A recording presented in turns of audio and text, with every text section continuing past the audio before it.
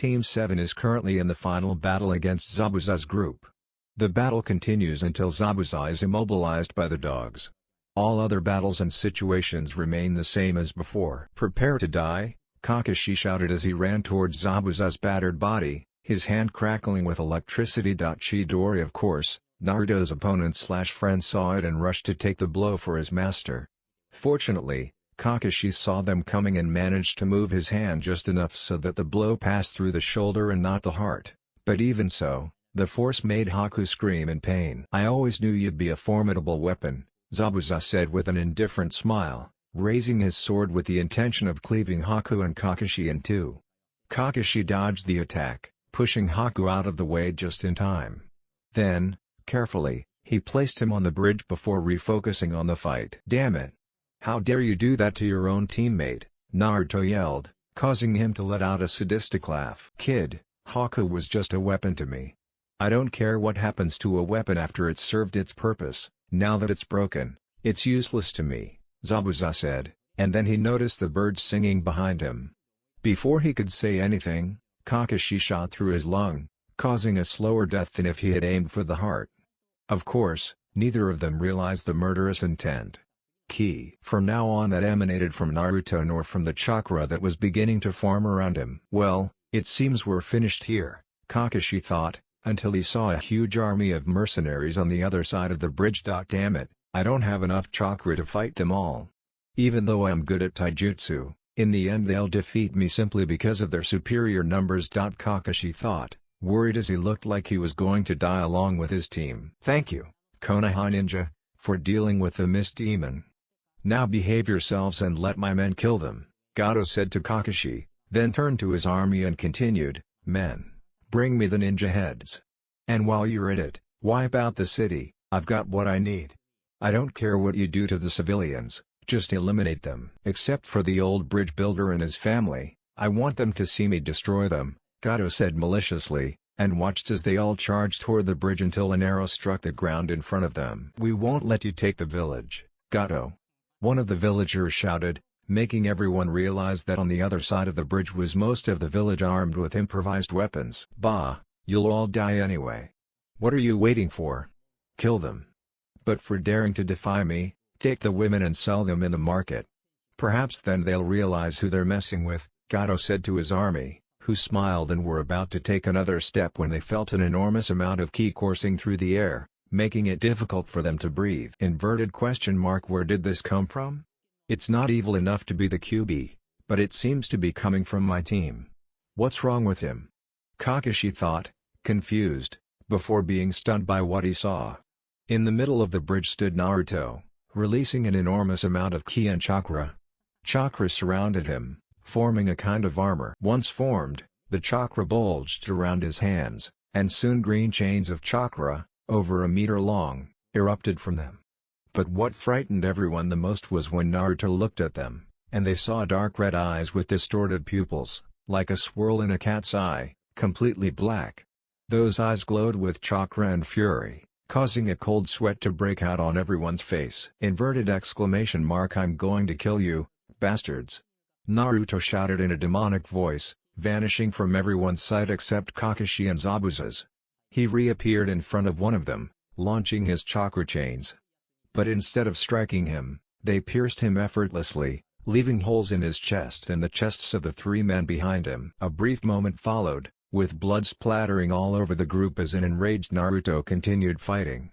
Finally, after a few minutes, only human remains and pools of blood remained of the army of thugs, a scene that caused most of the civilians to look away. Of course, Kakashi, Sakura, and the now awakened Sasuke could only watch their blonde teammate, who appeared in front of the massacre site. He observed them, his ki waning, but his chakra and red eyes still present. Then, he calmly returned to the group, oblivious to the terror Sakura felt at the sight of the bloodied Naruto approaching. After all, to her, at that moment, he seemed like the ultimate killing machine. Of course, instead of even speaking to them, he approached the fallen Haku and bent down to check his pulse. "Good," was all Naruto murmured before collapsing completely, losing consciousness. Chapter 2 Sensei, what just happened?" asked Sakura, still terrified. "I'm not sure, Sakura, but we won. So, Tazuna, how about we take Naruto to your house so he can rest while we finish building the bridge and clean up this mess? Kakashi said with a smile in his eyes. Okay, but what about Zabuza's apprentice? I mean, it seems like the blonde ninja kid seems to be quite friendly with the masked ninja, Tazuna asked curiously. Well, I guess we'll have to decide later. After all, Sasuke is still alive and Zabuza is dead, so who knows what the kid will do. For now, we'll just put a cloth over his wound to stop the bleeding before we figure out what he plans to do, Kakashi said. He then created 3 shadow clones, one to carefully lift Naruto, another to lift Haku, while the third used a fire and water jutsu to clear away the blood and bodies, and collect Zabuza's body and sword to claim the reward. As he did this, all the villagers realized they were finally free from Gato's tyranny and began to cheer. Finally, after a couple of minutes, everyone returned to the village, mainly to celebrate, and partly to get away from the bloody scene. After a few minutes, Kakashi finished his cleaning and returned to the village. He quickly dropped his students off at Tazuna's house and summoned some villagers to loot Gato's mansion. This task not only revitalized the village but also allowed them to collect some of the money they were owed for the hard work. In the end, the villagers also gave him several crates of weapons and items they no longer used to take back to Konoha, along with their share of the money. Of course, they also gave him a generous tip. After all, they probably would have had to work themselves to death without the ninja. Even so, they had enough goods and money to keep the village prosperous for several years, and even a large amount of food to celebrate their feast. Yes! Let the party begin, shouted an ordinary villager, receiving cheers from the rest as they returned with the loot from their plunder. But first, let's thank those who made this celebration possible. The ninjas of Konoha, Inari exclaimed joyfully, receiving another cheer. And so, everyone began to celebrate, knowing that they were finally free from the yoke of the horrible ruler Gato. Inari, along with the other children, boasted about knowing the ninjas, while the others listened, engrossed in their childish conversation. Their mother, meanwhile, chatted animatedly with some women from the village about trivial matters, her smile as radiant as Inari's.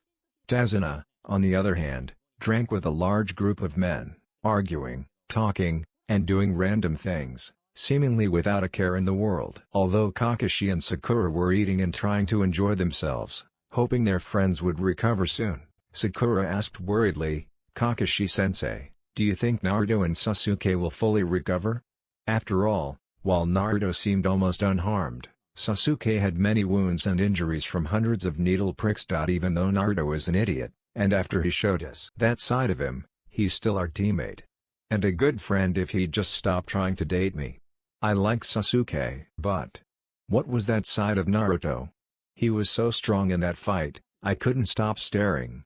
Who would have thought he was so good? I wonder what he's hiding under that baggy jacket. No. Bad thoughts, Sakura. You like Sasuke, not Naruto. Sakura thought. As with my other story, I have no idea which couples to choose, so I'll be creating them as I go along to maintain the mystery. Therefore, I'm leaving the options open for you to decide. Well, Naruto, knowing his special healing ability, should be almost fully recovered in an hour or two, a day at most. As for Sasuke, he's not the same, so he'll probably be out of commission for a while, though he shouldn't have any side effects from the needles. It seems their goal was to immobilize him, not kill him or seriously injure him. So don't worry, just enjoy yourself, and before you know it, everyone will be healed and I'll be training you mercilessly, Kakashi told her, causing her to shudder involuntarily. But she refused to lose another team, so she decided to focus on making sure they could defend themselves. Thank you? Was all Sakura could manage to say, unsure whether what he said scared her or helped her more. At Tazuna's house, Come on, we need to change these boys' bandages, Tsunami said to one of her friends who offered to help her. Yes, I know, the woman said, and let out a little squeal. Thank you for inviting me to see two of the heroes of the wave, the girl said with fan enthusiasm. Hey, you realize they're teenagers and you're almost 30, right? Tsunami said. Yes, I know. But it's still nice to see the people who did so much for us. Although you really should stop thinking so perversely, Tsunami-chan. the girl said to Tsunami, who broke out in a cold sweat at her words. You really know about that sort of thing?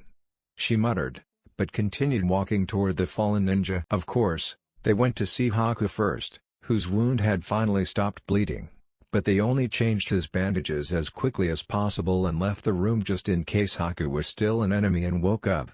After Haku finished, they quickly entered Naruto and Sasuke's room, where they were both sitting on separate beds. Sasuke was covered in bandages. While the two were recovering, Sasuke was the only one with actual physical injuries. Poor boy, it looks like he's been through hell, Tsunami's friend murmured as she began to change Sasuke's bandages. Yes, but unfortunately, they're ninjas. They'll have to deal with this and much more for many years. What a horrible life, Tsunami said, visibly upset that young children had to live like this. After saying this, Tsunami's friend finished removing the bandages and was pleased to see that most of the wounds seemed to have healed enough not to bleed when he moved. So, instead of the thick bandage, she replaced it with a thin one. This bandage was more of a precaution than anything else. Finally, after finishing with Sasuke, they went to check on Naruto, only to hear him groaning. This really surprised them both, since their teacher had said it would probably take him a few days to recover. I thought you said neither of them should wake up soon, Tsunami's friend said curiously upon hearing Naruto. I was told he was seriously injured and that his master had to use a lot of chakra to heal him. That's why I don't understand why he seems like he's going to wake up soon, when Kakashi said he should be chakra depleted. Maybe we should go find Kakashi, after all, I'm sure Naruto will have a lot of questions. Tsunami tells her friend. They quickly leave the room to find Kakashi, tell him about the situation, and see if they can get some answers. Of course, with the huge party going on, it took them quite a while to find him, but they finally located him and Sakura sitting there. Kakashi-san, Naruto seems to be waking up.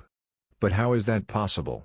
You told me that both of you would be unconscious for a while, so how can he even be close to waking up? Tsunami asked. Well, I told you the truth, but Naruto is a special case that even I don't fully understand. You see, since he was a child, he's possessed an extraordinary healing ability. Cuts that take days for normal people heal in minutes for him. So I was just giving you an answer as if he were a normal person with his own problems. Now, if you don't need me anymore, I think we'll go see how he is. Come on, Sakura. Oh, and thanks for letting me know, said Kakashi, and Sakura left, expecting him to follow. Which, of course, he did quickly after a brief bow to the two older women. Finally, when they arrived, they saw Naruto sitting down, with an expression of genuine confusion. How are you feeling? Kakashi asked with a smile in his eyes. Okay, but where are we? And now that I think about it, how did I do that? Naruto asked, staring at them intently, giving them a chance to see his eyes. This caused Sakura to gasp in surprise, and Kakashi's eyes widened slightly. Naruto, before I answer your questions, I want to ask you what happened to your eyes. But don't worry, we're in a safe place, Kakashi said. My eyes? Naruto asked, confused. He went to the mirror in his room and was equally stunned. What happened to my eyes? He asked, just as confused as he was by what he saw. His pupils, which had once been large blue circles like everyone else's, had now transformed into two blue swirls and had completely disappeared. So even you don't know? Kakashi muttered to himself, deciding to ask Naruto about a theory he hoped was wrong. Naruto, do you think this new change has anything to do with your special problem? Kakashi asked, knowing Naruto knew about the 9 tails, but not wanting Sakura to find out. Huh? Naruto asked, still confused, until he finally understood what his sensei meant. No, I don't think it's because I use this and that chakra problem at the same time. Besides, this didn't happen the last time I used chakra. And I'm sure I would have known if it was due to my special chakra, Naruto said, causing Kakashi to sigh in relief, although his sigh wasn't visible because of his mask. Besides, that furry friend wouldn't do something like that without trying to get something in return. Naruto thought, but he refrained from saying it because he didn't want Sakura to know about the Kyuubi yet either. Chakra problems? Naruto, since when do you have chakra problems? Sakura asked, remembering how much Naruto loved using jutsu over and over again. Not to mention that he never seemed to get tired. Well, I have a small problem. The enormous amount of chakra I have accumulates when I don't use it enough, and sometimes it comes out in bursts, which makes me lose control, but it gives me more strength and speed. Yes, that's it, Naruto said, pleased to have found what he thought was a good enough lie. Naruto always seems healthy, and I've never heard of even the Kidges getting it. So this seems suspicious. Well, maybe I should look into the illness or whatever it is in the library when we get back. Sakura began to plot, annoyed at not knowing anything about it, despite being practically a living encyclopedia of ninja information. Alright, then I guess we'll have to go over it again when we get home. But for now, let me answer your questions with a brief explanation of what happened, Kakashi said, interrupting the conversation to prevent Naruto from accidentally telling his teammate about the Nine Tails. He also went over all the events, since he wasn't sure how much Naruto would remember. To begin with, we're back in Ola Village, tending to you and Sasuke at our patient's house. We also have the masked ninja here, but that's not as important until he wakes up. Now the village is celebrating the end of Gato's oppression. Something you played a significant role in, Kakashi told Naruto, answering all his questions. After reflecting on the story for a moment, Naruto got out of bed and dressed quickly. Then, after making sure Sasuke was alright, he joined his team to enjoy the party. Of course, he also wanted to check on Haku, but Kakashi clearly wouldn't allow it until he was deemed harmless. End of the wave mission . After the party, everything happened very quickly. Sasuke woke up a few days later, still a little sore. The bridge was quickly built with everyone's help, and soon it was time for the ninjas to return home. Although the conversation they had with Haku upon waking was interesting. Flashback. What happened? Haku grunted, realizing then that he was tied up and that the Konoha ninja were standing in front of him. I guess we lost? Haku asked matter-of-factly, already knowing the answer. Yeah, you did it, and Zabuza is dead, Kakashi told him bluntly. We are confused. Then I have no reason to live now that my master is dead, Haku told them, his voice devoid of any emotion. No. We're not going to kill you. I know, how about you come with us to Konoha? They're always looking for bloodlines. And I'm sure you could have a good life there, since you're not technically even a ninja from any village. Kakashi-sensei, you're okay with that, right? Naruto said, almost shouting the first part in annoyance. Of course, this gave Haku pause for thought. I suppose it could work. But no, I couldn't get used to not having a master. Though, come to think of it, Naruto-kun defeated me, so I guess I could be his slave. That way I'll keep my friend in my life. Haku thought, unable to resist the submissiveness he felt toward others. While it was normal for anyone to want to be themselves, that natural trait had been suppressed for most of his life. So, instead of grappling with this drastic change, he made a decision and turned his attention back to the ninja in front of him. Good, Naruto, I suppose we could try to bring him back if he wants to come, Kakashi said with a sigh, eliciting a smile from the blonde-haired boy. Bringing Haku-san back is risky, but luckily he's not strong enough to cause major damage to the village if this fails. After all, the Anbu should be able to subdue him without much difficulty. And, as a bonus, the village will gain another powerful bloodline. Kakashi thought, prioritizing the advantages of having Haku and Konoha over the risks. But in the end, the Hokage would have the final say. So do you want to come back with us? Naruto asked Haku again. Yeah, Naruto-sama, Haku said matter-of-factly, though none of the Jonin seemed to notice the sama, and Kakashi didn't even care. He simply let Naruto untie Haku and quickly placed a chakra suppression seal on him. The fact that he had agreed to let the boy return with him didn't mean he trusted him at all. End of flashback. We omitted the emotional ending as it is the same as in the anime, except for the fact that Haku is with them. Goodbye, the Konoha ninjas said to the crowd one last time, and then they quickly left for their village with Haku following them. Of course, after they left, one of the other villagers approached Tazuna to ask him the question that everyone would soon be asking. Hey, Tazuna-san, what will the bridge be called now? Well, I guess we could name it after those guys, but it would be too long. And we can't just use one of their names, I mean, they all did something to help us. Wait. I know, we'll call it the Wave's Hope, Because that's exactly what it is, Tazuna said to everyone around him, pleased that he had thought of such a good name. Akipo 7, Master Team 7 and Haku traveled in silence, seeing no need to speak at that moment. Team 7 was simply relieved to have survived the most difficult mission, while Haku was lost in thought about his future. I hope you will allow me to live in your village.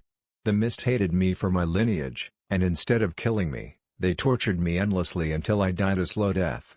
But I don't want to go through that again. I don't know what will happen, but if it does, I will make sure to put an end to it quickly. Haku thought with a slight shiver as he recalled all the trouble he had had in the mist, but then he looked at Naruto. Although Naruto could help me, who knows, maybe he's the perfect person for me. But can I trust him with my secret? When Zabuza found out, he wanted me to hide it immediately, and I did my best. But it's so hard to keep it hidden. Maybe he's the one who will accept me, even with what Zabuza calls my annoying problem. Well, I guess I'll figure it out eventually, but for now, I'll make sure I keep the suicide pill handy until I'm certain it's safe. After all, since I can't use chakra and I don't have my weapons, it's my only defense. Haku thought sadly, but he still followed the Konoha ninja. After all, he didn't know what to do if this idea went wrong. I wonder what this new problem with my eyes is. I don't feel anything strange right now, but what if it's something serious? Wait, the lint doesn't leave much of a mark for very long, so either it's not serious or it's so serious that even he can't cure it. Wait, come to think of it, why bother trying to cure me if he hates me and wants to escape? If I die, he'll be reborn in this world, won't he? I guess I'll have to ask him about it during our next argument. Naruto thought as he jumped from tree to tree. Meanwhile, Kakashi was also lost in thought. Naruto said the power he displayed on the bridge was a combination, so it can't be because of the fox. But what could it be? I mean, the last time I saw chakra chains was with the sensei's beloved, Kushina Uzumaki. Wait, does that mean? Could it be that Naruto is the son the sensei had with Kushina? Kakashi shouted to himself as he realized that Naruto not only resembled Minato, but also possessed the chakra chains that only Kushina seemed able to create. It seems the Hokage has a lot to explain, Kakashi added before deciding to focus on the present, as he couldn't get any answers at that moment. In this story, Kakashi is unaware that Naruto is Minato's son, and although the resemblance is quite obvious, most prefer to ignore it due to their hatred of the Nine Tails. Furthermore, Haku's time in the hidden mist was filled with hidden abilities he didn't understand, the fear of ninjas hunting his family, witnessing the deaths of his relatives and how they fought amongst themselves upon discovering their lineages, etc. In short, it was a very difficult time. Konoha, we're finally back. Come on, Kakashi-sensei, can we eat ramen before we go see Oji-san? Please, can we?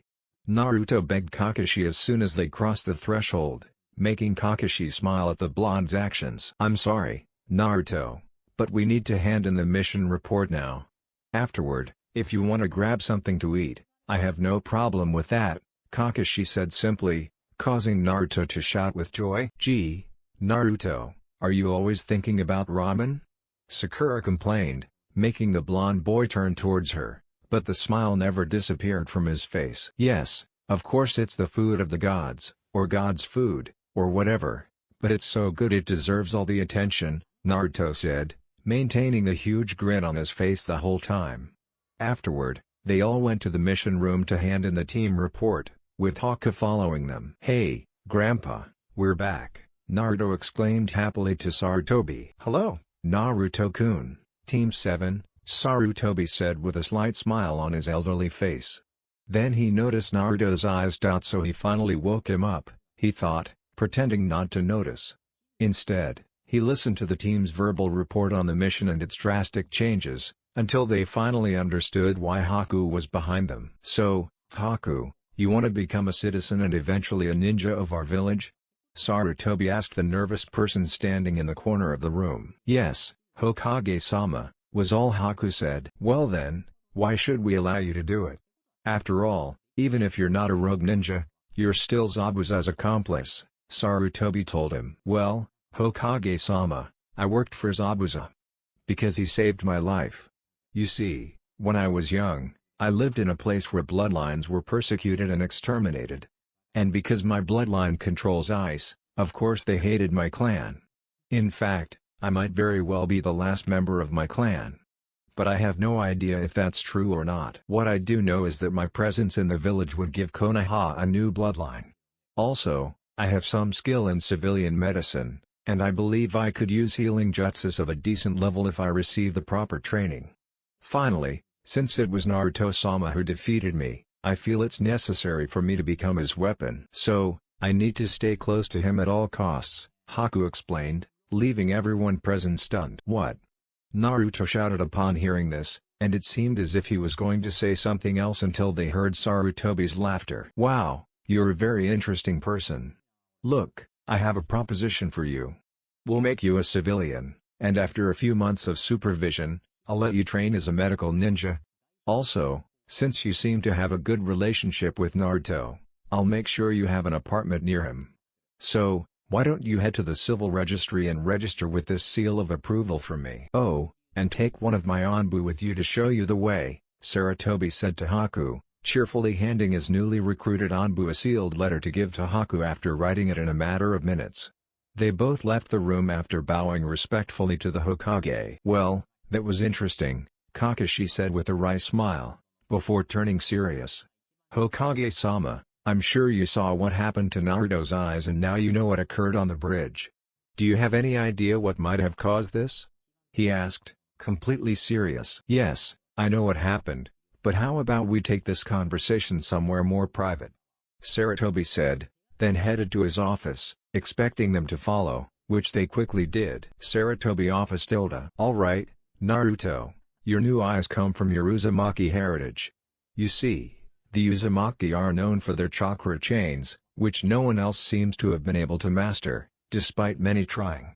This isn't due to their skill, but rather their lineage, something that has been kept secret throughout history. They all possess the swirl in their irises, which identifies them as true Uzumaki, though most use genjutsu to conceal it so that outsiders will never discover it.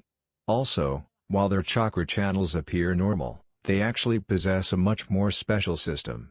Their chakra is denser, allowing their already large channels to hold much more chakra. However, you'll have less control over it, which will force you to work harder to make the most of it. As for the chains, here's a scroll from your mother containing a letter for you, some jutsu, and other information about your heritage, Sarutobi explained to Naruto, who was stunned. You mean I belong to a clan? Naruto exclaimed in surprise, receiving only a nod in response. After that, Naruto happily took the scroll, placed a little blood on the seal, opened it, and began to read. To my son, Naruto, if you're reading this, it means I've passed away. I'm so sorry I didn't get to see you grow up. Anyway, I left this note for Sarutobi just in case, so you can learn some information about our clan. I don't want to go into details now, but I will at the end of this letter. Son, I want you to be happy and uphold the clan's traditions. I hope you learn some of my jutsu and styles, as well as your father's. Make sure you master his signature moves, the Rasengan and the Flying Thunder God technique, as they will help you achieve fame. Oh, and if you're ever forced to submit to a clan artillery, make sure you love them all equally, or I'll resurrect and give you a beating. I love you, my son. Your mother who loves you, Kushina Uzumaki Namikaze. Naruto read it, which shocked him even more. I'm the son of the fourth Hokage and one of the most feared kunoichi? He exclaimed in surprise, leaving everyone present stunned. So I was right, thought Kakashi happily. Damn it, I didn't think he'd put that in his letter. Well, Naruto, it's the truth, but I couldn't tell you because you both had many enemies who would want to kill you. So, please understand, Sarutobi said to Naruto, hoping that the boy he considered like a grandson wouldn't hate him. Well, I guess I understand, but can we tell people now that I'm a ninja? Naruto asked after thinking about it for a while. No. You're not strong enough yet, though I suppose we should at least inform the council. But no one else can speak until I say so. I hope that will be during the Chunin exams. Anyway, I'll summon you here next week for that meeting, so we can use your eyes as evidence, Sarutobi said with satisfaction, thinking Naruto would go off to reflect, as he needed time to think about how to act now that he knew the truth. Okay, Oji-san.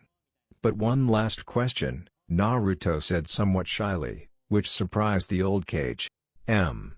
Sure, Naruto, ask away, said Sarutobi, intrigued by what he would ask. Naruto blushed slightly and then asked, why did Mom say I could have more than one girlfriend?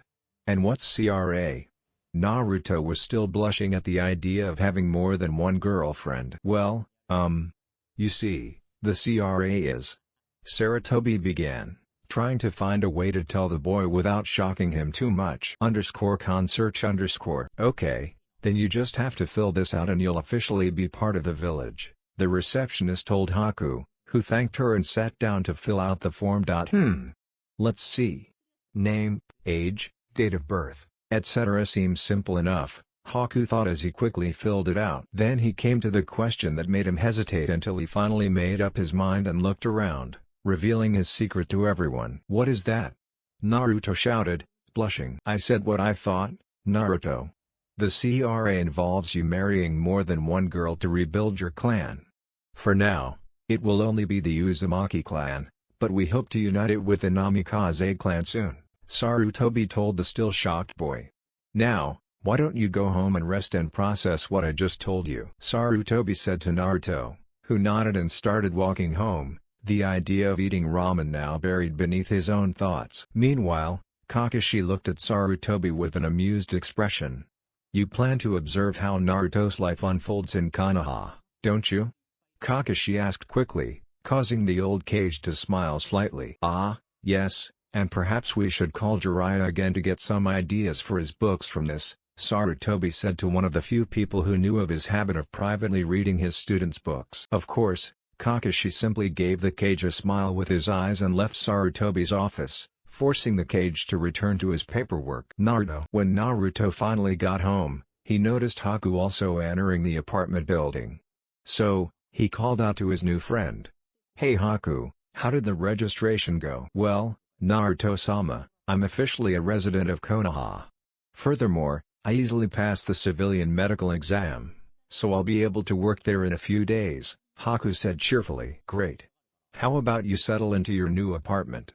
Naruto asked, opening the door to Haku's apartment only to find it empty. What? Naruto asked, confused, since he thought all the rooms came furnished with what is had. Well, Naruto, this was the cheapest apartment I saw in Konoha, so I rented it.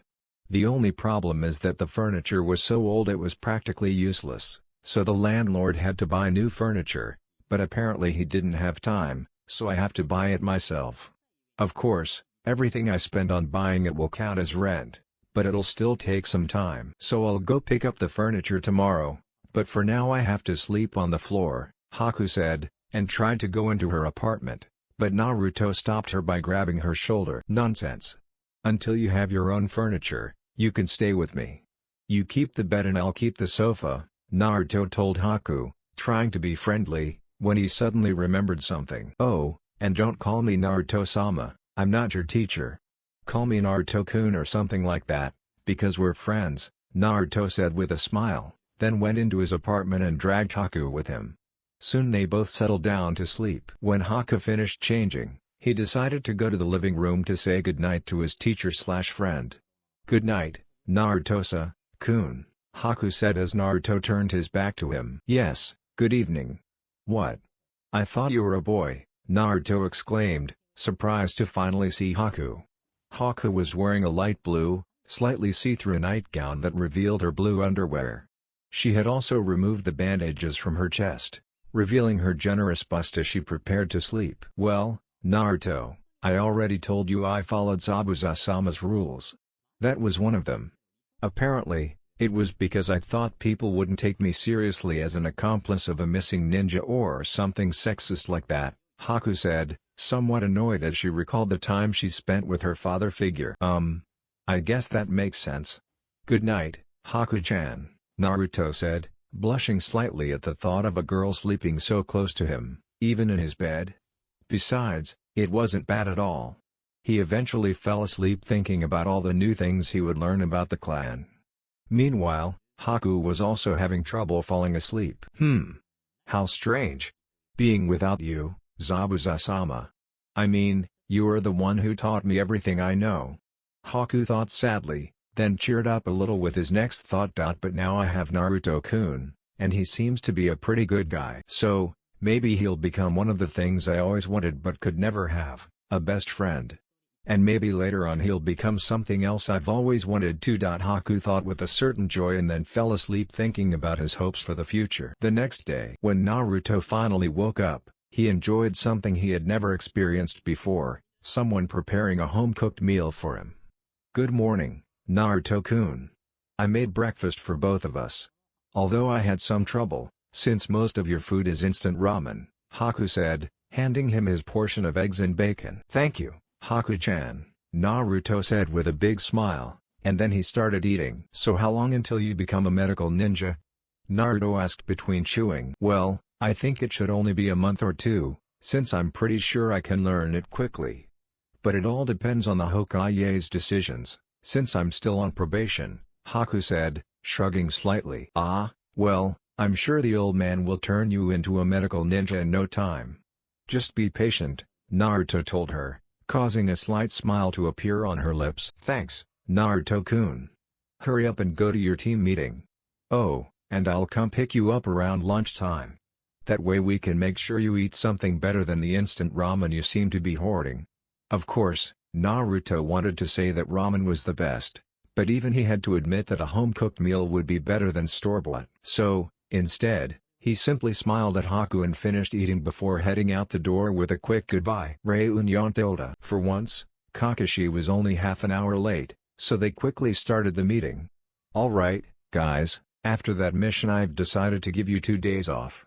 So, after 2 days, come back here for some easier D-rank missions and some training, Kakashi told them with a smile in his eyes. Yay, arigato-sensei, Naruto shouted happily, then ran towards a training field. The council may be forcing me to include Team Uchiha in the Chunin exams even though they still lack teamwork.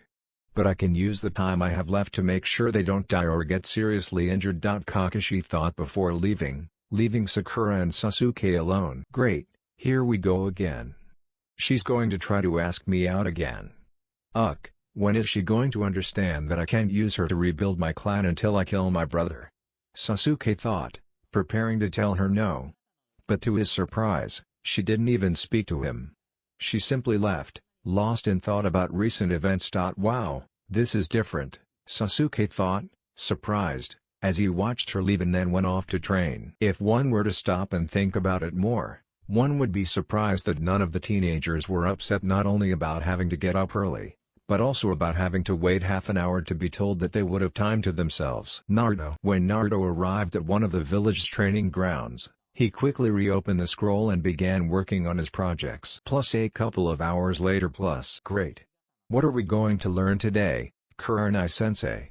Anything new? Kiba began asking excitedly, until he saw the training field, which left everyone speechless. Around the field were felled trees, rocks with holes in them, and even some cracks in the ground. Beside the small river, a blond boy seemed to be focused on the water. They soon understood why. The water he was looking at began to swirl, forming a small whirlpool until he looked away, causing it to slowly stop. Hey, what are you doing? Kiba asked as they approached. Kiba was surprised to realize that the man in front of him was none other than Naruto. Naruto?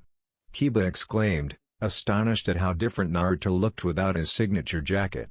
Even Kiba had to admit that, without that awful jacket, Naruto looked like a real ninja, his muscular physique partially visible beneath the chainmail. In fact, anyone who had seen his father would have thought they were practically twins, if it weren't for the mustaches. Hey guys! Sorry for taking up your space, but I couldn't wait to try out my new jutsu, Naruto said, scratching the back of his neck sheepishly. This, of course, made Hinata blush even more, unable to tear her gaze away from Naruto's slender physique. Before they could reply, they saw a beautiful girl in a dark blue kimono run up to Naruto's side and hug him, which naturally made Kiba jealous. Naruto-sama, I got the job, Haku exclaimed happily, still clinging to him, until she noticed they had visitors. Oh, hello, Haku said, letting go of Naruto and giving a small bow. Guys, this is Haku-chan, who just moved to Konoha and is my new neighbor. She's also progressing quickly toward becoming a medical ninja, Naruto said, briefly explaining who she was. And Haku, these are Kiba, Shino, and Kurenai. One of Konoha's best Shinon tracking teams, Naruto said, gesturing to each of them. Hey, Haku-chan. How about we go for lunch so we can get to know each other better? Kiba asked, trying to flirt with her. I'm sorry, but I can't. I had just finished preparing lunch for Naruto-sama and me when I received the call from the hospital. Anyway, it was a pleasure meeting you all, but we need to eat before it gets too cold, Haku said politely. Of course, before he could say anything else, Kurenai glared at Naruto, clearly displeased that Haku had called him Sama. Wait, Kurenai, it's not what you think. We're just friends, but my team found her after defeating her previous master in the wave. For some reason, she decided to call me Sama, even though I told her to call me Kun, Naruto said, sweating a little, aware that Kurenai didn't like perverted boys and that a girl calling him Sama didn't seem to like it. Really? Kurenai asked, clearly not believing that Naruto, thankfully, had decided to save him. Yes, that's right.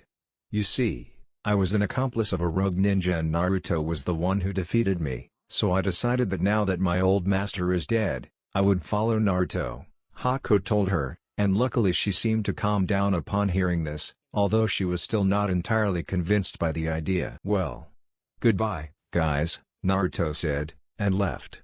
Haku followed him home to eat. Of course, no one noticed that Hinata seemed to be glaring at Haku for quite a while. Another girl is trying to get in my way with Naruto-kun. I really need to get my act together before one of these girls beats me to it and wins Naruto's heart. But what should I do? Hinata thought, still staring furiously in the direction Haku had gone. Alright, then let's get to work on our own training, Kurenai told them, and then she began to explain what they were going to do this time. The following day, late in the afternoon, Sasuke was furious. He had just discovered that Haku was a girl and that she now practically called Naruto her master. Why does that idiot keep such a strong and beautiful ice user as a slave? She should be mine. I know I promised myself I'd kill my brother before I re-established my clan, but to hell with that. I have to make sure none of the girls in this village who can bear strong children fall into Naruto's hands before it's too late. First a Hyuga, now an ice user. Which clan will be next? Sasuke muttered to himself as he headed to Haku's apartment. Upon arriving, he quickly knocked on the door, and Haku opened it, wondering what he wanted. Hello, ice user, I have excellent news. You've been chosen as the first girl to help restore the glory of the Uchiha clan, Sasuke said quickly, expecting her to rush to him in gratitude. Of course, he was surprised by what happened.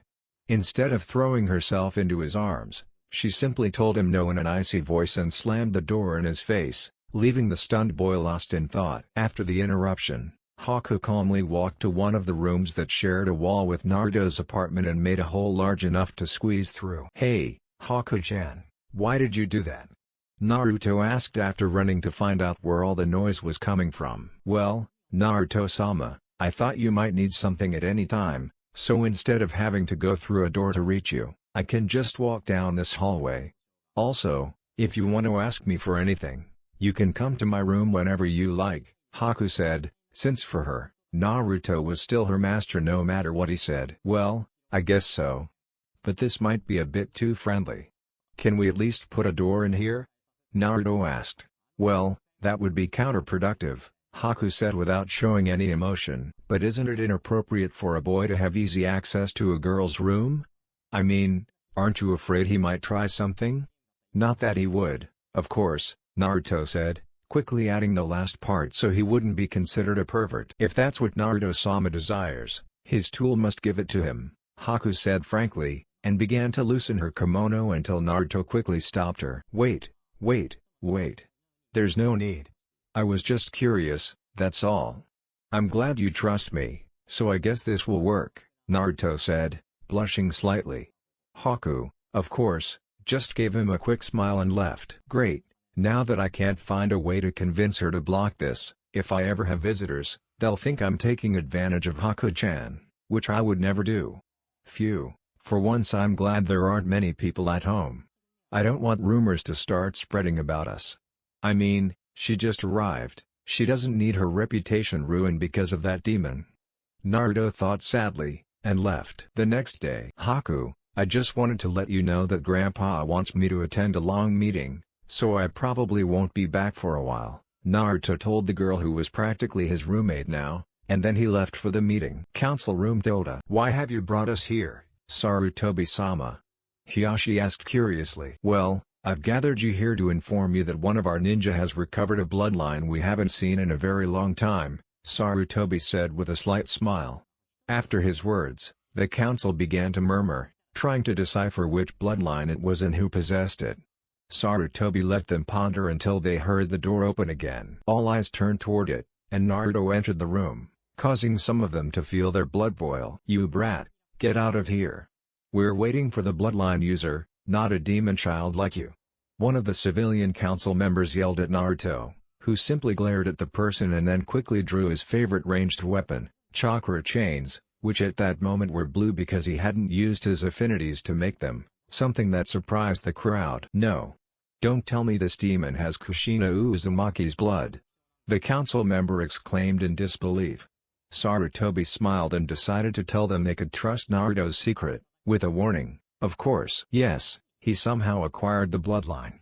Now that this is a shinobi matter, we don't need any of you on the civilian council, so please leave this room, Sarutobi told them, watching them leave muttering about how unfair it was that only the ninja knew how the demon had obtained his powers. Oh, yes, we don't need the council of elders in this matter either, since it's not that important to the functioning of Konoha, he continued with a mocking smile as he watched with satisfaction the rest of the less trustworthy people leave the room. However, as soon as everyone was out, the room was sealed to ensure no one could eavesdrop, and then he prepared to explain Naruto's heritage. Alright, to be clear, what is said today is an S-class secret, and revealing it without permission is punishable by death, Sarutobi told them, observing how they nodded in understanding. I know you might not believe it, but Naruto is the last known Uzumaki, Sarutobi continued, leaving them stunned. Wait, but the last one was Kushina, who seemed to have her eyes only on. Wait, you mean? Could it really be him? I thought you gave him the surname Uzumaki just so the village wouldn't know anything about him, Shikaku asked, completely stunned. Whose son, Shikaku? Inoiki asked his old friend, unable to understand why his normally lazy and carefree friend was now so shocked and distraught. Yes, Naruto's name is incomplete, it is actually Naruto Uzumaki Nakimaze, son of Kushina Uzumaki and Minato Namikaze, Sarutobi told them, leaving them all astonished. Now that I think about it, how did we not notice this? I mean, look at the kid, he's practically a clone of Minato, except for the whiskers, and he is Kushina's entire personality, Inoishi asked them, making everyone look at Naruto and realize the same thing. Okay, so what lineage were you talking about? Tsume asked, now curious. Well, actually, it'll be easier to see. So, Naruto-kun, could you show them to us again, please? Sarutobi asked Naruto, who simply created a pair of chakra chains once more and let them hang from the palm of his hands for a few moments until he reabsorbed them. Yes, basically, with Naruto's denser chakra, he can create whatever he wants as long as he has enough chakra. And since he now has an unlimited source of chakra that rapidly expands his conduits, he can quickly become. Sarutobi began, but Shikaku interrupted him. One of the greatest ninjas to ever exist. An indestructible force capable of annihilating armies, just like his father, Shikaku murmured, his eyes wide with astonishment. Of course, this statement shocked everyone else in the room, except for Sarutobi, who already knew that Naruto was destined to become a great ninja. In short, Naruto now possesses a vast amount of chakra thanks to the Uzumaki clan and the beast sealed within him. Furthermore, he should be able to utilize the Uzumaki's characteristic skills and techniques, as well as his father's signature moves, which gives him enormous potential to become an exceptional ninja. However, logically, we must ensure the Uzumaki clan's survival, which means Naruto should be under the Uzumaki clan's tutelage, just like Sasuke, Shino's father explained to the group, causing Tsume to grumble a bit at the last part. Of course, everyone agreed with Shino's father's statement, And the meeting ended with Naruto being promised the position of clan head upon becoming a Jonin and his obligation to attend the clan academy. Thus, the boy, still shaken and blushing, left with a scroll confirming it in writing. Back at the apartment. Hey, Haku, I'm home, Naruto shouted, but there was no response, even though he yelled loud enough to be heard from almost anywhere in the house. I guess he's not. Oh well.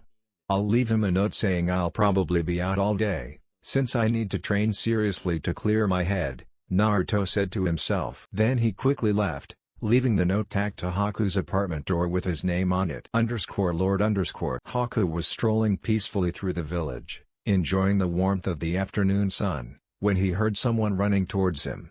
Hello, Haku-kun. How's your new life treating you? Sakura asked as she reached him, who surprised her by simply turning around. What? So you're Haku-chan? Sakura asked, confused to notice that Haku's figure was now more feminine. Yes, Sakura-san, I hid my true gender from them because that's what I was told my whole life. But I assure you I'm a girl, Haku said, hoping she wouldn't have to explain everything again. Ah. Well, okay, Sakura said, still a little confused. So, how's everything going so far? Sakura asked, deciding not to worry about it. Well, I guess I've done pretty well. I got an apartment quickly thanks to the Hokage-sama, and I have enough money from before to live on until I can become a medical ninja, Haku said, smiling. Of course, that made Sakura happy too. Well, if you're going to be a ninja like us soon, how about we invite you to a big sleepover to celebrate our housewarming? We'll all chip in so you don't have to worry about spending a lot on food and stuff. What do you think? Sakura asked excitedly. Sure, why not? Haku said, shrugging his shoulders. Great, then I'll go tell the others and I'll see you at your house at 8. See you then, Sakura said, and ran off, but returned right away. Where exactly is your house? Hee, Sakura asked, laughing, a little embarrassed. Of course, this only made Haku laugh a little. Then he quickly told Sakura where he lived and watched her run off to talk to the other girls as fast as possible. Haku/Naruto's apartment, 8 p.m. Haku had just arrived at his apartment when he noticed Sakura returning with several girls, each carrying different things. Hi Haku, this is Ino, Hinata, and Tenten, my Jonin friends. And girls, this is Haku, the girl I was telling you about, Sakura said, introducing them all. Yes, they're friends now in this story. I mean, how is it possible that the teams never meet? It seems a bit ridiculous that they never do. Also, Ino and Sakura are friends, even though they're actually rivals. Hi, I just got home. Want to come in? Haku asked somewhat awkwardly, since he'd never had any friends. Or friends at all.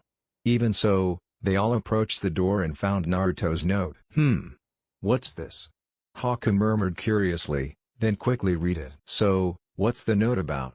Ino asked, with her usual curiosity. Oh, it's just a message from Naruto telling me he won't be coming home for a while, Haku told them. Wait, why does Naruto-kun have to tell you this?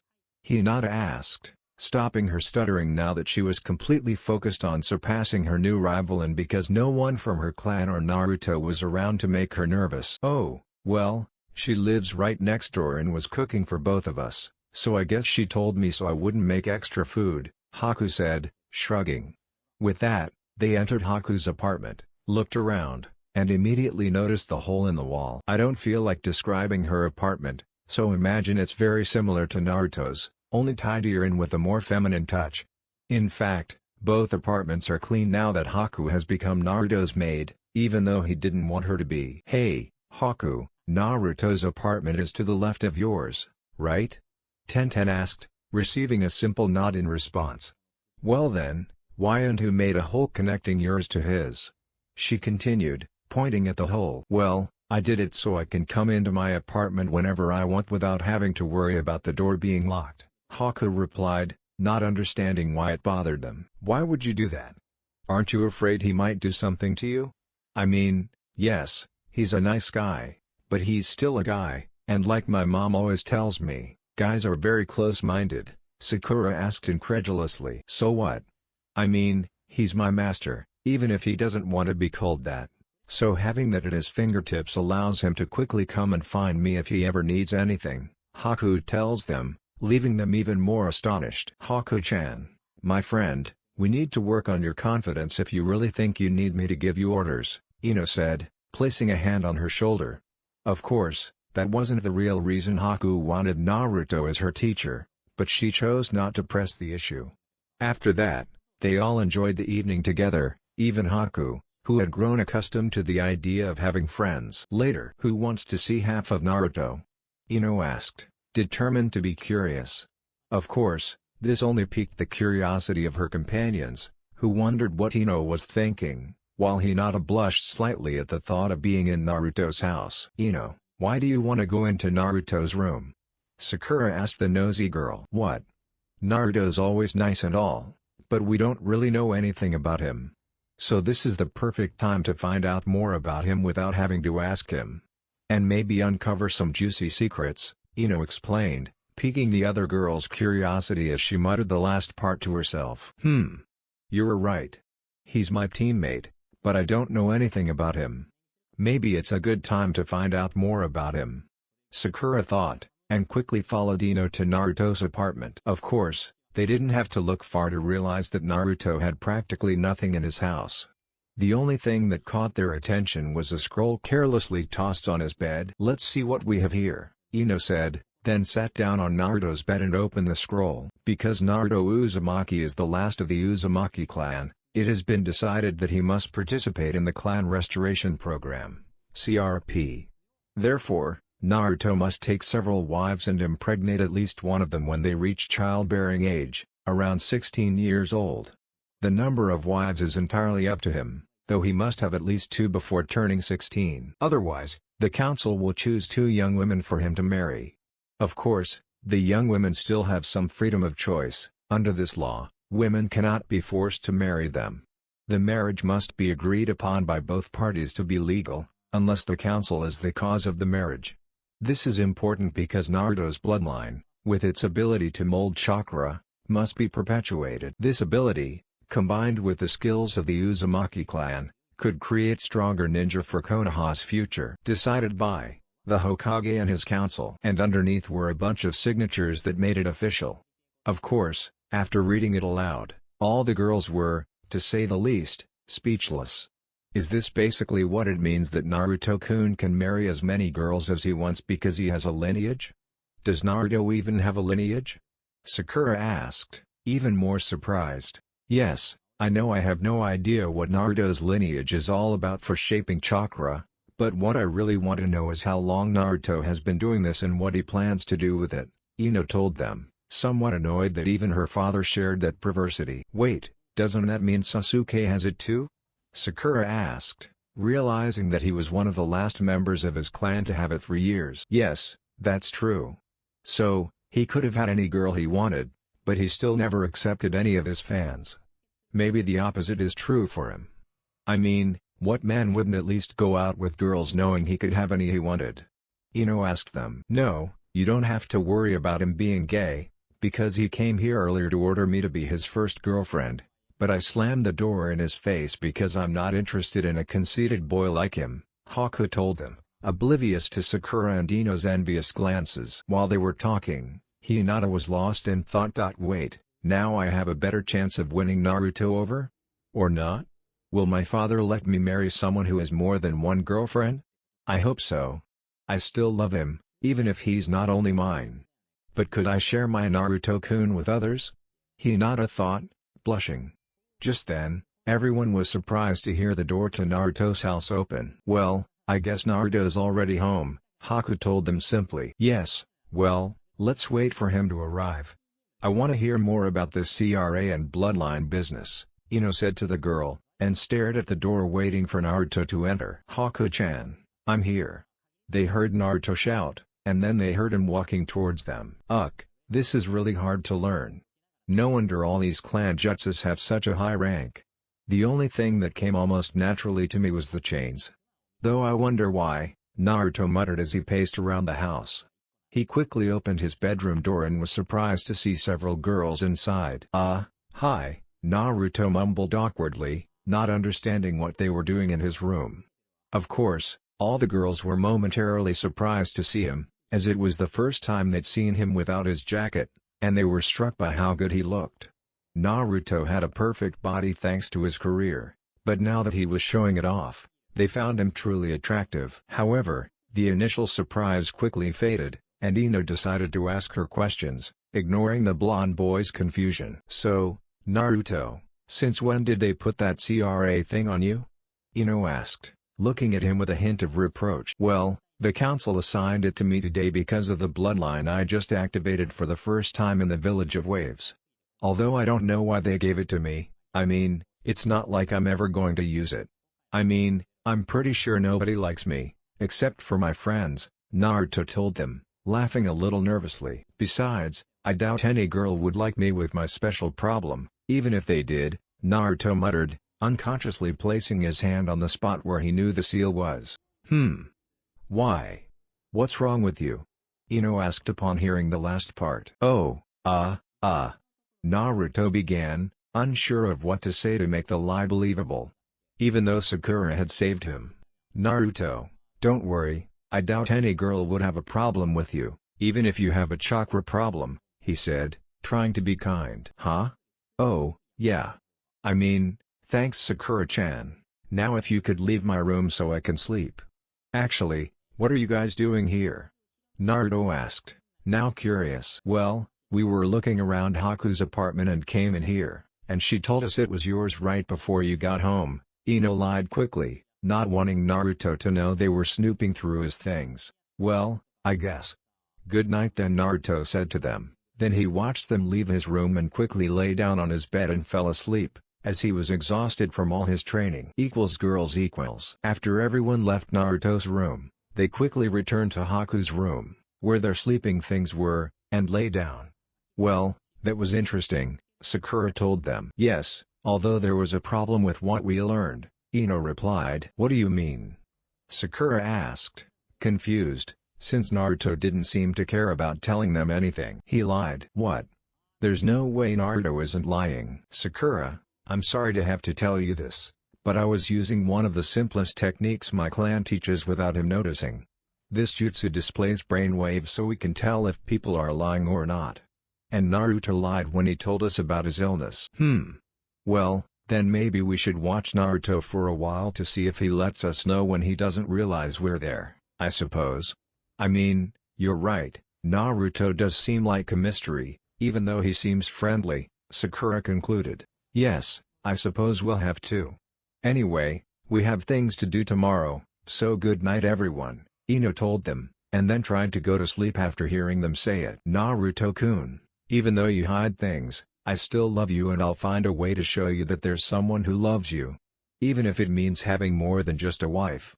I'll always love you, even if my father disapproves." Hinata thought with determination before falling asleep. The day of Team 7's next meeting finally arrived, though it wasn't scheduled until the afternoon. So, Naruto decided to use his last bit of free time to go shopping instead of training. He wasn't buying weapons or anything like that, but rather what was known as the Uzumaki clan's advanced Genin uniform. So, when he arrived at the meeting, a little late, he was dressed entirely in black with a dark blue jacket similar to a Chunin's, only much thinner and with two hand-sized side pockets containing storage seals. On his back, he carried his mother's katana, a blood-red sword with an even darker scabbard. It was also a bit longer than usual. But what surprised everyone the most was that, instead of Naruto's usual headband, he wore an Uzumaki swirl. In addition, his Konoha headband was wrapped around his right arm. And he chose not to conceal his eyes, leaving them as two slightly intimidating swirls. He was claiming that the Uzumaki clan has returned and that he is not afraid to show the world where he has been. Of course, this change surprised his team for a few moments, and then everyone had different reactions. Kakashi smiled, knowing that his parents would be proud of the ninja Naruto was becoming.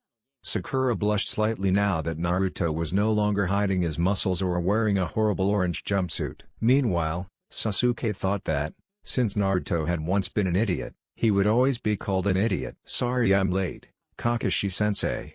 I wasted time explaining why I wanted this new headband. Anyway, what are we going to do today?" Naruto asked as he approached and sat on the edge of the bridge, as did his teammates. Kakashi was surprised by Naruto's newfound professionalism, though he could still see a glint of mischief in his eyes. "Naruto, you may be a little stronger and you probably know a little more, but you still have a lot to learn. Besides, no matter what happens, deep down you're still the same Naruto." Kakashi thought happily. "Well, let's train harder than ever for the next few days," Kakashi told them, and they all quickly headed to the training field. Training area tilde. "Alright, let's start with your basic chakra problems. Naruto and Sasuke, you two have a lot of chakra, but little control, so you'll try walking on water with the help of one of my clones. Sakura, on the other hand, you have almost perfect control, but less chakra, so we'll practice some basic jutsu until you've used up most of your chakra, trying to recover as much of your reserves as possible." "Alright, let's get to work," Kakashi said to the group, who quickly got to work. Naruto, Sasuke, clan. "Alright, the basics of walking on water are concentrating chakra in your feet, like you did when walking on trees, but in this case, you have to constantly pump chakra into the water, floating on it. This is only for those with a considerable amount of chakra, since it takes quite a lot to stay afloat. The challenge is that the water is always moving, so you have to adjust the amount of chakra you concentrate in each part of your foot. Now, instead of listening to me, try to learn it through trial and error while I read my book," the clone told them happily, and sat down in the shade of a nearby tree while Sasuke and Naruto got to work. "This is going to take forever," thought Naruto, remembering how long it took him to master the art of tree walking. "Wait. Maybe I can use this to see how much my shadow clones actually help with training. I mean, from what I just read, I should be able to recover my clones' memories, but I've never tried it." Naruto thought for a moment, then quickly placed his hand on the shadow clone cross seal and created 10 clones to practice walking on water with him. Of course, when Kakashi's clone saw this, he only showed slight interest for a moment and then returned to his book. So Naruto finally discovered the secret of the shadow clones. That was all Kakashi thought about Naruto's new idea. What is that idiot doing? Do those clones really help him learn this? If so, I need to learn that jutsu. Something like that would make achieving my goals much easier. And it should be easy for me, a great Uchiha would learn it. After all, the fool managed it. Sasuke thought, and quickly tried to walk on water, only to fall into it seconds later. Sakura. "I need to make sure I can catch them so I'm not as useless as I was on the wave. Besides, something tells me Kakashi is hiding something important and dangerous from us. If only I could find out what it is." Sakura thought as she practiced a basic jutsu for the umpteenth time. "Will these guys be ready for the exam? I mean, they could be lethal, and I'd rather the first team I beat in years not get killed because of that stupid civilian council pressuring us to give Sasuke a higher rank. I mean, all they want is to make him clan head, which is really just him being a stud for our supposedly best bloodline, at least, by their standards." Kakashi thought sadly as he looked at Sakura, who was doing her best to increase her chakra. After training Sakura was exhausted. After an hour of practice, she barely had enough chakra left to survive, and she'd already consumed the maximum daily dose of soldier pills. Basically, she had to wait for her body to regenerate its energy before she could continue. So she quickly headed home to rest. Of course, the rest was short-lived, because barely an hour later, her mother woke her up, telling her that Ino was there, which forced her to go downstairs to see what her friend wanted. What's wrong, Ino?" Sakura asked the blonde, still tired. "Hi, Sakura, I was wondering if you wanted to." "Wow. What happened to you?" Ino asked cheerfully, and then noticed that she looked exhausted. Sensei is focusing on increasing our training now for some reason, so I had to work on strengthening my chakra, and in doing so I barely have enough to keep me awake," Sakura said, leaning lightly against the door frame. "Well, maybe you should rest a bit. I was going to ask if you wanted to try and find out what Naruto is hiding, but since you're tired, I suppose you could stay home and relax while we solve the mystery," Ino said, and started to walk away. I know I should rest to recover my chakra faster, but I really want to know what my partner is hiding from me. I mean, we're a team, so we shouldn't have any secrets, right?" Who can we trust if we don't even trust each other? So, should I relax or find out what that clown from Konoha is hiding from us, or just relax, since I can do that later too? Sakura thought quickly and ran after Ino, telling her mother that she was going out for a while. Okay, then I admit I'm curious. Now, what's the plan? Sakura asked when she finally caught up with her. Well, I saw that Naruto was heading to another training ground, so we'll go find Hinata quickly and see if she reveals any of her secrets when she thinks she's alone, Ino said as they walked towards the Hyuga compound. Is that all you could come up with? Sakura asked incredulously. Well, that's all we can do. Unless you want to ask him, Ino said defensively.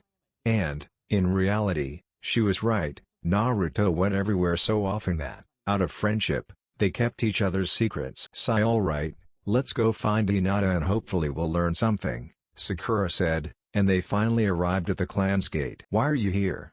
The guards asked respectfully. We were wondering if Hinata was home so we could hang out with her, Ino told the guards. We're sorry, but he left quite a while ago and hasn't returned yet, the guards tell them, and they quickly thank the man for the information before leaving the area. Well, let's go check it out anyway, shall we? Ino asked Sakura, and they both quickly headed to the place where Ino last saw Naruto. Of course, when they finally arrived at the training grounds, Naruto headed to a fairly ordinary one, with several wooden poles to hit, plenty of trees, a small river, and even some rocks scattered about. However, what surprised them was that Hinata, hidden in a bush, was using her lineage and kept a close eye on Naruto. She was so focused on watching him that she didn't even notice Ino and Sakura approaching until they were right beside her. Hey, Hinata, how did you know we were planning to spy on him? Ino asked curiously, noticing Hinata blush instantly after recovering from the surprise. Oh, so you didn't know? You were just watching because you like him and want to see his body, huh? Who would have thought Hinata was a pervert? Ino asked with a forced smile. And no, I was just walking when I saw I saw Anna and Naruto training, so I decided to come and see his lineage. Hinata tells them, trying to hide her crush on the blonde boy, but failing, as the big blush on her face wouldn't leave her. Sure, Hinata, we believe you, Ino says sarcastically, sitting down next to her. Well, anyway, we came here to try and uncover your secrets, so we might as well sit and observe for a while, she concludes, shrugging. Sakura sits down on the other side of Hinata. When they finally looked back at Naruto, he was again by the river, just as when Kiba had first seen him. However, instead of a small eddy, a large whirlpool was now forming, rising from the river and creating a small tower of swirling water in front of him. Naruto raised his hands to his head, and the whirlpool rose at the same time, pointing toward a tree on the other side of the river. Then, Naruto waved his hands as if throwing something at the tree, shouting, drilling into the furious whirlpool. The whirlwind headed toward the tree, shaking violently as Naruto lost control. Finally, it crashed to the ground, soaking Naruto with a great splash. Damn it, I was so close this time, Naruto shouted in frustration. He walked toward a rock that was half submerged in the river but still held the warmth of the sun, even though it was almost night. Upon reaching it, he quickly began to remove his wet clothes, starting with his shirt and jacket, and laid them on the rock to dry. Then, he reached for the hem of his pants. Of course, as he did so, all the girls blushed, seeing the boy unwittingly undress in front of them. For some reason, they couldn't stop staring and blushed even more when they saw that Naruto was now only wearing dark green briefs. But their view was blocked by Naruto's legs as he sat cross-legged in a meditative pose, confusing the girls. Wait, since when does Naruto sit down and think about something? Ino and Sakura thought quickly, confused. Of course, Hinata was thinking about other things. Why is he sitting down? Shouldn't he take off his wet underwear too? What if he were naked? Hinata wondered, longing to see him naked. After all, when she tried to peer through his clothes to see every inch of her beloved's body, all she managed to glimpse were his chakra spirals. Something that made her curse her eyesight for not having such a practical use. It was an open secret that the entire Hyuga clan were perverts, and that's why they also learned all the mandatory jutsu taught at the school. They didn't want people to know that they really only wanted to learn the transformation jutsu so they could hide their clan's secret, even when they went to buy their Ikia books. They even went so far as to put permanent genjutsu in the books so they would look like normal books when they were on missions or in public. And Hinata was no different, as she had all the published Ikia books, although the only difference was that she replaced the protagonists' names with Naruto and her own. The only problem they had with their eyes was that every time they tried to see through their clothes, they could only see the spirals of the chakras. Although he was back with Naruto, he had formed a tiger seal with his hands, concentrating his chakra so intensely that even those who didn't possess the Bakugan could see blue swirls of chakra surrounding Naruto.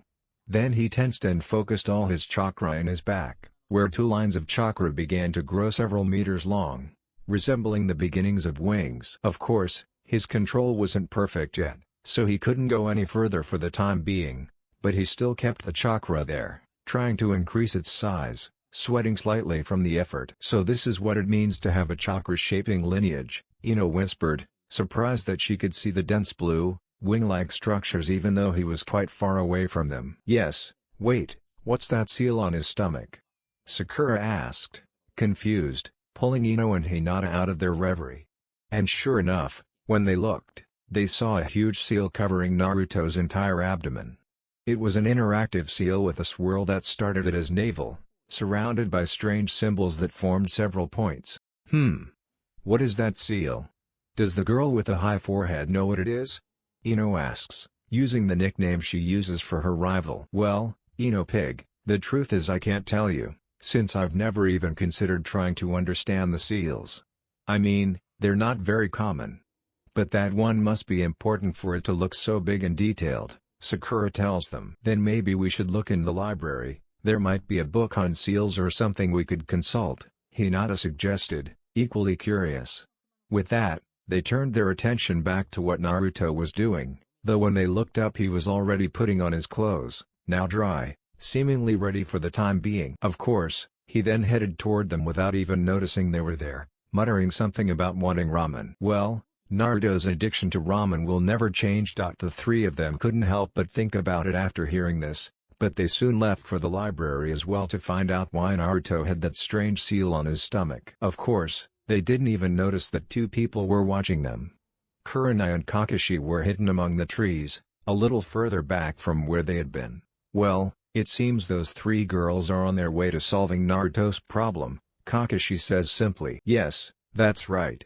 Now I'm pretty sure that won't affect Hinata's opinion of him, since she already thinks they're destined to be together.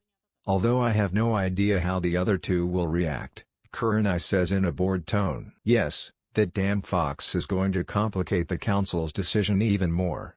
Knowing Naruto, he'll have to tell the people he's trying to get close to, which could ruin some relationships, Kakashi said, reaching for his book until the notorious pervert glared at him. I don't even understand why they have that. It's like telling boys to have harems. I feel so sorry for the girls, Kurenai says, recalling how they tried to force Minato to join the civilian council so more people could use his jutsu. After all, he had told the council that only his family members could use them. When Kushina found out, she was, of course, worried and stressed about what Minato would do, until he basically told the council to get lost. Something he should have done from the start, instead of simply telling those idiots running the council that he had no intention of teaching anyone. Even so, his faction of the council kept trying to pressure him until he used his power as cage to put them in their place. And, according to rumors, warned them that he would let Kushina handle their complaints if they started it again. Something that made them pale, since she was known to be even more dangerous than usual when she was angry. Of course, this only made Kakashi chuckle a little. Well, since they have the option to go ahead or not, I think they're quite happy even if they have to share. Although with Naruto, I'm sure he'll make every girl feel loved, no matter how many he ends up with, Kakashi told her before leaving her deep in thought. Library tilde. Ino and Hinata were sitting one chair away from each other, waiting quietly for a few moments until Sakura arrived and sat between them while placing some books on the table. Okay, these are all the books about seals that are in the library, Sakura tells them. Is that all? Asks Ino, surprised that her library, which was one of the largest in the world, has disappeared. I'm afraid so. You see, sealing is a difficult art to learn, and those who master it prefer to keep their personal seals private, so there aren't many books available to the public, especially since most villages don't want to share such valuable information with other villages, Sakura explains. After this, they all begin to read and soon discover that most of the information in the books doesn't make sense to them. Although, from what they could gather, it seemed that most of the books were only about how to become a beginner in the art, rather than providing them with a way to find the interactive seal they saw in Naruto. Ugh! What are we going to do now? It's not like we have anywhere else to go, Ino complained. The three of them agreed they'd reached a dead end, so they headed towards the library entrance to leave, until they saw someone they knew. "Hello, Haku-san," Hinata says kindly to the girl, although she seems to look at her with some suspicion. "Oh, hello. What are you doing here?" Haku asked curiously after closing the book he was leafing through. "Hi Haku, we were looking for a book to try and decipher what this seal is," Ino said, a little annoyed at having failed, but she still showed him the copy of Naruto's seal they had managed to crudely draw on a piece of paper. However, when they tried to activate it, they only wasted their chakra because they hadn't used the right ink and because the seal was a sloppy job compared to the original. "Yes, I know what the seal is and how to get it. Don't write to me saying that's not how the Shiki Fujin works. We all know it, but at that time the girls didn't." Well, how about you come to my apartment again? I think I remember seeing a seal like this on one of Naruto's scrolls, Haku tells them, surprising the other girls. "What? Why would Naruto have information about seals?" Ino asked the ice user, surprised. Haku didn't know what to say. Even so, he went to the side of Naruto's apartment to check if Haku was right. Apartment? Where could that scroll have gone? Haku wondered as he checked the small number of scrolls Naruto had. "Hey, Haku, what were you looking for in the library? And now that I think about it, why were you also looking through Naruto's scrolls?" he asked curiously. After all, most people didn't spend that much time in the library. Nor were they curious enough to snoop through other people's things. "Well, the truth is, I've never really cooked much, since we've spent most of my life camping or traveling. So I don't have many recipes. I decided to ask Naruto if he had any cookbooks, but unfortunately, he didn't. So I went to the library to look for some interesting recipes. They caught me just before I found the book I wanted to borrow. But I'll look for it tomorrow or something," Haku told them, not too worried, since Naruto was happy with the meals she could prepare. "Oh, here it is," she exclaimed, showing him a small scroll. "Ah, thank you, Haku-chan. Let's see what this tells us," Sakura said as she opened the scroll. "My seal, which I found on a forbidden parchment, roughly drawn image of Naruto's seal." Again, what the parchment said, the Shiki Fujin is a seal used to seal the soul of the recipient. However, it comes at a price. By sealing it, you also seal your own soul to hell. The strength of this seal depends on the willpower of both parties, making it a forbidden jutsu. Its most common use is to seal a bijou within a young child for human sacrifice or to train them as a jinchuriki, thereby increasing the village's power. Sakura read aloud, which surprised all the girls present. "Does this seal stop demons by trapping them inside people? And didn't some villages call Naruto a demon for a reason? So, does that mean he has a monster inside him?" Sakura asked the group, unsure what to think. After all, the information seemed far less credible than anything she had imagined finding. "I don't know, but I think we all know what we should do," Ino tells them, although of course they don't understand at all. "What?" Hinata asked, trying to figure out what the blonde was thinking. "We should talk to Naruto again and have him explain this to us. I mean, while he's here, he could tell us the rest of the secret. And if he doesn't, we can always keep at him until he does," she told them. Sakura nodded quickly, though Hinata seemed unsure, and Haku preferred not to comment. In the end, they all sat down to have some drinks and snacks while they waited for Naruto to return home. Wow, lately it seems we're all really focused on Naruto. Ino thought as she looked towards the door, hoping he would appear soon. Luckily, he returned quite quickly and was surprised to see the girls waiting for him again. "Hey, I'm here." Hey girls, what can I do for you?" "Again?" Naruto asks awkwardly, trying to figure out what they were doing waiting for him once more. "Hey, Naruto, we were wondering if you knew anything about a seal called Shiki Fujin," Sakura says, and Naruto visibly pales. "I'm sorry, Sakura, but I have no idea what that shiki is. That seal, Naruto lies, too nervous to speak clearly. Oh, really? Ino asks, raising an eyebrow. Then why does he have a scroll that says it's your seal? She asks with a mischievous smile. Oh, that seal. Naruto says, trying to make it sound like he just remembered it. Yeah, I saw it when I was flipping through a scroll and it seemed like I'd seen it before, so I copied it down to look it up later. Naruto tries to lie to them, but they don't believe him. Naruto-kun, we saw the seal. I mean, when we were coming to get you for lunch as a group, it was painted on your stomach, and of course, we were so shocked to see it that we forgot to tell you. It's not like we were watching you train or anything, Hinata said, blushing as she almost revealed one of her favorite pastimes. Oh, was all Naruto could manage to say, visibly depressed. So, how much do you know? He asked them, his voice sadder than ever. Well, the truth is, not much. We only know what people might use it for. As for the rest, we're counting on you to tell us honestly what it did to you, Ino tells the boy, who simply lets out a soft sigh. Alright, but remember, this is an open secret in the village, and only Gigi and I can talk about it, Naruto told them, completely serious for once. After saying this, he waited for them to nod, showing that they understood. Okay, then let me start with the biggest surprise. You see, the fourth Hokage didn't kill the Nine Tails, because you can't kill a beast made of pure chakra. So, instead, he did the best he could. He used his own life to seal the beast inside one of the few newborn babies in the village. Me, Naruto told them, provoking gasps of astonishment. And by doing this, he created what's called a Jinchuriki, which is basically a weapon, a human ninja with a demon sealed inside their body, Naruto explained, waiting for their reaction. Of course, what happened next was something they hadn't expected. Instead of calling him a monster or trying to kill him, Hinata threw herself at him, hugging him tightly while she wept softly. Naruto, I had no idea how badly you were suffering. I should have come to help you sooner.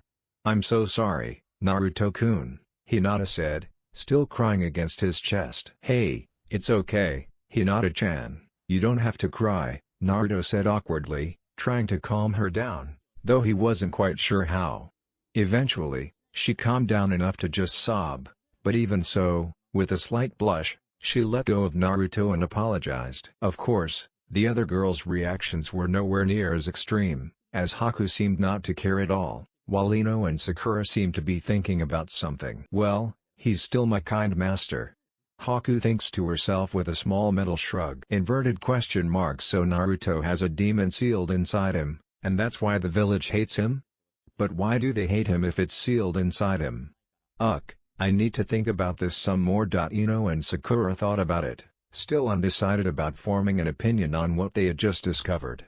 So, for the moment, they decided to remain neutral. Hey Naruto, you've given us a lot to think about.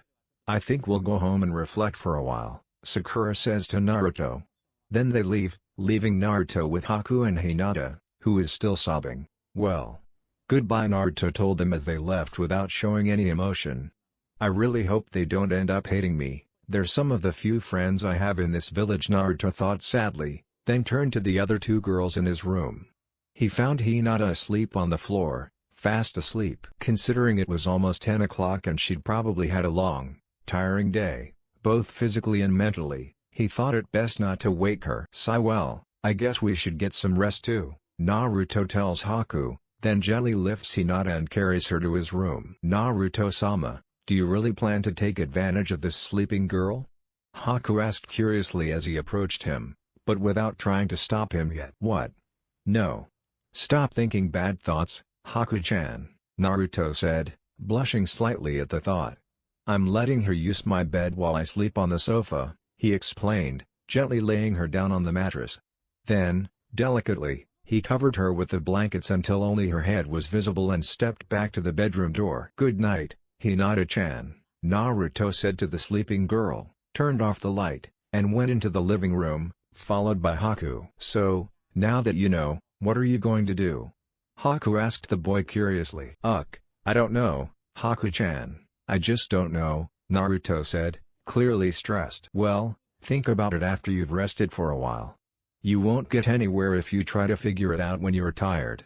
So, good night, Naruto-sama, Haku said, and started walking toward her as she heard Naruto murmur good night in response, while he arranged some blankets on the sofa to get comfortable. Life will undoubtedly be different now that the Waves mission is over, was Naruto's last thought before he drifted off into the darkness called sleep. Hinata was sleeping peacefully when rays of morning light illuminated her face, waking her up.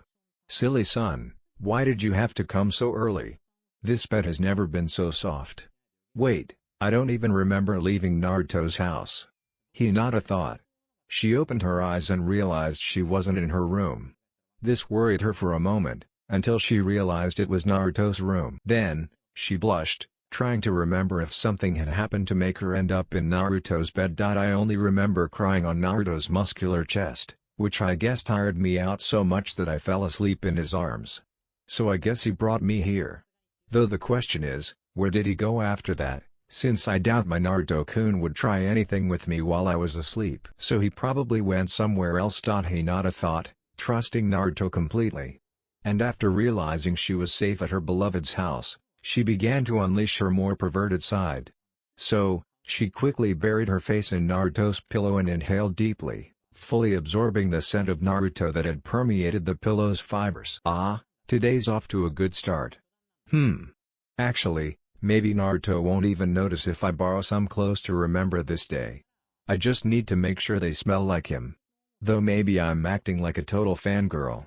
Actually, it doesn't matter, since Naruto liked that pink harpy who was one of Sasuke's biggest fans, so he must like that type of girl. I just can't do it in public, though. Not only would the clan kill me, but it would be way too embarrassing. Hinata thought, deciding that Naruto must like girls who were at least a little bit stalkerish to be in love with a fan. So she only left the room after hiding several of Naruto's orange clothes in a small seal she had commissioned from a Konoha seal maker to place on the back of her forehead protector. Inverted exclamation mark. I'm so glad I added that. Hinata thought with a smile as she played with her headband upon entering the living room, where she saw Naruto's feet dangling off the sofa. So she quickly approached him and was about to say good morning when she realized he was still sleeping peacefully with one arm and one leg dangling off the sofa while snoring softly. Ah, Naruto looks so cute sleeping. Wait, is he asleep? I should take this opportunity to finally kiss him. Even if he doesn't like me, I can, hopefully, steal his first kiss and give him mine without anyone noticing. That would be perfect. Hinata thought happily, blushing as she slowly lowered her head toward Naruto's, taking every precaution not to wake him. Soon she was only inches from Naruto's face, her hair blocking the view of anyone who might pass. And in no time, she was about to touch his lips to hers, the distance shrinking second by second. 5 inches. 4. 3. 2. 1. Hinata closed her eyes, enjoying the sensation of Naruto's warm breath on her lips, and was about to feel his on hers. Naruto, breakfast is ready, Haku shouted down the hall, startling Hinata, who jumped away from Naruto, and also waking Naruto from his nap. I'm coming, Haku-chan, Naruto murmured as he was still waking up. Then he noticed Hinata standing a short distance away. Oh, hi, Hinata. I hope you don't mind that I didn't wake you last night. You were sleeping way too soundly, Naruto said to the girl, scratching the back of his neck. Oh okay, Naruto-kun, Hinata stammered softly, still blushing from what she'd almost done. Of course, Naruto didn't notice, as he headed towards his breakfast, expecting Hinata to follow him without him having to say a word. The girl stood there for a few more seconds, trying to hide her blush. Damn breakfast. I was so close.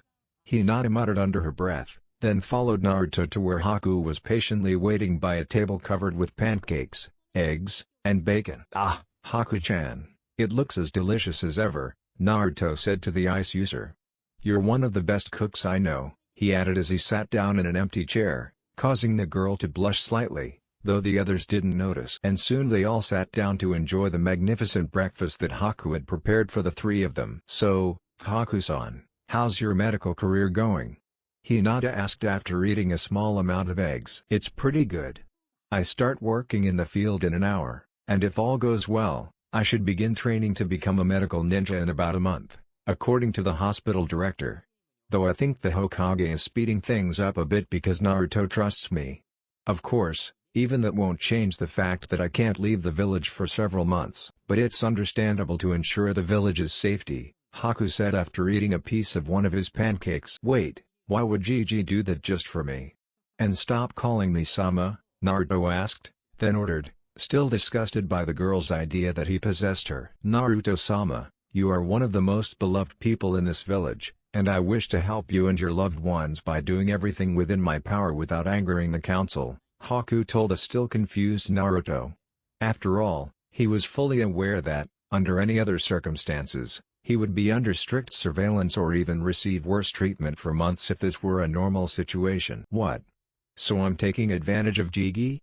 Naruto asked, putting his hands to his head in surprise. Haku and Hinata chuckled at the reaction. No, Naruto-kun, it means the Hokage-sama just wants to help you, giving you and your friend every opportunity without showing favoritism. As for why he does it, he probably considers you family since you make his life so much more interesting, Hinata explained, though Naruto still seemed confused. He didn't ask again, doubting he could understand even with another explanation.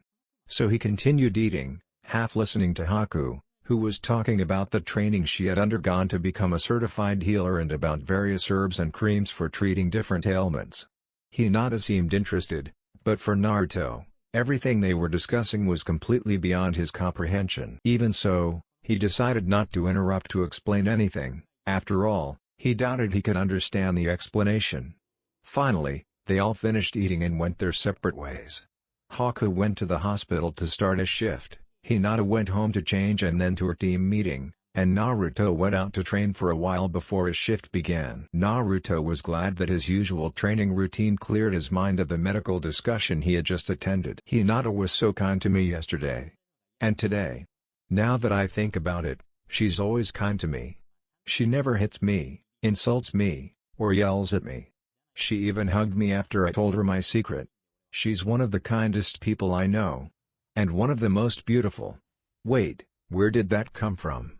Naruto wondered, interrupting his training and resting his chin on his hand, lost in thought.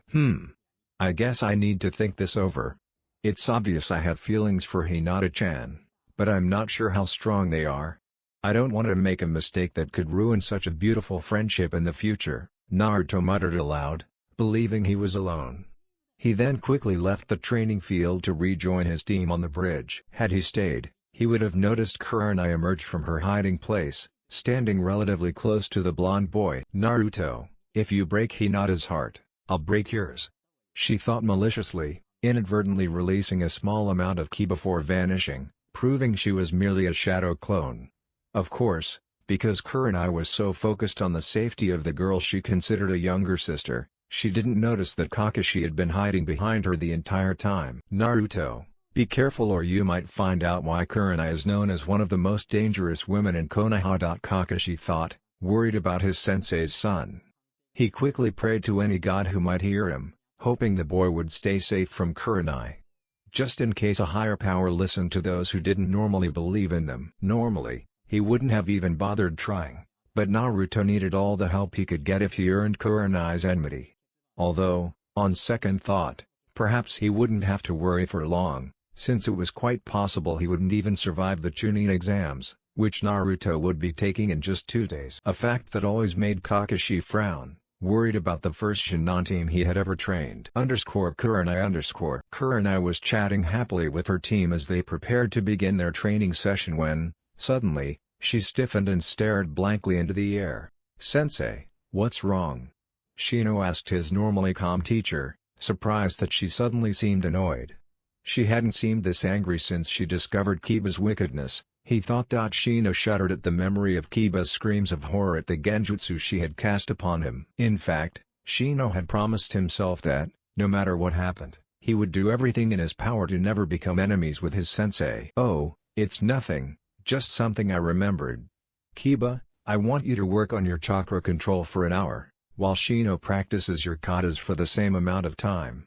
We'll meet here afterward for the next phase of training. However, you'll be working with my clones, as I need to speak with Hinata for a moment, Kurenai told the 2 boys, who quickly headed to their training area, while Hinata looked at her, confused. "What did you want to talk to me about, Kurenai-sensei?"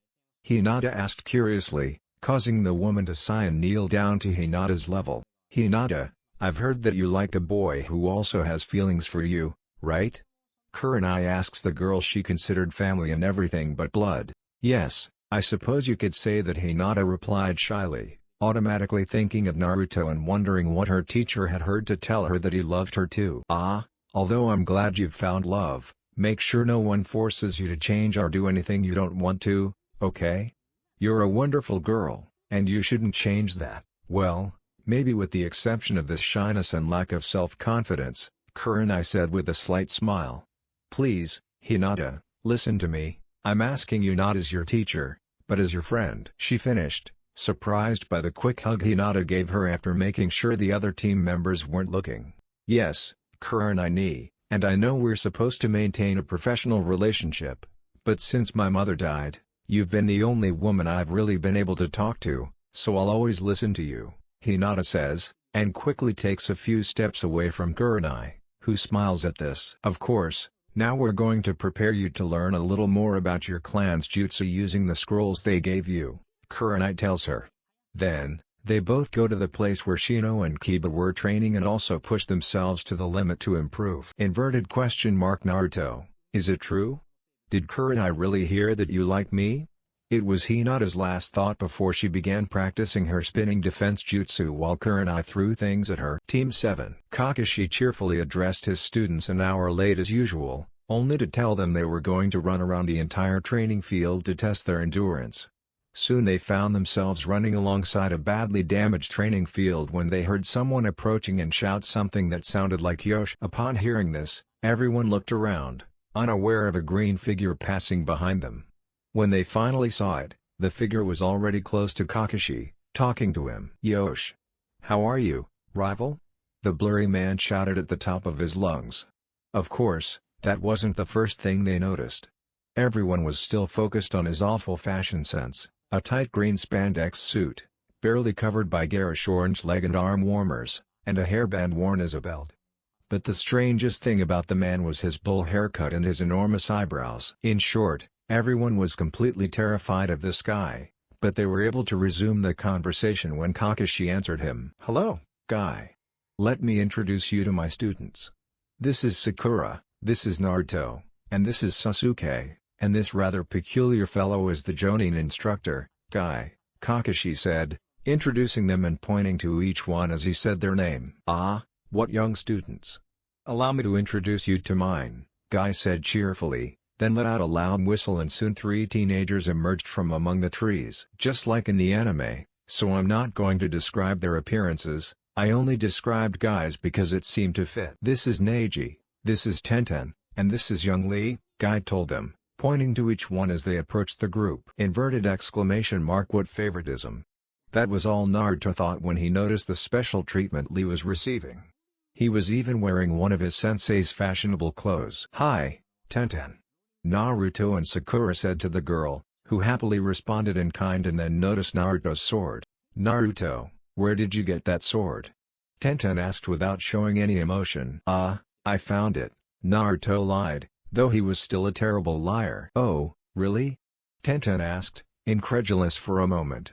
"Can I see it for a moment?"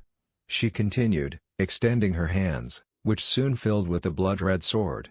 She quickly began to examine it closely. After spending several minutes examining the entire blade, he finally saw a very small inscription just above the handle. "May this raging whirlpool protect its user from all that your ninja career may bring." Of course, when she read this she froze for a moment and then glared at Naruto. "Naruto, why do you want Kushina Uzumaki's sword?" he asked without taking his eyes off her for a second. "I told you I found," Naruto began, but Tenten interrupted him. "Stop talking nonsense, Naruto. I know it's a lie. This sword was locked away as part of Konoha's history and can only be given to his clan, since when it was created, it was imprinted with several seals that make it almost as powerful as one of the legendary swords if wielded by his clan. The Red Whirlpool is, basically, one of the most closely guarded weapons in Konoha." "I'll ask you again, Naruto, how did you get it?" Tenten asked, keeping the sword out of Naruto's reach. "Tenten, this is very immature. "Give the sword back to Naruto-kun," Lee said, but somehow it didn't sound like an order. "No, I won't return this precious sword to a potential thief," Tenten told him. Then she sensed a surge of ki in the area and looked toward Naruto, whose eyes seemed to redden as he glared at her. He may have had to steal to survive as a child, but he would never do it for personal gain if it wasn't necessary. Naruto thought, furious at the thought of the girl immediately accusing him, like the other bastards in the village. The fact that she did it after being at his mercy stung a little, but after she dared to accuse him, he quickly lost what little trust he had in her. Naruto let out a low growl, surprising everyone around him, before creating a chakra hand. This hand emerged from his foot and, taking advantage of the electrical discharge, he easily retrieved the sword. Then he looked at his master without even glancing at the girl in front of him. "Kakashi-sensei, I'm going to train alone with my mother's sword, so don't follow me," Naruto growled, leaving the still shocked group to head off to his secret place and vent his anger on something inhuman. After Naruto left, Tenten quickly remembered that he must be Kushina's son, not only because of what she had discovered at the sleepover, but also because it was obvious they shared a last name. However, by the time she finally reached this conclusion, Naruto had already left some time ago. Remaining group equals. "What's wrong with Naruto?" Sakura asked her sensei, surprised that the normally cheerful boy could get so angry. "Sakura, Naruto has had a difficult life.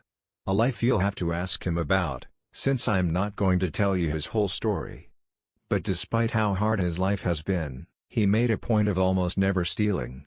In fact, the few instances I've heard of were out of sheer necessity. That's why he hates being called that, since he never resorted to that method, not even when his life was so bad.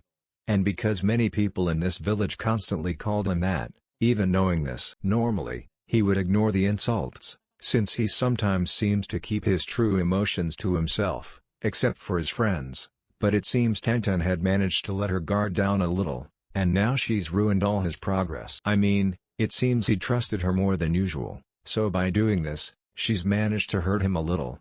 Kakashi told them so Tenten would know exactly what she had just done. Basically, Kakashi used to be one of those who watched over Naruto during his childhood and also investigated his students. Because if he was going to have students, he made sure to know them well. "So basically I gained her trust and then betrayed her?" Tenten asked, feeling bad. "Yes," Kakashi answered the girl frankly, then said goodbye to Guy and his team and took Sasuke and Sakura to train, knowing that Naruto would be fine on his own for a day of training. Besides, he knew the boy would be calmer on his own at that time. Team Guy. Guy quickly noticed the change in atmosphere, so he decided to redirect the group toward training to dispel it. "Come on. Let's get to work so that Naruto's dedication to training doesn't overshadow our youth," Guy exclaimed, with Lee close behind, ready to leave, while Neji and Tenten trailed behind at a slower pace. Of course, Tenten's mind was elsewhere, even as she hit her target time and time again. So I hurt Naruto just by calling him a potential thief? Damn it. That must mean he doesn't consider me his friend anymore. Though, why do I care so much? I barely know him, but I still want to be his friend no matter what. But why? It can't be love. I adore Neji with all his strength and power. Naruto seems pretty strong and has the potential to become a great ninja, and he's also very kind. But I don't like him just for that, do I? No. It just can't be. Right? Well, I guess I'll have to think about this later, but for now I'll focus on trying to fix things between us. Tenten thought with determination and waited patiently for her training with the team to end before going to look for Naruto. Naruto was still furious and quickly headed to his favorite hideout/training ground, Training Ground 44, the Forest of Death. He'd been coming there for years to escape the villagers and calm down. Because of this, he knew how to avoid most of the things he couldn't handle, thanks to the experience he'd gained during his childhood. Although he'd been hurt quite badly in the process and was lucky that the larger animals considered him too small as prey.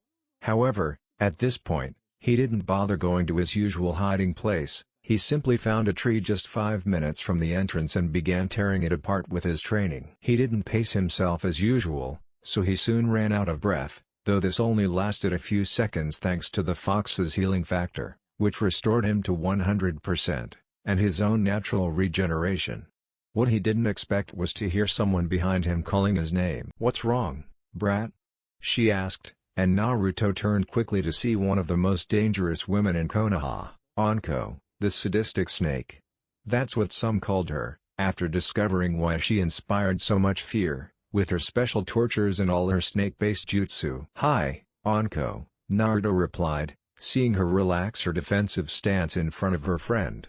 They were very different, but they had both been through similar things. She was hated by the villagers for something she couldn't control, just like him. So, when they met one day in the same forest, they quickly became friends so that neither of them would sink too deeply into their own depression. Of course, they saw each other less now, since they had other friends, but they still met from time to time. Because they were friends forever, because they helped each other stay away from the darkness that dwelled in their souls. "So what's bothering you so much this time? Shouldn't you be happy with your new status in the clan?" Anko asked with her usual frankness as she pulled out a container of takeaway dango from who knows where. "Yeah, I know, but now all those bastards who tortured me are trying to flatter me. Oh, speaking of them, if you have a problem with them or something, let me know so I can take advantage of the junk they're trying to sell me.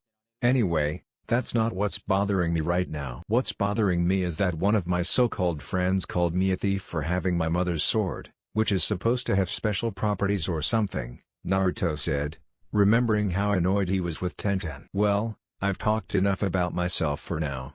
Tell me, why are you here? Don't you have any plans with Hana today or something?"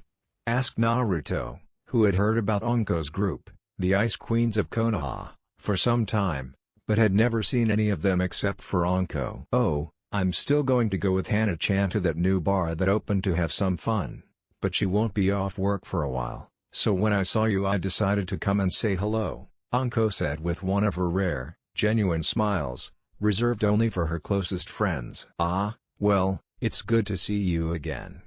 I haven't seen you since my mission to the wave," said Naruto, returning his genuine smile. "Yes, I had to come and see those new eyes of yours, Naru-chan," Anko said, approaching him and looking him straight in the eyes. "It makes you look fiercer and crazier." "I like that," Anko said, now practically on top of him. Thanks, Anko-chan," Naruto stammered, unsure how to respond and blushing from being pressed so tightly against her. Of course, after a while, she pulled away, laughing at his embarrassment. You're still so easily annoyed." He finally said it, then checked the time, watching the sun through the trees. Not too dense, as they were practically on the edge. "Oh. I have to go. See you later, Naru-chan," she said quickly, and left without giving Naruto a chance to speak. Of course, this only made Naruto chuckle, putting him in a better mood. Wait. That was her plan, wasn't it? Well, I guess I'll have to thank that clever girl again for brightening my day. Naruto thought happily. Then, with a clearer mind, he began to train seriously. However, he couldn't help but wonder what special attributes the sword would have now that Tenten had shown him the small seals engraved on both sides of the blade. _store_. Tenten's group finally finished after 2 hours, but it was already getting dark and dinner time was approaching.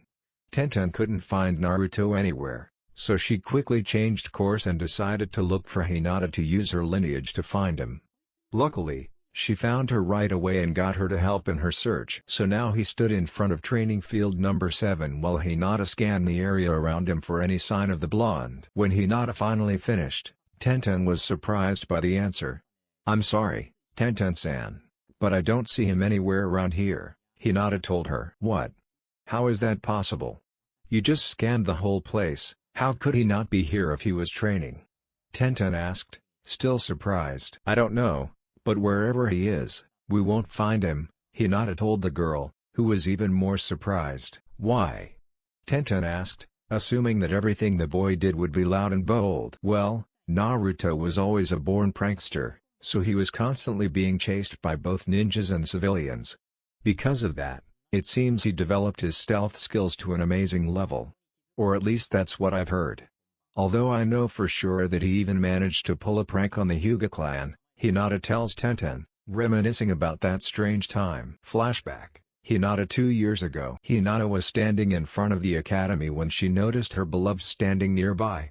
She decided to quickly approach him and speak to him, but a member of the Hyuga Council spotted her and rushed toward Naruto, delivering a kick so powerful it sent him stumbling back several meters. "Get out of Hinata's way," he shouted, grinning, using it merely as an excuse to injure the demon child. After doing so, he quickly walked away, though had he looked into Naruto's eyes, he would have seen a mischievous glint in them. Of course, Hinata didn't see it either, as she left quickly, not wanting anyone to know she was crying because she believed her beloved had been hurt because of her. That night, Hinata was still crying in her room, trying to think of a way to apologize to Naruto, when she heard someone clearly furious outside. This was something she rarely heard, as many in the clan tried to suppress their emotions. Even so, it was enough for Hinata to decide to leave her room and see what was happening. What she saw was the man who had kicked Naruto earlier, yelling at several members of the branch family. How on earth did he get in? I want to scan every wall to find out. And someone get me something to clean this up. After shouting this, the clan members rushed to do as she asked, while Hinata, finally, couldn't help but take a closer look at what was happening. This led her to burst out laughing when she saw the council member. To the council members, his hair, which had once been black, was now dyed a bright yellow, or at least what was left of it. Apparently, he also got a haircut that left him with all his hair except for a long ponytail. Furthermore, a chicken was drawn on his forehead with a permanent marker. Because of this, the council member ended up staying within the clan compound and flatly refused to go outside. He also began wearing hats frequently and even had the dishonor of wearing the headband across his forehead.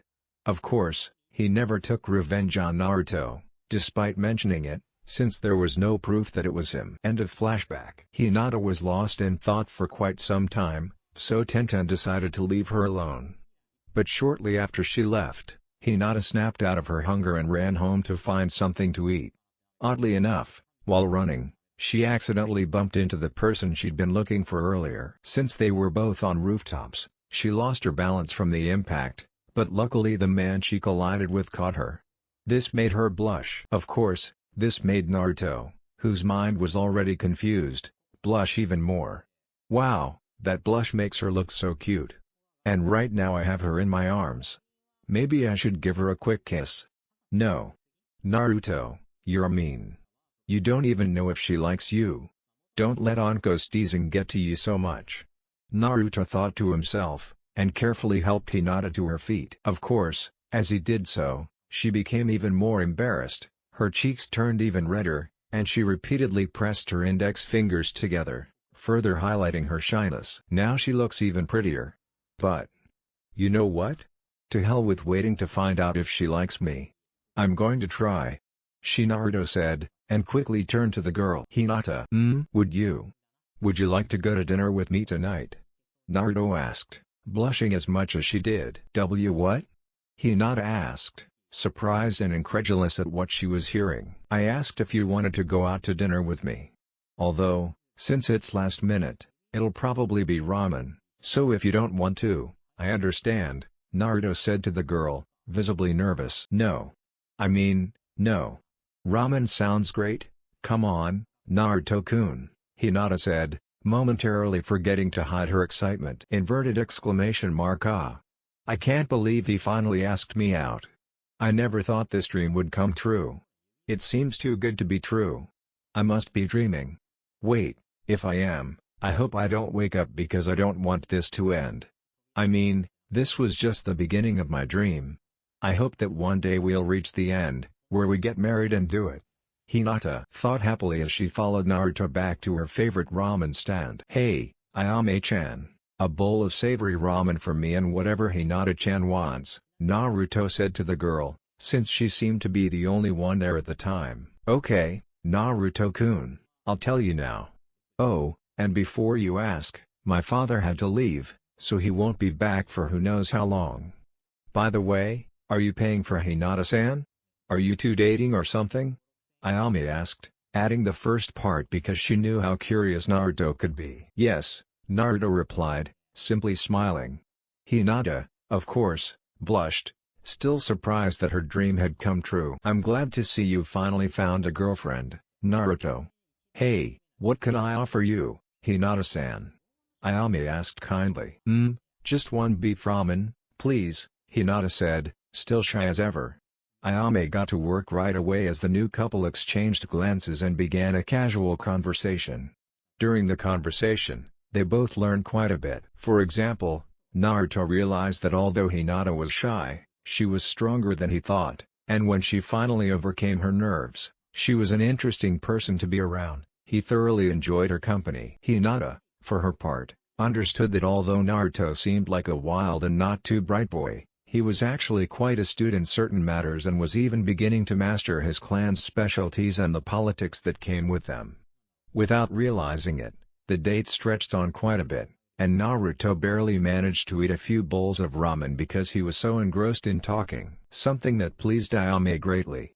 But in the end, they had to part ways, so they said their goodbyes quickly and promised to meet again the next day. As they left, they both felt very happy with how their first date had gone. Well, Hinata's a nice girl. I'm glad I was the one who caught her attention. Although, will it work with this whole stupid clan restoration plan of mine? I mean, I don't want to put her through anything she doesn't want to do. But Hinata seems willing when I suggest it, so I guess there's a chance this could work and we could have a big, happy family. Maybe. Naruto thought as he walked back to his shared apartment. I had a great time with Naruto-kun, and I think he did too. I hope this continues. I mean, I don't mind having to share him. After all, he's the only one for me. Although the other girls will have to know that I'm the main one. Hinata thought happily. Even though it's a harem, Hinata will be the first, which basically means she's the leader. And yes, I know she's usually the alpha, but come on, she'll probably end up with Naruto anyway. P.S. Remember that I'm almost certain this note was written before Naruto ended. Of course, after that she continued going home for her usual practice schedule, much happier than she had been lately. Plus the next day, When Hinata finally woke up, she hurried to her team meeting with a smile on her face. Of course, she had no idea why it was so early, but Kurenai had simply told them she had an important announcement to make. So she guessed it would be something they needed to think about or practice for a while. Or something like that. Although at that moment she didn't really care, since all she could think about was having her true love as a boyfriend and that he loved her just as much as she loved him, it seemed. Upon arriving with her group, she noticed that Kurenai looked completely serious, very different from her usual cheerfulness, so she immediately focused on what she had to say. Team, since I've already taught you so much, I thought it would be good to find a way to assess how much you've truly learned. That's why I've nominated you for the Chunin exams. I must warn you, though, that this test won't be a game. You'll have to use all your skills to survive, and yes, you might not make it. But if you do, you'll have a chance to become a Chunin. As I said before, this is primarily an opportunity to see how difficult this is, just to test your abilities, so if you feel it's too much for you, don't worry if you have to give up. Most people don't make it to the final part on their first try anyway.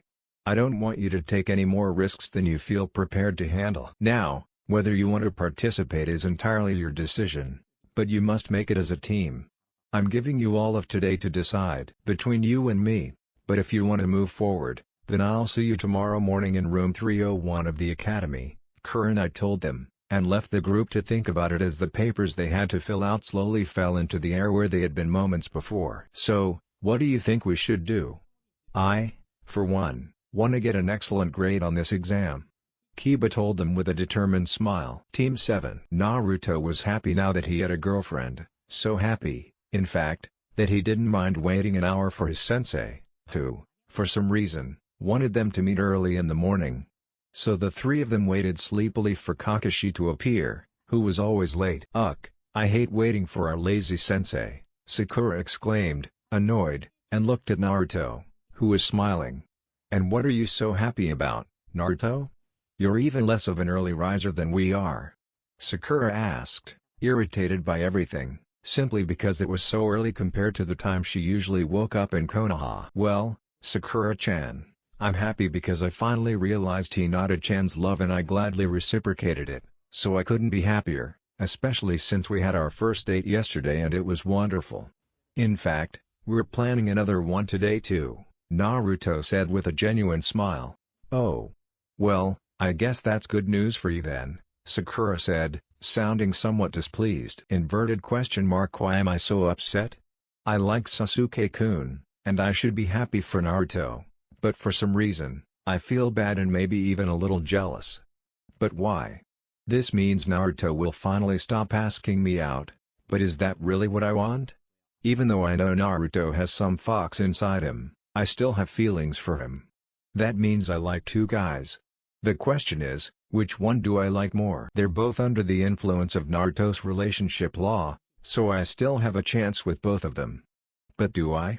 I've been so mean to Naruto that now that he's with Hinata, he probably doesn't like me anymore, Sakura kept thinking until Kakashi finally appeared an hour later. Hey team.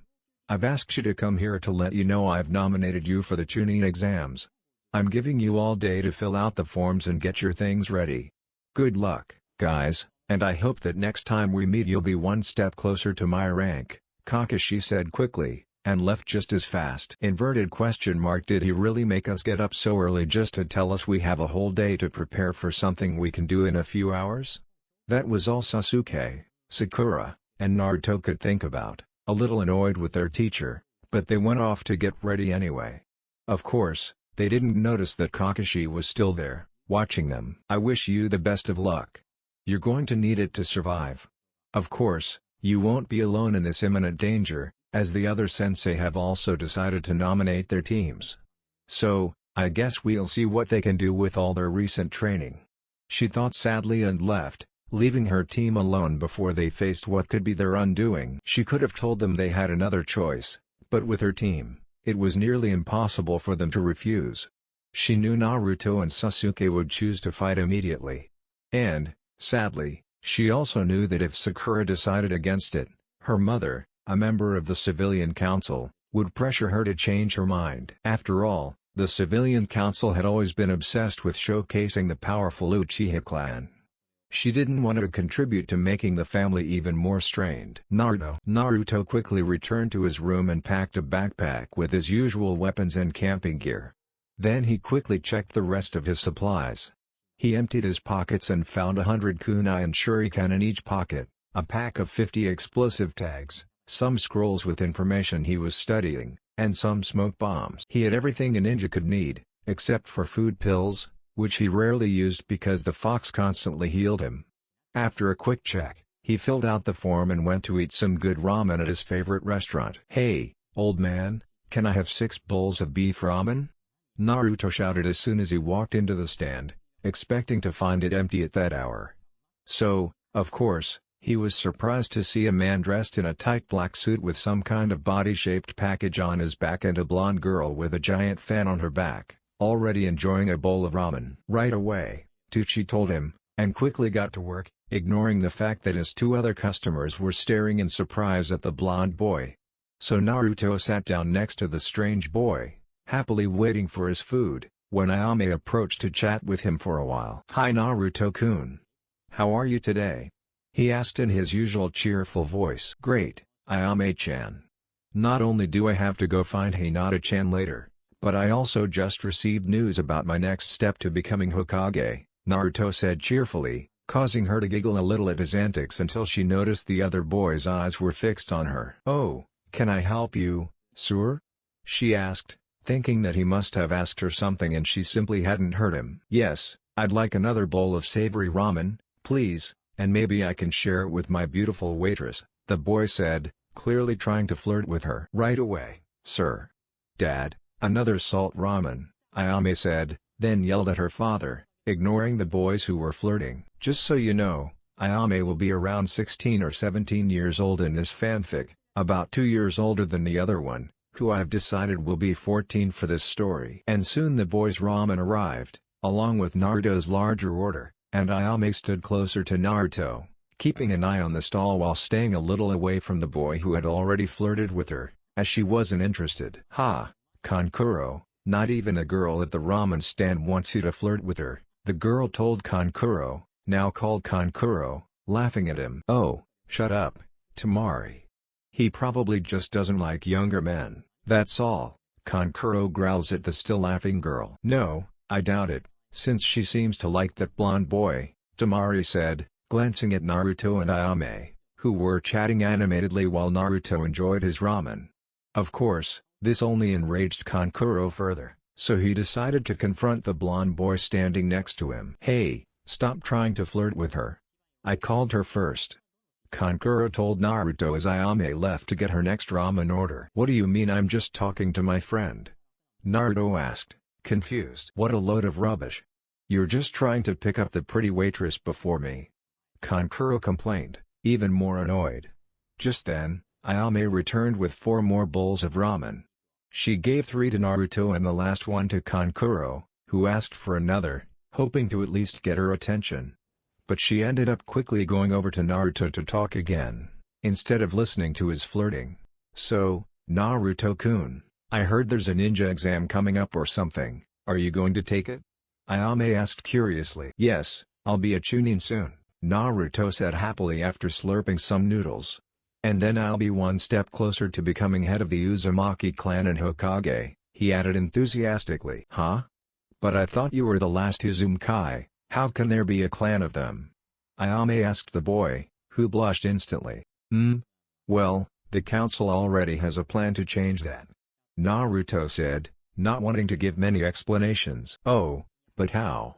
Ayame was about to ask when she was suddenly transported back to Kankuro by chakra threads. "Stop staring at that brat and look at a real man like me," he said, holding her tightly by the ropes. He was about to kiss her when, suddenly, he kissed cold metal. She opened her eyes, which she had closed in surprise at the kiss, and realized that, instead of soft lips, she was kissing a red leaf. Looking toward where it had come from, she saw the blonde boy holding her, glaring at him. "Hey! What the hell are you doing? Can't you see I'm trying to kiss you?" Kankuro asked, annoyed, but Naruto quickly shooed him away from the stall, followed by Temari. "Ow, brat. You'll see," Kankuro growled, trying to grab his package, but Temari stopped him with a swipe that sent him even further from the stall. "Ow! What the hell, Temari?" he yelled, even angrier, though a chill ran down his spine when he noticed his sister looking at him with an even colder stare than ever. "Don't you ever do that again or," he yelled, and then dragged the still frightened boy away from the shopping area, holding him by the leg and not caring if he got hurt. "Naruto." "Thank you, Naruto-kun," Ayame said cheerfully, and then kissed his cheek, which caused Naruto to blush and put his hand to his cheek. "Oh, sorry Naruto, I probably shouldn't have done that now that you're with Hinata," she said, blushing a little too. "No, don't worry, Ayame-chan," Naruto said simply, then paid for his food and went to look for Hinata_Ayame_. "Sigh Naruto-kun, you've always been so kind and protective to me. I wish I could find someone like you. But unfortunately, all the good boys my age seem to be taken. Even you, my Naruto-kun. Though, how can you rebuild a clan with just one girl?" "I guess I'll have to look into that." Ayame began to collect the bowls and noticed that Naruto had also given them the money for Kankuro and Temari's, which brought a smile to her face. Naruto was searching the village for Hinata when he finally spotted her eating a cinnamon roll with her teammates, who were also enjoying their snacks.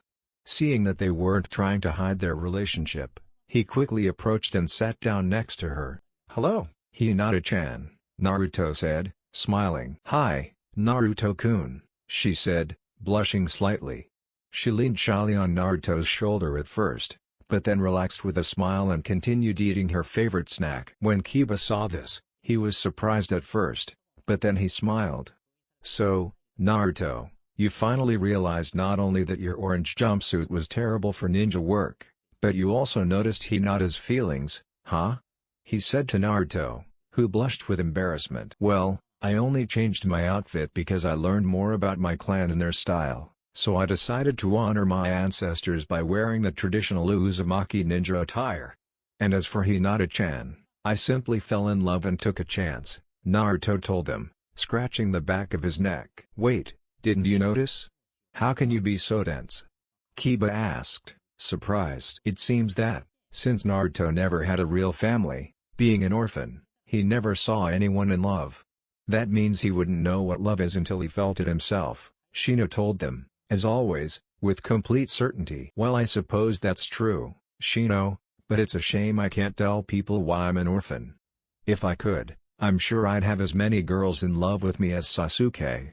Although, to be honest, I don't really care, since I have one of the prettiest girls in the village as my first girlfriend, he said. Naruto looked happily at Hinata, who was still eating peacefully beside him. Ah, so Naruto didn't just notice my feelings, but fell in love with me? Actually, I'm glad it turned out that way. If he had only asked me out so I wouldn't feel bad, that would have been terrible, but now I know he truly loves me. Hinata thought happily, then returned her focus to the sweet taste of her cinnamon roll, which now seemed even better with the warmth of her beloved's shoulder against hers. Afterward, they chatted for a while about trivial things until Naruto remembered one of the reasons he had come looking for Hinata. So you guys were nominated to participate in the Chunin exams? Naruto asked them curiously. Actually, we were just talking about it, since Kurenai-sensei gave us the forms and the option to do it, so we planned to spend the day discussing it until we made up our minds, Hinata said, remembering then that they were also planning a date for that day. Although, if you want, I can vote right now for us to have another date, she added quickly, not wanting him to think she had forgotten about him. He, of course, just chuckled a little. Don't worry, Hinata, I understand. Stay with your team and make sure this exam is what you want to do, Naruto said with a warm smile. Although, why do you get to decide? I mean, the Scarecrow told my team we'd been chosen and to get ready, Naruto asked, confused, since he thought the way his team had been chosen was the same way the exam would be conducted. Well, Naruto, the decision is ours, mainly because it's dangerous for anyone to enter. Although for your team it's probably different, since it's home to two nearly extinct clans that the council will likely want to showcase to the other villages present, Shino informed them. Yeah, probably. Kiba muttered, then realized he'd said two clans. Wait a minute, why two? I thought only Sasuke team had a clan on Team 7, Kiba asked, confused. Well, Kiba, it turns out the Uzumaki clan was actually very friendly with Konoha, and they were always respected by them. So, when I activated the Uzumaki bloodline, I was immediately designated heir, since I'm probably the only one left on the planet. That's why I wear the Uzumaki headband instead of the Konoha one. Simply because I need to show everyone that the Uzumaki clan has returned from near extinction, Naruto told him, and Kiba finally noticed his eyes and the headband. Ah, yes, I see. Although, to be honest, those eyes are quite frightening, Kiba said, feeling as if a whirlwind were churning his soul. Anyway, what do you think of the advantages of being a clan leader? I mean, you gain more respect just for that. And the best part is that eventually you'll become a member of the council, Kiba said with a smile. However, his words made Naruto hear something like a mocking chuckle in his head. That weird, I thought the fact that you could mate with multiple girls would be the best advantage, the Kyuubi told Naruto, surprising the blonde boy. Wait, how are you talking to me, furball? I thought you were trapped inside the seal, Naruto asked, trying not to show his friends the sudden surprise he had just felt. See, which I should have, but apparently the fact that you willingly absorbed so much of my chakra while killing the wave must have weakened the seal enough for me to establish mental contact with you, the Kyuubi told him, giving him a mental fox smile. And that's great, because now I can torment you whenever I want and maybe even share some of your senses to also feel the satisfaction of mating. He informed Naruto, since he had been unable to satisfy himself with any of the demonic women of hell for quite some time. What the hell? Naruto thought, shocked. No. I refuse to let you talk to me or try to take advantage of Hinata-chan.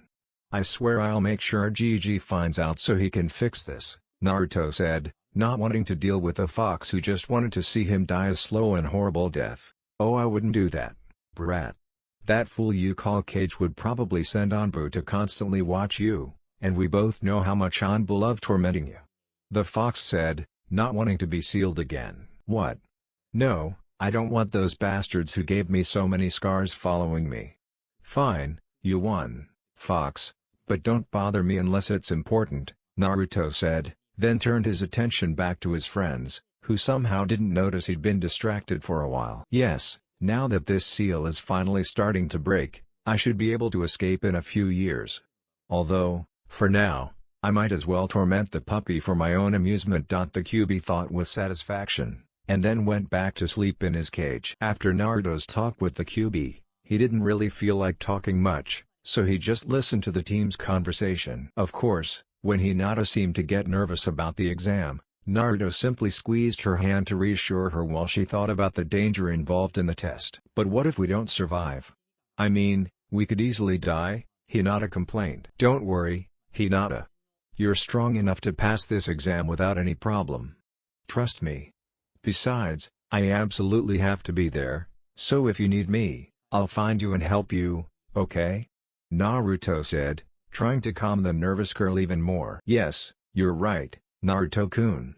I'm sure we'll all do well on this exam," Hinata replied cheerfully. "So it's decided? We'll all go to the exam?" Kiba asked his group, who were waiting for the final decision. His two companions nodded slightly. "All right, then let's all get ready for this test," Kiba told them, and then each of them went their separate ways. "Hinata, why don't you go get ready? We can go on our date after we pass the exam, okay?" Naruto says to Hinata, who nods with a smile. Then, after giving her a quick hug, Naruto leaves her alone to pack her things. "If Naruto-kun trusts me, I know I can do it. I can't let him down," Hinata told herself with determination, and quickly headed home without noticing that two girls were watching her. The two hidden girls. "So, you still think it's wrong for Naruto to be dating her?" Anko asked the girl next to her. "Well, I suppose the fact that he's with her could be a good thing. Might. I mean, we haven't seen yet if he'll try anything," Kurenai said, making her burst out laughing. "Oh, Kurenai, please. You're being overprotective of your sister. I already told you I know perfectly well that Naruto isn't like that. In fact, he's probably one of the best guys for her," Anko told her friend. Kurenai nodded, though she still seemed skeptical. Hinata. After she finished packing her bag, it was extremely late, so she simply fell asleep praying that she and all her friends had done well on this exam. Naruto. Dinner time. Naruto was strolling happily when he noticed his favorite sensei, Iruka, whom he considered a father figure, looking longingly at something. Curious, Naruto stealthily approached Iruka and saw that he was gazing at Anko's house. "Are you? Does Iruka-sensei like Anko-chan? Maybe it's time for me to play matchmaker," Naruto thought, knowing that Anko also felt something for him, although she was too worried about his reaction to tell him. So, when Iruka finally went home to prepare dinner, Naruto quickly wrote 2 notes, attached them to 2 kunai, and wrote Iruka on one and Anko on the other. Then he threw them at their respective doors, making enough noise to be heard, but quickly left. So, when they saw the note, they quickly took it out and read practically the same thing. Iruka/Anko. "I've always watched you from afar, waiting for some sign that you like me, though you haven't yet. That's why I've decided to take a chance and finally meet you to confess my feelings. Even though I'm very embarrassed to see you in public, I'm asking you to meet me tonight at midnight at Training Ground 1 so I can tell you face to face that I love you with all my heart. Your true love, your secret admirer." And of course, seeing this, they were skeptical at first, but then decided to go anyway, making sure to bring equipment just in case it was a trap.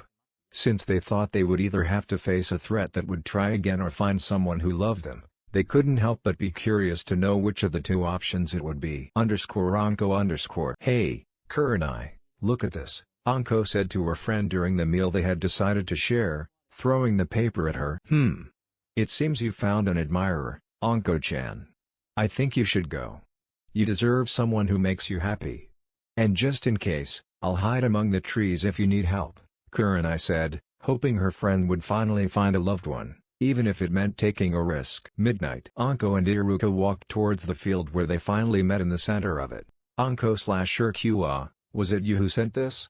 they both asked, blushing with happiness that their secret crushes liked it. Of course, neither of them attempted to say anything more for more than 5 minutes, as they were still absorbing the impact of the encounter. "UF this isn't getting us anywhere," Naruto complained from a bush, and then decided to help them a little more. He quickly used his master's headhunter jutsu to position himself right behind Iruka without either of them noticing. Then he created a chakra hand, which took him a lot of effort to extend, and pushed Iruka toward Anko, causing them to accidentally kiss. Of course, It only lasted a few moments, as Iruka quickly pulled away from Anko, even more flushed. "I'm sorry, Anko, I must have tripped over something," Iruka said, embarrassed, as he got up on his hands over Anko, who was on the ground. There were a few moments of silence before she surprised him by getting up to give him another kiss that lasted much longer. "Don't worry, I love you too," he said after the kiss, causing them both to smile for a moment before kissing again, happy to have each other. Meanwhile, Naruto was crawling out of the hole he had made to give them some privacy when, suddenly, a fast-moving body grabbed him and pinned him to the ground. "What are you trying to do here, Naruto?" Kurenai asked, a kunai stuck in her throat, surprised to see him. Of course, when she realized who he was, she pulled the blade back, knowing that Naruto was friends with Anko and her. Then she understood. "You sent the note to both of them, didn't you?" she asked, astonished. Naruto sat up and scratched the back of his neck, embarrassed. Yeah, I found out a while ago that Anko liked him, and tonight I learned that he felt the same way. But I knew neither of them would dare make the first move because they were too shy. So I decided to play matchmaker, and with a little nudge, I managed to make two of my best friends happier. "How about we go so you can have some privacy?" Naruto said cheerfully. Yes," said Kurenai, still surprised that Naruto had done something like that. Naruto did it for them. Maybe my idea of him was wrong. Kurenai thought with a smile as she watched the boy running back to the village right in front of her with the new partner. After the kiss, they both had to stop to catch their breath, and then Iruka remembered the notes. "Hey, Anko, I know I didn't send you any messages, who do you think did?" he asked curiously. Of course, Anko simply hugged him around the neck and whispered, "Who cares?" and kissed him again, happy to finally be with the person who had always been kind to her. Naruto woke up slowly and made the final preparations for the Chunin exams before calmly heading to the academy.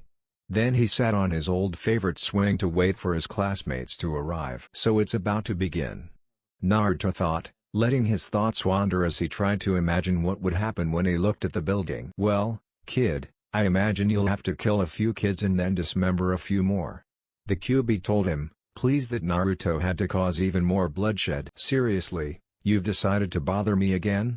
Naruto asked, irritated. "And you know I don't like causing unnecessary deaths," Naruto mentally yelled at the fox. "Well, we'll have to change that, won't we?" That was all Naruto heard before he realized Sakura was trying to get his attention. "Naruto," she yelled angrily. "Huh? Oh, sorry Sakura, I must have been distracted," Naruto apologized, not wanting anyone to know that he could talk to the Kyuubi. "Damn it, Naruto. I've been trying to get your attention for at least a couple of minutes. What were you thinking about so intensely that you didn't notice me for so long?" Sakura asked, annoyed. Well. Things," Naruto said, nervously scratching the back of his neck. "But what? You know what? Forget it. Anyway, are you ready? Sasuke should be here in a few minutes, so we'd better wait by the door," Sakura said, deciding she didn't want to bother Naruto with something so silly at such a tense moment. But, as always, she was right, and shortly after, Sasuke arrived, walking confidently down the street. They entered the building, ready to see what the future held. The first thing they noticed was that several teams were clustered around room 201. Luckily, the three of them quickly realized there was a small genjutsu on the floor before they were caught in it. Unfortunately, they still had to pass by the group to reach the next staircase, which forced them to stare at Team 7. Fortunately, Naruto and Sakura were able to ignore it, even when they heard some people start hurling insults at them. Unfortunately, Sasuke couldn't do the same when he heard the first comment directed at him. "Hey, idiots! What are you doing? The exam is over here," one of them shouted, provoking laughter from the rest and wounding Sasuke's pride. "Sasuke, don't do it.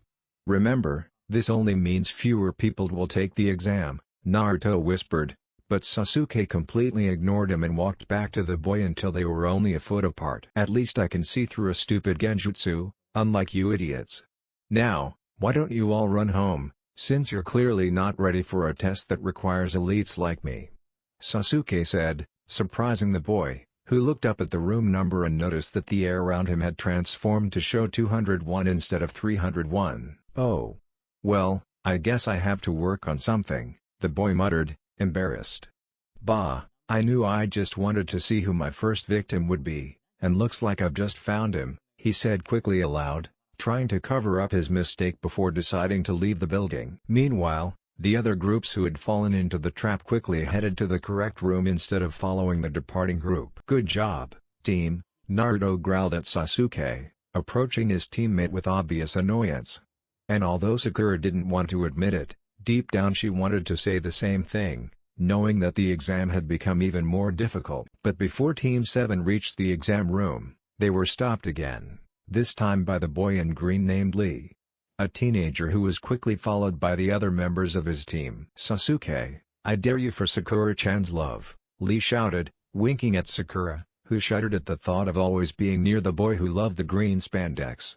Though he didn't need to say it, because Tenten playfully tapped Lee on the back of the head, annoyed. Lee, you're not going to get a girl to notice you just by winning the competition, and don't let me find out you're treating women like trophies again. Because if you do, I promise I'll beat you up myself, Tenten said, scaring the boy. I would never do anything so unbecoming of a young man, I promise you, Tenten, Lee said, visibly nervous that she might upset the weapon's user. Of course, Tenten wasn't paying attention at that moment, as she had quickly approached Team 7, ready to see if Naruto had forgiven her for calling him a thief. Hi Sakura-chan, Naruto-kun, he said cheerfully, and Sakura responded in the same way, although with Naruto things were different. Hi, Tenten, Naruto said with a small smile, though he was clearly not as happy to see her as Sakura was. Well, it seems he's forgiven me a little, though he still doesn't consider me a good friend. I mean, he didn't even add the chan suffix to my name, like he does with all the other girls he's friends with. Besides, that smile is clearly fake. So, even though I guess Naruto can hate me forever, I still have to rebuild our friendship. I'm only doing this because he's a good friend, though. Not because I like him or anything. Just because I know he'll probably be one of the best friends I could ever have, she thought. Tenten was somewhat annoyed by her new discovery. But both teams headed to the room after Lee's outburst. The first exam room looked like a normal classroom, which confused the Genin who were there, but still, they simply talked to the rest of the Genin from their village before the actual exam began. Hey guys, are you ready for this? Naruto asked cheerfully as he reached them, deliberately approaching Hinata but not showing any affection so that it couldn't be used against him later. Yes, I think so, Naruto-kun, Hinata said with a small smile. Yosh! This test will be the perfect way to put our youth to the test, Lee shouted happily, making everyone shudder a little just with his loud voice. Well, I see Lee is still as noisy as ever, Kiba muttered, causing everyone to chuckle a little. You shouldn't make so much noise, a strange boy with large glasses and a Konoha headband told them, with a slightly angry expression. Huh? Who the hell are you and why do you think we're making too much noise? Kiba asked the new kid. Oh, well, my name is Kabuto, and as for me saying you're talking too loud, look around you, Kabuto said, drawing their attention to the other examinees, who all seemed just as annoyed as he was. All except for a redhead who was glaring at them with a murderous look. Of course, only one approached, a boy in a strange, tight-fitting black suit. It's good to see you again, brat. I'm glad you showed up for this exam, kid. Now I have an excuse to kill you, Kankuro said to Naruto, trying to scare him with his ki. Wait, why are you so angry with Naruto? I mean, we've never seen you before, Sakura asked, confused, receiving a glare that made her shudder slightly. That brat stopped me from having some fun with a girl I clearly liked. So I need to get revenge, Kankuro said.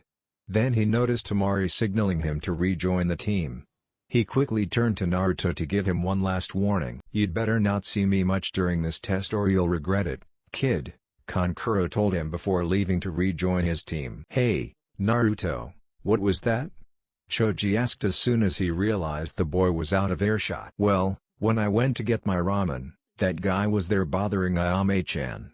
So I just kicked him out of the restaurant and away from Ayame, who clearly didn't want him flirting with her, Naruto said, keeping the information in the background since it wasn't really important for them to know. Bah, rather, you were trying to protect one of your teammates, the Kyuubi told him. Shut up, furball, Naruto snapped at the fox, annoyed, who simply laughed in his metal face. "Ah, so you're already trying to get another lovely girlfriend, huh?" Kiba asked jokingly. "What? No.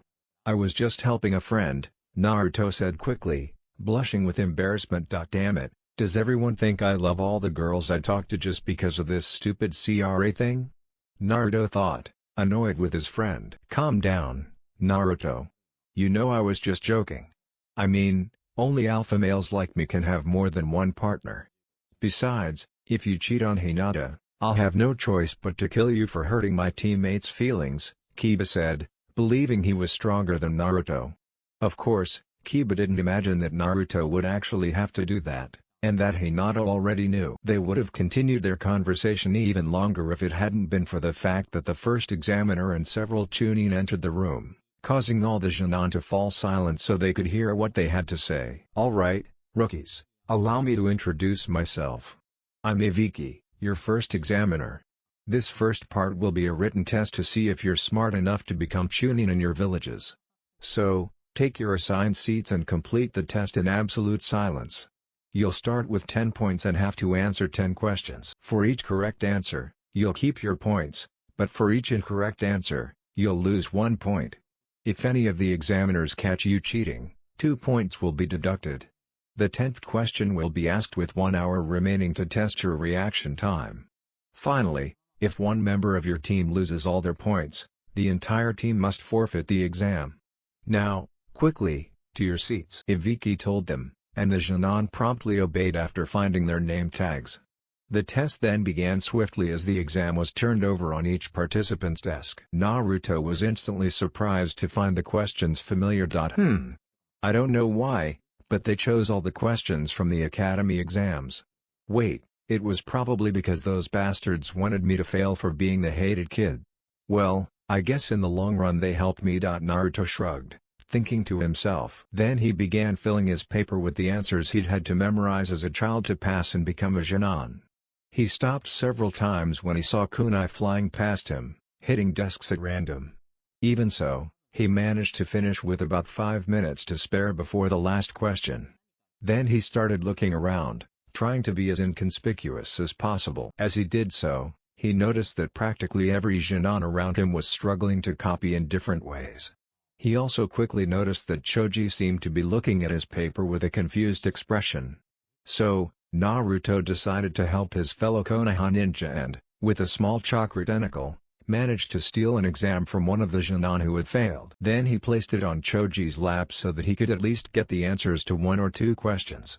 Sure, the fact that the exam was there made the boy jump a little, but it was better to get caught copying once than to have no answers and fail. "I don't know how I got this sheet of paper, but I'm grateful to whoever gave it to me," Choji thinks as he places it on his desk and makes sure to change the name, not worrying about whether the examiners will deduct points. Of course, Shikamaru quickly follows suit, forcing him to write answers to several questions. Even ones he had already answered. "Well, I guess I'll get some answers anyway," Choji thinks, watching as his hand writes over the answers he already had. Finally, the first part of the exam ended, and Ibiki stopped them for the 10th question. "Alright, you worms, before I tell you the 10th question, I must explain the additional rules. You see, this question has serious consequences. If you answer it incorrectly, neither you nor your team will ever be able to become Chunin. Ever. But if you withdraw now, you can retake the exam next year. If you wish to continue, know that you are putting your friends' livelihoods at risk.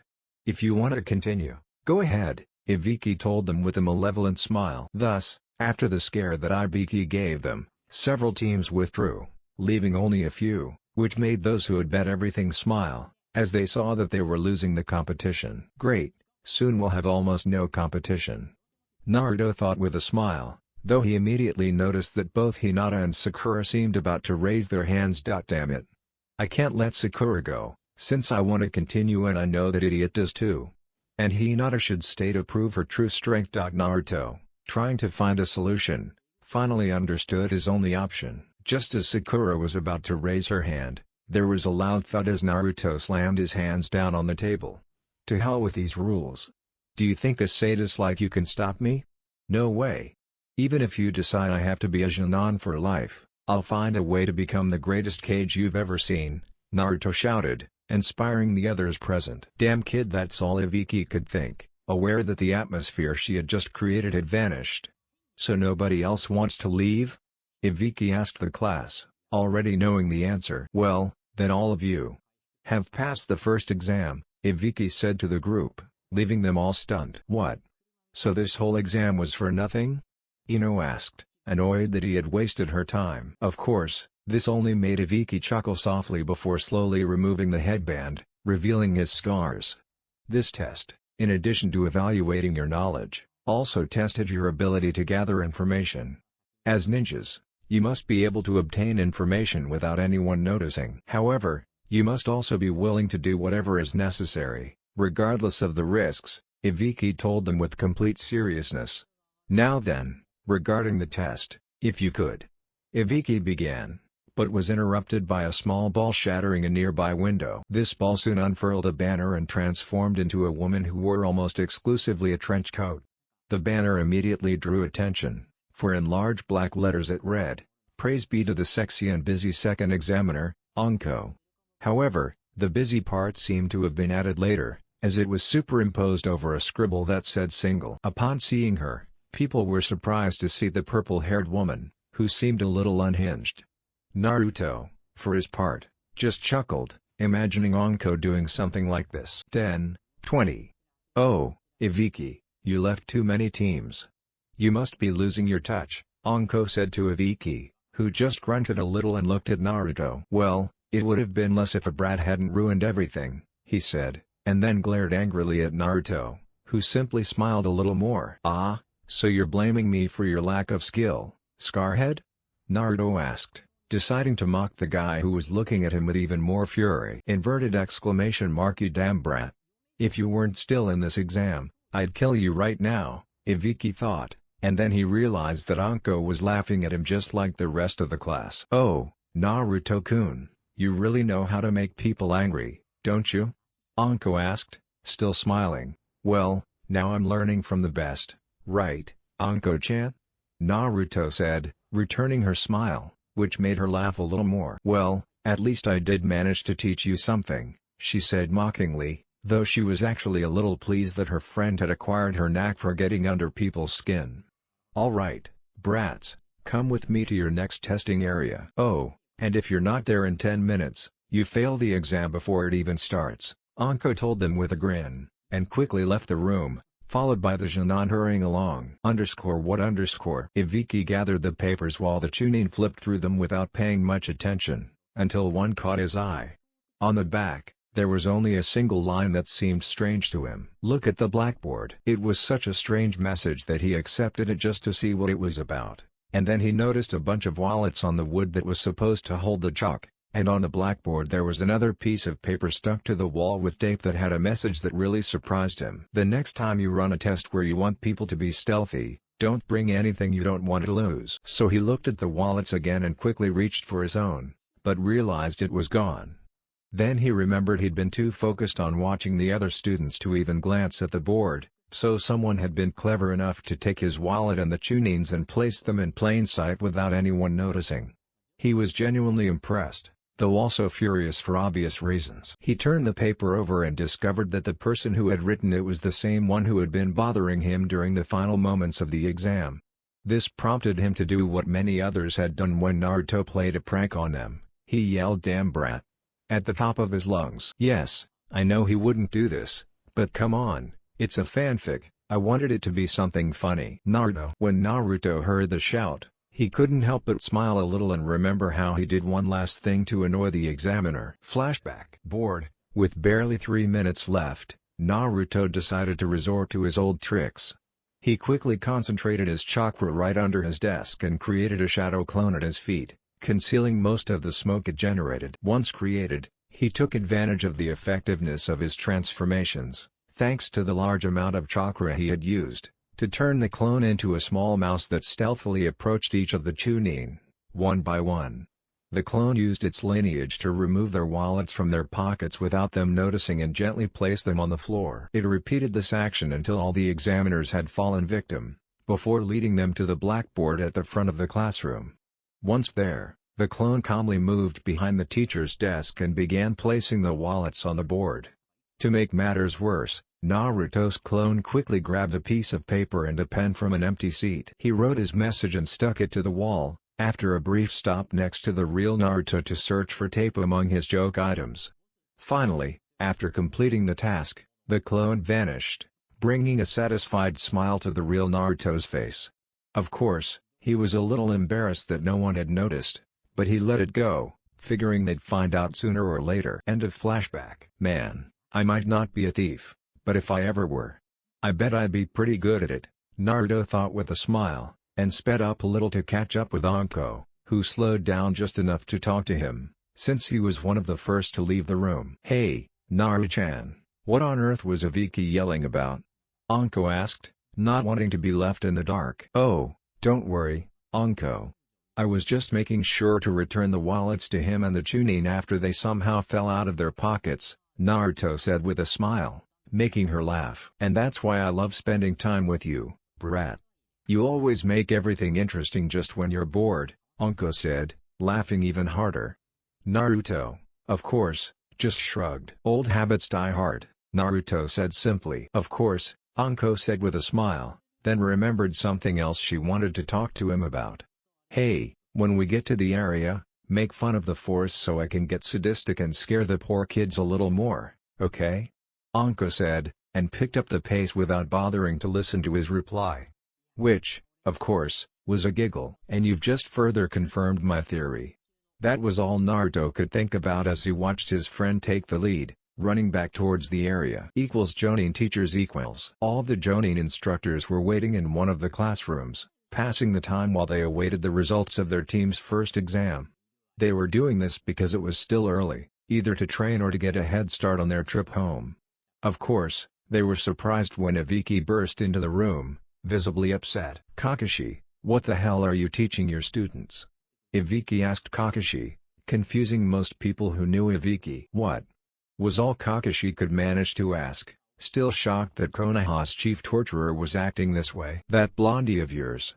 I don't know how much stealth training you gave him, but that brat managed to steal all our wallets and display them in plain sight, mocking us. How did you teach him to be so stealthy?" Ibiki asked, still annoyed that the boy had tricked him. Of course, Kakashi was just as surprised as he was. "Ibiki, I never taught Naruto much about stealth," Kakashi said, surprising the others. "A boy who was last in his class managed to pull a prank on our main torturer?" Asuma asked incredulously. "Now that I think about it, Naruto always managed to play pranks on high-ranking people without most of them finding out. In fact, only the Hokage or Iruka seemed to be able to find him when he wanted to hide." Kakashi began to think aloud, still surprised. So I guess Naruto was probably hiding his ability or something and just let Iruka find him. I mean, he's only a Chunin, so how could he have been captured by him instead of a highly trained Anbu? Kurenai told them. Of course, this surprises them even more. "Naruto, how much have you been hiding exactly?" Kakashi thought as he remembered the unpredictable blonde. "Naruto. Welcome to the Forest of Death," Anko told them, trying to add some drama. Naruto did his thing and screamed, prompting Anko to surprise him by slashing his cheek, revealing her sadistic side.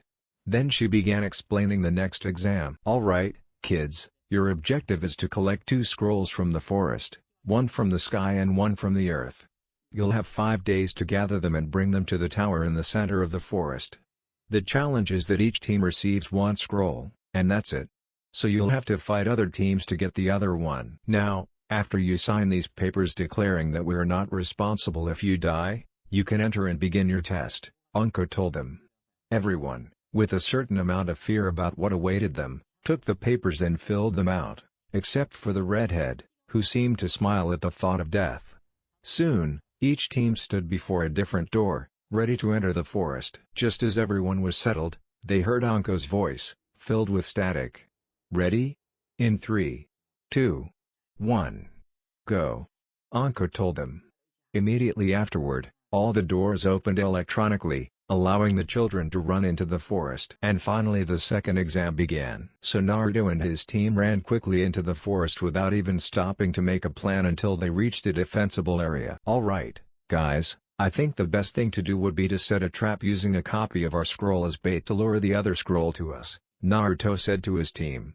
Sasuke simply scoffed at the idea. Why should I wait for those weaklings? We should go find the equipment we need, and I'll just take the required scroll from them, Sasuke told them, convinced that he was better than anyone else in the exam. Sasuke-kun, I think we should go with... Sakura began, but then realized Sasuke was already leaving. Naruto's plan, she muttered, glancing at Naruto, wondering what to do next. He, of course, sighed, annoyed with his stubborn teammate, and simply followed him, with Sakura following shortly after. Damn, I swear if we didn't need all the team members to pass, I'd let this idiot kill himself, thought Naruto, glaring at Uchiha's back. Of course, Sasuke didn't even notice and continued searching for a team to fight with. And of course, he eventually found a group, but instead of even thinking about attacking them as a team, he simply accelerated towards them, leaving his two companions behind. _sound equipment_. Come on, Kin, hurry up. We need to find a team to defeat as soon as possible. I have to prove to Lord Orochimaru that I'm powerful enough to be in his main squad, Zaku said to the girl, with Dosa nodding. Kin then emerged from the vegetation, carrying practically all the equipment and struggling to carry the bags. Damn them for forcing me to carry all this garbage. Seriously, just because they're mad at my stepsister Tuya for joining the Fantastic Four doesn't mean they have to treat me like dirt. Although it would probably be the same on any team I joined, since that snake bastard's teaching style contributes to creating these bastards' ideas. He thought about it, but still followed his companions, who weren't being very careful, since being alone in these trials usually meant death. Even so, they didn't get very far before Sasuke jumped in front of them, stopping them. Hand over the scroll, or you'll have the honor of being defeated by the Uchiha heir, Sasuke told them, confident in his abilities. Of course, the two men looked at each other and then laughed at Sasuke. Do you really think you can beat me, even as a member of a clan? And with my partner Dosa ready to face you? Zaku asked incredulously, completely ignoring Kin's presence. Of course, Sasuke didn't seem to care, as he maintained his arrogant smile. I expected you to choose the difficult path, he told them, then lunged at them. As he did so, Zaku quickly stepped aside, letting his partner grapple with the idea of being weak.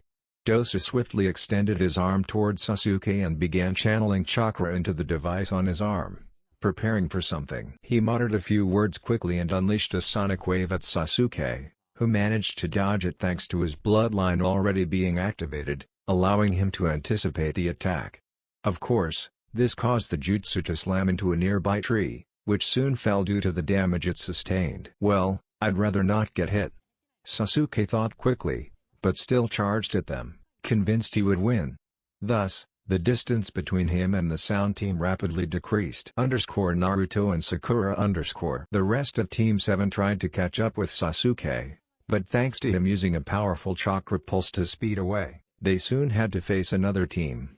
Apparently, one of the teams in the forest was a tracking team that was able to locate Team 7 quite easily. After all, not only had Sasuke just used a large amount of chakra, but Naruto was also emanating a considerable amount due to his enormous chakra reserves. Luckily, this team didn't seem to have focused much on training beyond tracking, as they were easily defeated. Even so, the fight dragged on, and they didn't even manage to get the scroll they needed. After the battle ended, they had no choice but to continue searching for their missing teammate, though Naruto was in a very bad mood due to the wasted time. You damned idiot. If you make us fail, I'm going to beat you to death. Naruto thought furiously, as ki emanated from him. You damn bastard. You forced us to fight outnumbered. And although luckily they were weak enough for us to win without much trouble, we still have to go into another battle that you started with some random team that will surely beat us senseless. I swear Gigi decided to get revenge for all my pranks by putting him on my team. Naruto thought, releasing more and more ki as he ranted. He released so much that any team within a 20-meter radius felt a chill of fear run down their spines. Of course, Sakura was also annoyed, though for different reasons. She was bothered by the fact that she was already starting to breathe heavily while Naruto barely seemed to be sweating. Am I really that weak? He thought sadly, somehow ignoring the ki that Naruto was releasing as he followed him. Sasuke. The battle continued with Sasuke closing the gap on Dosu, while Zaku remained on the sidelines, waiting for his turn. Of course, he wasn't idle, as Sasuke threw kunai at him randomly throughout the fight. Even so, Dosu was beginning to tire. Finally, Sasuke got lucky and managed to knock him out with a blow to the neck after one of the sonic blasts. This meant that Sasuke had defeated Dosu, but at a high price. He was now exhausted and somewhat injured after the fight, while Zaku was still in perfect condition to fight. Therefore, his chances of winning his next match were even lower. Of course, instead of being worried, he simply smirked and raised a hand in a seal. What surprised Zaku was the single word Sasuke uttered. Boom. Immediately afterward, all the kunai Zaku was wielding sparked and exploded behind him, engulfing him in the blast. And although it wasn't enough to kill him, he lost consciousness due to the excruciating pain of burns all over his back. He also suffered cuts from bark flying toward him from a nearby tree. Thus, he ended up on the ground, which meant that Sasuke had managed to even the score in a one-on-one fight. Kin realized it quickly too. Damn it! Why did they have to lose? I mean, as much as it pains me to admit it, not only am I the weakest on the team, but I'm also pretty tired of carrying all these bags. I don't think I'm going to win. She thought with a little fear, but still prepared for battle. Just so you know, I consider Team Sound and Sasuke to be high-level Genin. Team Sound was simply arrogant, and Sasuke got lucky, which is why he won. Also, Kin mainly uses genjutsu, which makes his taijutsu less effective due to his lack of focus. Of course, instead of attacking her, he simply looked at her and asked for the scroll in a board tone that surprised her. What? What happened to your desire to fight? Kin asked, confused. Sasuke almost seemed amused by her question. Why would I fight you? You're not worthy to face a member of the Uchiha clan, Sasuke spat, his arrogant smile undiminished. This enraged Kin, who was about to yell at him, but she was stopped by the shock of the attack. Suddenly, someone emerged from the forest and delivered a knee strike to Sasuke's head with such speed that the exhausted Uchiha had no time to react. He soon found himself on the ground, clutching his head in pain. Of course, the figure wasn't finished with the Uchiha, as she continued to glare at the boy with fury in her eyes. Damn it! Don't run away next time. And don't act so important, especially when you're fighting someone who looks like they could beat you senseless. Naruto reprimanded Sasuke. Of course, if Naruto had been paying attention to the girl, he would have noticed that she had blushed slightly at his comment. Do you think I'm strong? She thought with satisfaction, for she had been taught that praising someone's strength was a true compliment. Of course, she didn't take it entirely to heart, since she didn't know the boy at all. But still, it was nice to hear. Of course, Sasuke was furious because Naruto was scolding him, and once the pain subsided, he yelled, "Shut up, idiot! I was fine. Besides, I'm an Uchiha, no one can beat me." He started, but stopped abruptly when Naruto punched him in the stomach so hard it knocked him unconscious. Sasuke fell into Naruto's arms, who then created a shadow clone to carry the teenager away while the real Naruto stared at Ken. "Excuse me for asking, but do you happen to have the scroll?" Naruto asked, and she quickly prepared to fight again after his question. Naruto chuckled at her reaction. "Judging by your reaction, I'd say so," he said, reaching into his jacket pocket, making Kin brace herself for whatever he might find, despite being at a significant disadvantage. She was surprised to see that, instead of a weapon, Naruto pulled out one of his celestial scrolls. "How about a trade?" Naruto asked with a grin, leaving her even more astonished. Of course, she accepted the offer immediately and soon had a celestial scroll instead of an earthly one, as it was better than being annihilated in a 2-on-1 battle. "Thank you. Though I'm very sorry to leave you alone with these two idiots, I'm afraid I must take this one to the tower in case he broke something," Naruto said kindly, causing her to blush again. But he didn't notice, as he headed for the tower with his clone following closely behind and Sakura watching his back. Of course, Kin could only stare in the direction they had gone, still in disbelief at what had happened. He was strong, but also kind? Would that happen if I were in this village? They would be kind to me. Maybe I should try to change villages. He started thinking, But then he remembered that he had to take care of his teammates and began to treat their wounds so that they would not be completely incapacitated for the rest of the test. Team 7. After rescuing Sasuke, they quickly reached the tower, as most of the teams were still preparing, allowing them to move faster without being as cautious. They almost reached the top, but soon noticed two teams fighting nearby and decided to investigate. Upon arriving, they found a team of Konoha ninja fighting a group of ninja wearing strange masks and tights.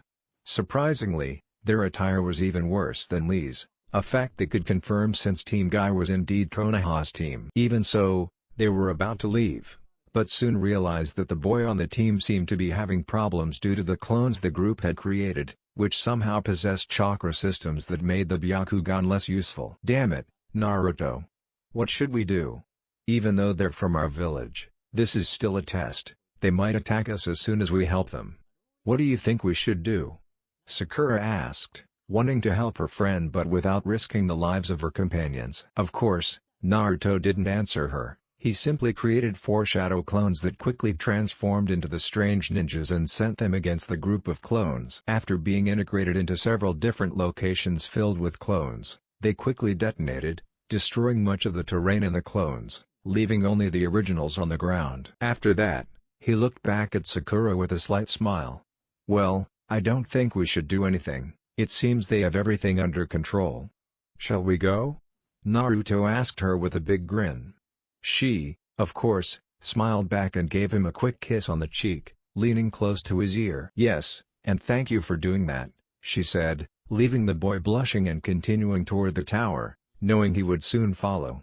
Of course, Naruto wasn't the only one blushing, as she was blushing too. Oh, my heart is still racing. Why did I do that? I know I like it a little, but still, it was too risky. She lamented to herself, blushing without even looking back, afraid that Naruto would notice how nervous she had become. Of course, Naruto was still too shocked to even think about it. All he could do was stare at his pink-haired companion. The rest of the journey passed in silence. Tower tilde. As soon as Team 7 entered the tower, they quickly looked around and saw only an empty room with a message on the wall, so they simply approached the message that made absolutely no sense to them. Well, I guess we should open the scrolls now, Naruto said to Sakura, though he wasn't entirely sure. They did, but soon had to get rid of them because they started to get hot. Both scrolls fell to the ground, forming an X that was quickly obscured by smoke. And when the smoke cleared, they saw their sensei Kakashi. Hey, looks like you did manage to pass this part of the exam, he said cheerfully, without looking up from his book. Here comes the typical anime explanation that I don't want to write, and I'm sure you don't want to waste your time reading it either. After Kakashi's explanation, Team 7 quickly headed to the infirmary to have the mysteriously unconscious Sasuke checked out and treated. Within half an hour, they were healed and recovering while they waited for the exam to end. Which, of course, would be 4 days later. Of course, they weren't the first to arrive, as it took them practically all day to reach the tower after dealing with the trouble Sasuke had caused. The Sand team arrived before them and were already scattered, relaxing. This instantly made Naruto tense, seeing the same boy who had tried to force Ayame to kiss him. The boy stared at Naruto for a few moments until his blonde teammate hit him on the head. Of course, after that, he stopped glaring at her when she muttered something that made him pale slightly and simply stare at the table. Which, naturally, made the girl smile smugly. Though she soon turned back to Naruto and Sakura and started walking toward them, making Naruto brace himself for whatever might happen. Blonde, I'm sorry about how my brother treated your girlfriend. He was just looking for a girl, even though one of them likes him. Even if she's not smart enough to realize it. So please forgive him, I promise it won't happen again. I'll make sure he doesn't do it again. Idiot, she told them, though she mumbled the last part. Okay, but she wasn't my girlfriend, she was just a friend, Naruto told her, looking at him strangely. If they were just friends, why was she looking at him like that? She thought, confused, but then she examined it quickly. Although, come to think of it, it's quite attractive. She added, blushing. But she quickly dismissed the thought, feeling that such feelings were unbecoming of a serious kunoichi like herself. So, after saying this, she quickly left them alone, leaving Sakura even more confused. What did you mean by that, Naruto-kun? Sakura asked. Well, Sakura-chan, your brother tried to force Ayame to do something she didn't want to do right before the exam, and I, apparently along with your sister, stopped him, Naruto said simply, and left looking for an empty room where he could leave his partner, now the only one asleep, and rest as well, since he had had a long day. Plus 4 days later during the 3 days Team 7 waited, nothing of note happened. They basically just trained non-stop to avoid getting bored in the tower, which wasn't really designed to house anyone for more than a few hours. The only thing that occurred was that Sasuke woke up on the second day visibly annoyed with Naruto, and his anger persisted even after the third day. Of course, several teams arrived during their stay, leaving the tower untouched, so only Hinata's team and a few other village teams remained in the forest. Luckily, his team arrived in the mid-afternoon, battered but alive. This, of course, led to a rather interesting reunion between Naruto and Hinata. Flashback. Team 7 and all the other teams that had already arrived at the tower were sitting in the main dining hall, eating at the appointed time, when Hinata and her team entered. They all looked exhausted, but as soon as Hinata saw Naruto, her eyes lit up. She ran to him and hugged him. Naruto-kun. You're okay, she shouted happily and simply clung to him, smiling. Of course, he simply smiled at her antics. Yes, I'm fine. And I'm glad to see you're fine too, my princess, Naruto said, smiling as well, and gave her a quick kiss on the lips, making her blush slightly. Of course, they sat there, enjoying each other's company and ignoring everyone else present. But it didn't last long. Oh Hinata. What happened to your shyness? Kiba asked, curious about his teammate's sudden change. Of course, that made Hinata suddenly remember not only what she had done, but how it had happened in front of everyone, and her face turned completely red. In fact, the embarrassment was so great that, for the first time in a long time, she fainted. Her head almost hit the table, overcome by gravity, but luckily Naruto caught her before she hurt herself. Of course, he then simply glared at the boy who had provoked him, who was now laughing nervously. Hee. Sorry, he said to Naruto, feeling even more nervous under the intense gaze he was receiving. All the other Konoha ninjas, except Shino, Neji, and Lee, shook their heads at the scene before them, with only one thought in mind, the same old Hinata. End of flashback. And that was the only remotely interesting thing that happened during that time. The rest of the time, everyone trained, and in Naruto and Hinata's case, they also enjoyed spending time together. But nothing else of interest happened until it was time for the next exam. In an arena Anko watched the Junon with satisfaction, now more nervous than ever. Welcome, worms, to the arena where you'll face your final test, she told them with her usual malevolent smile. But it's a shame there are so many of you. So, before that, you'll have to go through some preliminary matches before reaching the third match, she added cheerfully. What? Kiba shouted in shock. Come on. Do you really think all those people who come to see the final event want to watch 20 fights? No, they're too good for that kind of entertainment. So we only have a few fights.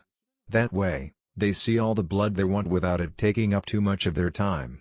He explains, making it clear he wasn't a big fan of the upper class. Then, a very ill-looking man slowly approached them.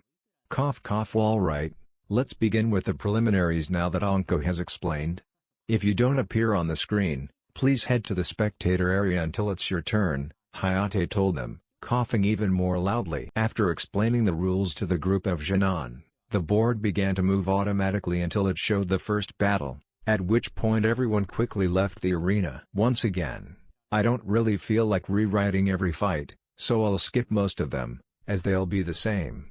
Well, except for Hinata and Naruto's this time. Besides, although Hinata learned some of her clan's moves, she hasn't fully mastered them yet because she's very nervous about how she'll do. Finally, it was Naruto's turn, and he was facing Kiba. Both boys descended the stairs to the arena, smiling, ready to show how strong they had become. After all, they had always had a rivalry since childhood. So they continued walking happily until they were both in the center of the arena, waiting for their match to begin. Ready to lose, Naruto? Kiba asks his friend with a confident smile. Note: I've decided not to edit the fight scenes much, as I like seeing how my writing style has improved.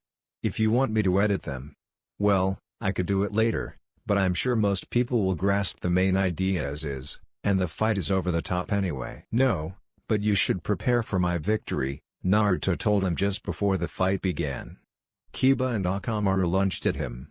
Naruto, of course, didn't move. He simply concentrated his chakra in his hands and quickly formed a blue chakra chain long enough to use as a whip against Kiba. Kiba, along with his dog, managed to dodge Naruto's chains even as they began to accelerate, seemingly hurtling toward them relentlessly. This continued until Kiba was finally within reach and began to spin at the same time as Akamaru. Then, he launched Swift Fang against Naruto with his dog. Yes, they're not the best with their movements. I mean, come on, basically they all have fangs and they don't specify whether they need their partner for that or not. And I find it really hard to understand, since it doesn't matter to the story. And with that, they both descended swiftly toward where Naruto had originally been, their blades brushing against each other. When they stopped, they didn't see Naruto, but they quickly caught his scent and prepared for another attack, anticipating any surprise he might pull. Of course, the boy was simply trying to find a way to defeat Kiba without hurting him too much. It wasn't easy, though, as Kiba and Akamaru were giving it their all in the fight. So, shortly after his last dodge, he had to retreat again.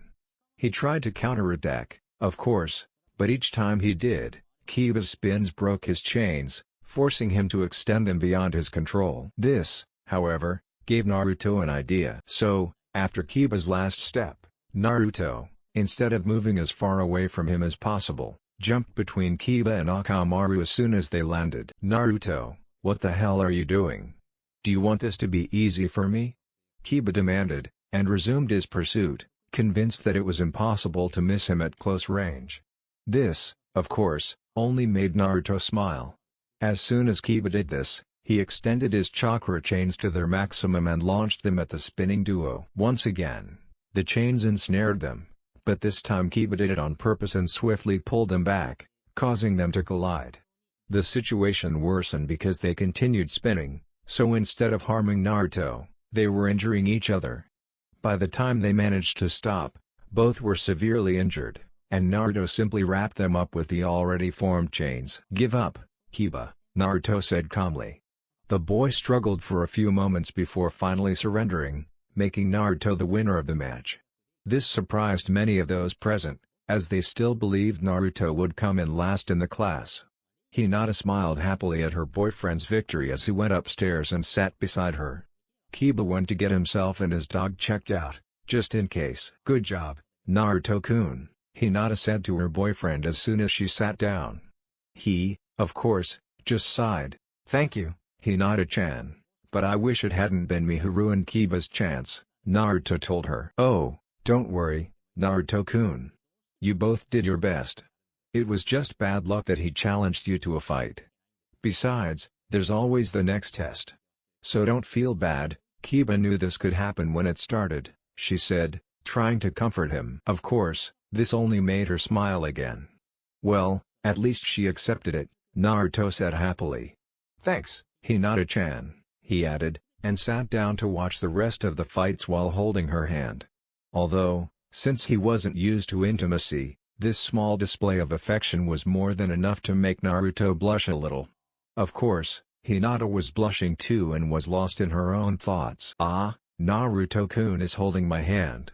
Ah, how lovely it is to have him so close. And I'm sure it won't be the last time I receive so much affection, since he's my boyfriend." Hinata thought with a huge smile. "I hope our relationship continues. Maybe he'll hug me and then give me a little kiss. And perhaps, after a while, I can even recreate the scene from page 42 of Jiraiya-sama's new book," she thought, blushing happily at the memory. Sakura and I couldn't help but exclaim at Hinata's behavior, even from the seats reserved for teachers to observe and comment. She was pleased to notice that no one else was paying attention to them. Even with all my efforts to prevent my sister from becoming this way, she managed to pick up the Hyuga clan's bad habits. Well, at least her shyness should stop her from trying most of the things she has in mind for now. But I'll have to make sure Naruto doesn't encourage her. Unfortunately, if they get to know each other well, I don't think even I can stop it. But I'll try. He frowned, then glared at the boy. "Yes, I'll do everything I can to keep my little sister as innocent as possible. I won't let you take her from me, Naruto. He thought, still staring at her, but trying to keep an eye on the games in case any of his students appeared. Even so, the woman's anger was more than enough to send a shiver down Naruto's spine. But the poor teenager couldn't understand why, no matter how hard he tried, so in the end he let it go. After all, at that moment he was more than happy to focus on the sensation of his girlfriend's soft hands on his calloused ones. This sweet moment continued until it was finally Hinata's turn to fight. The match turned out to be between her and her own cousin, a cousin who hated her simply because of the branch of the family she belonged to. Seeing her cousin's fixed gaze, Hinata froze in fear, for she knew he was a prodigy of the clan. Fortunately, she managed to calm down a little when she felt Naruto place a hand on her shoulder, which made her look at the blonde boy beside her. "Hinata, don't be afraid, just do your best. I know you can win if you try hard," Naruto said, giving her a reassuring little squeeze on the shoulder before sitting back down, letting her walk past him toward the stairs. This little pep talk seemed to be enough for Hinata, who quickly regained her composure and started down toward the arena. "I won't let you down, Naruto-kun." That was all she could think about as she took each step down toward where her cousin was waiting for her. And soon, they both stopped a few meters apart, on the dirt ground. "Hinata-san, just give up. We both know you can't win, fate won't allow it," Neji said, trying to break what little strength the girl seemed to have mustered. But this time, Hinata wouldn't allow it. Instead, she looked away from his hateful eyes and focused on impressing Naruto-kun. "No, Neji-san, I'm not going to give up. I have a lot at stake in this match," Hinata told his cousin, even though he didn't like to fight. "What? Now you have a reason? So, are you going to try to beat me to show off to that Naruto guy you like so much? Or is it to prove you're not as weak as everyone thinks? Either way, you should know that your chances of beating me are practically zero. Although I must admit I'm surprised you're willing to go this far for someone who's the worst of the worst in this generation." "I'm sure he beat his opponent just by pure luck," Neji told her, causing the girl, for the first time in her life, to become enraged. Although Naruto already belongs to his own clan, they refrained from making it public so that he would at least have the opportunity to obtain the necessary rank to attend meetings without having to choose someone to speak for him. "I imposed this rule so I could use some of my ideas in this story. That is, only the girls and the clan leaders know this for now." "Sorry for the long message in the middle of the chapter." "Don't you dare speak about Naruto-kun like that," Hinata ordered her cousin. She was about to say something else, but the fight had begun, and instead, she launched her attack. Of course, since they both belonged to the same clan, they had similar fighting styles, so they knew what to expect. Therefore, this was a battle based solely on skill. And that was demonstrated when they unleashed bursts of chakra one after another with ferocity. Neither wanted to give up, and finally, Hinata managed to land several accurate blows on Neji, sending him flying back several meters. Naturally, this only increased the teenager's fury. "Suffer, Hinata," Neji shouted quickly, launching himself at her and striking her repeatedly with his palms before exclaiming, 8 trigrams, 64 palms," and with that, he stepped back, letting Hinata taste the pain he had just inflicted. She soon found out when she stumbled, feeling the full effect of the jutsu. "Give up now, there's no way you can win now that all your chakras are blocked," he told her, simply observing his cousin's suffering. "No, I can't give up. Not when Naruto-kun is watching and cheering me on," Hinata told herself, and forced herself to advance towards her opponent. I see you still don't want to admit you've failed. Well, then I guess I'll have to make this the last time you make that mistake," Neji said, then struck her in the lung with a chakra pulse after dodging her pathetic attempt to dodge. "Give up now." Of course, Hinata remained silent and continued fighting despite everyone, including Naruto, trying to convince her to surrender before she was further injured. In fact, her injuries were so severe that the match was declared over in Neji's favor before she could fight to the death. Even so, she could do nothing but stand, her legs trembling, barely clinging to life. "Now that I think about it, why don't I make sure this world doesn't have to deal with your uselessness? And get a little revenge for my father's death?" Neji said quickly, muttering the last part. Then he ran toward her, his palm glowing with chakra, ready to unleash a chakra pulse at Hinata's heart. As he did so, everyone was either stunned or yelling at him to stop. In fact, several tried to stop him, including Naruto. Fortunately, before Neji could reach Hinata, several people, including his own sensei, stopped him. Meanwhile, Naruto hugged his girlfriend, his back to Neji, practically acting as a human shield. These ninjas kept Neji restrained until Hinata was rushed to the hospital. Naruto would have gone with her, but instead, trembling with rage, he glared at Neji. His eyes, now swirling red with slit pupils, were surrounded by red chakra that roared in the air. Further, you'd better not face me in the next round of fights, because I'll kill you in such a gruesome way that even Anko will shudder. Naruto told Neji before leaving for the hospital with Hinata. This caused all the ninjas surrounding Neji to feel a certain fear at the possibility of something like this happening, given that they knew Anko's nature, while Neji was simply confused. He knew that Naruto was someone to be wary of, thanks to the display of chakra emanating from him. Of course, the people in the arena weren't the only ones who witnessed what Naruto did. In the stands. Man, I've never seen Naruto so angry. In fact, I've only seen him angry once before, and it was with some thugs who wanted to hurt us, Sakura said to the rest of the group. Yes, but he had reasons to be angry. I mean, he basically tried to kill Hinata, who's apparently his girlfriend or something, judging by how they've been acting. Still, I can't believe Neji would say those things and try to kill his own cousin, Tenten told them, somewhat surprised. Of course, then they all noticed that Ino was still a little pale. Hey, Ino, are you okay? Huh? Oh, yeah. I was thinking about Naruto's threat. Wow, he sure knows how to give a good scare, Ino said, leaving the group confused. Why? I mean, this Anko girl can't be that bad, right? Sakura asks her friend. No, she's worse. Anko is one of the leaders of Konoha's interrogation squad. She became an expert at her job simply because she enjoys torturing people. She happily finds each person's worst nightmare and uses it against them. In fact, it's rumored that the screams of her victims are one of the things that give her pleasure. Furthermore, thanks to her and the style of the other leaders, Konoha is one of the most feared places to be tortured in the elemental nations. According to my father. He even says their success rate is practically 100%, Ino explained to the group, leaving them stunned. What? How can someone become so insane? Tenten asked in amazement. No one knows for sure, but there's a theory that it's due to the training she received under Orochimaru's tutelage. Another theory claims it was because of how she was treated after she deserted Konoha. And there's also a rumor that her method wasn't so bad in itself and that she only became like this because she befriended the village demon. Whatever that means, Ino tells the group, scaring them even more. Man, if Naruto says his plan would make a demonic being like that terrify him, what the hell does he have planned for Neji? It must be something so terrible that it will completely destroy him, both physically and mentally. They all thought in unison, feeling a shiver run down their spines. Of course, at that very moment, another conversation was taking place. Gaara, did you see that change? Doesn't he look a lot like? Temari began to ask, but she realized that her brother wasn't listening to her and seemed to be in his own world. That his chakra felt like mine. Only much stronger. Could he be like me? But if so, why does he act so differently? Naruto Uzumaki, I really need to keep an eye on you.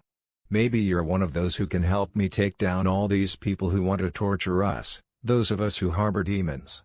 Gaara said with a malevolent smile that made his brothers step back a little as he looked towards the door through which Naruto had left. After Naruto's departure, the remaining matches proceeded without much fanfare, though none seemed particularly interesting after his threat. Once they were over, the winners qualified for the final stage of the competition and were all allowed to leave for a month to prepare. Since Naruto had already left, it was decided that Kakashi would inform him later. Thus, everyone went their separate ways, while the competitors tried to plan their training for the upcoming battles. Most of the Konoha ninja involved, for their part, immediately visited their friends' hospital. At the hospital, as soon as Hinata was admitted, she was taken to the emergency room. And, of course, Naruto was there, sitting right next to the room, waiting for her to come out so he could hear the news. However, since Naruto was still thinking about Neji, He accidentally released enough ki to make most of the people passing by give him space. Something the blonde didn't even notice, as he was focused on planning his upcoming fight with Neji. This gave him such a disturbing smile that it would have been enough to scare off civilians even without the ki.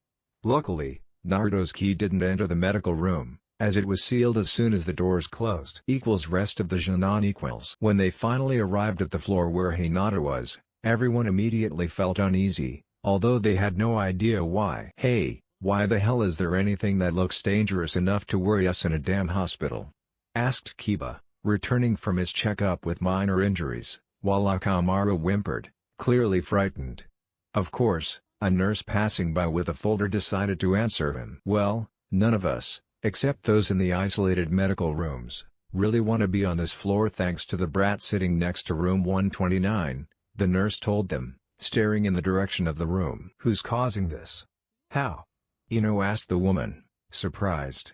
Finally, the answer came from someone behind them. It turned out to be Haku. "Well, since Hinata's in that room, Naruto's sitting there waiting for her to come out. Although, he seems to be upset about something, because the whole time he's been here he hasn't stopped releasing ki. In fact, it hasn't weakened him at all this time. What could have happened to make him so angry?" Haku asked the group. "Well, Hinata lost her match against Neji in a pretty humiliating way. Not to mention that Neji showed absolutely no remorse and beat her nearly to death before the match was stopped. But what really set all this off was when Neji tried to finish her off even though the match had stopped. Luckily, they stopped him, but Naruto still threatened him so seriously that even some of the people around us shuddered with fear and left. Apparently to come here, Sakura told the girl, who simply nodded. Then that would explain his smile, he told them, leaving them confused. But instead of answering them verbally, he simply led them over to where Naruto was so they could see for themselves. Damn, Naruto can be really scary when he wants to be. I really need to remember not to make him angry. Kiba thought, as scared as the others when they found Naruto. "Hey, Naruto-kun, how's Hinata in there?" Ino asked, recovering slightly from her shock. At this, Naruto snapped out of his trance, unleashing the overwhelming ki of the area, which allowed everyone around him, except Haku, to breathe a sigh of relief. However, Haku wasn't affected because she was already used to facing powerful ki thanks to Zabuza. "There's no news about her health. All I know is that they haven't left the house since they started treating her," Naruto told them, visibly worried about her. "Hey, relax. Hinata's strong enough to recover quickly. They just want to make sure they help her recover as much as possible. Come on, she should be almost completely healed by now," Kiba said, trying to cheer him up and lift everyone's spirits. "Yeah, you're probably right," Naruto murmured, though he didn't sound very sure. Then he simply looked toward the door, preventing anyone from seeing how Hinata was. Afterward, they all sat down and chatted for a while as they waited for their friend to come out. That night, in the end, Hinata took quite a while to leave the emergency room. Most of her friends had to leave because their parents made them. But Naruto didn't have anyone to do that for him, so Haku and Kakashi had to convince him to rest.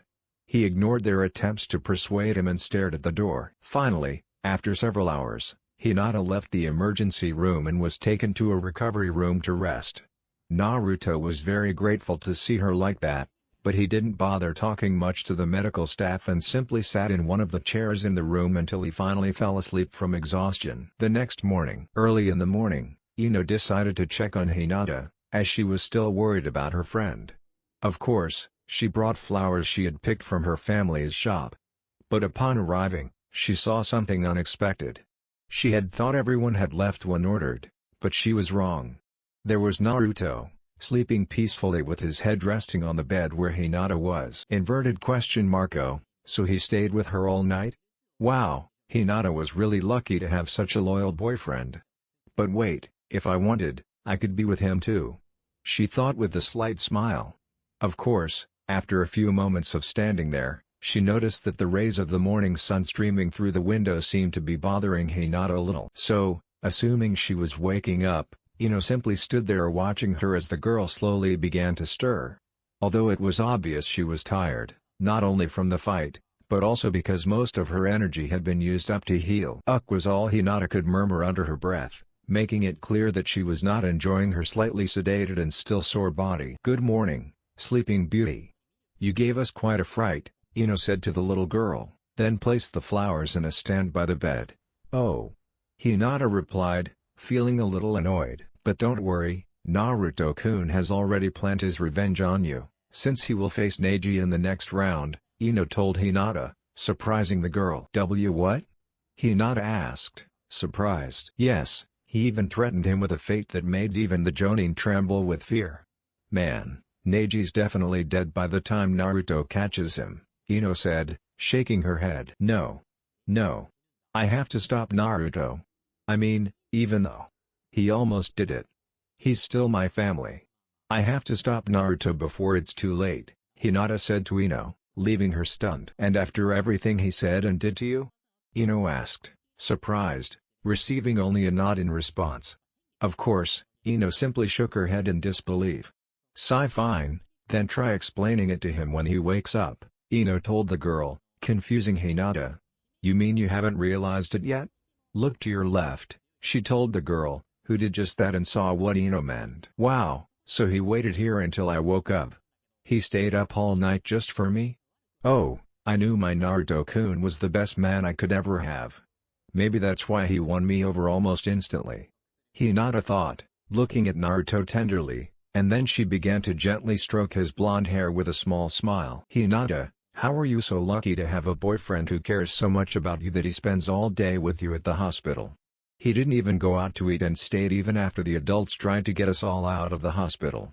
Not to mention he'd probably do anything you asked," Ino asked Hinata, who only responded with a weak yes. "So, you're going to share him with me, right?" Ino added with a teasing smile that widened as she heard the story repeated. "What?" Hinata asked, finally surprised to hear Ino's question. "Too late, you already gave me an answer," Ino said to the girl with a slight smile, and then she noticed that Naruto seemed to finally be waking up from his nap. "So, Naruto agrees with me, right?" Ino asked the boy, who was still half asleep. "Huh? Oh, yeah, whatever," Naruto said to the girl, then lay back down to continue sleeping. "See, it's official now. I'm Naruto's new girlfriend," Ino happily told Hinata. "What?" Naruto asked, surprised by the statement that snapped him out of his tiredness. "You heard me, Naruto. You just agreed to let me be your second girlfriend. And don't even think about saying I can't, because I already know all about your CRA," Ino told Naruto. "But Ino, we barely know each other. So maybe you should try to get to know someone before trying to start a relationship," Naruto said, trying to make her think. Of course, this only made Ino look annoyed. "Okay, but I'm pretty sure you're exactly what I'm looking for in a guy, just from how you treat Hinata. But I'll wait a little while. Though you'll have to ask me out so we can get to know each other better," Ino told Naruto. Of course, this only made him chuckle. Well, Ino has never been known for hiding what she thinks. "Okay," Naruto thought with a smile. "All right, but only if Hinata-chan agrees. After all, I don't want to do anything my princess won't like," Naruto said, causing Ino to give Hinata a puppy dog look. "All right, but remember, Ino, I was the first girl, so I'm going to set the rules. I'll explain them to you later. But for today, let me rest for a while," Hinata told Ino, who nodded in understanding as she watched Hinata lie down on the bed and let her head fall onto the pillow. Then, Naruto simply kissed her forehead and left the room, followed shortly after by Ino so he could sleep peacefully now that he was sure she was safe. Because while Naruto still wanted to be by her side, he also knew he needed peace and quiet. Outside the room equals. "Well, Naruto, are you happy now that you know she's safe?" Ino asked the boy who was nearby, curiously. "Yes, I was very worried about her for a while, but now that she's out of danger I can relax a bit," Naruto said to the girl, who smiled at him. "What?" he asked, confused. "Oh, I'm glad to hear you still value love over beauty, even though you could woo any girl you wanted. Of course, with Hinata you got both, but that's not the point. What I mean is, instead of going after just any girl who looks pretty, you put effort into the ones you care about. I'm glad to hear you're such a good man. They're so rare in this world. Or so they say," Ino told him. He didn't know what to say, So they remained in comfortable silence as they walked toward Naruto's favorite restaurant, since he hadn't eaten in almost a day and a half and was starving. Ichiraku store tilde. Hey, old man, can I have 6 bowls of miso ramen with pork? Naruto asked his favorite cook, who simply smiled at his loyal customer. Of course, Ino also ordered miso ramen, as she planned to spend some time with Naruto and get to know him better before she and Hinata established the rules. So, while they waited for their food, they shared things about themselves to get to know each other a little better. Of course, this seemed like a simple conversation between friends, since Naruto refused to attempt anything related to a relationship, like a kiss, until they were sure there was more than just physical attraction between them. Ha, Naruto-kun, you really know how to have fun and serious moments at the same time, right? Ino asked cheerfully, laughing a little as the boy smiled. Of course, if I didn't know how to have fun, I wouldn't be myself, Naruto said, still smiling brightly. But hey, instead of laughing at me, shouldn't you be laughing at how many times that always energetic young lady ended up sleeping in her parents' tent? Naruto asked jokingly, making the girl blush. Of course, this only lasted a few moments, until they were both laughing at each other, reminiscing about the past and reflecting on the present. Even so, when Ayame saw how close Naruto and Ino were becoming, she felt completely confused. Hey, why is Naruto on a date with that blonde? I thought Hinata had already stolen him from me. Not that I had him. But still, cheating isn't right. Ayame thought, annoyed, and decided to talk to them when she brought them the ramen. Thank you, Ayame-ne-san, Naruto happily said to the waitress whom he had treated like a sister for most of his life. You're welcome, Naruto-kun. Can I ask you something quickly? Ayame asks her crush. Yes, what is it? So, you're dating Hinata, right? Yeah. So, does that mean you're cheating or something? She asked, determined to get her answers once and for all. Naruto thought about it quickly and deduced that, in a way, he was cheating on Hinata. It was simply legal, since the CRA required him to do so. Well, I'm afraid so. But Naruto began to tell her, but he didn't get a chance. How dare you deceive Hinata, or any girl, Naruto? If I didn't love you like family, I'd kill you for putting a girl through that. But I'm still going to, she yelled furiously until a scream interrupted her. Naruto-kun isn't cheating. He just thinks he is because the rule imposed on him forces him to date more than one girl, Ino tells Ayame, surprising the girl with the information and Naruto with how quickly she came to his defense. What? Ayame asks, confused once again. You see, Naruto is subject to the CRA law, which means he has to have more than one wife. So, in a way, he has to have more than one girlfriend, and we all know it, Ino explained to the now curious girl. All of them? How many people does Naruto date? She asks, curious and also to see if she still has a chance. Well, right now it's just Hinata and me, but I bet there will be several more who'll want to join when they find out. Especially since he treats his girlfriends like princesses, no matter what, Ino told Ayame with a slight smile, as she was longing to receive the same treatment as Hinata, overprotective and all. After saying this, the only noises in the building were Ayame's father cooking and Naruto eating. Wait, if he can be with multiple girls, then I still have a chance, right? Ayame thought happily, looking at the blonde man who had caught her attention. But does he like me that way? I mean, he treats me like a sister every time he sees me. Will he ever change that and see me as his lover? Ugh, so many questions. Why did the guy who stole my heart have to be so confusing? Well, I guess that's what I was looking for when I fell for the most unpredictable ninja in Konoha. Ayame thought, smiling even more. Hey, Ayame, why are you looking at me like that? Naruto asked the girl when he snapped out of his reverie. Of course, seeing him looking at her in confusion, she realized instantly that she had caught him staring. And no reason, Naruto-kun. I was just thinking for a while, Ayame said quickly. Oh, yeah? About what? Naruto asked, even more curious. It's just that I wanted to try a new recipe, she said quickly, pleased that she had thought of a believable lie. Great. Well, when you finally have it ready, please let me be one of the first to try it, Naruto pleaded, already drooling a little at the thought of a new ramen flavor, since he assumed she would be making ramen. Of course, This only made her giggle a little before promising she would, and then she quickly brought more ramen from Naruto's order after a quick, affectionate look. Naruto didn't notice, but Ino did, though she didn't say anything. She simply ate a little more of her ramen. "It looks like I'll have to bring someone with me to talk to Hinata," she thought as she did so. After that, they both continued enjoying their time chatting, with Ayame joining the conversation several times, until they finally decided to part ways. The next day, Naruto rushed to the hospital after meeting up with his team, where they were discharged shortly after Kakashi told Sasuke he would train him and that Naruto would be trained by a girl named Ebisu. Unfortunately, upon arriving at the hospital, he was only allowed to spend a short time with her before she underwent a checkup.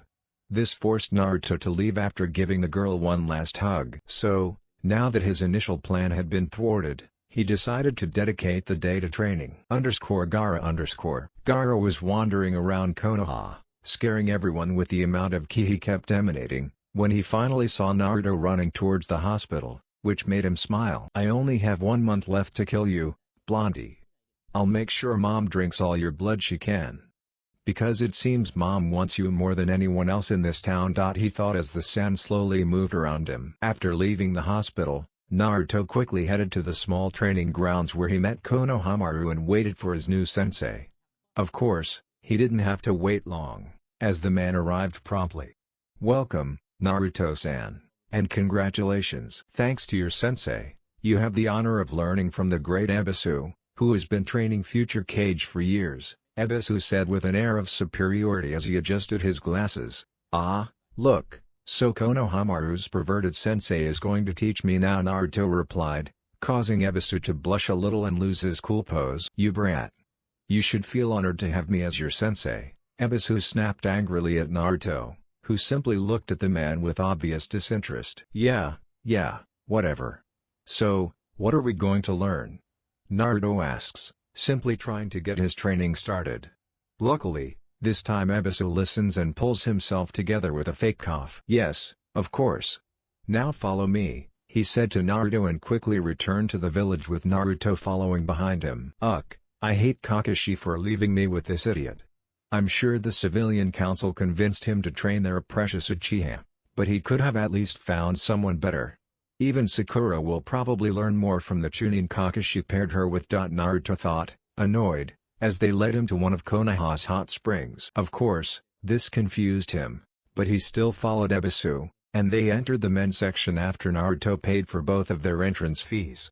But instead of changing, Ebisu quickly led Naruto to the hottest water he could find and waited for him to join him. "Alright, Naruto, we're here to teach you how to walk on water, which means we're going to try and take your chakra control to the next level. To walk on water, you must." Just like in the anime, Naruto tries and falls into the water several times. Naruto tried it several times before he began to master it. Of course, he was even more pleased when he felt he could use his lineage more effectively and even go a little further. His master had left long before Naruto, claiming he had something to do and assuming Naruto would take longer to master it. However, he didn't realize that Naruto's lineage was helping him improve his control each time he used it, thus facilitating access to the next level. But instead of worrying about that, Naruto dedicated himself to perfecting this control exercise. Once he mastered it, he decided to enjoy the moment and quickly removed his equipment. He sat happily in the warm water and enjoyed the heat that slowly released the tension from his muscles. Thanks to relaxing in perfect silence, he was able to. He heard people entering on the other side of the hot spring. So he tried to ignore it and continued enjoying the water, even as he heard several people begin to talk. Kurenai-sensei, I just got out of the hospital and they told me to rest. I think I should go home and relax instead of wandering around the village with you and your friends," stammered a timid voice that Naruto recognized as Hinata's. Curious to know what his girlfriend was up to, Naruto decided to listen. "Oh, nonsense, Hinata. If you need to relax, nothing beats the hot springs," another voice said. A short while later, Naruto heard several splashes, indicating that they had probably gone into the water. "Besides, since you're growing up so fast and so beautiful, perhaps you should join our group soon, especially with how quickly these guys are growing," the voice said, seemingly cheerful, to Hinata. Suddenly, Naruto heard a surprised "ow" from the girl, which meant that the person had either done something embarrassing or simply pointed out something that embarrassed Hinata. Bah, Hana-chan, she probably won't become an ice queen, since she seems to have grown fond of a certain blonde, said a voice that, in Naruto's judgment, sounded like Hanko's, and then laughed at what Naruto could only guess was Yana's reaction. Oh, come on Anko, she can still be one. I mean, you are even when you're with Iruka. Yes, I suppose so. But now that I think about it, I never knew who sent those letters, since both Iruka and I know it wasn't us. So, come on, Kure-chan, just tell me already. I know whoever did it was probably watching, which means you must have seen who it was, Anko pleaded with her friend, wanting to know who cared enough about her or Iruka to do something like that. Well, I'll tell you I saw who did it, but I think I'll keep it a secret and just use it for blackmail or bribery, either against you or the person who did it later. The voice, which was undoubtedly Kurenai's, said to her friend, clearly pleased judging by the tone. Oh, come on, that's not fair to your group, sister. Anko complained childishly. That's not going to happen, Kurenai said cheerfully to her friend.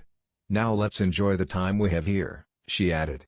With that, Naruto stopped listening and began to think. Well, it seems she's out of the hospital. Of course, now that she's out, I just need to make sure she doesn't hurt herself like that again while I'm in charge. I don't care if it was because of the exam or not. Seeing her get beaten up like that and not being able to help her made me furious. Well, at least she's making new friends now, and it would be good if she joined their group so they can look out for her when I can't. Although hearing that Kurenai is planning to blackmail me doesn't sound very good. Anyway, I'll deal with it when the problem arises. Naruto thought as the mist from the warm water dissipated slightly, allowing him to see a fully clothed man with long, white hair, staring at the wall between them, laughing maliciously as he wrote in a notebook. Of course, this greatly annoyed Naruto, as he knew that this old man was secretly watching not only his friends, but also his girlfriend. And that wasn't something Naruto was going to let slide. In his fury, Naruto swiftly summoned chakra chains in his hand and hurled them with all his might at the old man's head. Just before they reached him, he dodged them, causing them to continue their trajectory and tear a hole in the wall. Of course, the girls heard the noise and quickly covered themselves with their towels, trying to hide as fast as possible, since they knew the sound of the wood breaking was coming from the dividing wall. They wanted to make sure that the man who had dared to tear the hole to see them got what he deserved without them seeing anything else. Therefore, they also strained their ears, trying to listen to what was happening on the other side of the wall to at least know where their prey would run if he managed to escape before they could reach him. On the other hand, that wasn't what concerned them at that moment. The old man glared at Naruto, clearly annoyed. And now, brat, why the hell did you ruin my research like that?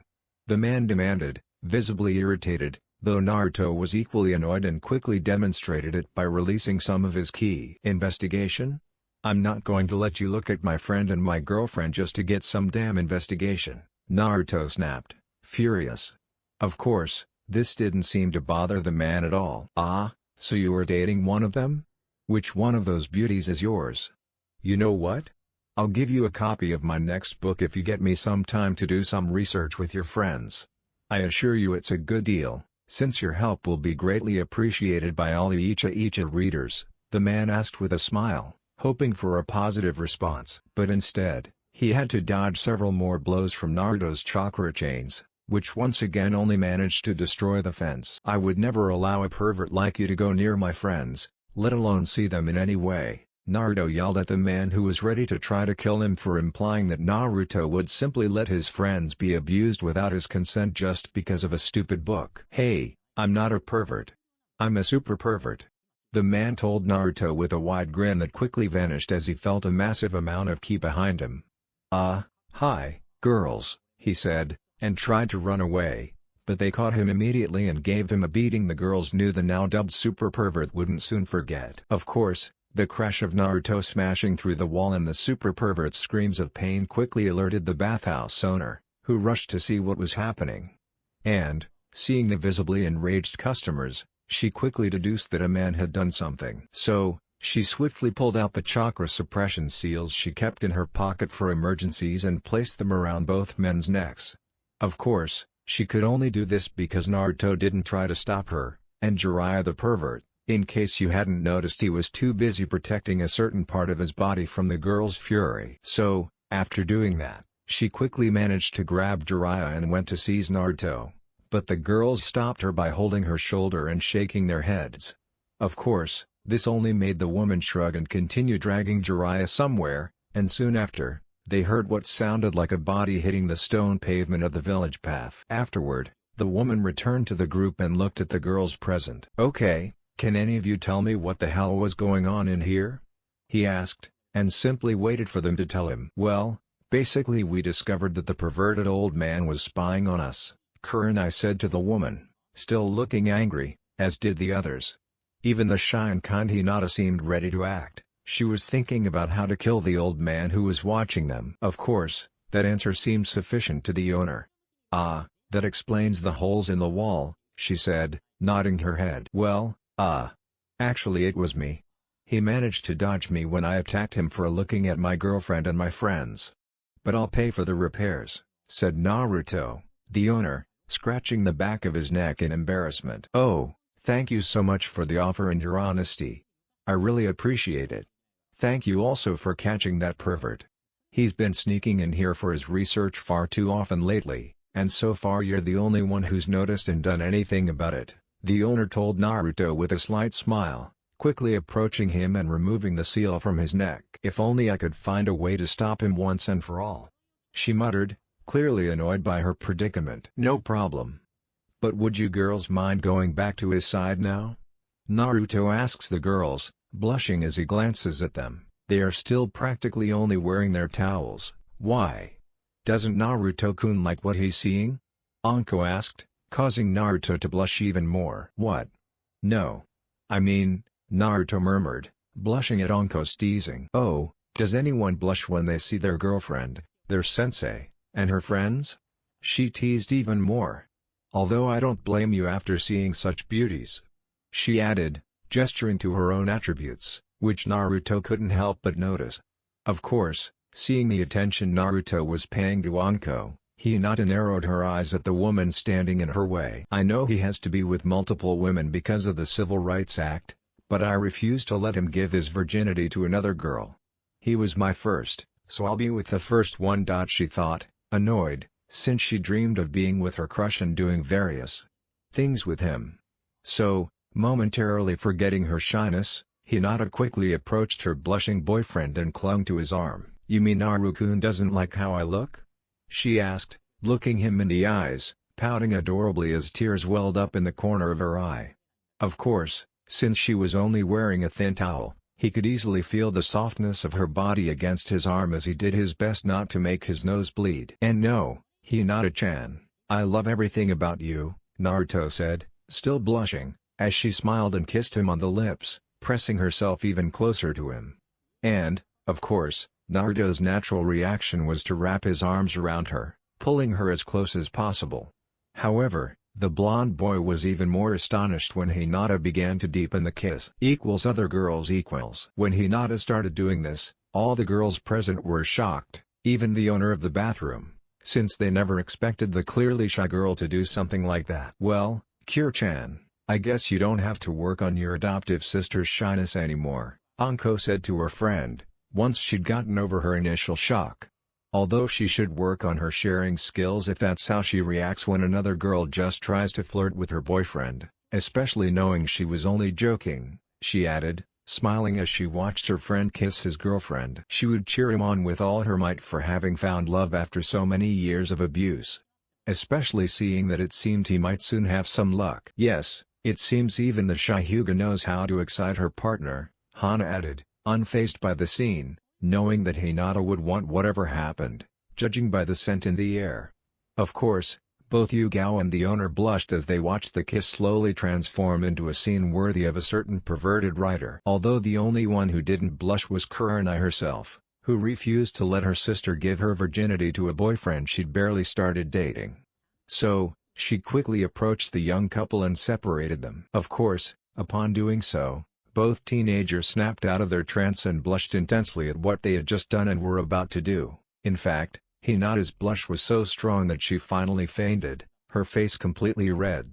although everyone could clearly see a smile on her face. "Now, Naruto, you're not planning on trying anything like that again until I'm wearing a ring on my finger, are you?"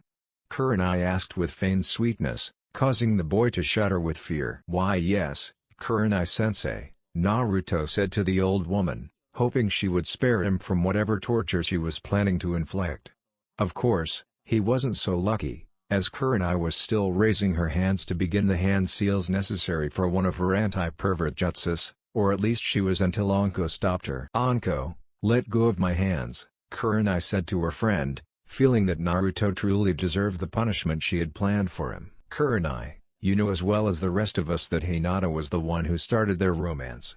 So, if you're going to try to punish one of the few people I can call a friend in this village, I'll have to stop you," Anko said with complete seriousness. Naruto was the only person who truly understood what was happening in her life when things got rough. In fact, he was essential to her maintaining her sanity. Of course, this statement caused Kurenai to stare Anko straight in the eyes for what seemed like hours, until she finally lowered her hands and muttered a quick okay. Now that all the excitement had died down, everyone went to change and hurried back through the village, well, except for the bathhouse owner, who went to get materials to fix the wall with the money Naruto had given her. Apart from her, everyone else simply walked together to the Hyuga clan building, where they left Hinata, still unconscious, with her caretakers, who received the doctor's note and instructions. Naruto told them he could have done it himself, but at that moment Kurenai refused to leave him alone with the child, fearing they might do something to her. But after leaving her in a place where she would be cared for, everyone went their separate ways. When Naruto separated from the group, he let out the breath he'd been holding as soon as they were out of sight. While he liked the group simply because they helped Anko, and he had to admit that, if they didn't act perverted, they were quite pleasant. Ever since Kurenai found out that Naruto was dating Hinata, she kept a constant eye on him. It seemed to Naruto that Kurenai cared for Hinata almost as much as he did. In fact, it was well known that Kurenai treated Hinata like a sister or daughter and was extremely protective of her.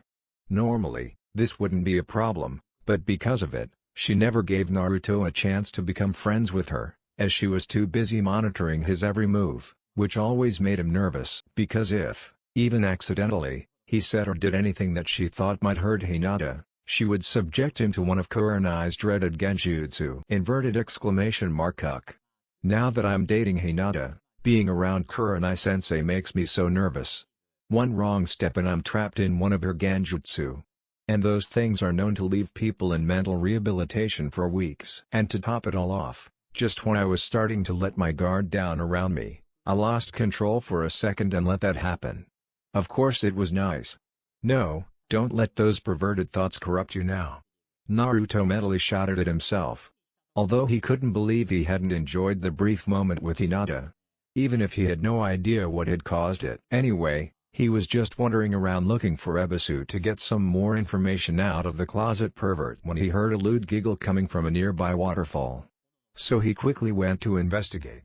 When he arrived, he saw a group of girls playing in the cool water, but the giggles weren't coming from there. No, they were coming from a nearby bush where Naruto saw Jiraiya, once again, staring intently at the women while laughing and writing something in his notebook. This, of course, annoyed Naruto, since he was sure the girls having fun didn't want the pervert watching them, so he was going to expose him. But before he could, the girls left, leaving the older man to close his notebook and finally look at Naruto. "Hey, brat, now that they're gone, tell me why the hell you didn't let me finish my research. I mean, the Ice Queens of Konoha are the perfect subjects, and you know how rare it is to catch them like that," the old man shouted, visibly annoyed with Naruto. "Who do you think you are to stop me, the legendary sage Jiraiya, from finishing my research?" Jiraiya asked, looking at the blonde boy in front of him. "I am Naruto Uzumaki Namikaze, the new clan leader, and it is my duty to protect my friends from perverts like you," Naruto said calmly. "Ha, brat, your pathetic attempts to stop my investigation aren't going to work. And I'm not a pervert, I'm a super pervert," he told Naruto, still acting ridiculous, but with other things on his mind. "So, this is Naruto, huh? Well, I guess it turned out alright, even if I'm not a pervert. Still, I think now's the perfect time to make up for lost time. I mean, Now that I have a break from my spying, I can finally be here for him like a godfather should be. He thought something sad, but quickly hid his sadness behind his strange speech about the glories of his Icha Icha book series. Bah, whatever, old man. Don't try to spy on the people I care about. Naruto says angrily. Stop calling me old, brat. I'm still in the prime of my life. Jiraiya told him. Oh, whatever, Uro Senin.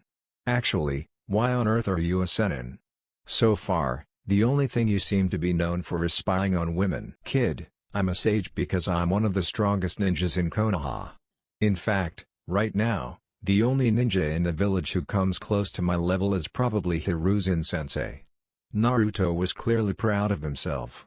Of course, Naruto just stared at him, not entirely believing him. Then, Naruto quickly raised his hands and performed a jutsu he never thought he'd use again, the jutsu of doom. And in a matter of seconds, Jiraiya was sent flying backwards with a massive nosebleed. And I just defeated a Senin. Naruto thought, trying hard not to laugh. Hey, brat, show me that again. Jiraiya ordered Naruto with a big smile on his face. No. Oh, come on, it'll be for a good cause. No. Please. No. Well, how about this? You're in the Chunin exams, right? Yeah. Well, how about I train you for the month you have? Jiraiya offered, hoping she would accept. After all, if it weren't for my network of spies, he would have started his training centuries ago. Jiraiya thought sadly. Of course, when offered the opportunity, Naruto didn't respond immediately, as he needed time to think, since being trained by a Senin was something many ninjas only dreamed of. Okay, Naruto finally said, thinking anything would be better than training with Ebisu. There's only one thing you need to do for me to help you become an amazing ninja. That? You have to use the jutsu all the time? Jiraiya asked with a lewd grin. Of course, this only made Naruto stare at Jiraiya in confusion for a moment before simply walking away, leaving Jiraiya stunned. Wait, brat, I was just kidding. Jiraiya quickly told Naruto as he ran towards the boy who was still walking away. Ice Queens. After parting ways with Naruto, the girls quickly headed to one of their favorite spots, the Dango Bar. After ordering, they sat down and simply tried to enjoy the day. Or at least they tried, since Kurenai was still furious. Kure-chan, just let it go. They're dating, it's inevitable, Anko told her friend, trying to get her to get over it once and for all. No, I'm not going to get over this. I mean, they shouldn't do things like that until they're married. Besides, I'm sure Hinata only wanted it to be a loving kiss. It was definitely Naruto who took it to another level. Although I guess that's what you'd expect from a man. I mean, all men want is to sleep with a girl, Kurenai told her friends, refusing to forgive Naruto for trying to pressure Hinata into doing perverted things. Kurenai-chan, I'm sorry to be the bearer of bad news, but Hinata knew exactly what she was doing and, if my instincts don't fail me, she was just as enthusiastic as Naruto, Hana said, causing Kurenai to become even angrier. Of course, this caused a bead of sweat to fall from Anko's eyes. Well, I must say that the relationship between those children will be interesting. After letting out a soft giggle at this thought, Anko let her mind wander to other topics. Well, Kure-chan, can you tell me who sent the note?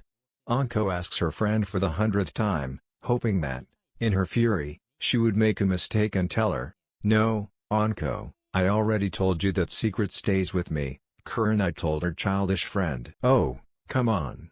At least give me a hint. Anko pleaded. Fine, but these are the only clues you'll get, Kurenai said, simply to try and stop Anko from begging her to tell her every time they met. First clue, the writer was a man. Second clue, he's not just any ninja, Kurenai said quickly, then took a sip of sake. Who could it be? He's not just any ninja. Could it be Guy, maybe? No, he can't be that stealthy. Even with clues, it could be anyone. Anko thought to herself as she ate dango after dango, unconsciously bringing her favorite food to her mouth. Of course, she wasn't the only one trying to find out. Yugao and Hana were trying too, as they wanted to know who the kind person was who had helped their friend, who was going through a rough patch, find some happiness. Which, of course, meant they stayed quiet for a while, simply lost in their own thoughts while enjoying their friend's company and the good food. Hinata. When Hinata finally awoke from her faint, She was surprised to find herself in her room. Her caretakers quickly filled her in, and she simply sat down and relaxed, just as they had instructed. Now that she had calmed down, she merely listened to her caretakers as they worried about her. Since her mother's death, the two older women, Hikari and Sari, and the middle-aged woman, Akari, of the Hyuga clan were the only ones who treated her like a normal person, and not like the heir. Because of this, she loved them more than most people. Except for her Naruto, of course. In the calm of the moment, she had time to go over what had happened in more detail and blushed intensely. This was enough to make her nose bleed a little, as she couldn't get the memory of Naruto out of her head, which was constantly on her mind.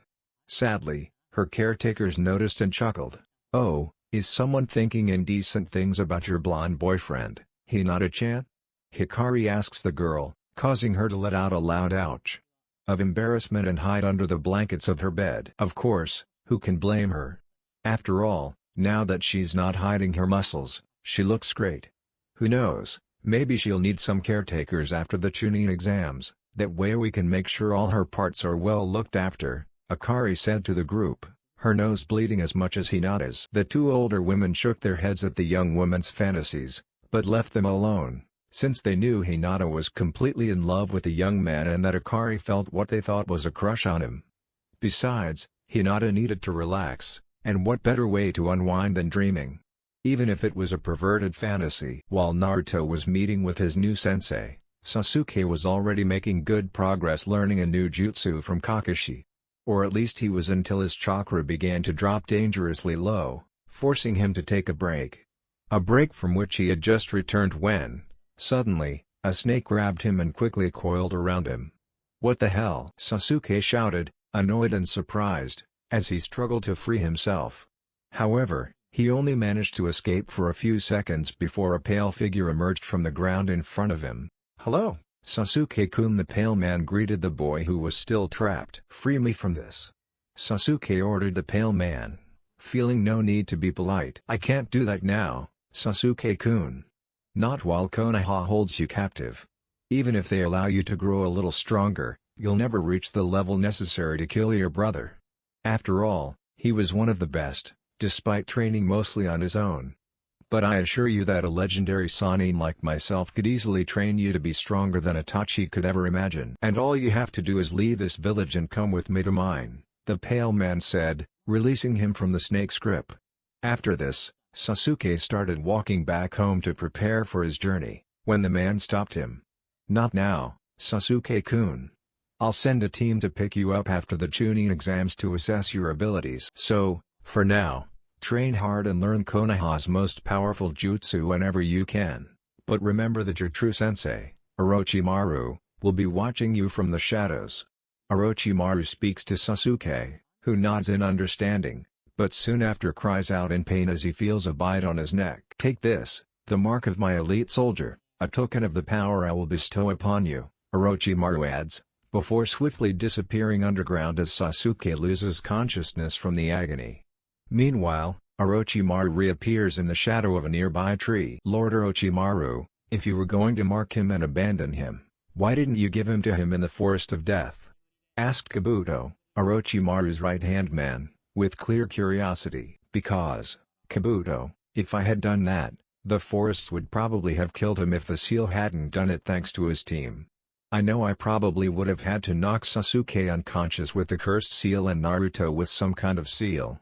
So, the only thing they would have had to protect themselves from the forest would be the weak pink-haired girl. Besides, I would have had to reveal my presence because of all the extra chakra I would have needed. And now we can clearly see the effects of the seal in real time," Orochimaru explained to the boy, who nodded, showing that he understood. They both used jutsu to conceal themselves and simply observed Sasuke's still unconscious body. Of course, night eventually fell, and they had to carry Sasuke's still unconscious body back to his house, making sure no one saw them. So, in the end, Sasuke, unknowingly, had two older men hiding in his room watching him while he slept. One of them desired his body. Meanwhile, Kakashi read his book in the training area until nightfall, not noticing the passage of time until it got dark. It seems Sasuke-san wasn't able to recover enough chakra to train more today, just as I thought. He must be sleeping to recover from a slight chakra depletion. He thought, putting away his book without worrying at all about the taciturn teenager. Naruto. That same night. Jiraiya finally got Naruto to listen after promising to pay for his ramen. Of course, after Naruto's 6th bowl, he started to regret his decision, but since he was rich enough to practically buy his own village, he figured it was worth using the money to try and fill the bottomless pit Naruto called his stomach. Naturally, he didn't have much time to talk to Naruto until he started eating more slowly around the 10th bowl. "So, Uro-sennin, you still want to help me train for the exams?" Naruto asked, having already told Jiraiya he would never use that jutsu again. "Yes, brat, the mighty Sannin Jiraiya, will train you for the entire month so you can kick ass," Jiraiya told Naruto cheerfully. "Alright then, Uro-sensei, let's start training. Or at least let's start tomorrow, since it's a bit late even for me," Naruto said to Jiraiya between bites of ramen. "Yes, tomorrow around 10 in the morning we'll go over a lot of interesting things. Like Daijutsu, Ninjutsu, and most importantly, I'll make sure you start to appreciate the work I do in my books," Jiraiya said, handing Naruto a copy of Ikiikia. Of course, Naruto didn't have it for long before a butcher knife slammed into the book, causing a startled Naruto to drop it, letting the knife slam into the table. After the initial shock, both men looked at the attacker and saw Ayame with a fakely sweet smile on her face. "I hope you weren't planning on reading books like that, Naruto-kun," she said with a sinister aura that made him sweat a little, but luckily, she directed all the intensity of her gaze at Jiraiya, even intensifying it. "And I hope you weren't planning on turning him into a pervert, Jiraiya-sama," she said to the old man, making sure to show the sennin due respect. "No, I would never do that," Jiraiya lied to the girl, trying to get her to stop glaring at him, something all angry girls seem to automatically know. "Although, since I need to use his CRA for a new series, I'll have to bring him on board sooner or later," Jiraiya muttered under his breath so she wouldn't hear, but unfortunately, she kept staring at him. Of course, all this time, Ayame's father watched with a chuckle, since he knew about Ayame's crush on his blonde client and knew he would treat her well. So, instead of getting angry that a man might take his daughter away, he simply laughed at Ayame trying to keep him as the perfect boyfriend she imagined. That is, kind, affectionate, and above all, not a pervert, and that her only worry was him becoming one. After all, even after everything the boy had been through, he still seemed to truly enjoy doing the right thing. Of course, once Ayame's attack on the perverted book was over, the meal was practically finished, so Naruto and Jiraiya left and went their separate ways. Well, after Jiraiya paid for the more than 30 bowls of ramen that Naruto ate. Minato, I may not have been the best person to be Naruto's godfather, and I know I failed in my duties during his childhood, but I plan to do everything I can to help him now that I'm by his side. So I'll help him become the ninja that both you and Kushina wanted him to be. Though I'll still make him a pervert. I mean, just because I failed you doesn't mean I'll fail your son. After all, he already has the CRA, which means he can flirt and sleep with as many girls as he wants. Well, and not be seen as a womanizer. Even so, I have no doubt that his story will make me a millionaire when I include it in a new series, The Lustful Ninja and His Kunoichi, Volumes 1-5. Jiraiya, chatting happily to himself and the mental image of his deceased student, headed to his base of operations in Konoha, which was essentially his home. He simply wouldn't be in the village long enough to fully appreciate the pleasure of living in one place, so if he had a house, most of the time it would just gather dust. Naruto. When Naruto finally arrived home, he was exhausted and just wanted to go to bed, but that desire quickly vanished when something crashed through the wall next to him just as he closed his front door. "Naruto-sama, why were you gone all day without even letting me know? Just because my goal is to help you doesn't mean you can ignore me," Haku said to Naruto, emanating the same aura as Ayame. "After all, I haven't seen much of you since the test started." "Well, since you were ready to kill any living thing," Haku confessed, having missed him throughout the test, a concern that intensified upon seeing his well-being. In fact, this worry had prevented her from fully relaxing during the entire test. Therefore, she was determined to spend a day with her master as soon as she could, which made not having seen him until nightfall all the more infuriating. "I'm sorry, Haku-chan, I've just been really busy today," Naruto said, sounding a little scared but genuinely sorry he hadn't thought about how she was feeling. "I should have considered how nervous you must have been during the exam, but I didn't even think about it.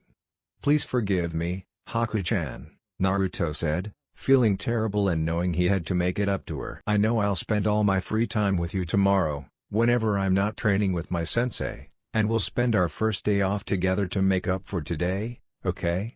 Naruto asked, almost pleading with her eyes for her to agree. That single expression was enough to quickly dispel the girl's anger, as she thought about the course he had offered her, which made her blush. A day off with Naruto-sama.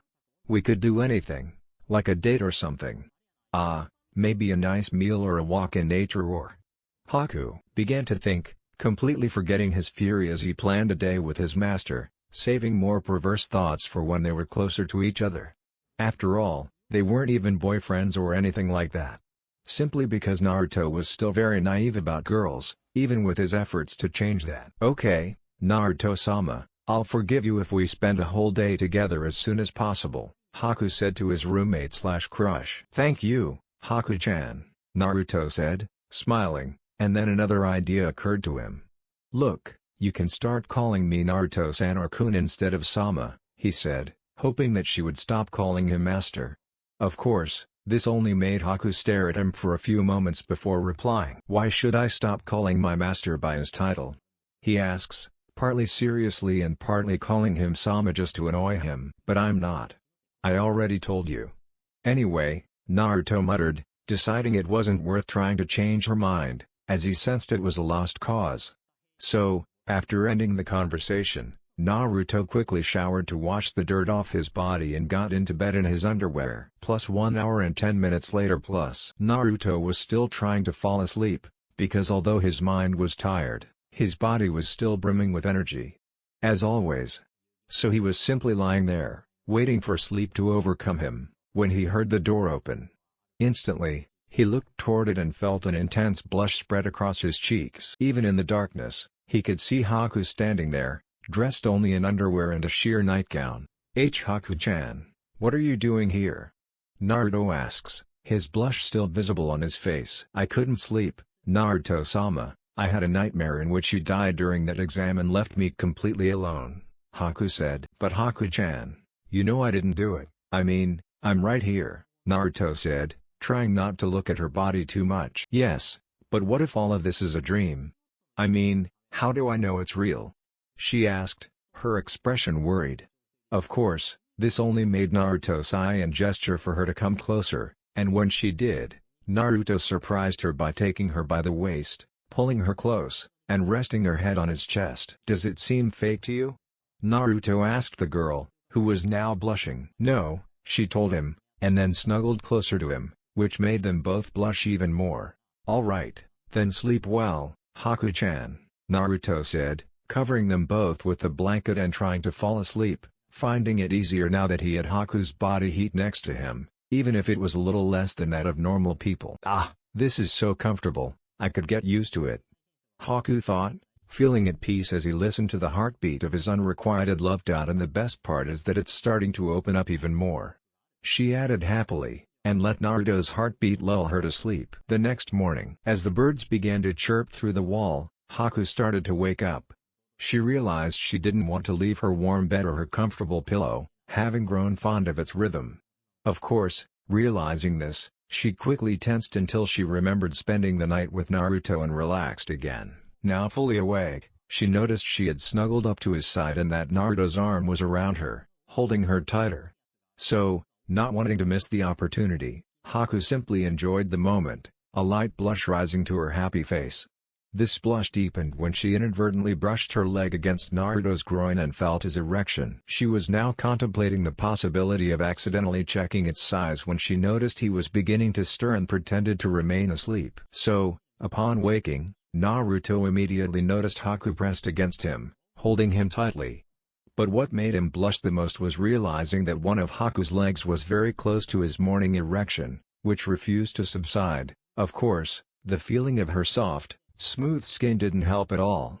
Although he couldn't deny that it was pleasant to be near one of the girls he cared about. Of course, even though she was someone he cared about so much, He was glad she was asleep so she wouldn't hurt him because of the situation they were in. After all, no matter the reason or who it was, girls tended to react violently to anything that put them in a position they considered compromising. So, he quickly withdrew his hand and gently moved away from Haku to create some distance between them before gently shaking her shoulder, trying to wake her. "Good morning, Haku-chan. Did you sleep well?"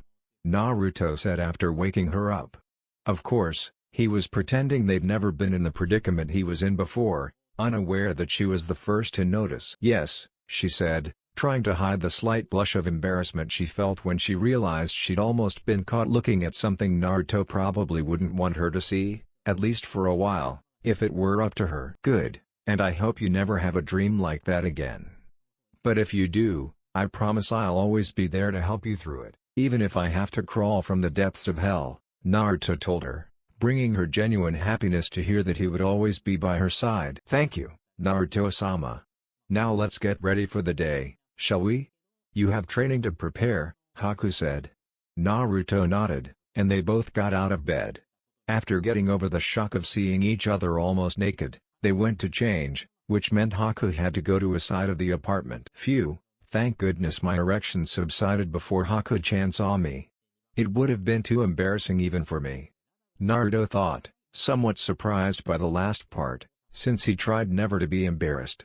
After this brief mental outburst, Naruto quickly changed and left his room to wait for Haku to finish and prepare breakfast. Meanwhile, Haku was changing his clothes in his room, happy, while reflecting on what had happened. How wonderful.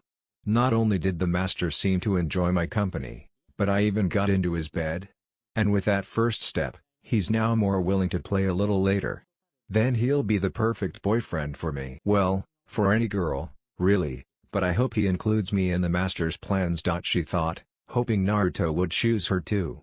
While she wasn't a pervert, like most girls, she had several ideas about the perfect husband, and intimacy was one of the factors most considered.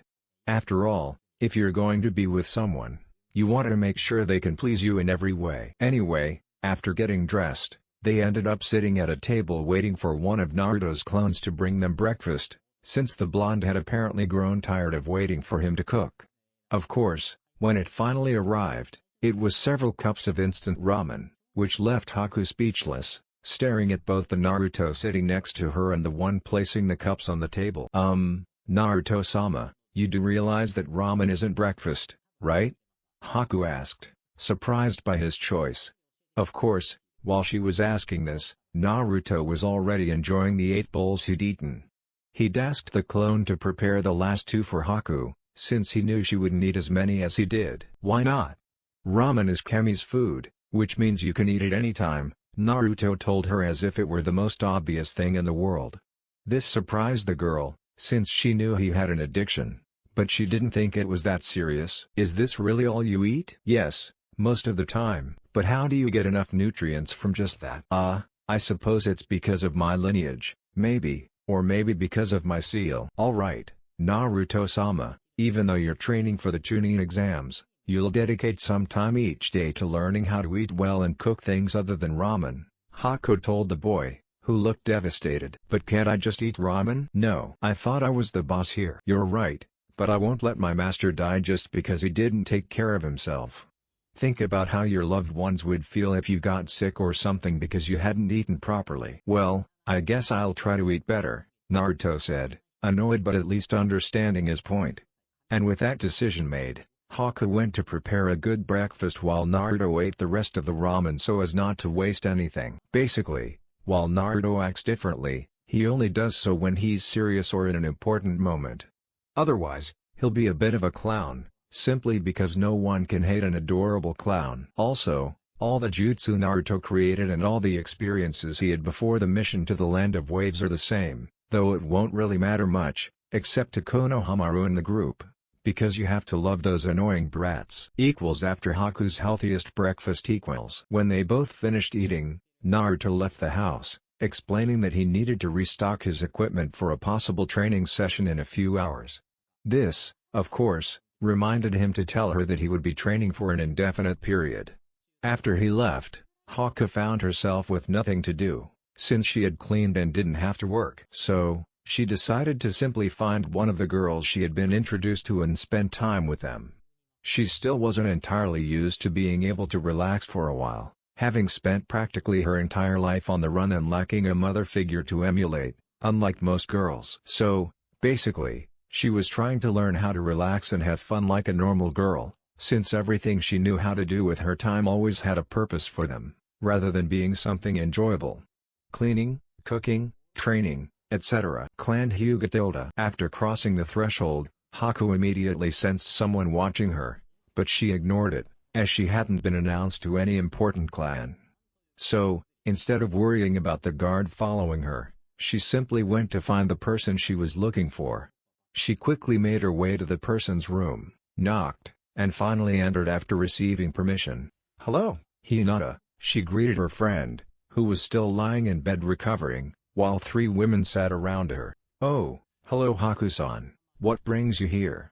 Hinata replies, still a little shy. "Nothing special, I just came to see one of my few friends in Konoha, since I have a day off and nothing to do," Haku told the girl sincerely. "Ah, I see, but come on, you have to have something you want to do," Hinata told the girl, surprised that Haku had no idea what to do on a day off, although she appreciated the visit. "No, aside from checking in on you, I have no idea what I want to do. I mean, I don't have to cook, the cleaning's already done, and I can't train in conventional ninja arts yet, except to keep in shape for a while," Haku told her friend. "Well, if you've finished all your work, then maybe you should find a hobby or something." "A hobby? Since we're on the subject, what do you recommend?" Haku asked her friend. Of course, this made Hinata briefly think of her old hobby of spying on, keeping an eye on Naruto, which made her blush slightly.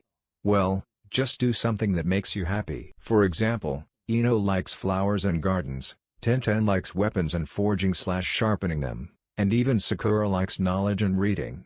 Basically, find something that makes you happy and do something related to it," Hinata explained, carefully omitting one of her most secret hobbies. "Something I like," Haku murmured, lost in thought for a moment, before setting it aside and simply spending some time with her. At that moment, Naruto also appeared to check on his girlfriend and spend some time with her during a break from training. However, their moment was interrupted when one of Hinata's caretakers mentioned Neji because of an accidental slip of the tongue. "I still say I should kill that bastard," Naruto growled, still angry. "Naruto-kun, you promised that," Hinata said to Naruto until he interrupted her. "I know I promised not to. But he almost killed my princess. I can't let him get away with it," Naruto said, making Hinata blush at the way he called her that. She also noticed the fleeting, jealous glance Haku gave her, though she quickly hid it. "I have to punish him for what he did. What do you suggest?" "Besides giving him a good beating, of course," Naruto asked his girlfriend, who had barely stopped thinking about Haku in time to hear him. "Well, Naru-kun, I think hitting him would be enough if you really feel the need to punish him. Just don't hurt him too much, please, he's family," Hinata said, leaving Naruto momentarily stunned. "Hinata, just because he's family doesn't mean you can automatically forgive him. In fact, it means he shouldn't have done it in the first place," Naruto told her, convinced of his own words, as they were part of his own code of conduct. "Yes, I suppose you're right. Though there had to be a reason. After all, the main branch and the branch family have never gotten along. The branch family are practically slaves. Well, at least until I can change that," Hinata explains, frowning at the way her family operates, one of the reasons she dreamed of fixing it. "Bah, even if the family is feuding, I shouldn't have any reason to hurt my princess," Naruto said, still annoyed, because he believed no one should hurt his girlfriend, no matter the reason. After saying this, he looked at his watch and saw it was time to meet with Jiraiya. "Well, I'm sorry to say it, but I have to go. See you later, girls," Naruto said, giving Hinata a kiss on the cheek. Then he quickly left to find his teacher, leaving Hinata blushing furiously. "Well, it seems someone's taken their relationship to the next level," Hikari said to the group, chuckling at Hinata's reaction. Of course, this happened after a minute, and Hinata managed to recover from her blush after taking a few deep breaths. "All right, Hikari, sorry, Akari, could you step outside for a moment? I want to talk to Haku alone," Hinata said to the three women, who respectfully obeyed. Haku, you love Naruto, right? Hinata asked her friend, though it sounded more like a statement than a question. Why yes, Haku replied nervously, aware that she had been discovered. Of course, her nervousness soon turned to surprise when she heard what Hinata said next. So why don't you try to win him over? I mean, we both know he's in the CRA program and has to be with several girls. So, as long as the girls like him for who he is and not for his clan or anything else, I don't mind them trying to get Naruto-kun's attention. Although I do want to witness all his firsts, Hinata told the girl, not wanting anyone else to take over those special moments she felt were meant to be shared. So yes, I suppose you're right. The worst that could happen is that he doesn't reciprocate my feelings, but even then he would still be my master and I his slave, although it would be nice to be his lover, Haku added with a slight smile, already thinking of Hinata as Naruto's true wife and herself as his lover. After all, she had always been submissive, she called him master, after all. Of course, neither of them noticed that another girl was listening to them. Hanabi, outside Hinata's door inverted question mark. What do my sister and the other girl see in this boy? This requires further investigation, starting with figuring out why Hinata Nizan likes him so much, even though he can and will deceive her. Hanabi thought this and hurried to look for information on her new topic of interest. When Naruto finally arrived at the place where Jiraiya had told him to meet, he found the old pervert looking higher up on the beach where they were, where the same girls from before were once again enjoying the cool river water while Naruto's new sensei watched them laughing perversely as he wrote in his notebook once again. Uro-senin, you do realize that they are basically a quarter of your age, right? Naruto asks the old man. Yes, of course. After all, not many people age as gracefully as I do. So, basically, I have to observe them, since girls my age are too wrinkled to serve as a reference, Jiraiya told Naruto, almost as if he partly blamed his research on young women for the fact that people didn't age as well as he did. First of all, that sounded like a cheap excuse, and second, don't you already have a female teammate who's a ninja from Konoha? Naruto asks. Yes, but it won't let me use it for research. I wonder why, Naruto said sarcastically to his sensei. Of course, after that, he decided to end the conversation, since he wanted to train more before the day was over. So, what are we going to train? Naruto asked, causing Jiraiya to smile slightly again. Well, Naruto, you're about to experience the wonders of seals firsthand, Jiraiya said with a slightly malicious smile. Minato Gaki, I hope he has your sealing skills and his mother's accelerated healing, or this month of training might not make him as strong as I'd like. Jiraiya thinks as he prepares to put his plan into action. Yes, I know she heals thanks to Kurama, but I'll just say that the Uzumaki also heal quickly, since people use it constantly, and it makes sense. After all, how does someone survive the release of their tailed beast, even if it only lasts for a minute? She stayed alive, while Gaara died instantly. After saying this, he quickly pulled out ink and a brush, ordered Naruto to strip down to his underwear, and began applying seals to his body. Alright, kid, these seals will be your primary training method for the next month. To use them, your body will be weighted just enough to be slightly above your maximum, so you'll have to constantly work your muscles. I expect you to use them continuously, except when you sleep, so we can increase your strength. Normally, I'd put a chakra suppressor on you to increase your reserves, but for obvious reasons, it would be useless for someone like you, who already has cage-level reserves, Jiraiya explained to Naruto, who nodded. Now, for the rest of your training, what do you think we should work on? He asked, already having several things planned to teach him, but he wanted to know if he should add anything. Well, I know I need to improve my chakra control so I can use my lineage more effectively, and maybe add some elemental control too, Naruto told Jiraiya, already knowing that he would need long-range attacks, given that Neji was a strong fighter at close range and that Gaara would be dangerous if the sand managed to trap him. Alright, kid, I'll prepare a plan for you to improve in those areas and more tomorrow. For the rest of today, just do this training and get used to it, because it'll practically be your daily routine. Although I'll make it a little harder today, since it'll be the only thing you do today, so as not to waste the rest of the day, Jiraiya told Naruto, who nodded, took the scroll, and began the plan while Jiraiya returned to his research, though he made sure to have a clone monitoring Naruto's progress. Of course, he wasn't the only one. Equals in the bushes on the opposite side of the clearing equals. Hanabi silently watched her sister's boyfriend train, not using her lineage since she was close enough to see him. At that moment, she was simply trying to figure out why Hinata loved him so much, and so far, she had found a few reasons. Upon arriving, she saw him in just his underwear and blushed instantly, as it was the first time she had ever seen a nearly naked male body. In fact, despite her young age, she was captivated by his chest, which she thought was perfectly sculpted. However, because of her age, it didn't occur to her to look beyond his shapely legs.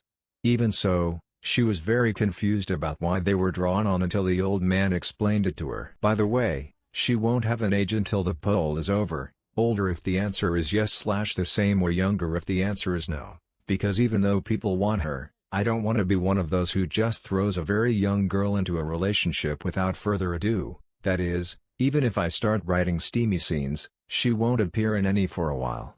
Sorry, I had to clarify. But hey, it seems that all girls end up having crushes regardless of age.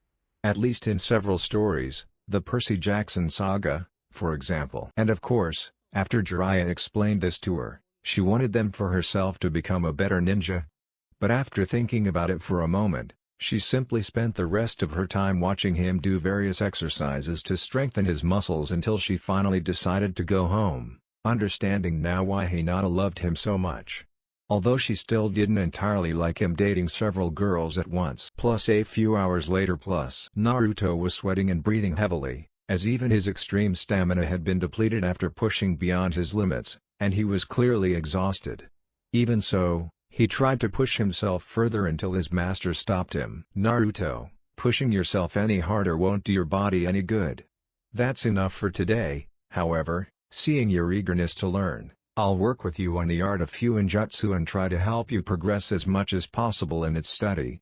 We'll dedicate a couple of hours to this after finishing each day, Jiraiya told Naruto, having him sit beside him while he checked his hand seals. And so they continued until the sun began to set, ending their training session. Property of the Hyuga clan. Since it was still almost 9 o'clock, Naruto decided to go see Hinata. So, after showering to wash off the sweat and dirt, and after talking for a couple of minutes with Haku, he walked leisurely toward Hinata's clan compound. He already knew where it was, having been there several times, which made the journey boring enough that he let his mind wander until he reached the gate. He was quickly allowed inside and went straight to Hinata's room. Instantly, a smile lit up his face as he hugged her. Of course, he was very careful not to hurt her, as her body was still recovering. "How was your day, Hina-hime?" Naruto asks cheerfully to his girlfriend, who pouts slightly. "Naru-kun, it's so boring not being able to do practically anything all day. I mean, even though my caretakers try to entertain me, it's not enough. I can't even practice my favorite hobby. Although Kurenai-sensei did help me combat the boredom a little with that trip to the hot springs," Hinata complained, blushing after saying the last part. "Well, is there anything I can help you with?" Naruto asked, hoping he could help in some way. "Yeah, you can, Naruto, if you let me." "No, wait, put those thoughts aside for now, I didn't know what I was implying," he thought. Hinata blushed as Naruto looked at her, confused. I wish I could make him understand relationships a little better. I mean, even though I love him with all my heart, having to explain every fun activity we can do is going to be a drag. I hate villagers for not letting him fully grasp what it means to be loved. Hinata thought, annoyed, but she didn't show it so Naruto wouldn't notice. "Well, Naru-kun, if you really want to help me, I suppose you could bring me some books to read and maybe some sewing supplies, since I'll be here for about a week," Hinata told her beloved, deciding to simply read and sew to pass the time, even though they weren't her favorite activities. Naruto nodded and greeted her, then said goodbye, as it was time for Hinata to rest. He promised to bring her what she asked for as soon as he could before returning home. Naruto/Haku's apartment. When Naruto finally arrived home, he quickly looked around and was surprised to see that Haku wasn't there, since she was usually already home by that time. Of course, he wasn't too worried, as she was still a trained ninja. Even so, he wanted to make sure she wasn't in danger, so he decided to look for her. After searching for a while, he found her sitting on the roof of their building. "Hey, Haku-chan. What are you doing up here? Naruto asked curiously as he sat down next to the girl with her legs dangling over the edge of the roof. Oh, I was just thinking for a while, since I have a lot on my mind, Haku replied sincerely. Is there something you want to tell me? Naruto asked, wanting to help one of his most precious people. Of course, this only caused Haku to remain silent for a few moments, lost in her thoughts. Naruto, what do you think of me? Haku finally asked, deciding to get straight to the point. To what worried him most? Well, Haku-chan, you're one of the people I care about most. Of course I care about you a lot, Naruto replied, not fully understanding what she meant or why she was asking. No, I mean, do you like me? Yes, of course I like you. I mean, you're one of my friends. No, I mean if you would, he asked, deciding to get to the point and hope for the best. Although he couldn't help being unable to pronounce the word love out loud. What? Didn't I just say I like you? Naruto asks, completely confused. Do you love me? Haku asked, thinking that if she phrased it any other way, he wouldn't understand. Of course, now that he finally understood her question, he remained silent, reflecting before answering. Inverted question mark. Do I love her? I know I care about her a lot, but is it just friendship or love? I don't know. She's always there for me, and I like her a lot, since she was the second person who knew everything about me and accepted me completely. Although, on the other hand, she still calls me master, even when I tell her no. Why does it have to be so confusing? He lamented. Naruto was completely confused about what he was feeling, as he was still relatively new to understanding what feelings were. Inverted exclamation mark. Do it, brat. Naruto heard confusedly in his head. QB, why are you talking to me now? Naruto asked, confused. Well, Kit, this human girl actually looks pretty good. For a human. I don't want to say I love her just because she's pretty. I need to know that we would love each other and that we would like each other in every way. Kit, take her away now. I know you love her, since you were worried when you didn't see her right away, even though she's a highly trained ninja. Besides, you just heard that she loves you, because she wouldn't have asked you if she didn't. And since I can partially sense what you're doing, the sooner you're intimate, the better for me. And I already know she was practically giving you her body. This will make it happen much faster. QB adds mentally, as he was desperate to experience intimacy from a male perspective, since his last two hosts were women, which caused him a horrible experience that he desperately tried to forget. Well, even though the furball is annoying, you're right. Yes, I'd better give it a chance, since we both feel something for each other. Naruto finished thinking with a shrug, though mentally he was still aware that he needed to figure out how to know if one is in love and what to do in relationships, since he wanted to treat them all as well as possible, and right now he was only guided by instinct with Hinata. Yes, Haku-chan, I love you, Naruto told her, causing her to smile, although the smile faded slightly shortly after. Now, Naruto-sama, you're not saying this just so I don't feel sad, which I know you probably do. You really love me, right? You really don't?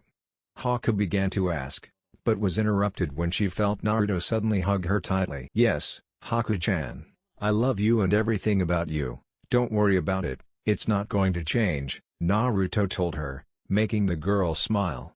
But at least stop calling me master, since you're my girlfriend, not my slave, he added, hoping it would work, because even though he'd gotten used to it, he didn't want too many people to think he made his girlfriend serve him. Of course, this only elicited a small smile from Haku and a quick kiss on the lips. We may be dating, Naruto, but that doesn't mean Zabuza hasn't made you my new master, he told her, making it clear he had no intention of stopping anytime soon. Oh, come on, Haku. He wanted to order me to take care of you, not the other way around, Naruto said as Haku decided to rest his head on his shoulder. Yes, he told you to take care of me, but he took care of me for years and I was still his servant, Haku said, refusing to be anything other than her master's servant. Well, she was also happy to be his girlfriend, but she still didn't want to lose her original status. So why are you so determined to be my glorified slave? I know Zabuza trained you to be his human weapon, but now that you're in Konoha, you could be whatever you want. You could even get tired of me and go find someone else to live with if you wanted, Naruto said as he stroked her silky hair, oblivious to what he was doing, as they gazed at the sky, simply contemplating outer space. "Well, Master, I know most of this village doesn't like the idea of servants, but it's the only thing I know, and although I know I could learn to be anything else, I don't want to. I mean, if I left you and dedicated myself to that, I seriously doubt I could find anyone in the world who would be a more perfect boyfriend and master than you. Besides, you have a clan now, shouldn't all clan members have caretakers in their homes? In fact, now that I think about it, shouldn't you also have some kind of clan house somewhere in this village?" Haku asked, knowing that her first question had given her a reason to be a servant and the second simply out of curiosity. You know, I never thought about the possibility of inheriting anything, let alone something this big. I guess we'll have to ask the old man. Although, to be honest, we probably wouldn't live there yet, since I need to focus completely on training for the exam when I'm not with my friends. Besides, it would probably just be the two of us living there, since Hinata and Ino have their own houses. But anyway, let's not talk about that now. How about we enjoy the moment we have? As soon as you stop calling me Master? Naruto said with a slight smile. "Yes, it's a pleasant night, Master," Haku said, chuckling softly at Naruto's pout, before relaxing with her head in his lap as he unconsciously stroked her hair. After their conversation, they simply enjoyed each other's company, gazing at the night sky. And there they remained, savoring the night, until Naruto heard a soft snore from Haku, a sign that she had fallen asleep. Naruto smiled tenderly at the sight of her asleep. Now that she was asleep, Naruto decided to go inside. He carefully picked her up and carried her down the stairs of the building in silence to her room. Then, he continued down to her bed. He laid her down and covered her with the blanket, though he didn't remove her clothes so as not to appear perverted. Despite what she had told him upon arriving. "Good night, Harem," Naruto said to his sleeping body, giving her a soft kiss on the head before going to his room to rest as well.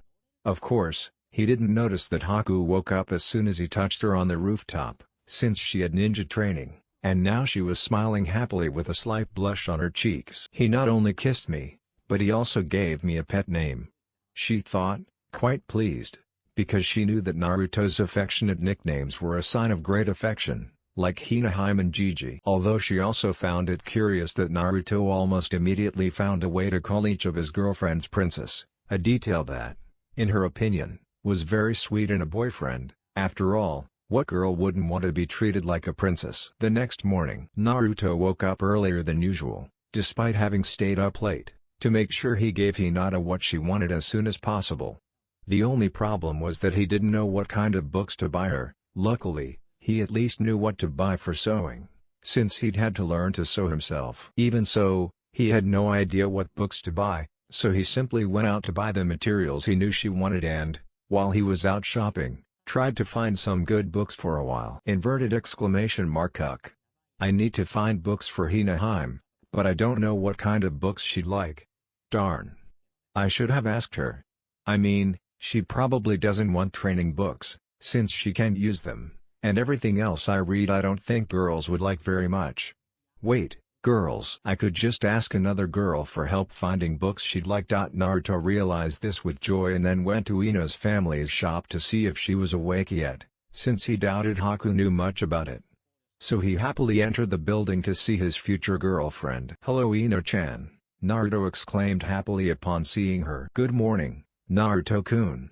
Why are you awake so early?"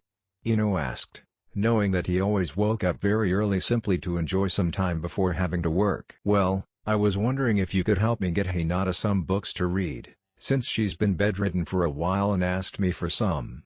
Please, Ino-chan, I need your help, and as soon as we get them to her, we can do something fun together. I don't want her to get bored, so please help me," Naruto pleaded, hoping she would help him. "Of course, Naruto-kun, I'll help you. If we can go shopping later, before I have to work," Ino said with a smile, since shopping with a boy she found attractive was one of her favorite things. Of course, she didn't have to wait long for Naruto's response, as he quickly took her hand and ran out of the store to find the books, barely giving them time to close before they raced through the shopping district until they finally reached the bookstore. "Alright, let's find some books for Hinaheim. By the way, thanks for the help, Ino-chan. I owe you one for this," Naruto said cheerfully to Ino. "You're welcome, Naruto-kun. But I already told you that you'd take me shopping later as a reward," Ino said, happy to have been able to help him, even if it was so that he could find another girlfriend. "Yes, but I would do it anyway, since you're my girlfriend. I owe you something more, and it can be whatever you want," Naruto told her, aware that he owed her a lot for helping him in that way. "Well, then I guess I'll save it for later," Ino said, somewhat surprised that he was willing to do her a favor that could be anything she wanted, even if it involved her boyfriend. After saying this, they simply looked around the store until Ino picked out several books she thought Hinata would like, and Naruto bought them. Then, they quickly went over to where Hinata was still lying down and gave her the books, for which she thanked them with a genuine smile. Of course, they didn't stay long, as they had more shopping to do before Naruto left to train on. At this point, even though they are testing it, most will simply call each other boyfriend/girlfriend. Plus a few hours later Naruto continued accompanying Ino through the shopping district, carrying several bags for her and buying her some things as well. Of course, they could only do this because Ino's mother was watching over the store. "Hey, Naruto-kun, are you sure you're okay with spending all this money on me? I like it, but don't you need to use it for other things too?" Ino asked her boyfriend, hoping he wasn't using money she needed for food or something. He just chuckled at her concern. "Don't worry about it, Ino. I don't spend much money, so I have a good amount saved for missions," Naruto told her with a slight smile that hid the sadness he felt. "The missions and the fact that I wasn't allowed to go shopping much until recently," she added, recalling her childhood, which had been the cause of her suffering. A truly sad story for those who didn't know it. In fact, it would probably make them lose faith in humanity. Even so, she didn't want any of his girlfriends to know. Of course, after telling them, she still felt a little bad about having spent so much of her money, but she was also happy to know that her boyfriend was willing to indulge her, despite having several girlfriends. Plus the night before the exam. After a long month of training, Naruto felt stronger than ever. Thanks to Jiraiya, he had improved in almost every ninja art. The only thing that remained extremely weak was his genjutsu, due to the excessive density of his chakra, a consequence of his lineage and the enormous amount he possessed. Even so, luckily, he could perceive and escape almost all genjutsu, except for the most powerful ones. Because of this, after a few days, Naruto spent most of his time training and only saw his girlfriends briefly. He barely had time to eat his favorite food, although he did spend a lot of time with Ayame, who, in his opinion, was starting to act strangely around him. However, that wasn't what mattered to Naruto at that moment. The only thing that mattered to him was finishing the exam. "I know hundreds of aspiring ninjas have failed you in the Chunin exam, but I refuse to let you stand in the way of my dreams for even a moment longer than necessary," Naruto thought confidently, and fell asleep dreaming about the battles he was about to participate in. The next morning, Naruto woke up and, after finishing his morning chores, quickly grabbed his equipment and slung his sword over his shoulder. Then, with his hands in his pockets, he left his house and walked calmly to the arena, ignoring the commotion in the stands until he heard his name called. "Naruto!" The voice shouted again, and when he looked he saw it was Ayame, standing next to her father behind a makeshift ramen stand. "Hey Ayame-Nichan, old man, how are you two doing today?" Naruto asked with a warm smile. "It's not bad, kid, I'm just doing business while the opportunity is good," Tucci told his favorite customer. "Ah, well have fun while I fight to become a Chunin," Naruto told them, and resumed walking before Ayame stopped him by grabbing his shoulder. "What?" Naruto began to say before he froze when she leaned down and kissed his cheek, on which he, surprised, placed his hand. "Good luck, Naruto-kun, and I hope it brings you more. Oh, and if you do well, I'll have a present ready for you," she said to Naruto, who was now blushing. Naruto smiled and continued toward the arena. Of course, her action made her father look at her curiously, but he didn't say anything. "I truly wish you the best of luck with your dreams in this exam, but I also want you to take care of yourself and come back to me so I can give you the gift I decided to give you, Naruto-kun." Ayame thinks to herself as she serves a bowl of ramen to a customer. In the Santilda. Upon entering the arena, Naruto quickly spotted the crowd in the stands, but ignored it, using the practice he'd acquired as a child, and instead observed the other competitors, most of whom gazed in awe at the people who had come to watch them fight. Gaara seemed oblivious to everything around him, Shino remained impassive, with the usual calm of his clan, and Neji immediately focused on Naruto. Sasuke was still missing, and apparently Kakashi, who wasn't seated with the other senseis. Of course, the most important people he saw were also present in the stadium: Sarutobi, his father figure, Hinata, his shy love, Haku, his silent love, and Ino, his sociable love, all watching and cheering him on.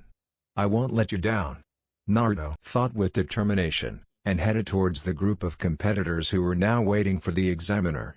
Luckily, Genma didn't take long to arrive. In fact, he arrived on time, while the others arrived a little earlier. "Welcome to this year's Chunin exams.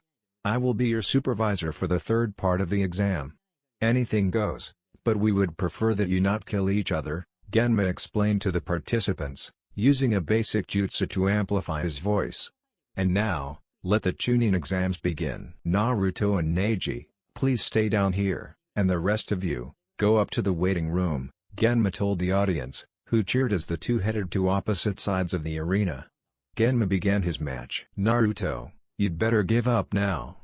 Fate has already decided that you will lose against me," Neji said with complete certainty. "First, don't believe in that nonsense about destiny, people create their own, and second, shut up and accept your punishment for hurting Harem," Naruto said, as his ki was already escaping. "Bah, he deserved it."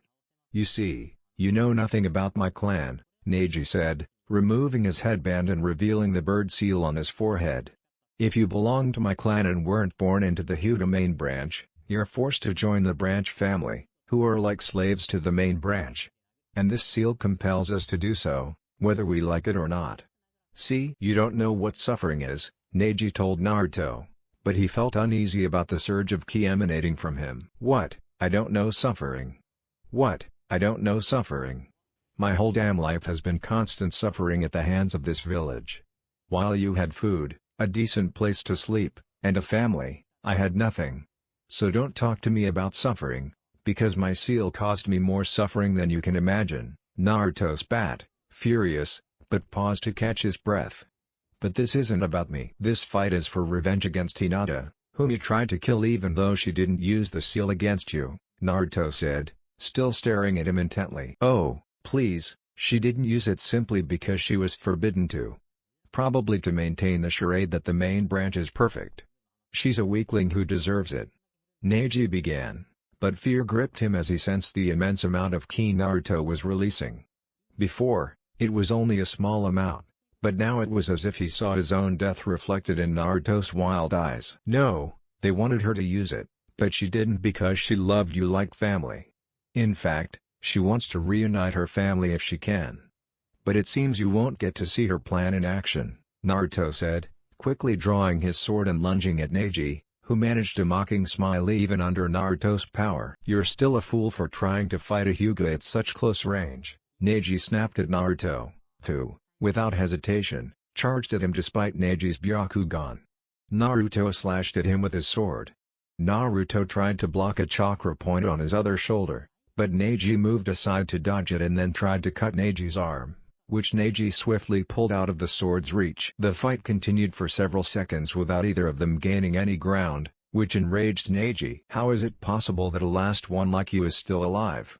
I am the elite of a powerful clan," he demanded angrily, though Naruto didn't answer, which only enraged him further. Of course, his surprise turned to shock when he received a slash across his chest, a cut he thought he had dodged. "Your anger is controlling your thoughts too much. Focus on the fight," Naruto told him, because, although he was also angry, he was channeling his anger to try to hurt Neji instead of letting himself be carried away by blind hatred. "Shut up," Neji snapped, even more annoyed, and launched his next attack, 8 trigram 64 palms, that left everyone stunned. "Surrender now, you're out of chakra," Neji ordered Naruto after all his attacks had hit him. Although he was surprised that Naruto didn't fly off as usual, he attributed it to him simply using his last vestige of chakra to stay on the ground. "I'll never give up," Naruto shouted to Neji, who could barely stand. Of course, this only made Neji shake his head from side to side. "Well, Then I guess I'll have to finish you off and crush your pathetic dreams.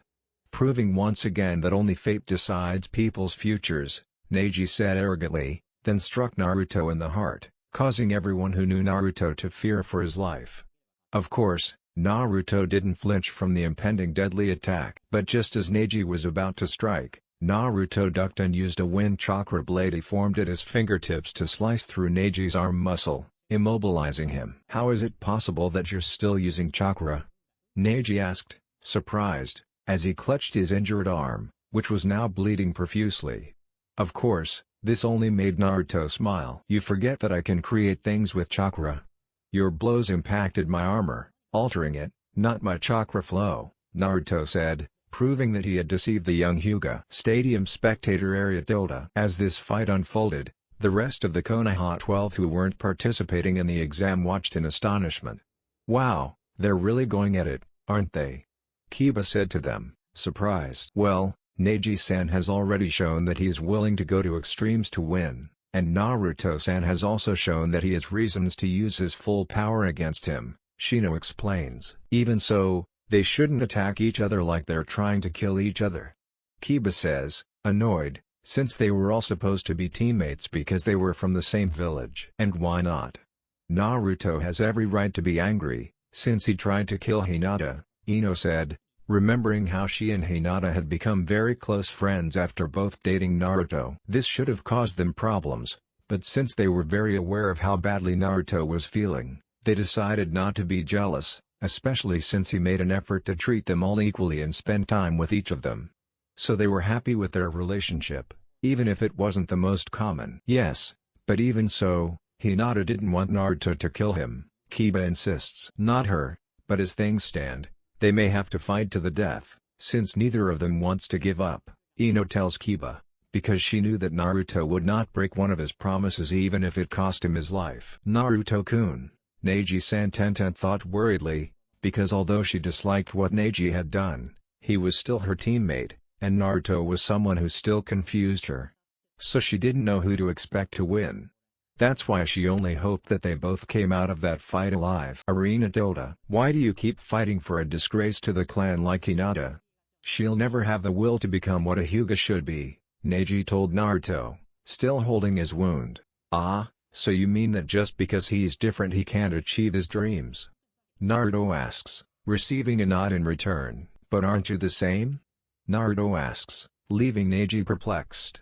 "I mean, you don't obey the main family to the letter, but you still hate them. So you don't follow the rules either. In fact, the only difference between you two is that their plan to unite the families has a chance of working, while yours will probably only cost you your life as a traitor," Naruto tells him, causing Neji to growl. "My hatred for the main family is justified and I will take my revenge." Neji growls, not even bothering to hide his emotions. "Sure, it's justified, but what can you do? You could try to kill the family, but they'd easily stop you and just forget about you without anything changing. Just remember that hatred and anger don't solve anything," Naruto explained. "What do you know about my problem? You've never had to deal with the problems a simple seal can cause," Neji says, then freezes for a moment at the immense amount of ki that descends upon him. "I know more than you'll ever know. Because of the effect of your seal, only your family. The seal they forced me to bear made the entire village despise me. You had it easy and never even tried to kill yourself just because of your seal.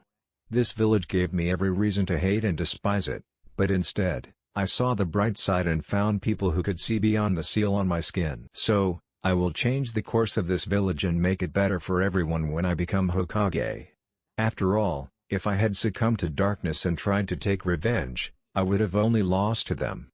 Because I would have been alone, and one person alone can't do much, even if their goals are good. They still need the help of others to achieve them. Just like you. But instead, you tried to kill the only person who had even the slightest chance of helping you and the rest of your sealed family," Naruto tells Neji, leaving Neji stunned. Naruto seized the moment of surprise to lunge at Neji and strike him so hard he slammed him against the wall.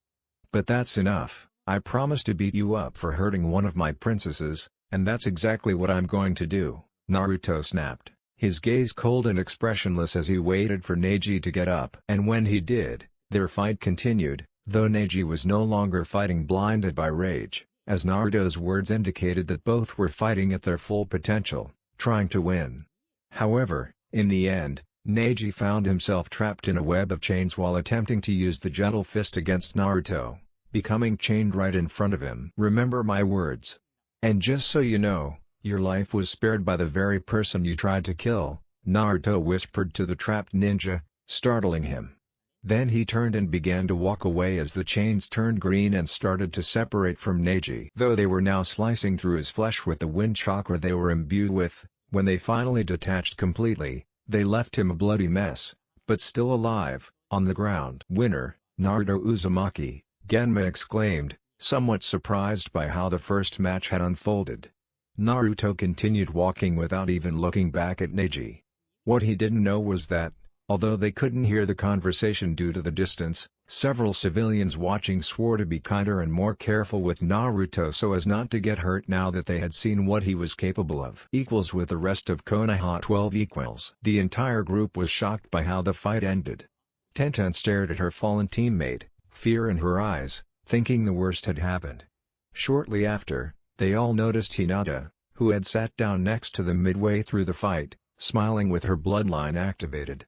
"Hey, Hinata, are you really happy that Naruto got his revenge on you?" Kiba asked his friend, somewhat surprised, since he knew her to be a kind and gentle soul. "No, Kiba-kun, that doesn't make me happy.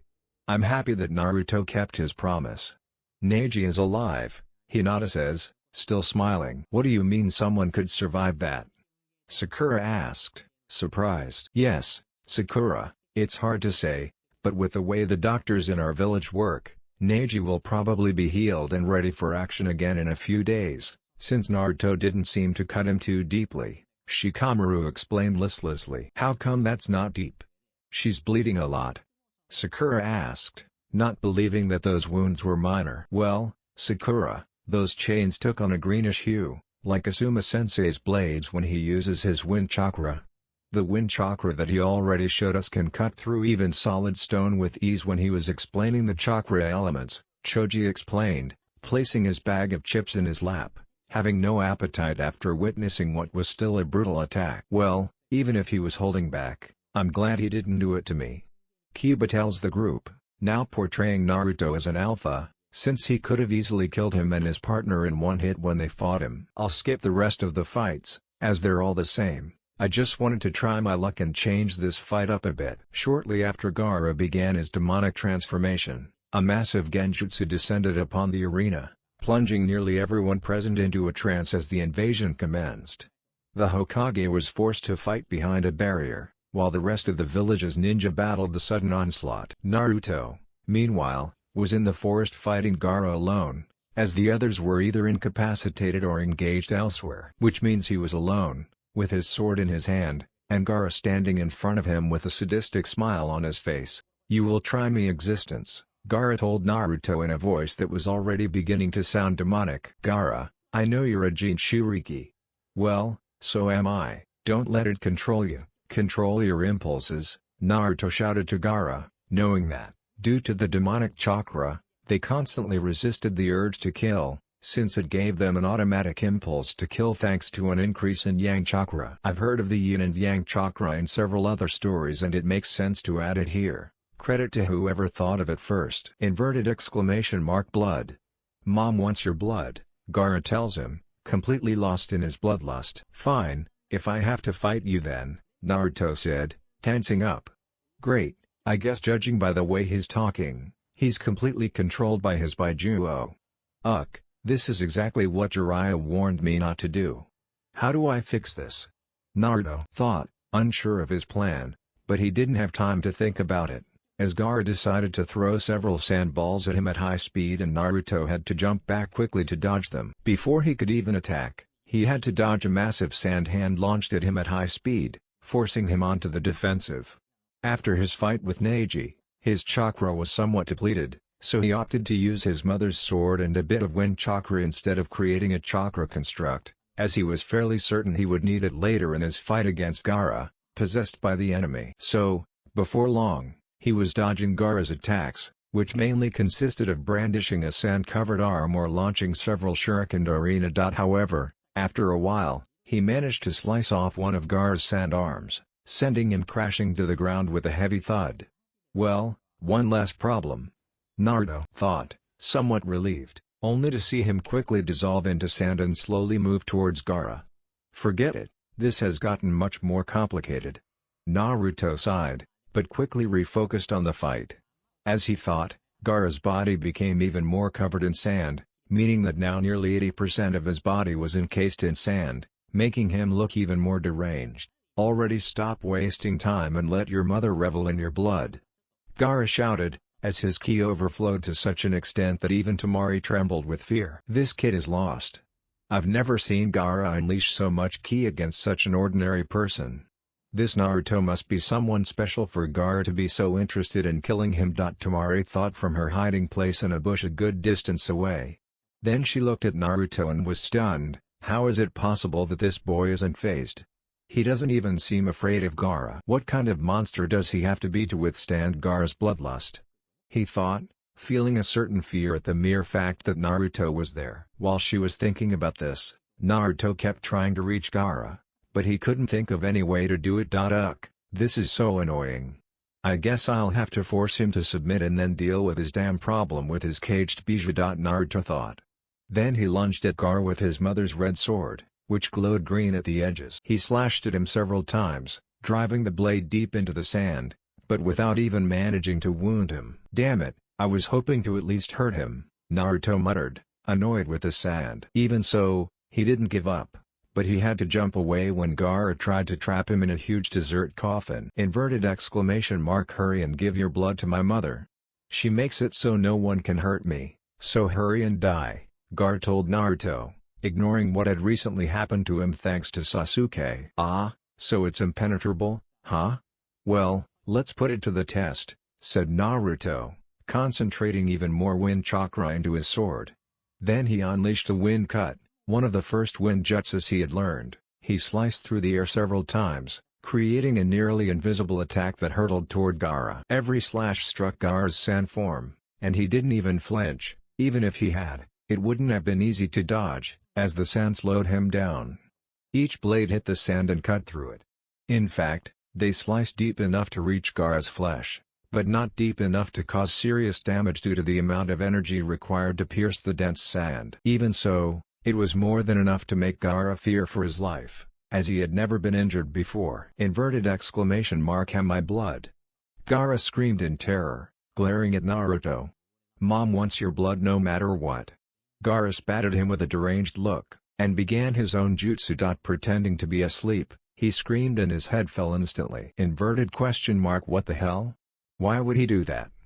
Naruto thought, confused, until he felt the ground tremble and tons of sand began to move towards where Gaara was, quickly forming a huge sand creature. I am free, Shukaku shouted happily as Naruto stared at him in astonishment. Well, I must say I wasn't expecting it.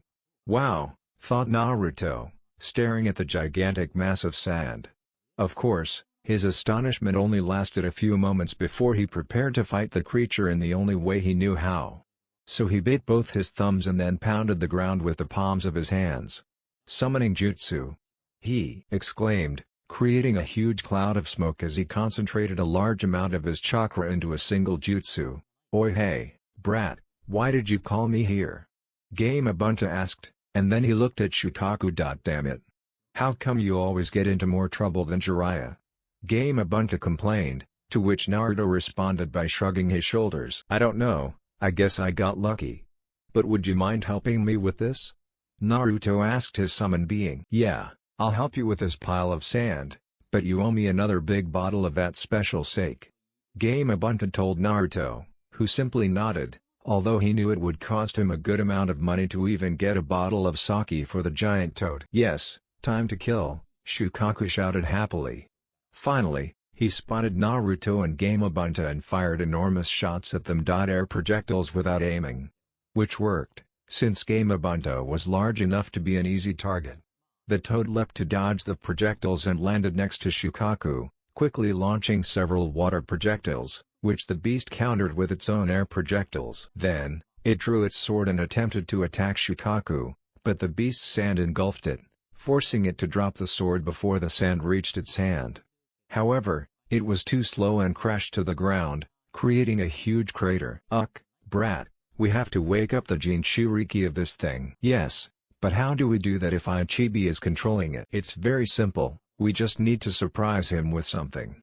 Basically, a simple punch should do the trick." "Ah, but what will we do when it's covered with 10 tons of sand?" "Just look at the demon's head." So Naruto did just that and saw Gaara hanging there, clearly unconscious. Wow, either the jutsu forces this to happen, or it's necessary for some reason, or the One Tail is clearly not the smartest of the 9. Naruto thought, on the verge of laughing at the stupidity of having such an obvious weakness. But the seriousness of the moment prevented him from doing so. "Okay, but how do we get to him? I doubt Ichibi will just let me wake him up." "Well, actually, there are 2 options.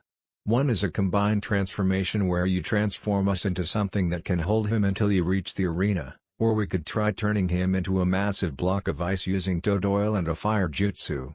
It's up to you, brat." Game Abunta told him as he dodged several gusts of wind that, luckily, only hit large trees or simply lost all their energy in the air. "Well, then let's transform, since I don't have fire as a strong chakra element," Naruto told his partner. "Good, then think of something with claws that can hold that. At least something better than trying it myself," he said. Game Abunta said. Instantly, they both shouted transformation, and were enveloped in smoke for a few seconds. Suddenly, the 9-tailed fox appeared where they had been. They rushed toward Shukaku and dug their claws into the sand on his arms. After a few moments, the transformation reversed, and Naruto quickly climbed up Shukaku's arm, while the sand tried to attack him with every step. In fact, the sand attacked him with such force that Naruto had to use his chakra to form a protective shell around himself. Unfortunately for Game Abunta, he didn't have the same protection, as the sand curled around his arms and rose up, forcing him to disappear back into the summoning realm. Thus, Naruto found himself alone, fighting as he tried to avoid being crushed by the sand. "Thank goodness I reserved enough chakra for this fight, that's it," thought Naruto, sweating profusely, since repelling a demon's attack required a huge amount of chakra. Finally, he managed to reach Gaara and had to release his shield, as he couldn't concentrate on creating it and striking at the same time. The shield fell and he tried to hit the sleeping boy, but the sand stopped his hand. "Wake up, damn it," Naruto yelled at the boy, annoyed, and struggled to get a little closer before performing the only attack he could with the sand that held him back, a headbutt. "Damn it. Wow. And I just got here," Shukaku muttered to himself, before dissolving into sand, causing both boys to plummet from several stories high. They were powerless to stop it, so they simply watched as the ground approached for a few seconds before crashing into it, which, thankfully, cushioned the impact. Of course, in the end, both were still awake, a short distance from each other, so Naruto tried to stand up, but his feet began to wobble as soon as he put his weight on them, causing him to fall back to the ground. However, he soon tried again, and this time he used the little chakra he had left to create a chakra staff, which he used to lean on and slowly walk toward Gaara. "No, get away," Gaara shouted, clearly frightened, and tried to escape, but he was unable to move, just like Naruto. "Calm down, Gaara. I'm not going to hurt you anymore," Naruto told the boy, leaving him stunned. "What? No. Anyone who knows my mother wants to hurt me," Gaara said, clearly still scared, since not even the sand responded to his call. "Gaara, your mother isn't your real mother, don't listen to her voice. She's just your sealed beast trying to control you, but don't let her, Gaara. Instead, seek out people you can love, like your brother and sister, and protect them. There you'll find your true strength and your reason for living," Naruto told the frightened boy. "What do you know about what I have to face?" "You know nothing," Gaara snapped. "I know because I was like you until I found my people. So please, trust some people."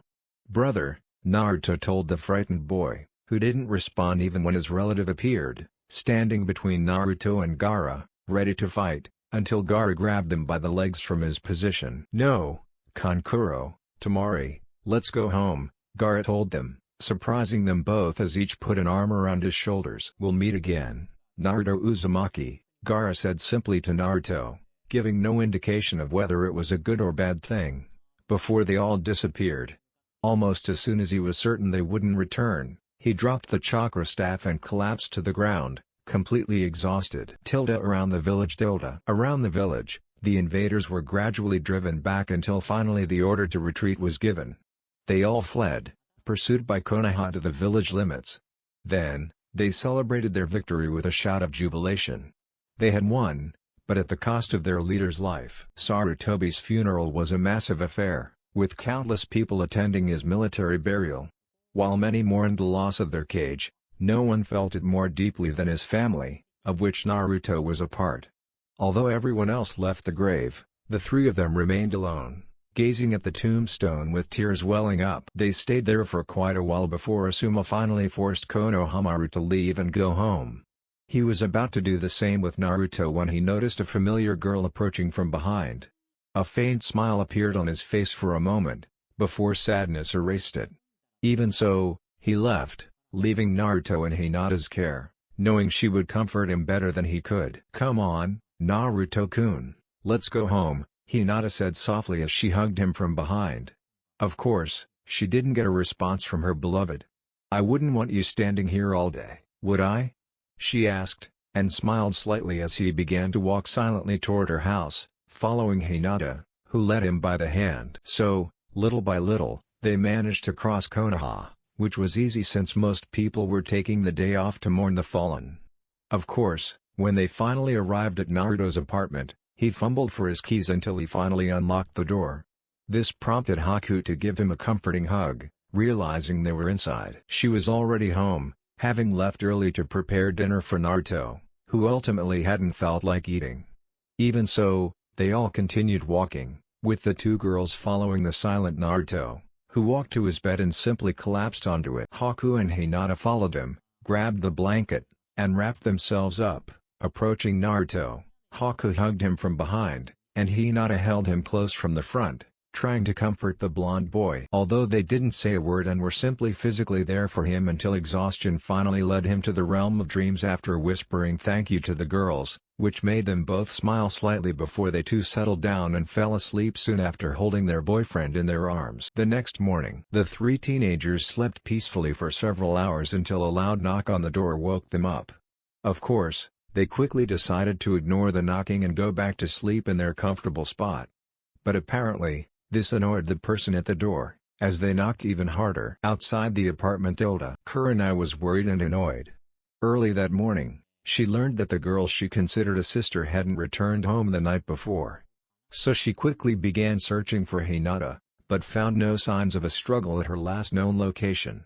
After discovering this, she headed to one of the few places where Hinata could have been, Naruto's house. Just thinking about it irritated her, but the fact that she sensed 3 chakra signatures in the house instead of 2 frustrated her even more, though she felt a certain relief.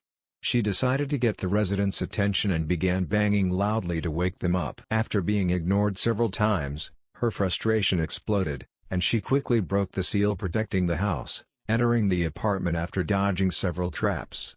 She went to where she sensed the people were and began releasing her ki while angrily surveying what she saw. In front of her, she saw Naruto, Hinata, and Haku still sleeping together. Of course, upon sensing Kurenai's ki, they woke up with a start. Naruto stepped in front of the girls to protect them with the chakra shield. However, upon seeing that it was Kurenai, he quickly released the shield, but remained tense, watching her. "Kurenai-sensei, what are you doing here?" Naruto asks with a slight fear. "How dare you take it away from her? And at such a sad moment?" she asks furiously, confusing the still somewhat naive Naruto, but causing Hinata to blush intensely. "Kurenai-sensei, we didn't have to do that. We just fell asleep," Hinata told her sensei, who clearly didn't believe her. "I knew this would happen if you went out with someone. Come with me and stay away from that man." Kurenai ordered Hinata, then approached and took her hand. "No, I want to stay with Naru-kun," Hinata told her teacher, struggling to stay where she was. "Not after seeing you do that. You were too young, and yet you did it. I knew I shouldn't have let you go out with anyone when you foolishly had those fantasies of true love," Kurenai told her, but she was forced to jump back when several green bursts of chakra erupted from behind Hinata and tried to slice off her arm. "You won't insult Hinata Harem while I'm around," Naruto growled, visibly angry. Normally, this wouldn't have stopped Kurenai, given that she was a Jonin and he was a Jonin, but then she noticed something that raised the level of danger. Looking into Naruto's eyes, she saw red spots appear, a sign that he was about to use his demon yokai. Something that instantly and drastically increased the danger of the fight. "Stop, Naruto. If you attack me, you'll be in serious trouble. She's my student, which means I have the right to do what I deem necessary," Kurenai said, thinking he wouldn't want to get into trouble. After saying this, she reached out toward Hinata, but noticed the red in Naruto's eyes intensifying, which made her stop and tense up, preparing for a possible attack. The attack would have happened if Hinata hadn't placed a hand on Naruto's shoulder to get his attention and simply shaken her head, which somehow calmed him down. Of course, seeing him calmer, Kurenai went to find her student, only to be met with a glare from Hinata. "Kurenai, while you have the right to address me as my sensei, I am not entirely under your control at any time. You have no right to comment on my love life, as it has nothing to do with my career. Furthermore, if you haven't noticed, nothing has happened, we are all fully clothed. Now, either you leave us alone or I will get you into trouble and request a new teacher." Of course, the fact that she said she would look for a new sensei was what snapped Kurenai out of her anger. When that happened, it was usually because the student couldn't work with their teacher. That is, one of them disliked the other, or simply because the teacher was bad. Normally, this would be ignored, except in the case of a truly bad teacher, but since she was a Hyuga, it would be investigated. However, the reason this frightened her so much was because it would mean that her sister hated her. Something she absolutely did not want to happen. "Hinata, you know I consider you like a sister. I've watched you grow up. I only want what's best for you," Kurenai said softly, though Hinata continued to glare at her with one of her rare, withering looks. "And that's what being with Naruto-kun is like. But he only slept with you and you're too much of a you." "Nothing happened, I just comforted my sad boyfriend with Haku," Hinata said, finally noticing that she was indeed fully clothed, just like Naruto and Haku. Hinata stopped eyeing her suspiciously and approached her older sister. "I know you worry about me, sensei, but I'm old enough to do some things on my own. So, while I appreciate your concern, please let me live my life instead of isolating me from everything. Okay?"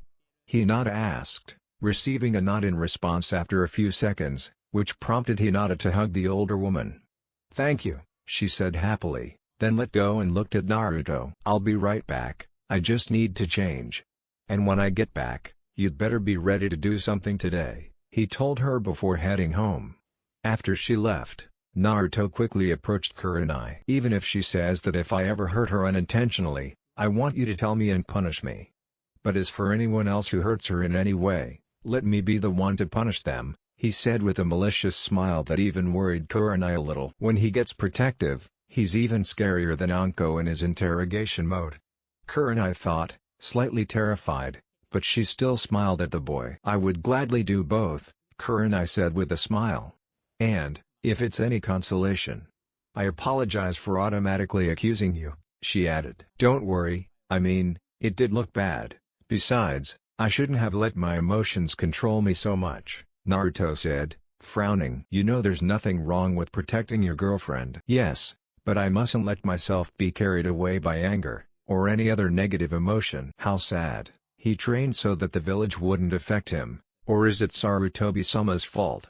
It's no wonder he's acting like a smiling fool, hiding any other emotion," Kurenai thought as she looked at the boy, still visibly depressed. "Naruto, it's okay to show your emotions," she said gently. Before he could reply, there was another knock at the door. Naruto quickly went to answer it, hiding his sadness before opening it. "Hello," Naruto exclaimed with feigned cheerfulness as he opened the door. "Oh, Kakashi-sensei, what are you doing here?" "Hey, Naruto, I just wanted to let you know that our team has a week off from training while Konoha recovers," Kakashi tells him. "Okay, sensei," Naruto said, and then flashed a big smile that made Kakashi smile a little under his mask. "Well, now enjoy your free time." He would have wanted it too, Kakashi said, giving him a brief, knowing look before leaving. "Kurenai-sensei, you can stay, but we both need to change and get ready for the day, since Hinaheim apparently wants to do something today," Naruto told the older woman as he returned to the house and headed to the bathroom. Shortly after, Kurenai decided to go out, but remained on the rooftop, intrigued by Hinata's plans. Plus half an hour later Naruto was finally ready for the day. At least physically.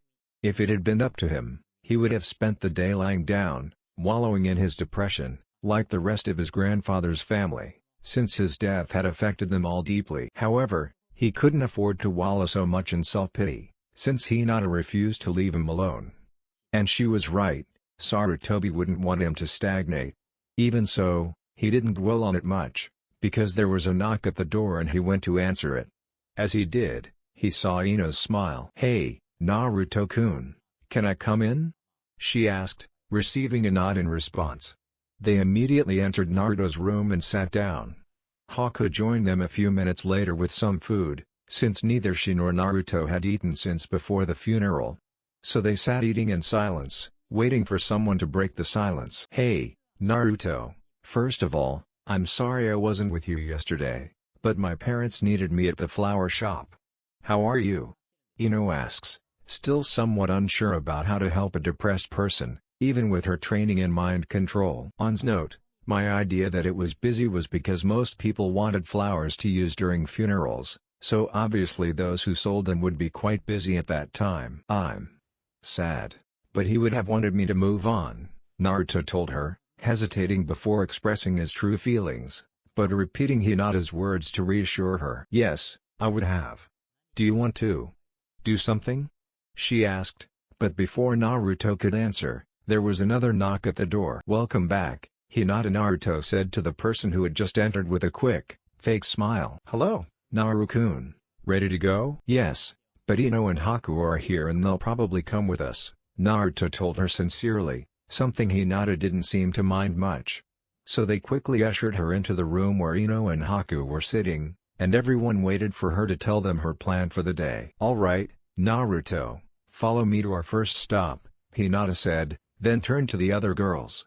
"I won't be giving you orders, but if you want to come, you're welcome," she told them, and soon they all followed the girl, who seemed to be no longer so shy. As they walked, Haku and Ino tried to get Hinata to say something, but she refused to answer and simply told them to follow her and see for themselves. Of course, they kept asking questions until they reached the training field where Hinata's teammates were already waiting. "Hey, Kiba, Shino. What are you doing here?"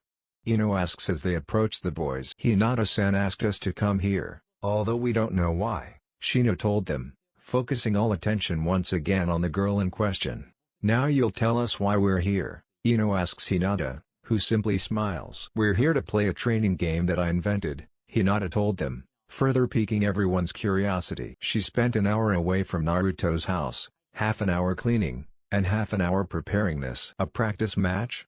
What's the point? We stopped playing years ago," Kiba says to her. Of course, to answer him, she simply smiles at her teammate. "Yes, but the one I invented will still work for everyone," he told them, pulling a scroll from his pocket that, when opened, transformed into a massive stone scroll. "You see, we need to establish 2 finish lines at least a mile apart, and the objective is to carry this heavy scroll to your team's finish line. Meanwhile, the teams will be constantly battling each other, using anything but jutsu and lethal force. So we'll train with practice matches, strategizing, running, and much more," he explained to the group, who were once again showing interest in his plan. "Okay, so how will the teams be organized?" Ino asks, deciding that it would actually be a fun way to train. "Just boys versus girls in a 3-on-3 game." "Wait, so you knew I was coming with you?"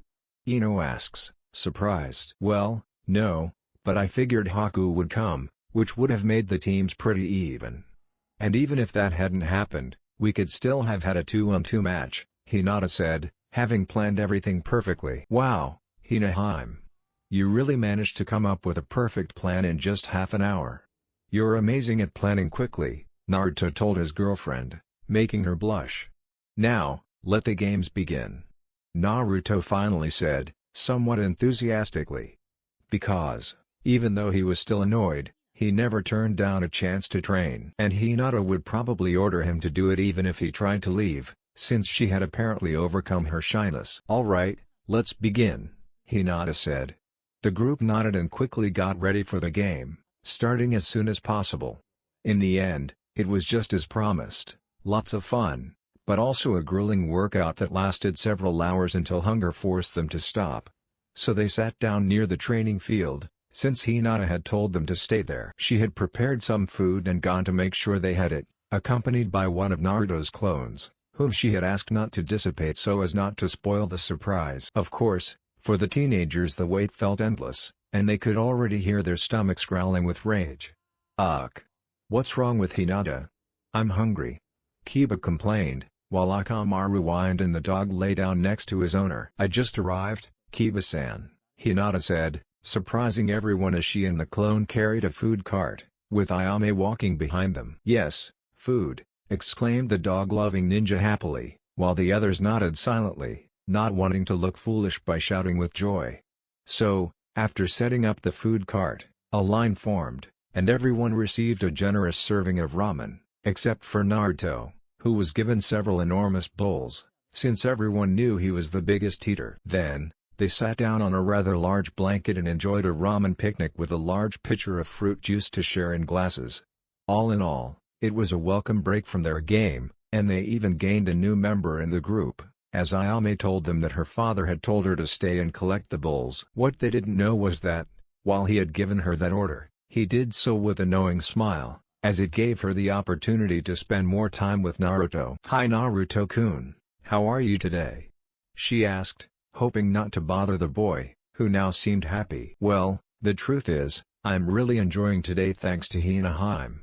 I'd probably still be upset and locked in my room, depressed, but she pulled me out of there.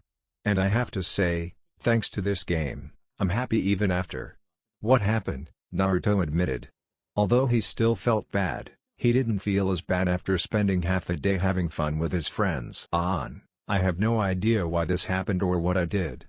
But I didn't have a save file for the rest of the chapter.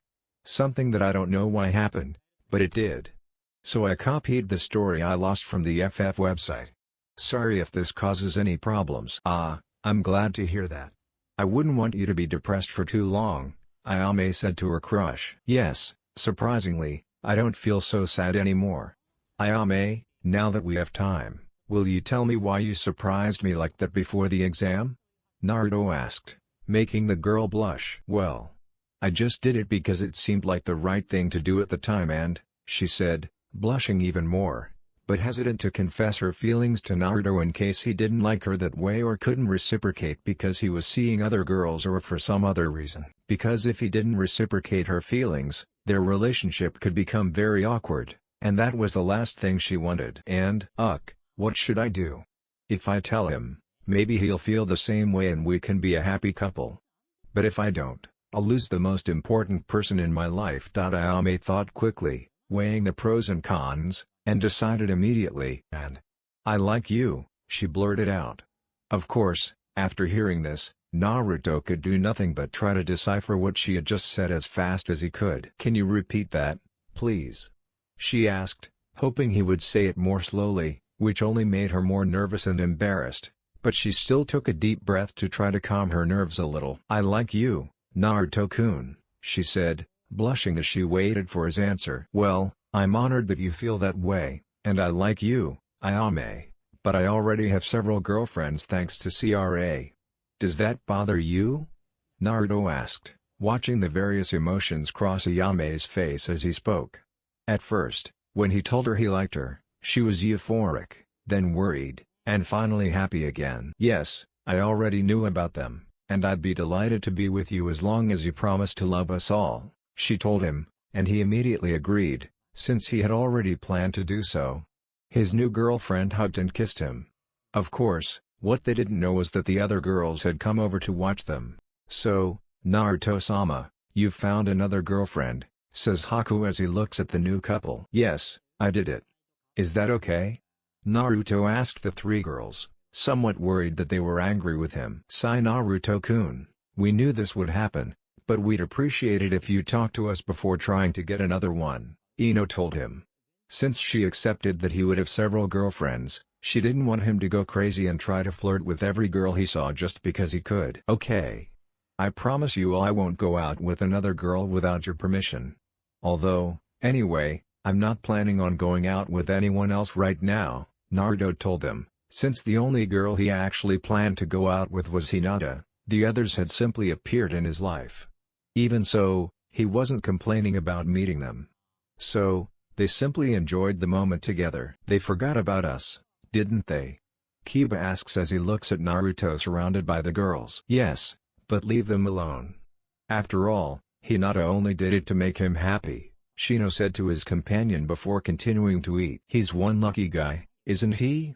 Not only does he have a lot of girls, but there are also girls who care deeply about him, Kiba adds, jealous of the blonde. Yes, it is, Shino told his friend, though, as usual, he showed no emotion. Luckily for both of them, the group remembered what they were supposed to be doing and quickly finished their meal, resuming their training. Ayame, for her part, observed what she could and enjoyed the warm day while she waited for them to finish, since she didn't want to walk back to the village after eating. In a tree near Ayame. Kurenai was surprised to discover that Hinata was not only willing to go to such lengths to distract Naruto from Sarutobi's death, but also by the fact that she seemed to be such a confident version of herself at that moment. I suppose that when the situation calls for it, Hinata can put aside her usual self and do whatever is necessary. I guess, after all, Naruto is good for her. Almost always. Kurenai thought as she watched her team train. Although she now knew that Hinata and Naruto loved each other very much, she couldn't help feeling an irresistible urge to hurt the boy at the thought of him trying to take advantage of his sister. She longed for Hinata to become an ice princess so that no man could ever prey on her. However, she had to admit that Naruto was beginning to change her opinion of men. But for now, she simply enjoyed watching her team enjoy training, a program she herself was tempted to emulate if she could get another team to join. Plus around dinner time plus. After a while, the teenagers were exhausted from training. So they decided to end the game, with the boys winning by 2 points. Everyone returned to the village, with Naruto and Kiba carrying the cart for Ayame, since it would be impossible to push it through the forest floor.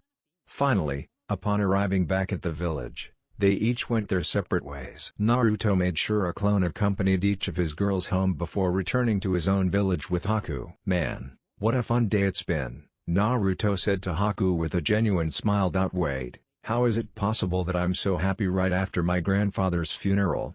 I guess I owe Hinata-chan and the rest of my new family so much. But I haven't done anything special for them. I need to find something to give them so they know how much I appreciate them. But what could possibly work? Naruto thought, unsure what to do for each of them.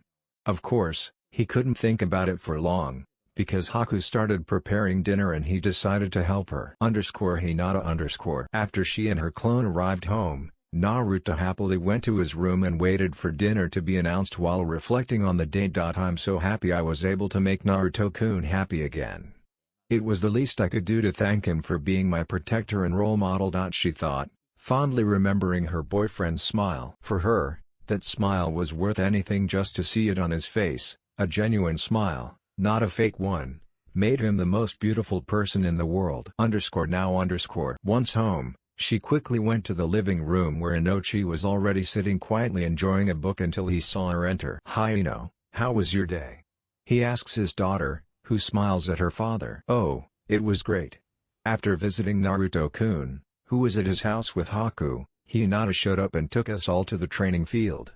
There we met her team and played a 3-on-3 match, which was actually quite fun, she said, still smiling. I'm glad to hear you had fun and trained at the same time, she told her daughter, happy that she enjoyed the training so much. Surprisingly, I have to admit that joining Naruto's harem was probably one of the best ideas Ino has ever had. Instead of staying weak while chasing after that brat Sasuke, she's chasing after someone with good intentions who cares about others. Besides, it seems to be helping her get stronger, she thought. Inochi, still undecided about his feelings regarding his daughter's romantic situation. Going out with Naruto was the best idea I ever had. Why did I even notice Sasuke when Naruto was so clearly the perfect guy? If I'd paid attention to him, I could have been the first to completely capture his attention, even before his lineage came up. Ina thinks, but quickly returns her thoughts to happier things. Ayame_. As soon as she returned to the store, she began cleaning the bowls they had used when her father finally approached her. "So, how was it with your friends?" Tucci asked with a smile on his face. "It was great. We talked a lot and I got to watch them train for a while as I enjoyed the day. In short, it was a perfect day," she said happily. "Oh, and here I was thinking you'd have another reason to be happy right now," she asks with a knowing smile. What do you mean?" Ayame asked, blushing. "I know you like it. So if you're happy, something must have happened. I won't ask you what, but know that as long as you're happy, I'm happy too," he told her, which earned him a hug from the girl, who then returned to work with an even bigger smile. "And I know Naruto will treat you well. Besides, I couldn't live without his ramen," he added, knowing exactly how to control Naruto if he ever needed to, although he didn't think he ever would. Lord. Ah, it's so good to see Naruto-sama happy again. The last thing I want is for him to be angry. So, I really have to thank Hinata for the greatest gift I could ever receive, a happy master. Now I just want to keep him happy by doing everything I can. Which also means I must make sure none of his treasures ever die again, ensuring we're all strong enough to face any threat." Haku thinks happily as she prepares dinner with Naruto's help. Although she won't say it, this makes her truly happy, as she can spend time doing something with him. Council room. "I already told you I don't want to be Hokage. I have matters to attend to and information to obtain," Jiraiya said to the elders, annoyed. "And if that were the case, I would have to put the village's well-being before Naruto's, which would probably prevent me from helping him if he ever needed me again," he added to himself. "But then, who will be the Hokage?" one of the elders asked, causing Jiraiya to smile. "I know who the next Kage will be, but I need my newest apprentice to convince her to do it," Jiraiya tells them, then leaves to find his own dinner, thinking he'll prepare the boy for breakfast tomorrow and leave at noon. The next morning, Haku and Naruto were awake, preparing for breakfast, when they sensed a presence near the kitchen.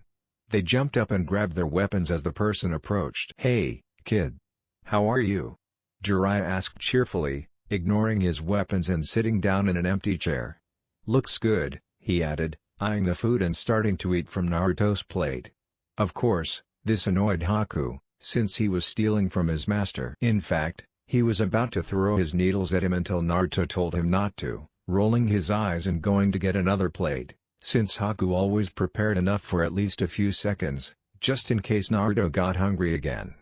So, instead of attacking, he simply glared at the old man while everyone ate. "So, Uro-sennin, besides taking advantage of me, is there any reason why you came?" Naruto asked his master after they had practically finished eating. "Yes, brat, pack your bags. You're coming with me to find an old friend who needs to return to help the village," Jiraiya ordered. "Okay, when are we leaving?" Naruto asked without bothering to argue, since finding that person had to be important to help the village he loved. "This afternoon, right after lunch. So you have time to say goodbye to your girls and maybe get them some quick good luck gifts," Jiraiya says with a lascivious expression as he looks at Naruto and Haku. "Pervert. I already told you to stop trying to put my hymns in your books. We're too young and we have no interest," Naruto said angrily. "So what? You're all adults because you're ninjas, besides, you're older," he says to Naruto, and quickly dodges some ice needles that were flying towards his most precious part of his body. "If Naruto-sama says we're too young, then we are," Haku tells the old pervert, staring at him as if daring him to contradict him, although the pervert didn't seem to care at all. "Naruto, wow. One of your girls is already calling you master. I didn't know you liked the idea of domination, you damn brat." "What? I don't even know what you're talking about. Actually, I'd rather not know. So shut up," since she decided to call me that herself even though I told her it wasn't necessary, Naruto said, clearly annoyed by his sensei's jokes, though this only made Jiraiya laugh a little more than leave the two teenagers alone. "Well, Haku, I guess I'll have to go with Uro-sennin even though he drives me crazy. So, I guess I have to go warn the others. See you later, Ice Queen," Naruto said, giving her a quick kiss on the cheek before leaving the house, leaving Haku, who was holding her cheek in surprise at the sudden display of affection, but who soon continued getting ready for her day with a slight smile. Of course, after a while, Naruto managed to explain to all the girls that he had a mission, and they wished him good luck. So he ended up enjoying a delicious meal freshly prepared by Ayame, who was happy to cook for the boy she had fallen in love with. She loved both cooking and chatting with Naruto, and when she could do both at the same time, she did it with even more enthusiasm. However, she only managed to eat a few bowls before Jiraiya reappeared. "Ready to go?" "Yes, let me finish this last bowl," Naruto said, and quickly finished it, leaving the money on the table. "See you when I get back, Ayame-chan," Naruto said to the waitress, and hugged her, making her blush a little, before leaving. "Wow, this guy can get any girl he wants. Maybe I should take him to a bar so a nice girl can help him get started with my boao," Jiraiya muttered to himself until he yelped in pain as a small splash of hot water landed on his lap, making him look up at Ayame, who was giving him a fakely sweet smile that promised pain to any man she turned her face to. "Please, don't try to corrupt Naruto-kun like that, Jiraiya-sama," he said, maintaining his smile as he spoke respectfully, hinting at a hidden threat behind those respectful words. "Yes," Jiraiya said quickly, somewhat scared to see that the girl had more hot water on her and didn't hesitate to use it. "Wow, Naruto sure knows how to pick the most intimidating girls to date," he thought while trying to calm her down before running away. Shortly after Jiraiya escaped, he and Naruto left the village, ready to search for the person they needed. However, Naruto refused to waste time looking for him, so he asked to be trained as well, to which Jiraiya agreed. He then threw a water balloon at him, confusing Naruto until Jiraiya explained it. "All right, kid, popping this balloon using only chakra movement is the first step in learning one of your father's techniques. I know I could have taught you this last month, but since your chakra control needs improvement, I didn't want you to start with an attack that requires complete chakra control to be fully utilized. So, how about you start the first step now?" Jiraiya explained. Naruto nodded, finding it a valid reason for not having been taught it earlier, and began pushing the water inside the balloon in one direction until it finally made a hole and all the water spilled out. Naruto grinned, believing he had completed the first step, only to have another water balloon thrown at him, which confused him. "The balloon has to burst completely like this," Jiraiya tells him, and then bursts another water balloon he's holding, splashing water everywhere. "Now keep going until you succeed," he adds, and continues walking with Naruto following closely behind, also trying to overcome the first part of the jutsu. "So, who are we trying to find?" Naruto finally asks Jiraiya during a break in their training. "We're looking for one of my former classmates, Tsunade. Finding her will be difficult, since she's constantly moving to avoid her debt collectors," Jiraiya explained, feeling no need to withhold the information from his student. "Ah, well, then I suppose we'll have to catch up with her before she moves to another city.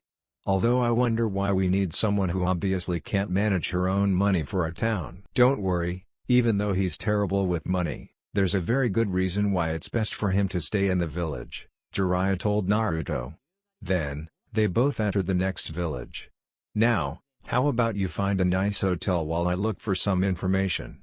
Jiraiya said with a smile, and he ran off before Naruto could say a word, off to chase after some girl. Of course, Naruto simply shrugged and obeyed, doing as he was asked before relaxing in his room. "Damn pervert. He's making me find a room for the night just because he found a girl he fancies. Come on, she must be like 20 years younger than him. Well, at least I'll have some free time to practice, and I'm sure I'll give him a good slap before he gets here." Naruto thinks with a smile as he starts popping the balloon. "I'm not going to make a battle between Sasuke and Itachi just because Sasuke was injured in the exams and, honestly, if they took so long to arrive, how did he appear so quickly? Or how was he able to leave the village unsupervised?" Plus a few hours later Naruto, fed up with his frustration, finally completed the first step by attempting to fill the balloon with a massive amount of chakra. The result was an uncontrolled movement that ended up damaging the balloon even more. After realizing this, Naruto tried to repeat the maneuver, but this time with greater control, and managed to pop the balloon, just like Jiraiya. Now he only had to wait for Jiraiya to appear, which didn't take more than half an hour. Jiraiya staggered in, visibly drunk and with a huge red mark on his cheek, which looked like it had been made by several hands. He fainted as soon as he entered the room. What surprised him most was seeing a group of girls who were also heading to his room. "Can I help you, girls?" Naruto asks them when they arrive at his room. "Yes, we're going to punish that pervert for trying to hit on not only us, but also our daughters," one of the women told Naruto, who then noticed that the girls seemed to be in their late 20s and early 30s. Several appeared to be closer to his age, like one girl who looked about 16. What a pervert. He's really sunk to a low point.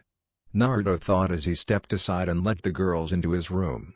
"Come in, please, don't kill him. I need him for my mission and for training," Naruto told them, and they all pounced on the drunk, who, even asleep from the alcohol, groaned in pain under their brutal attack. Wow, a woman can do a lot of damage to people, even if they're not ninjas, if you anger them enough. Naruto thought as the attack lasted several minutes before the group began to tire. When this happened, the one who finally stopped gave the white-haired man what he deserved and thanked Naruto before quickly going back to whatever they were doing. As soon as they did, Jiraiya jumped up and glared at Naruto. "Why didn't you stop them from attacking me, your sensei?" he asked, clearly angry. "Well, you deserved it. Now that you're here and awake, can you show me the next step of the jutsu?" Naruto asked, pretending the beating never happened. "You ungrateful brat." Jiraiya growled as he approached Naruto, who had a malevolent smile on his face. "Oh no, sensei, you shouldn't be eyeing people younger than you again," Naruto shouted, louder than necessary. Of course, he did it to get the girls' attention once more, since they didn't go far and soon returned to their room, glaring at Jiraiya, thinking he was going to flirt with some other young girl from the village. "Wait, I wasn't going after anyone but that brat," Jiraiya told them, which turned out to be a mistake, as Naruto quickly did his best imitation of a puppy being kicked, which made the girls forget the fact that he was clearly a ninja and get angry at Jiraiya once again, this time for hitting a child. Damn it, the kid is smart, I have to admit it. But how I hate him for it right now. Jiraiya thought as he moved further away from the girls and finally took his only escape route, the bedroom window. However, the girls ran out at full speed, determined to catch Jiraiya, so they didn't see Naruto's malevolent laughter as he watched his master flee through the window. "I still have my knack for jokes," Naruto thought happily as he prepared to go to bed, since it was getting quite late. The next morning Naruto awoke from a restful sleep and discovered that, sometime during the night, Jiraiya had returned to the room and fallen asleep in the bed next to his, though, oddly enough, he didn't seem to be badly hurt. Shortly after, Jiraiya awoke, and they resumed their journey.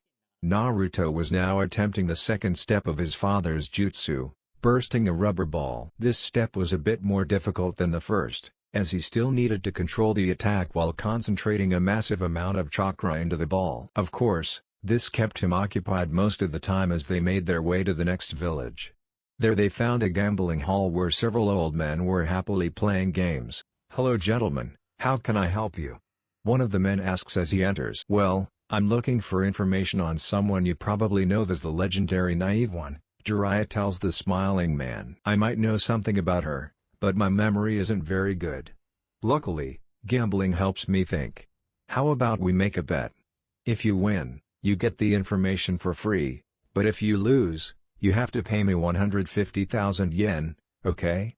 the man asked, and Jiraiya agreed in order to get the information. Jiraiya loses and Naruto's chakra causes the dice to swerve, allowing him to win and obtain the information, then they begin to use it. So, in a short time they were walking down a street trying to find their target again, while Naruto continued practicing the second step, which makes it a bit more difficult, since he needs to practice controlling much more chakra at once and in several different directions than he ever has before. Although when he manages it, he'll be able to do it with one hand. Their stroll was passing peacefully until a loud explosion put Jiraiya on alert and caused those around him to flee. Luckily, there weren't many people around to be alarmed, though Jiraiya remained ready for battle until he saw what had caused the noise. While the others were somewhat frightened, Naruto celebrated having finally popped the rubber ball with enough force to slightly burn his hands. Although he didn't notice it at the time. Can't this kid learn jutsus faster? Jiraiya grumbled to himself, though he was proud of him. Then he threw a thin balloon at Naruto, which confused him. "Now that you have the power, we need you to control it even better. So, use all that power, but don't burst the balloon, and then all you'll have to do is practice to create them faster and faster," Jiraiya told Naruto, who quickly began practicing as he continued walking. Unfortunately, the search remained fruitless, even as the sun began to set. "Ugh, I can't believe we still haven't found that woman. But right now I'm too hungry to worry about that. So let's eat," Naruto said to Jiraiya, then ran off toward a restaurant/bar. Jiraiya followed closely behind, as he was hungry too. So, after a short while, they were inside looking for a table when Jiraiya spotted his target. "Wow, this guy is lucky. He found her just because he wanted something to eat," Jiraiya thought, amused, but he went to order the food anyway before sitting down next to her. Naruto followed them, unaware that they had already found her. "Hello, Tsunade. Imagine finding yourself here," Jiraiya said, sitting down across from her. This caused Tsunade to stop drinking sake for a moment, and her black-haired friend tensed up for a moment. Of course, the tension quickly disappeared, and Tsunade downed the rest of the sake in one gulp. "Hey, Jiraiya, what do you want?" he asked with a neutral air, then looked at Naruto. "And who's that brat?" "I'm here to take you back to the village, Tsunade. And this is Naruto Uzumaki," Jiraiya said, emphasizing his surname. This caused Tsunade's eyes to widen for a moment, before she quickly covered them up. "And now, hopefully, it will be easier for you to go back and calm him down a bit, since he's her godson thanks to Kushina." So she also had to make up for lost time, Jiraiya thought, although he knew that bringing her back would still be a problem, given that he had already suffered the psychological trauma of losing his loved ones in the village and also his daughter, Kushina. "Why do they need me back in the village?" Tsunade asks, ignoring the fact that her grandson is there at that moment. "They need you back to heal several of our seriously injured fighters and to become the next Hokage," Jiraiya told him, then watched as his eyes narrowed with anger. "I already told those old folks I'm not coming back, even if there's someone to take care of," he said, glancing briefly at a still surprised Naruto. "Besides, being Hokage is pointless," he added, infuriating Naruto to the point that he slammed his hands on the table. "Listen, you old hag. I refuse to sit here listening to a drunk insulting my grandfather in my dream job," Naruto snapped, causing her fury to increase. "Oh, yes, shall we go outside?"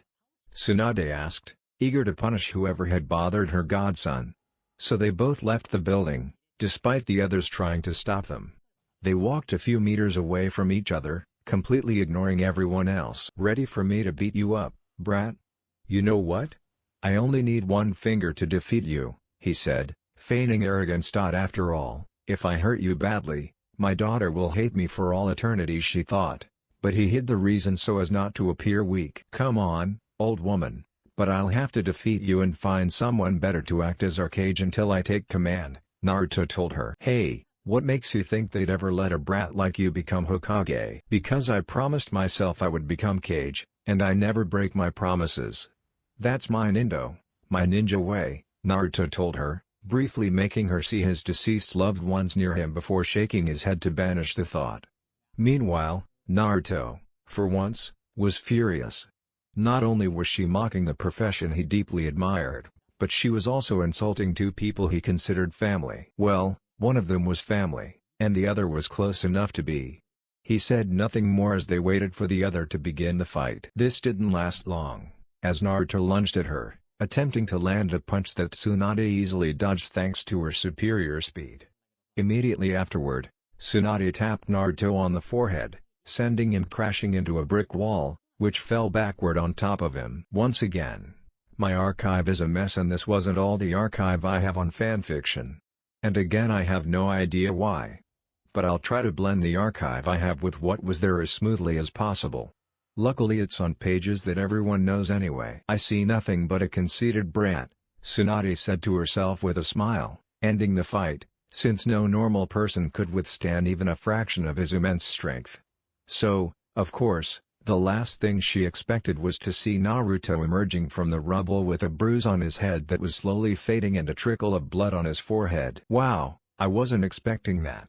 Luckily, With my training I can concentrate more chakra in one part of my body so it heals faster. Naruto admitted to himself, then glared at his opponent again. "You won't defeat me so easily," he said, tensing slightly and summoning an armor of pure chakra that, once again, had a greenish hue, though less noticeable. "Chakra armor, when now we're really going to begin," he murmured once the armor was finished.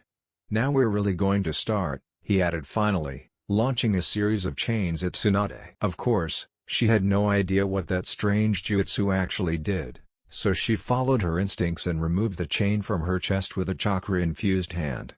After doing so, she was surprised to discover a rather deep cut on her hand, despite its reinforcement.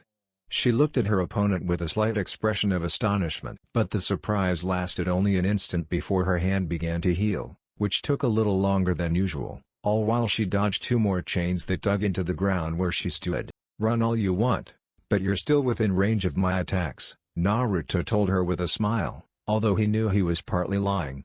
But since Tsunade had no idea about his jutsu, she didn't realize it.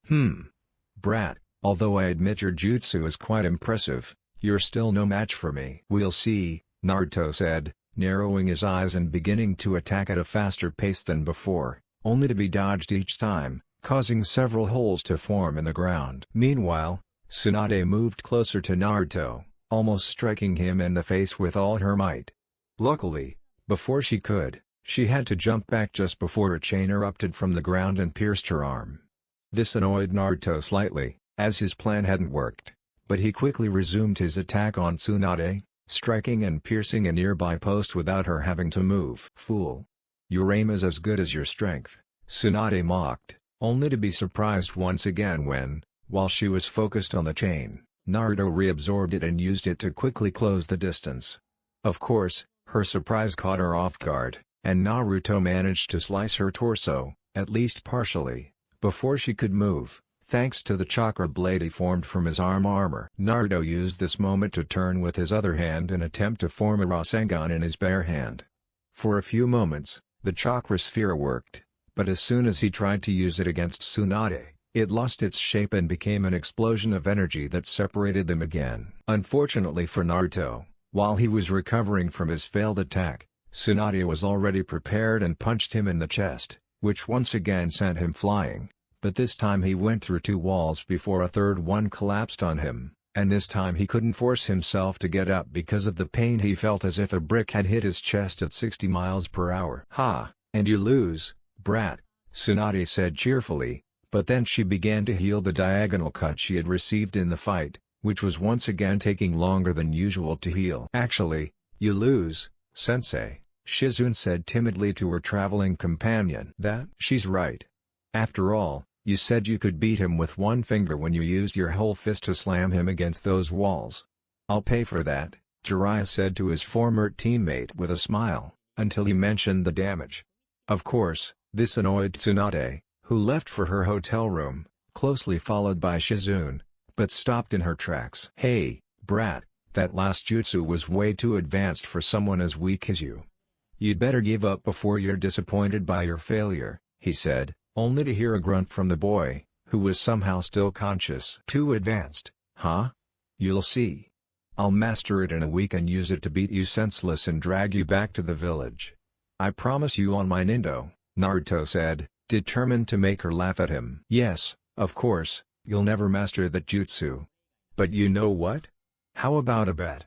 If you manage to learn it in a week, I'll come back with you to that damned village. I'll even give you my necklace. But if you lose, you'll have to spend the rest of your life sending me 80% of your annual earnings," Tsunade said, leaving Shizune stunned that she would bet her necklace and, moreover, by how dangerous she had made the bet for the young man. "Mom, you can't she began, but Naruto interrupted her, struggling to get up from the rubble even though all his chakra was focused on helping to heal the damage. "I accept your challenge. I won't break my promise. That's my Nindo. My ninja way. Databayo," Naruto said with complete confidence. Of course, this caused Tsunade to suddenly see the image of those she had lost alongside Naruto, but she shook her head away and left. "Yes, look, Grandma, I swear I'll prove you wrong. After all, what kind of cage would I be if I lost to a jutsu?" Naruto thought as Jiraiya helped him into his room. The old man was more worried about the bet than his student's health, since he knew the boy was almost fully recovered and probably just needed to rest well to be as good as new. Early in the morning, Naruto woke up somewhat confused by the bruise on his chest, until he remembered what had happened and jumped out of bed to get ready quickly. He ran out the door, telling Jiraiya he was going to train. Of course, Jiraiya had just woken up and could only chuckle at his partner's determination. However, he soon accelerated his morning routine so he could research as much as possible before Naruto returned, eager to find Tsunade again. He figured that, as always, Naruto would learn quickly, even more so now that he had a reason to work even harder. So he wanted to make sure he could work a bit before the brat tried to catch him, which seemed to be his favorite pastime whenever he got his hands on him. Gaki, I always felt like you were family, but I still hate that you always tried to stop me from learning about the female body. And now it seems your son has joined in on that idea too. I've heard about family jokes, but come on, what do I have to do to get a student perverted enough to learn all my wonderful skills? Jiraiya complained, knowing beforehand that Naruto would never be that perverted. Although that wouldn't stop him from trying, of course. After Naruto left the room, he quickly left the village and found a shady spot under a tree, where he began practicing the Rasengan in the palm of his hand. He figured if he could do it that way first, trying it while attacking someone would be easier. Of course, he failed many times, but each time he did, he tried again, determined to succeed within the time limit. While he could use the Shadow Clone Jutsu to help him, he wanted to try to learn the jutsu without resorting to his trick, if possible. In fact, he would only use the jutsu if he ran out of time. After all, even if he wanted to learn it without the help of his clone, that didn't mean he wanted to lose so much money every year. Still, thanks to the amount of chakra he had, he managed to practice until lunchtime, though each time he failed the jutsu, he lost a considerable amount of chakra. I will master this jutsu. You'll see, Grandma. I'll prove to you that I meant it. Naruto thought with determination as he headed to the village to buy a good lunch before returning to work. I should have understood or read that the Shadow Clone Jutsu works like this. In the anime, it's used so many times that even the dumbest person in the world would have figured it out. Tsunade. Tsunade spent the day after the battle trying to decide what to do with the choices Orochimaru had given her. After all, she longed to get her loved ones back, but was it worth letting a monster destroy the village she once loved? Of course, thinking about her loved ones in the village brought her back to reality at the end of the battle. It's impossible for that kid to learn the rest of that jutsu in a week. After all, Kushi-chan tried to teach it to me, and for some reason, even I couldn't make it work. And I have near-perfect chakra control thanks to being a medical ninja. But why does she have to remind me of it so much? He thought, and sighed as he finished drinking what was left of the bottle and quickly asked for another. Konoha_Hinata_tilde. Although Hinata knew Naruto wasn't home at the moment, she headed to his house to at least visit Haku. That's how she ended up happily sitting on Naruto's couch, trying to talk to Haku, who seemed determined to leave the entire apartment spotless for his master. You know, Haku, he didn't ask you to clean while he was gone, and even if he had, I doubt he intended to leave it that clean, Hinata told her friend, who was now cleaning a table that Hinata would swear she had seen cleaned at least twice. Perhaps so, but my duty as his servant is to keep everything perfect for my master. The fact that I now have a romantic relationship with him doesn't change my obligations to him in any way, Haku said firmly to her friend. Well, no one can deny her dedication. Though I still don't understand why she still wants Naruto to be her teacher. I know he's tried to dissuade her several times, with little success. Perhaps I should let. No, she hasn't yet made up for what she did. Kurenai-sensei train Haku to become what she considers a decent woman. Hinata thought, using the only remotely respectful term to refer to Kurenai, since, although she had forgiven her, she still harbored some resentment for having interrupted a precious moment with the boy of her dreams. She was about to put her plan into action when a small toad that hopped beside her pulled her from her thoughts with a surprising conversation. Hey, do you know where a girl named Haku lives? I think she lives here. The orange toad said, ignoring that she was still in shock from hearing an amphibian speak. Haku-chan, you have a guest who wishes to speak with you, Hinata said to her friend, who quickly looked at her and then at the toad. She greeted her cheerfully. "What do you need me for, Toad-san?" Haku asked, not knowing exactly what to think at that moment. "Well, first of all, my name is Gamakachi, not Toad. And second, I have a message for you," he said cheerfully, handing her the scroll he carried on his back before vanishing in a puff of smoke before either of them could ask any more questions. Of course, Haku eventually dismissed the strange incident and opened the scroll after examining it for any potential traps. "Dear Haku-chan, I'm sorry to send you this message through a summoning toad, for which I just signed the contract, without your knowledge, but it was the only way to contact you. Anyway, first of all, I hope you and the other girls are all right, and I promise to return as soon as possible. Although, I just remembered that I didn't even bother to check on Konohamaru after. This was, of course, due to my own anger, but I still feel bad for not being there for my student when he needed support. So, if you don't mind, could you take him the scroll I sealed downstairs when you have a chance? I hope reading it will help him a little. Anyway, I'm sorry to ask you to do this, but I only just thought of it now that things are clearer. Thank you. Amar, Naruto Uzumaki." After reading this, Haku felt a whirlwind of emotions as he stared at the note. "Oh, Naruto-sama, even though you loved Hokage-sama as much as Konohamaru-san, you're angry with yourself for not comforting him. Sometimes you act like a fool. After all, how could you help him when you needed our help yourself? We wish you would stop suppressing your emotions and dedicate yourself to helping and protecting others. We want to support you too." Haku sighed, but then smiled slightly. "Well, at least now I know that he cares enough about us to make sure we know he loves us, even if we're who knows how far apart," she added, feeling the urge to hug her boyfriend, but unable to do so for obvious reasons. After finishing her thoughts, she turned to Hinata, who was looking at her curiously. "It was a message for Naruto saying he loves us all and asking a favor. Do you happen to know where Konohamaru is right now?"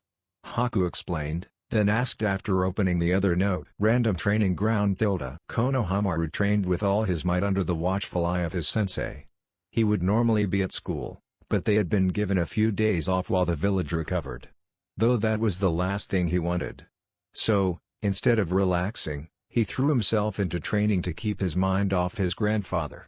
While he felt better thanks to Asuma, he was still grieving, just like the smoker. However, he was forced to stop when, suddenly, two girls appeared whom he quickly recognized as friends/lovers of his boss. "Hi Haku-chan, Hinata-chan, what are you doing here?"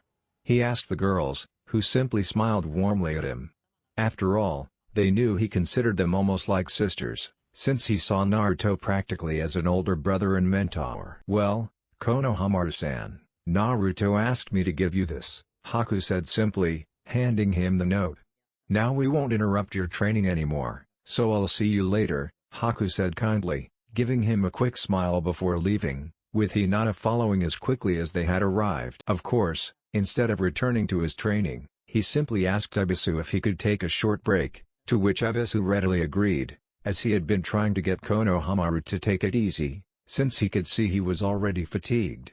Naturally, the boy refused so vehemently that Ebisu was forced to watch, since he wasn't doing anything that could harm him beyond very intense training. Ebisu only hoped that his student wouldn't suffer chakra exhaustion. So, before long, the boy was sitting under a nearby tree and began to read. "Estimato Konohamaru, I'm sorry I wasn't there for you when you needed me. And now, instead of talking to you in person like I should, the situation is even more complicated. Anyway, I asked Haku-chan to give you this so you'd know that your boss, as you like to call me, hasn't forgotten about you. Also, even though I'm sure you've already heard and know it's true, I'll tell you anyway. Gigi doesn't want us to be so distressed that we can't live our lives. He'd rather we move on and live in the present instead of getting stuck in the past. So, please make sure you do just that. And by that, I mean live as usual. Of course, you'll be sad for a while, just like me, but remember that Moegi, Udon, and all your friends wouldn't want you to be depressed forever." Well, anyway, I have to get back to my mission soon. So I'll end my message by simply reminding you all to keep doing your best to be the best you can be. Sincerely, Naruto Uzumaki/your boss. P.S. To my surprise, I found a scroll about using bow staffs in an armory that looked quite interesting. So, Perhaps you could make use of them, along with the practice bow staff I kept under a seal below this message.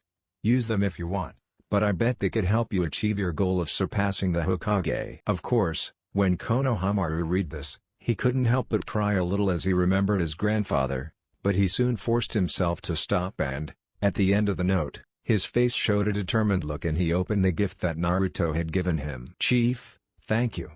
Believe it or not, I still consider you one of my best teachers. I promise I won't let my sadness stop me from living. Because I'm going to be a ninja of Konohagakure.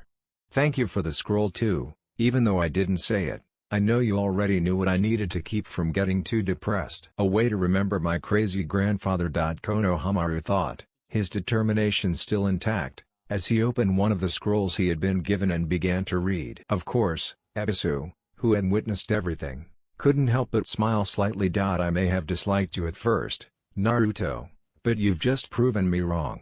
After all, you were able to help someone without even being there, while neither Asuma nor I could. Though it pains me to admit it, there's a good reason why he respects you as his sensei as much as, or even more than, I do." The man thought as he watched Konohamaru concentrate completely on a scroll, which, without realizing it, gave his body a break before he resumed training. "Although the jutsu uses the word staff, I understand why I'll call it boss, since I looked up how to spell bow and it should be correct.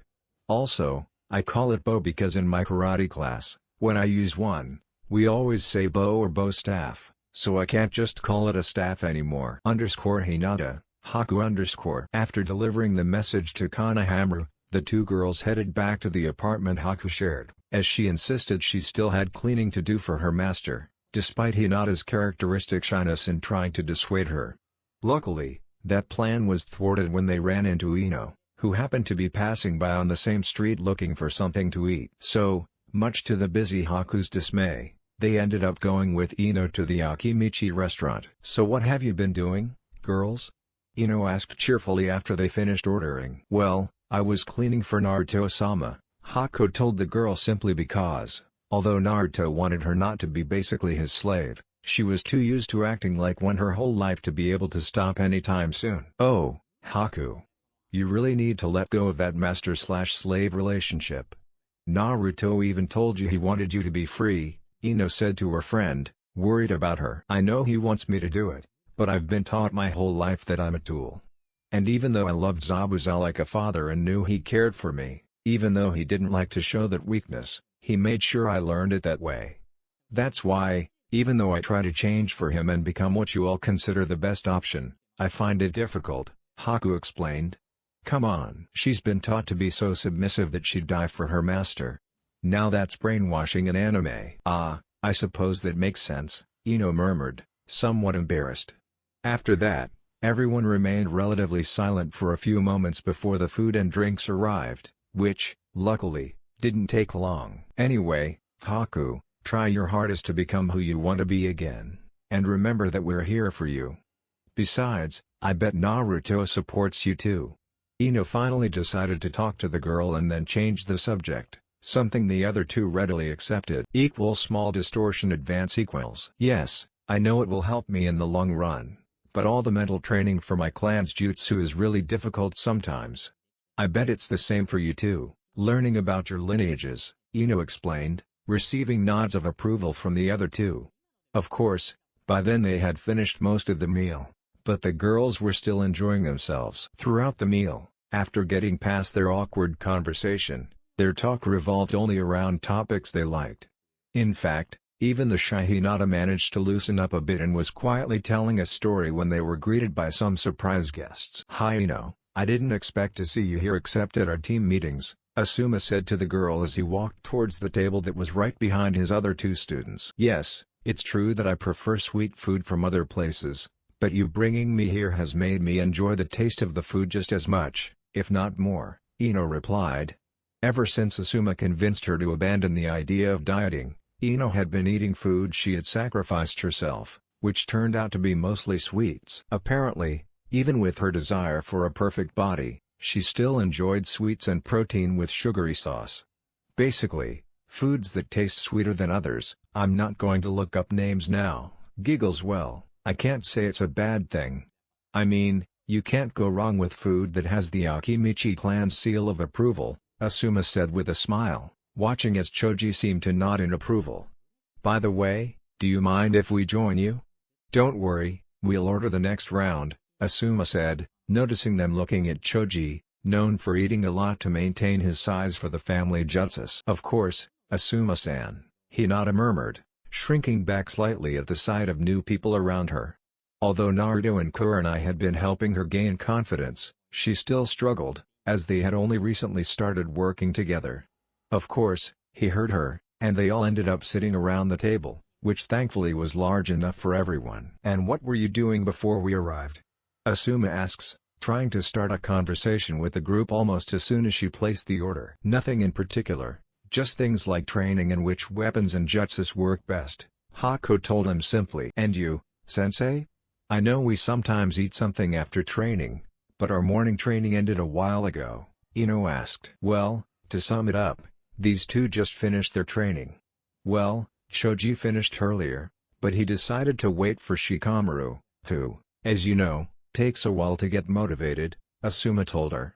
Though I was thinking of giving you a reward, maybe some dengo or something, at our next session, since you left when we finally finished, he added. Of course, this made Ino laugh, because, as always, without her more forceful tactics to motivate her teammate, it took much more effort to get the lazy genius to do anything. I'm sorry, sensei, I just wanted to do something today.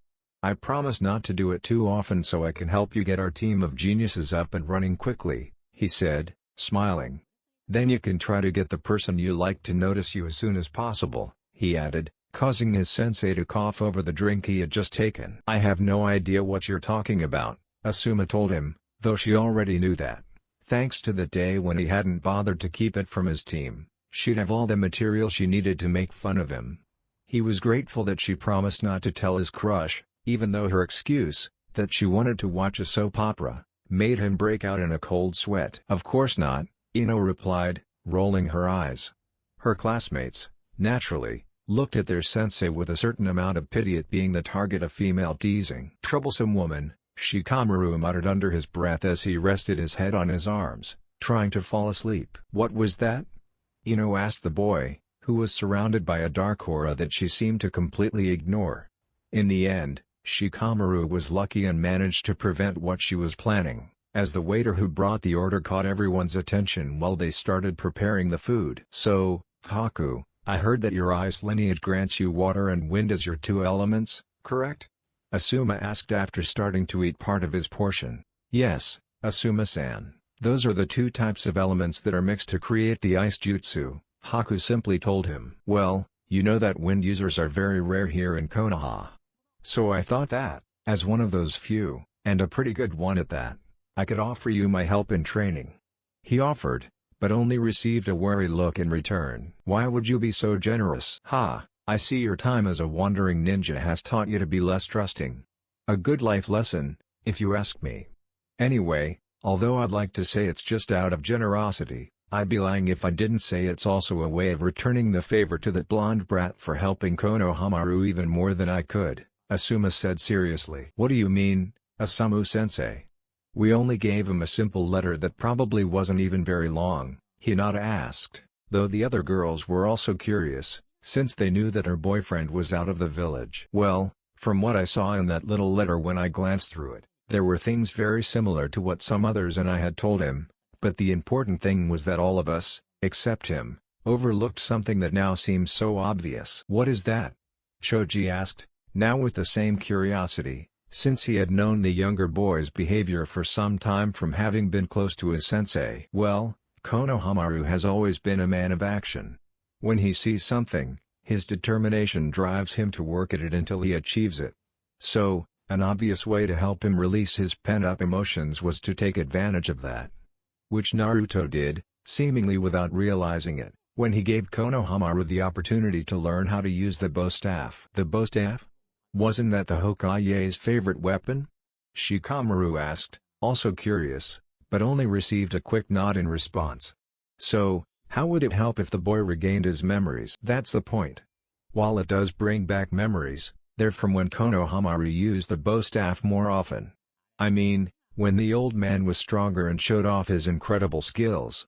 Now that Konohamaru has his own, I'm sure he plans to honor his grandfather by learning how to use it and mastering it as much as possible. I'm even sure he'll soon be asking him for his notes on the subject, Asuma said with a chuckle. I see. That damn blonde, she might be more trouble than I thought, Shikamaru muttered, surprised that Naruto had done such a thing, and began trying to figure out if that reaction was intentional or not. Oh, how nice. I'm glad you care enough about your giggle student to do something like this, Ino said happily.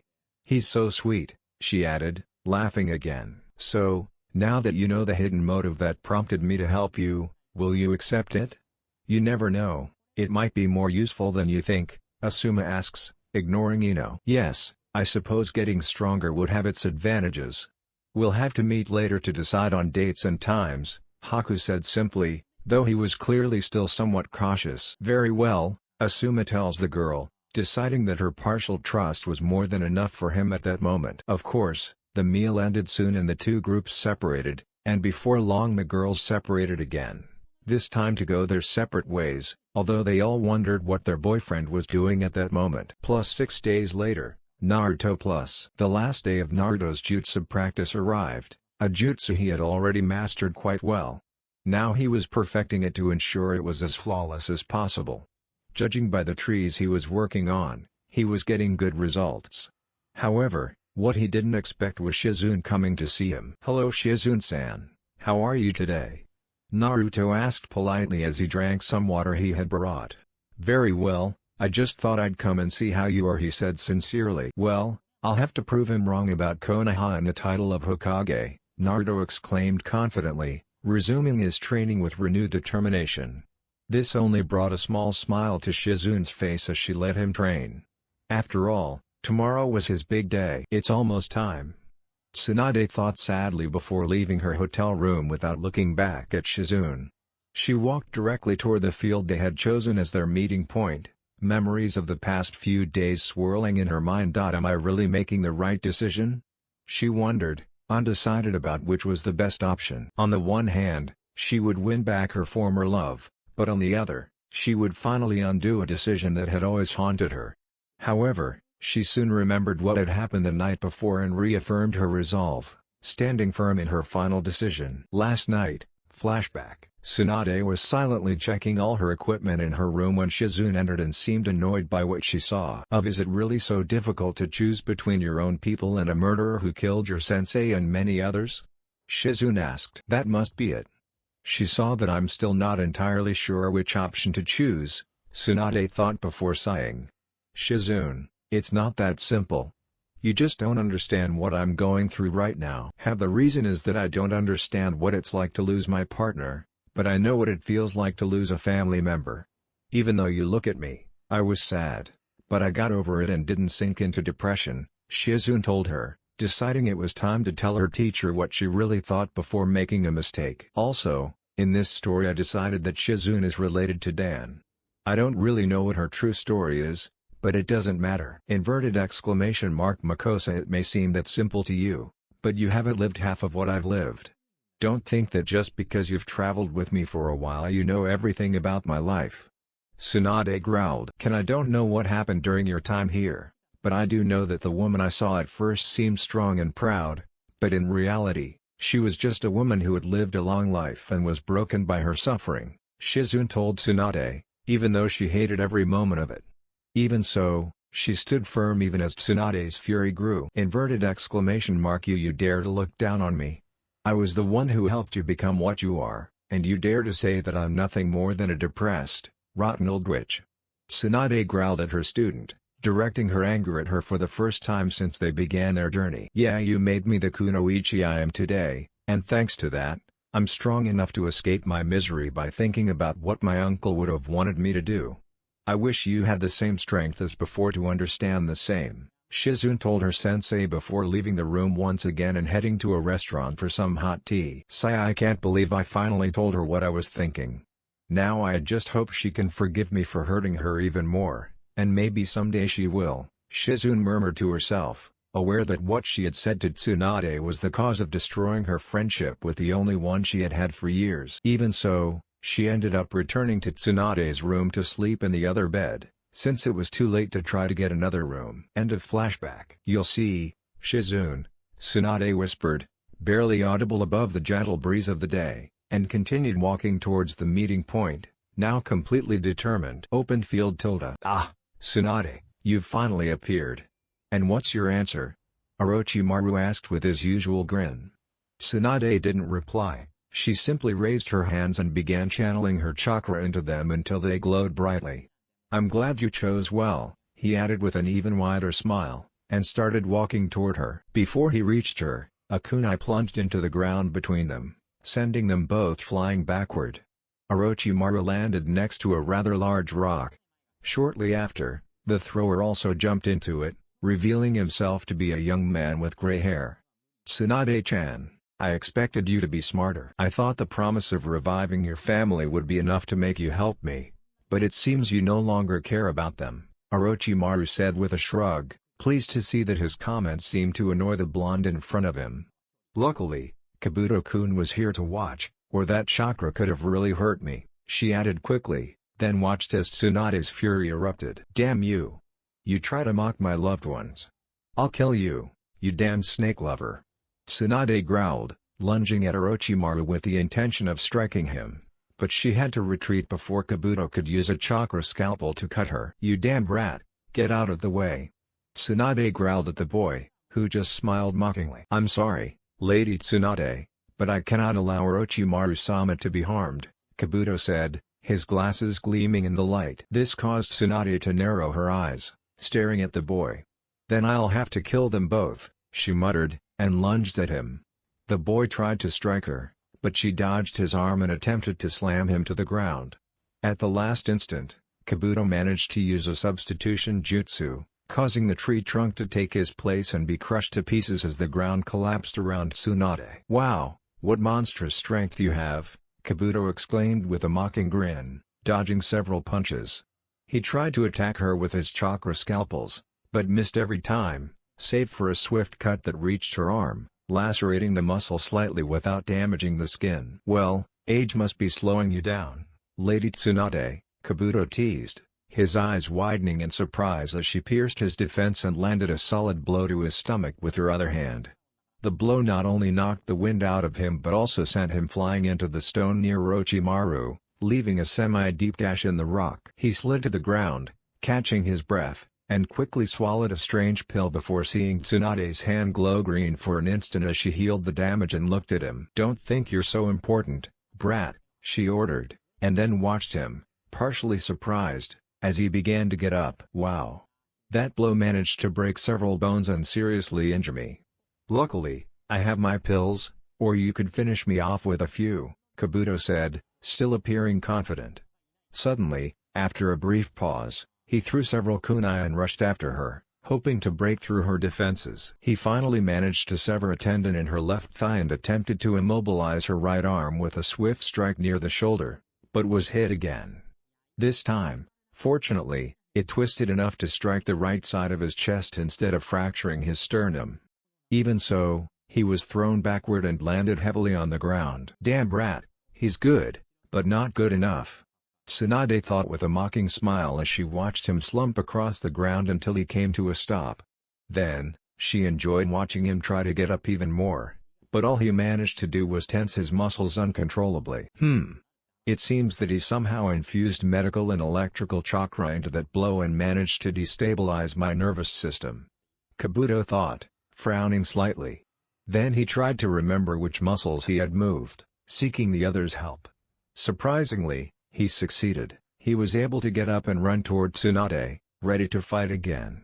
Although he was moving very slowly. Even so, Tsunade was so surprised that she didn't even realize he was too close before he struck her near her right shoulder, causing her entire arm to fall limply to her side. Don't lose focus in the fight, Tsunade, Kabuto said with a crooked smile. In fact, why don't I give you something I know you'll concentrate on?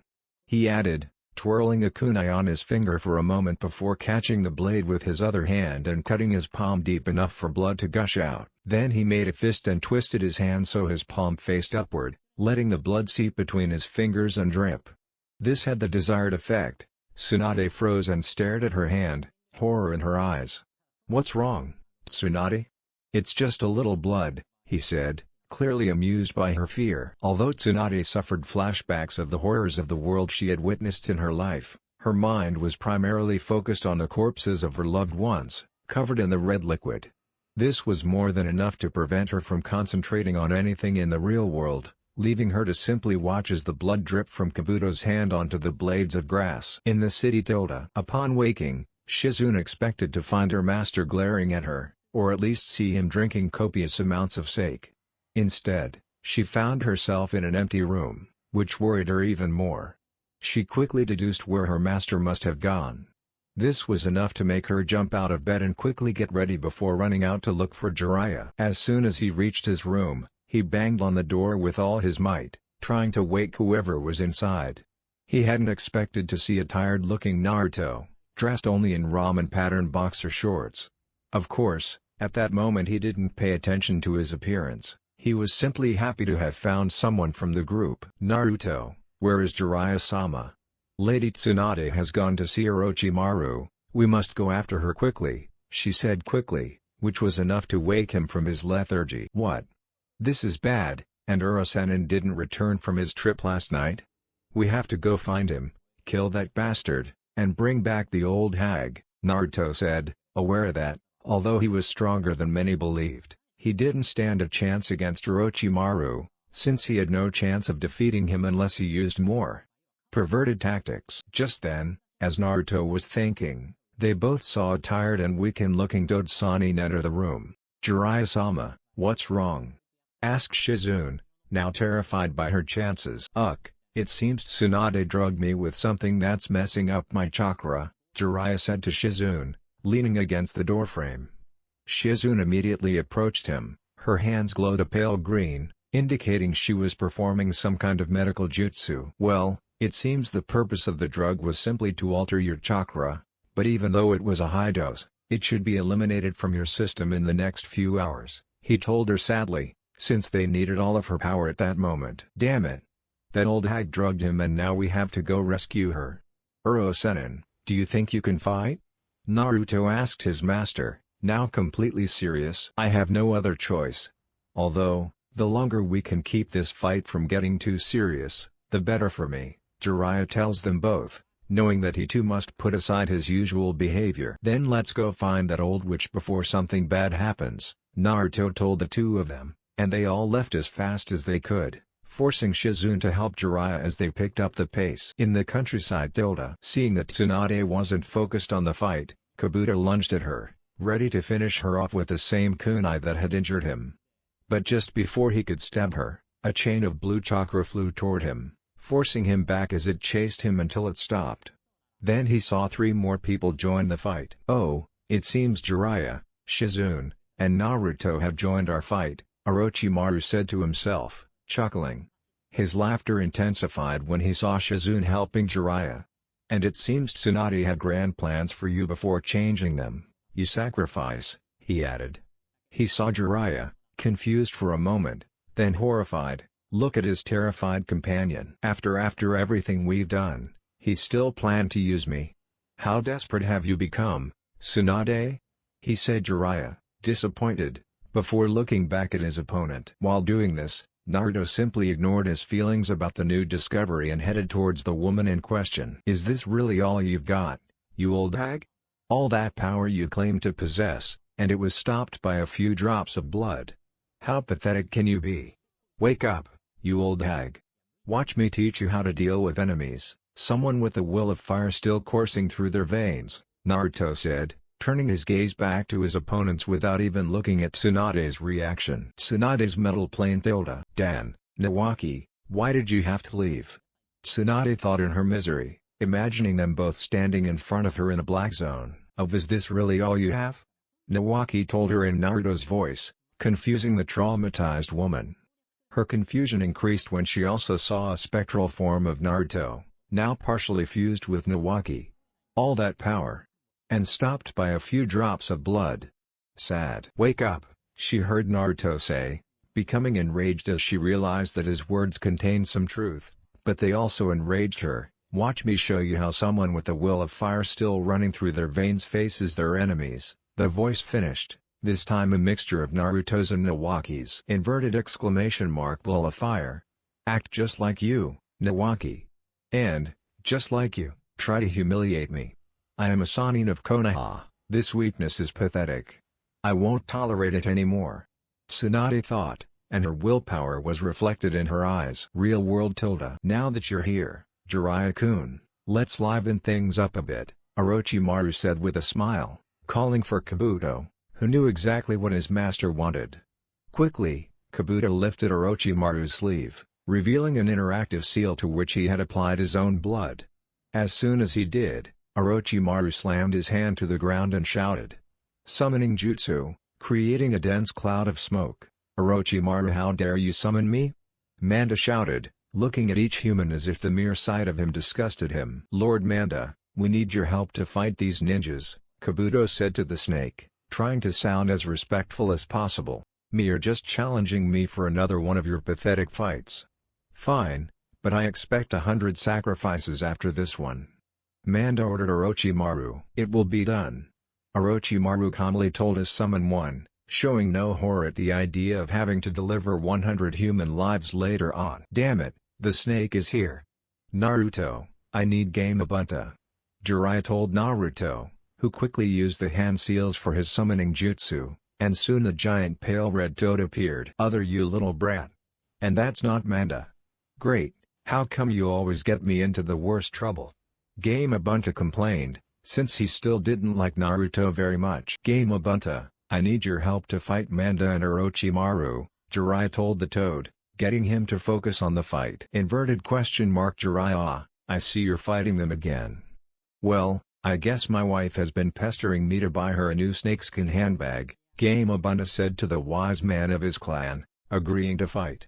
What they didn't expect was that, from a cloud of smoke, an enormous white and blue slug would appear. Katsuyu, wow, it looks like we're all here now," Gambunta said to the female slug, while the others stared at her in astonishment. "Katsuyu, let's resume the fight," Tsunade said confidently to her summoning. "Yeah, Tsunade-sama," Katsuyu said, and then the three Sannin stared at each other while Kabuto, Naruto and Shizune were on the ground fighting. "Naruto, are you alright to fight after summoning Gambunda-sama?" Shizune asked worriedly, as she knew how small the reserves were for the younger ninjas. "Yes, Shizune-san, I'm fine. Thanks to an event from my birth, I have more than enough chakra to keep fighting," Naruto told her with a kind smile, still not revealing his problem. She, of course, didn't question him. She simply nodded and turned to Kabuto, who was a few steps away from them, adjusting his glasses with his usual smile. "Ah, Naruto-kun, it's good to have you join us," Kabuto said amiably to the blonde boy, who only growled at him. Before he could react, Shizune was already running toward Kabuto, rolling up her sleeves to reveal a strange contraption. It was soon revealed to be a needle launcher, as she fired it at Kabuto as she got a little closer. Unfortunately, he managed to dodge them by backing away just in time. Then he ran toward Shizune, who still had her hands raised after firing the needles, intending to hit her, until he dodged to the left of a chain that was trying to pierce his chest. "Now, Naruto, how do you expect to win if you keep doing the same thing?" Kabuto asked the blonde boy, who was still in his original position. But he fell backward as fast as he could when he felt the ground crumble beneath his feet, and only slightly cut his forehead, as it was the last thing he could move away before looking down. However, looking down, he saw Naruto below him and unleashed a gust of wind. Of course, Kabuto swiftly countered, using his chakra scalpel to strike the hidden Naruto on the head, causing his body to disintegrate into smoke instead of falling back into the hole. Unexpectedly, Kabuto was momentarily surprised, which caused Shizune to stab him in the chest with several needles and to hit him in the stomach with the chains he had been dragging earlier. It seems these two are better fighters than we thought," Kabuto thought, frowning slightly before feeling a sharp pain in his chest that made him look at the needles that were still there, now covered by a thick layer of a rather dense solution. "Damn poison. My pills should help, but I can only take 3 before the effects become too dangerous. DCH, this fight is going to be way more annoying than I thought. Unless," Kabuto thought, quickly hatching a plan before beginning his brisk retreat. Naruto is running away. I'll engage him in hand-to-hand combat using my medical knowledge while you support him with your chains, Shizune quickly told the blonde man, who nodded, aware of his disadvantage in close combat. He summoned 2 blue chains that followed the woman chasing Kabuto until she finally stopped. However, they didn't notice her true plan as she retreated. Excellent, so those chains have a limit before they have to get close enough to be within my reach again. Kabuto thought as his smile widened even further. After all, even he knew he should finish this battle through skill, rather than exhausting his chakra before the final blow, as he usually did. Waiting for a Jinchuriki to run out of chakra is virtually impossible without at least cage-level reserves. So, instead of fleeing upon realizing this, he lunged at Shizune and began fighting with both hands glowing, using the chakra scalpel jutsu, though Shizune was doing the same. Soon, they were both pushing themselves to the limit to break through each other's defenses, while Naruto's chains tried various methods to support Shizune and attack Kabuto. Finally, this worked enough, and Kabuto slowly retreated as he tried to block the combined power, until the poison affected him enough that he slipped and was thrown backward by a chain with a kunai-like blade at the end, which pierced his abdomen but somehow only grazed his stomach. After this, Kabuto quickly swallowed one of his pills and felt a large portion of his chakra being consumed, forcing his body to heal a fatal wound and fight the poison. It was then that he knew he had to finish his plan soon, before they both managed to kill him. He prepared to do so as Shizune resumed her close-quarters attack, and once again, Kabuto was slowly repelled. However, this time, before Naruto could land another decisive blow, he unexpectedly leapt back, moving away from the fight. This surprise didn't faze the experienced Shizune, who rushed back to confront him. However, this time she was shocked to see that Kabuto's skill had increased dramatically, and because of this, she received 2 shoulder strikes that left both her arms limp. Then, she watched in fear as the boy she thought she was going to kill lunged at her, ready to end her life, knowing she was out of Naruto's reach. Only to be stunned when 2 chains wrapped around her chest stopped his attack. "How?"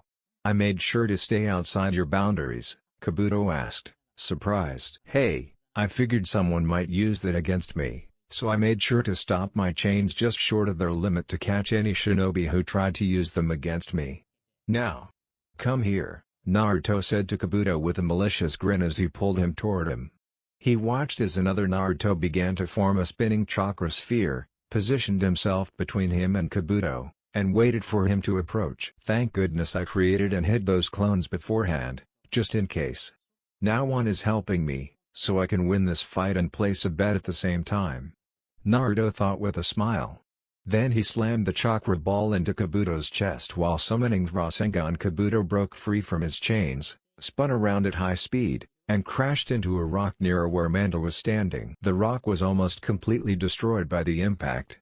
This, of course, made Naruto smile smugly, and he was about to celebrate his victory when a sudden pain stopped him in his tracks, and he fell to the ground with a look of surprise on his face. "Naruto-san!" Shizune exclaimed quickly, surprised, and ran towards the boy. Then she tried to find a way to help him right after he managed to heal enough of the damage to his arms to be able to move them again. Kabuto among the rubble of the stone equals. Wow, massive internal bleeding, several vital organs damaged, and severe injuries to several large muscle groups. Wow, what a terrifying attack. Kabuto thought, slightly impressed, before bringing his trembling hand to his mouth and managing to swallow the last pill, which consumed his chakra to heal much of the damage. He stood up and planned to end the fight when, suddenly, he was seized by a coughing fit and saw that he had fresh blood on his hand. A truly horrific attack that nearly killed me and even managed to damage me enough that the effects of the pills wore off before they could fully heal me. Now I'm still in critical condition and barely have any chakra left. Kabuto thought, annoyed, as he performed a diagnostic jutsu. Well, it seems I did my best to help in this fight, Lord Orochimaru-sama, but at least I was able to end the Jinchuriki's life. Kabuto thought with a macabre smile as he watched Shizune turn Naruto around and perform her own diagnostic jutsu on him. Naruto and Shizune! Damn it. He managed to sever Naruto's aorta, and even though it's just a small wound, it's causing fatal bleeding. I don't know what to do to stop this, but I can't let you die. Come on, Naruto, live. Shizune thought with determination as she tried to heal Naruto's mortal wound, despite knowing that, with her abilities, it would be a nearly impossible feat. Come on, Naruto, live. Shizune ordered the blonde boy as she continued her work, trying to prevent him from dying in front of her, even though she had begun to enjoy his company. However, no matter how hard she tried, she felt her heart weakening more and more with each passing second. Jiraiya, Tsunade, Orochimaru. Oh, really? Jiraiya-kun, what would your precious village do if they found out you needed a child to help you summon aid? Orochimaru remarked with a mocking smile. Shut up, Orochimaru, and prepare to be punished for your crimes, Jiraiya told the snake summoner, unwilling to speak. During this brief exchange, Tsunade seemed distracted by something before refocusing on the fight. Tsunade, are you ready? Jiraiya asked, making sure she wasn't relapsing into her fear. Yes, Jiraiya, shut up and let's skin this snake, Tsunade growled as Orochimaru grinned at them. Soon after, the real battle began.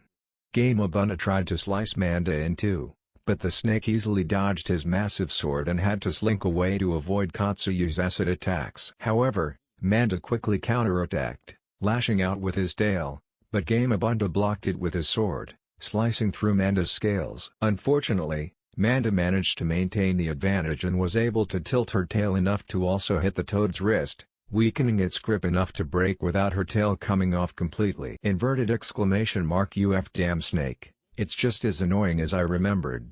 Jiraiya.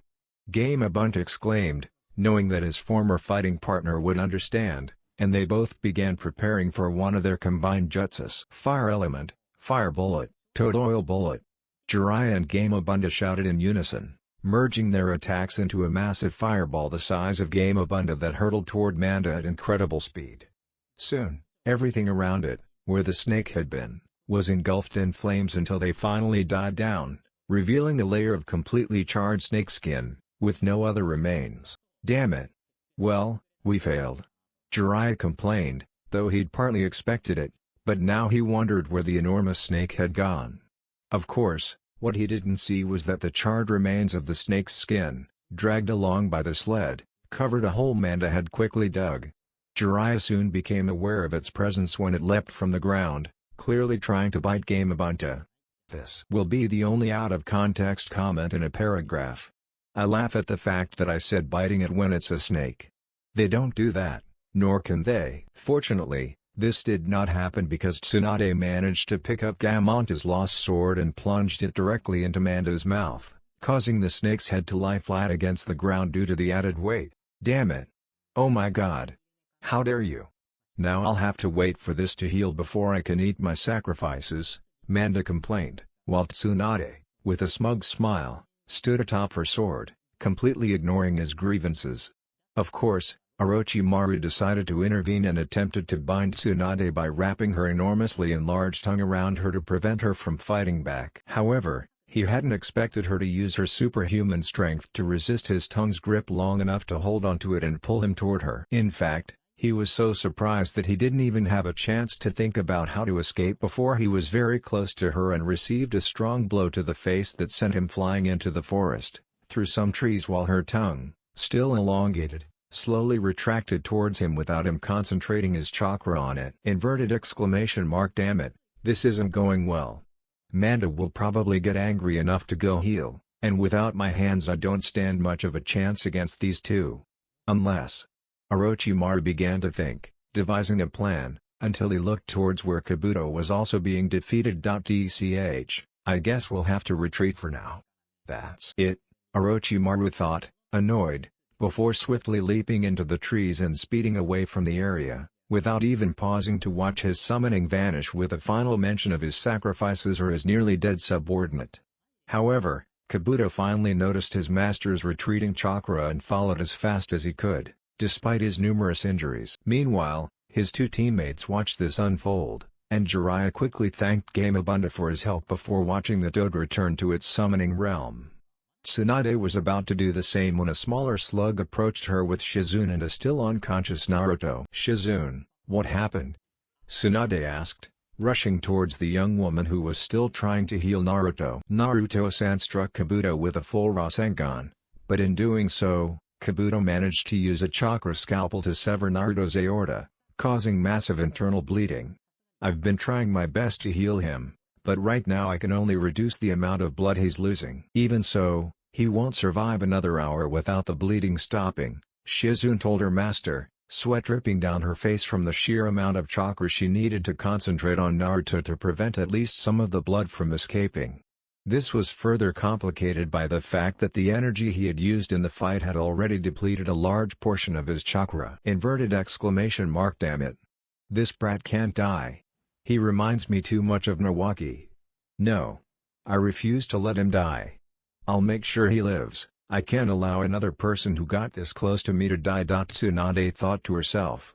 She quickly approached the two of them and began examining Naruto to see how she could help him. Let's see. I can sense Shizune's blockage in her damaged aorta, but luckily, other than that, she doesn't have any serious injuries requiring attention. Healing the aorta is practically impossible, Shizune and I know that, but thankfully Jiraiya mentioned that she's that kid from the village. Now we have at least a small chance of healing her, since the Kyuubi's chakra is trying to slowly heal the puncture. And the fact that she's a Uzumaki also helps, as his slight natural regeneration is closing the wound little by little. In theory, we just need to stop the bleeding until they manage to close the wound, but at this rate, she'll lose too much blood before that happens, and we don't have any blood bags here to help us. Tsunade thought, and then she began to devise a plan. Jiraiya, force him to take 2 blood pills right now. Tsunade ordered the old man at her side, who obeyed without hesitation. She also noticed that Katsuyu was still nearby, transferring all the chakra Shizune could manage to help. Alright, now Jiraiya, take the scroll labeled doctor from my kunai pouch and open the part that says body water, she ordered the man, who, once again, obeyed. Even he knew he had to take things seriously and didn't even try to act lewdly. Alright, now open the seal that says pots and pour about 4 liters of this water into several of them. Leave them there until I need them. But please, do not let anything else get into them, she told him, and then put her plan into action. In this case, it consisted of mixing her own chakra with the chakra Naruto's body was trying to use to heal itself. She realized that while she was healing him, it wasn't medical chakra. The Uzumaki's anomalous healing was simply his own chakra, channeled into each cell, giving them enough energy to reactivate the few remaining traces of the original stem cells. This small amount of DNA caused the cell to regenerate, becoming another cell identical to the original, which then divided so that the new cell could take the place of the destroyed one. However, what she hoped for was to accelerate this process, making the chakra capable of healing the human body. Of course, it would be even better if all the chakra were synchronized to achieve this. But the Bijuu's chakra was far too potent and volatile for that to be possible. So he began trying to synchronize with Naruto's chakra enough to achieve it, but he quickly realized it was a Herculean task upon understanding that the chakra being used for this easily equaled the amount and experience Shin'an normally possess throughout their entire body. Damn it, of course, the same genes that make this possible also make it incredibly difficult thanks to the ridiculously small amount of chakra they have available for any task. That's it. Tsunade thought, annoyed, but she was known as the best doctor for a reason. She slowly managed to synchronize with the chakra to about halfway before it began to reject her completely, preventing her from progressing any further. Luckily, this seemed to be enough, as Naruto's regeneration was easily 3 or 4 times faster than before, which was sufficient to heal the wound before too much blood was lost. Furthermore, the blood pills he had taken also helped him generate more red blood cells, just in case. So, she watched with satisfaction as the wound healed completely and relaxed for a moment as both chakras within Naruto's body faded until they were undetectable again. At that moment, Shizune lay back, panting heavily, her chakra having reached its limit before she fainted. She quickly thanked the summoning that had brought about her last event, just before watching the slug disappear in a puff of smoke. Then, she put a chakra pill to her mouth, swallowed it, and sighed in relief as she felt her chakra increase slightly. Finally, she looked at her master. Well, you managed to heal the wound, but now there's a lot of blood in the body cavity, Shizune said to her mistress, watching her with concern as she saw the old woman visibly trembling. Why yes, "And that means we have to remove the bee blood," Tsunade replied, feeling a slight respite from her phobia, before forcing herself to overcome it and prepare to continue healing Naruto. "Jiraiya, bring me the tubs of water. Then, hold the brat between you two, because I can't allow him to move at all during the next step," Tsunade instructed them, and they both quickly obeyed, Jiraiya holding his torso and Shizune his legs. Tsunade then created two shadow clones that nodded and positioned themselves around the tubs. "Now, let's begin," Tsunade murmured, taking a deep breath to try and calm herself before starting. First, he placed a hand imbued with medical chakra into the first tub, causing the water to bubble around it. Then, he removed it from the container and placed it on Naruto's chest, gently pressing so the water penetrated his skin and reached his abdominal cavity, where it remained for a moment before being withdrawn, clearly containing blood. He placed it back in the tub, which was quickly removed by a clone and replaced with a new one. He relaxed somewhat, realizing he could handle the situation, given that the blonde wasn't resisting much. He repeated the procedure several times until the water no longer contained blood, at which point he finally relaxed completely. "We did it, he's safe now. He just needs to get a good night's rest and he'll be fine. Although, come to think of it, we all need it," Tsunade told them, which pleased them both, who nodded silently as they returned to the village and the hotel to spend their last night there. Later that day, Naruto now lay in a comfortable bed in the room he shared with Jiraiya, recovering from his surgery under Shizune's watchful eye. Meanwhile, Jiraiya and Tsunade were preparing for their return to Konoha, searching for ways to resolve all the problems Tsunade had accumulated over the years. Of course, the mere fact that they were finally returning and that Tsunade's will of fire had returned was more than enough to make Shizune smile as she watched the blonde boy sleep. "Thank you, Naruto-kun. You may not know this, but you saved my teacher from herself, and you must be helping the village far more than you could ever imagine. It seems your confidence is contagious.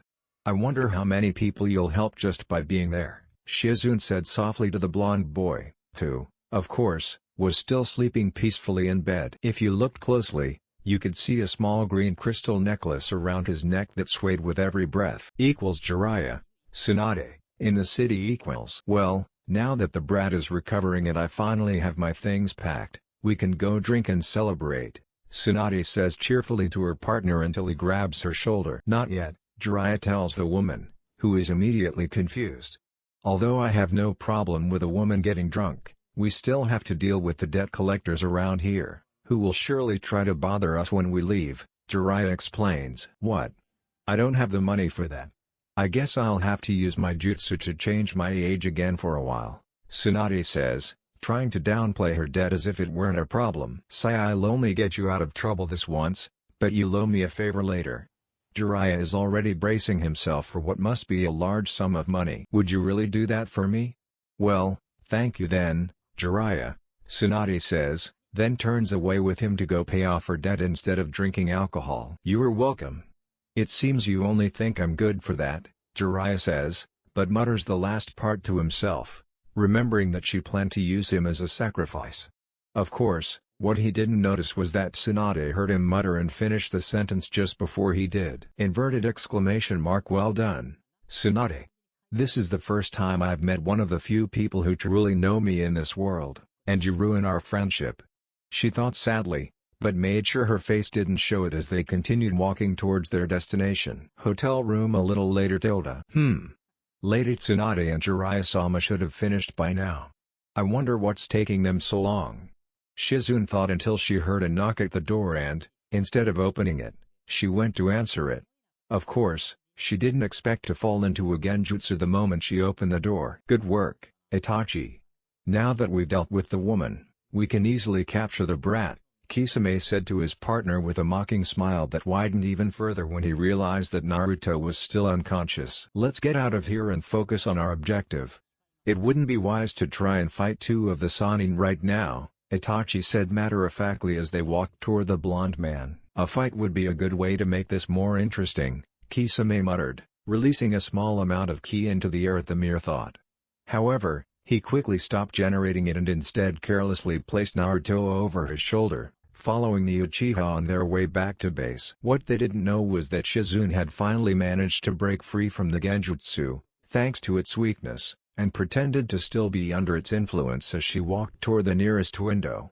Of course, neither of them paid her any attention, focusing solely on their task. As they rescued Naruto, she sent out a distress signal, since she stood no chance against two S-rank ninja. Even so, seeing them turn their backs, she unsheathed her chakra scalpels, ready for battle. "You won't take Naruto-san," she told them, trying to appear confident even though she knew it would be a losing battle. But it was a necessary battle to hopefully give Jiraiya and Tsunade a chance to come and help. "Hey, looks like you were a little too lenient with the girl. Now I guess it's my turn to have some fun," Kisame says to his companion with a mocking smile, then grips his sword, ready to fight. "Don't take too long or make too much noise. We don't want to have to deal with the Sannin right now," Itachi said calmly. Then he picked up Naruto and moved a little way away from his aquatic friend, leaving them both at a standstill.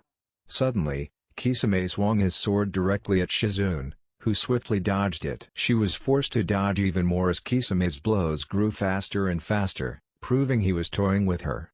Even so, she tried to strike him at least a couple of times during the fight, but any chakra that came near him seemed to drain into his sword for a reason she couldn't understand. "Hey, any chakra you try to use against me will only feed Samata," Kisame explained, laughing at her attempts to hurt him. So, instead of being scared, Shizune took a step back and rolled up her sleeve to use her poison needle launcher, firing them all at Kisame, who simply blocked them by interposing Samata. She then quickly grabbed two scalpels to fight, since she didn't usually carry many kunai. "Lady Tsunade, Jiraiya-sama, please hurry," Shizune thought as she struggled to block the enormous sword, hoping her scalpels would hold. Even though they were made of chakra metal, they would eventually give way under the impact of the wrapped blade. Exhaustion overcame her, and she tried to think of a jutsu that could work against both of them, even Kisame's Samata. The first thing that came to mind was her poison mist, but a quick glance at Naruto told her it wasn't an option. "Damn it, what do I have left?" she thought, trying to come up with a quick plan. Before she could think of anything, Kisame lunged at her, swinging his sword as if he were going to cut her in two, but before he could reach her, a large toad appeared and blocked the blade with its katanas. Shizune stared at the toad for a moment, surprised, before turning and smiling at who she was facing. "Just a few of us, we arrived just in time," Jiraiya muttered, glaring at them both. "Itachi, Kisame, so you two are members of that group. I didn't expect you to start collecting tailed beasts so soon. But that's something to worry about later, since right now I'll make sure they don't take Naruto," Jiraiya told them with complete seriousness. Suddenly, Tsunade appeared running from behind him and tried to punch Kisame in the stomach. Kisame saw her coming and managed to have Samata absorb the impact, but he was still thrown backward and out of the hotel through a hole his body had created. Itachi quickly looked at Tsunade, since she was the closest threat, but even with his Sharingan activated, he couldn't react in time to the long tongue that appeared behind him through the window and managed to wrap around Naruto. Then, the child was pulled from Itachi's grasp and thrown out the window toward the toad to whom the tongue belonged, who quickly jumped out to pull the unconscious child away from the battle. "DCH, our target is gone and now we have the two remaining Sannin of Konoha here, ready to fight," Itachi thought with slight annoyance, but he didn't let it show on his face and simply watched as his companion re-entered the room a few seconds later. "Few people know how to really hit hard, right?" Kisame congratulates him and prepares to return to battle with a huge grin. "Kisame, our target is no longer here, so there's no need to fight. We'll leave for now," Itachi said to his companion, who seemed displeased but didn't reply. He simply vanished from the spot moments after Itachi, in the blink of an eye. The group of Konoha ninja merely watched, not relaxing until they were sure they were gone. "Thank goodness we were able to stop him. Now I'm going to find Naruto and we'll leave, since they know where we are," Jiraiya tells them, and then jumps out the window to reach the one who summoned him. "Good job, Shizune, you protected the brat from those two," Tsunade said to her apprentice simply, but she was actually pleased that her student had managed to hold off two S-rank ninjas, even though they hadn't treated her very well. "Thank you, Lady Tsunade," Shizune said simply with a small bow, understanding the compliment hidden in Tsunade's almost indifferent manner, and retrieved her pig from its hiding place during the fight. So, shortly after Jiraiya returned with Naruto resting on his back, They went back to the hotel lobby and paid for the damages caused by their fight before quickly setting off on their way back to Konoha after a mission far more difficult than anyone could have imagined. Hours later, during the trip to Konoha. Finally, after a long rest for someone with such amazing regeneration, Naruto began to wake up and slowly his dazed mind realized that he was on Jiraiya's back. Huh? Uro-sennin, where are we? Naruto asked, thinking they were still dealing with their fight against Orochimaru, and then confused by the change of scenery. Well, brat, first of all, don't call me that. Second, after your fight with Orochimaru's apprentice, you were seriously injured and were on the verge of death. In fact, if it weren't for these two lovely ladies by my side, you would have died right there on the field, Jiraiya said, waiting a moment for him to process the information. Of course, this just means I have much more to teach you so you can defeat stronger opponents when necessary, he added after a few moments. And you need to be as strong as possible to face the S-class ninjas who are already searching for you to summon the QB. He added, but he didn't have the courage to tell the boy and scare him, since he was having so much trouble with an opponent who was probably around the high B or low A rank. Yes, Jiraiya, I suppose I still have a lot to learn. But I won't give up until I can face any threat. After all, I promised my loved ones I would survive, and I almost broke that promise. So, when do we start? Naruto asked, deciding it wasn't the time to act like his usual childish self and get serious, since he was talking about his future as a shinobi. Then he noticed the cord around his neck and looked at the necklace. Hey, this is... he added, somewhat surprised. Yes, brat, it's my necklace. I heard you hit Orochimaru with a full Rasengan, and well, a bet's a bet, he said to Naruto, watching as his once serious face lit up with the joy of his victory. Damn brat, he acts even younger than he is. Just make sure you can make his dream come true, he thought. Tsunade imagined her two loved ones walking with Naruto leading the way. For the last time, she decided to entrust someone with breaking the curse her necklace had imposed and, at the same time, bringing justice to the two former wearers, thus fulfilling their dreams. Hey, you can celebrate your victory in the village. Come on, now that you're awake, we can pick up the pace a bit. After all, the sooner we get there, the sooner we can train. But not too fast, since we still need to make sure you're fully healed, he added quickly, noticing the glares from the two medics. With that, they all set off at about half Naruto's speed, since Tsunade and Shizune had ordered him to slow down if he went any faster. So he decided to appease two of the few medics who genuinely wanted to help him rather than harm him. Later, at the gates of Konoha. Finally, after a long journey, the group returned to the village. The guards quickly verified their identities before allowing them entry. At first, they were greeted by only a few people, but soon, as word spread, a crowd was cheering them on, applauding the two. One of the greatest living symbols of the village's power. Naruto, of course, was at the head of the group, heading for the council chamber, clearly surprised that people were cheering him instead of looking down on him. His thoughts didn't last long, however, as a blurry figure lunged at him and knocked him to the ground in a tight embrace. An embrace that Naruto enjoyed, recognizing the familiar blue hair. Hello, Hinata Harem, Naruto says simply, only for her to seem to try to hug him tighter. When Jiraiya-sama came to get you with such short notice, I knew the mission was going to be important and most likely dangerous. I'm so glad you came back safe and sound, he said with a smile on his face. Wow, Naruto, I didn't know you and one of your lovers were so close, Jiraiya said with a lewd smile.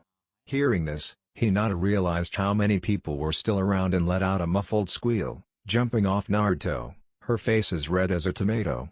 Finally, unable to calm herself, she fainted, and Naruto barely managed to catch her before she hit the ground. Thank you so much, Uro team, Naruto said to his sensei, looking at him reproachfully. The man now seemed somewhat embarrassed.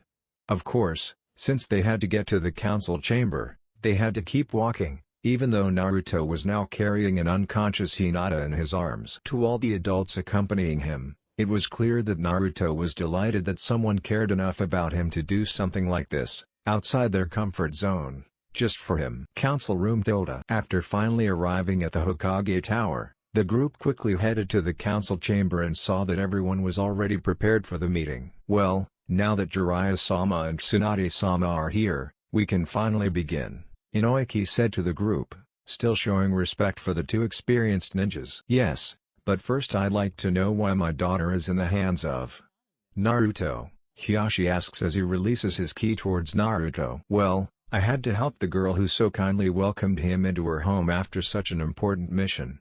Of course, when she realized what she'd done, she was overcome with emotion and fainted. We couldn't just leave an unconscious girl in the street, could we? Or do you want your daughter in danger? Tsunade asked, somewhat protective of the blonde man, since he was now dedicated to fulfilling his beloved's dreams. Of course, she also enjoyed the slight frown that appeared for a moment on Hiyashi's face before he returned to his neutral expression. Furthermore, Hyuga-san, if I remember correctly, the entire council is aware of Naruto's origins, so you should mention it at the next meeting, Jiraiya hinted, using his surname respectfully to subtly reveal his intentions. After all, he had seen a fleeting flash of hatred in the man's eyes before he spat out his apprentice's name. My apologies, Uzumaki-san, Hiyashi murmured, though his voice was strained. After that, the meeting proceeded without further incident. Tsunade became Hokage, and the meeting finally concluded. Because of this, Hiyashi carried the still sleeping girl back home, snatching her away from the blonde boy. Thus, Naruto had no choice but to go home and enjoy a good rest. Naruto's apartment. Phew, finally home to get some rest, Naruto murmured happily, intending to quickly get ready for bed. Of course, that changed when, once again, someone ran toward him, though this time with just enough strength to reach him and hug him. Welcome home, Naruto-sama. I'm glad to see you back. I'm sorry I didn't tell you sooner, but work at the hospital kept me from doing so, Haku explained. Naruto, of course, dismissed the apology. Hey, it's good to see you girls again. I missed you so much.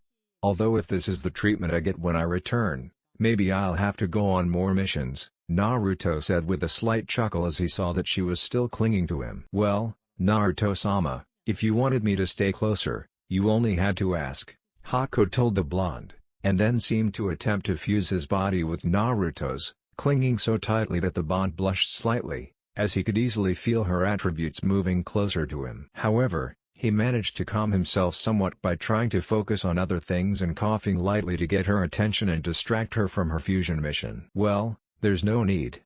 Besides, right now all I want to do is sleep, Naruto said simply. Very well, master, she said simply, stepping back just enough to let him pass. When he went to his room, she followed closely behind and only spoke when he looked at her curiously. You said I could stay close if I wanted, and I do, she replied matter-of-factly. He sighed, knowing it would take a long conversation to explain what he really meant. So he accepted it and quickly went to the bathroom to change. He lay down on the bed, and Haku followed shortly after, since he was wearing his usual nightgown. This time he blushed as he felt her approach and rest her head on his chest to fall asleep, but he eventually smiled and drifted off, enjoying the extra warmth as well. At dawn, Naruto awoke to the warmth of a ray of sunlight on his face and tried to get up. However, he soon realized he couldn't, as Haku was still nestled against his chest and seemed to have snuggled even closer, their legs even intertwined during the night. So, instead of doing what he had planned, he simply lifted his head just enough to get a better look at his sleeping girlfriend and smiled at how beautiful she looked. Although her hair was tousled, it seemed to shimmer in the dim sunlight that filtered into the room. Haku also seemed to have a faint smile on her face as she breathed slowly and deeply. Seeing her so peaceful made Naruto smile, so he laid his head back down and waited for her to wake up so as not to disturb the moment. A while later, without thinking, he gently stroked her silky hair as he watched her sleep soundly. A few moments later, the girl's body began to stir slightly, indicating she was about to wake up. The first thing she noticed was the firm but comfortable pillow she was lying on, which was trying to lull her back to sleep. Soon she realized someone was stroking her hair and quickly opened her eyes before remembering it was Naruto. Seeing him awake, she smiled at her boyfriend. Good morning, Naruto-sama. Good morning, Haku-hime. Did you sleep well? And remember, you don't need to call me Sama, Naruto replied with a soft chuckle, knowing she would probably ignore him. Yes, Naruto-sama, you're a wonderful pillow. I don't think I'll ever sleep alone again, Haku said, trying to snuggle closer to him. The blonde boy blushed at the thought of having such a beautiful girl by his side every night. Maybe, Haku-chan. Well, let's get up and start the day, shall we? Naruto asked, since he wouldn't mind staying in bed either, but then he chuckled when he saw Haku struggling to get up from her comfortable position. However, this soon turned into a deep blush when he saw her throw off the covers and could see even more through her nightgown thanks to the sunlight, which made it impossible for him to tear his gaze away from her body, almost perfect in his eyes, and, of course, thanks once again to his raging hormones, he felt his underwear tighten and blushed a little more before trying to shift to cover himself better with the blanket, while also trying to tear his eyes away from her. Unfortunately, she didn't realize that Haku felt her gaze on her shortly after she stood up and looked down at him, seeing a look of desire in his eyes. Well, so he finds me attractive enough.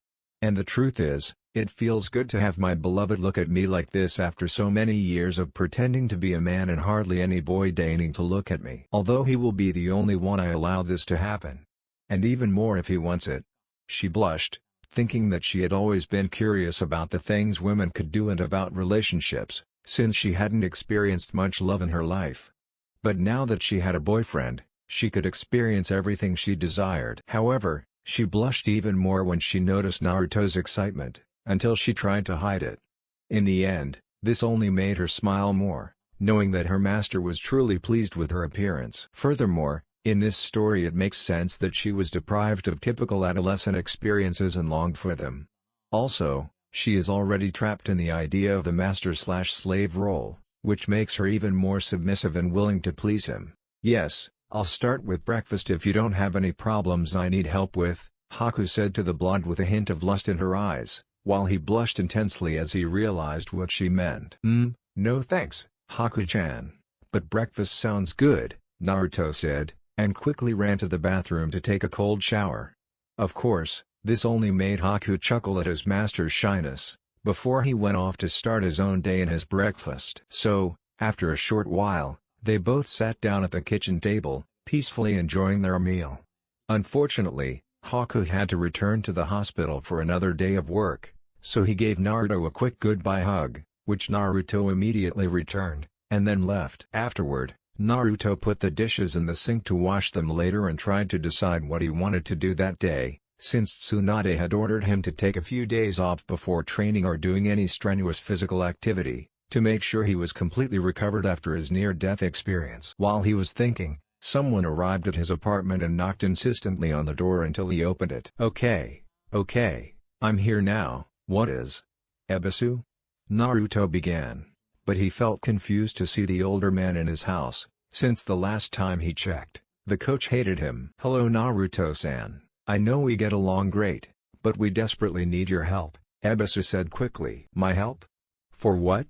Naruto asked, now interested. Well, Konohamaru. Ebisu began, but Naruto had already run back to his house to get his usual gear and went out the door. Let me know if it's Konohamaru, I'll gladly help you, Naruto said to the man, who was stunned for a second before nodding and starting to run across the rooftops, followed shortly after by Naruto. Well, the honorable grandson was apparently climbing the Hokage Tower for some reason when he saw some ninjas moving Sarutobi-sama's old belongings for storage. He got angry with them for moving them, and the situation worsened when he learned that Tsunade-sama had already been chosen as his successor. So he fled from them and locked himself in a storeroom, where he's set several traps. Now that I'm his teacher, they found me quickly to try and sort things out, but he won't listen to me.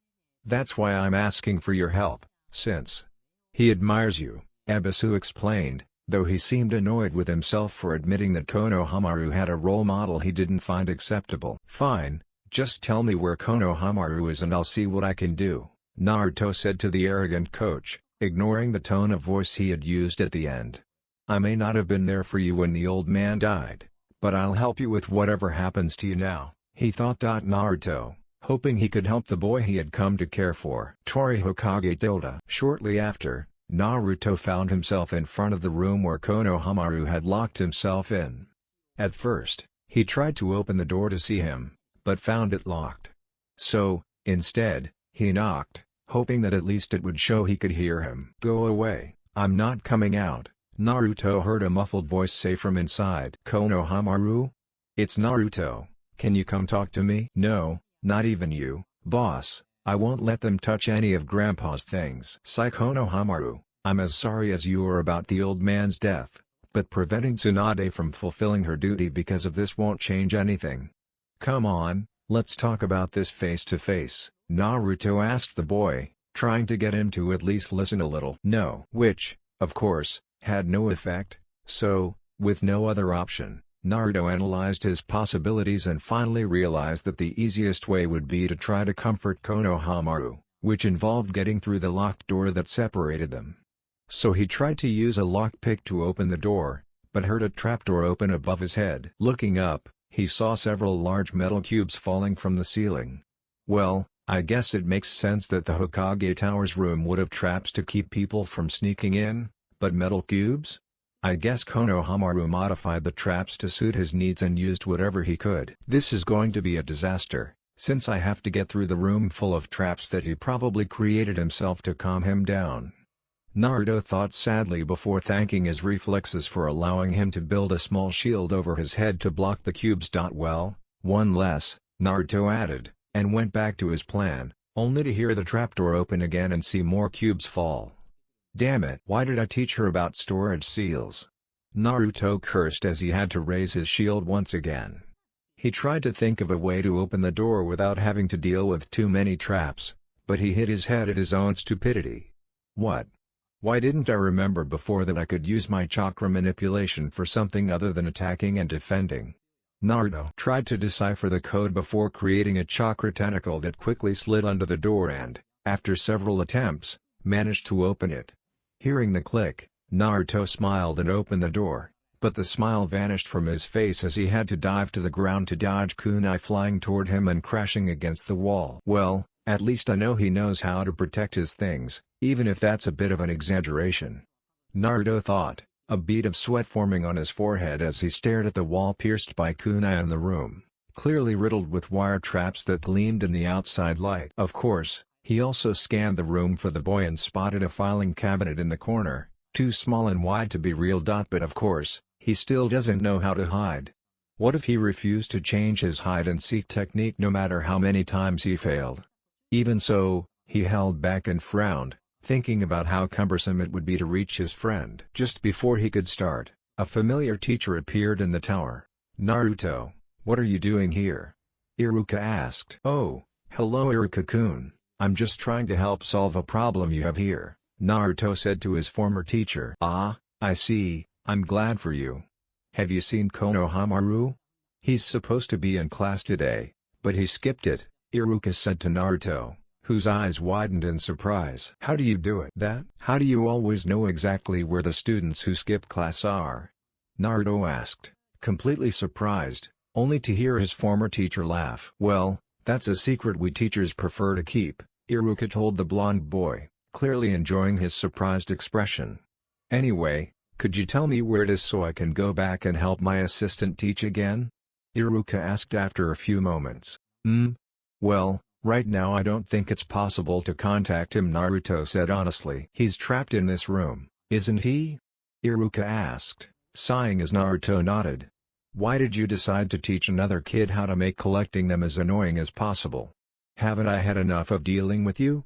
Iruka asked, but the amusement he was hiding on his face was obvious. "Well, to be honest, Konohamaru is going through a difficult time, so please, could you give him the day off today? Please?" Naruto asked his former teacher, who stared at him for a moment before giving in. "Okay, just make sure you two don't make this a regular thing," Iruka told him before leaving, after Naruto thanked him. "Now, let's get my bratty apprentice out of here," Naruto muttered to himself, preparing once more to navigate each trap and speak with the boy hiding behind them. He quickly severed every wire and had to dodge wave after wave of objects flying toward him, from kunai to various items Konohamaru had decided to use as weapons. In the end, it took him an hour to overcome each trap, making sure he wasn't hit by any of them, since he himself had taught the boy how to set traps in a room and knew exactly what lay behind each one.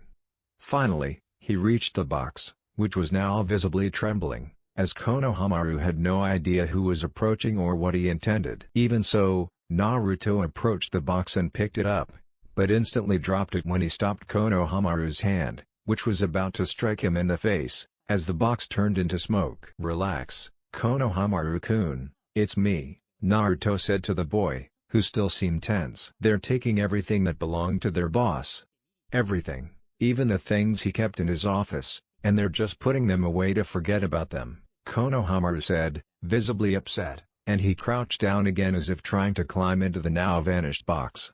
This time, Naruto crouched down beside him. "Is that what you think, buddy? That everyone's going to forget the old man?" Naruto asked calmly, receiving only a nod in return. "Come on, Konohamaru, no one's going to forget the old man. He's dedicated too many years to helping everyone for there to be even the slightest chance of anyone forgetting him," Naruto said, acting like a little boy who had lost a loved one. "Yes, they are.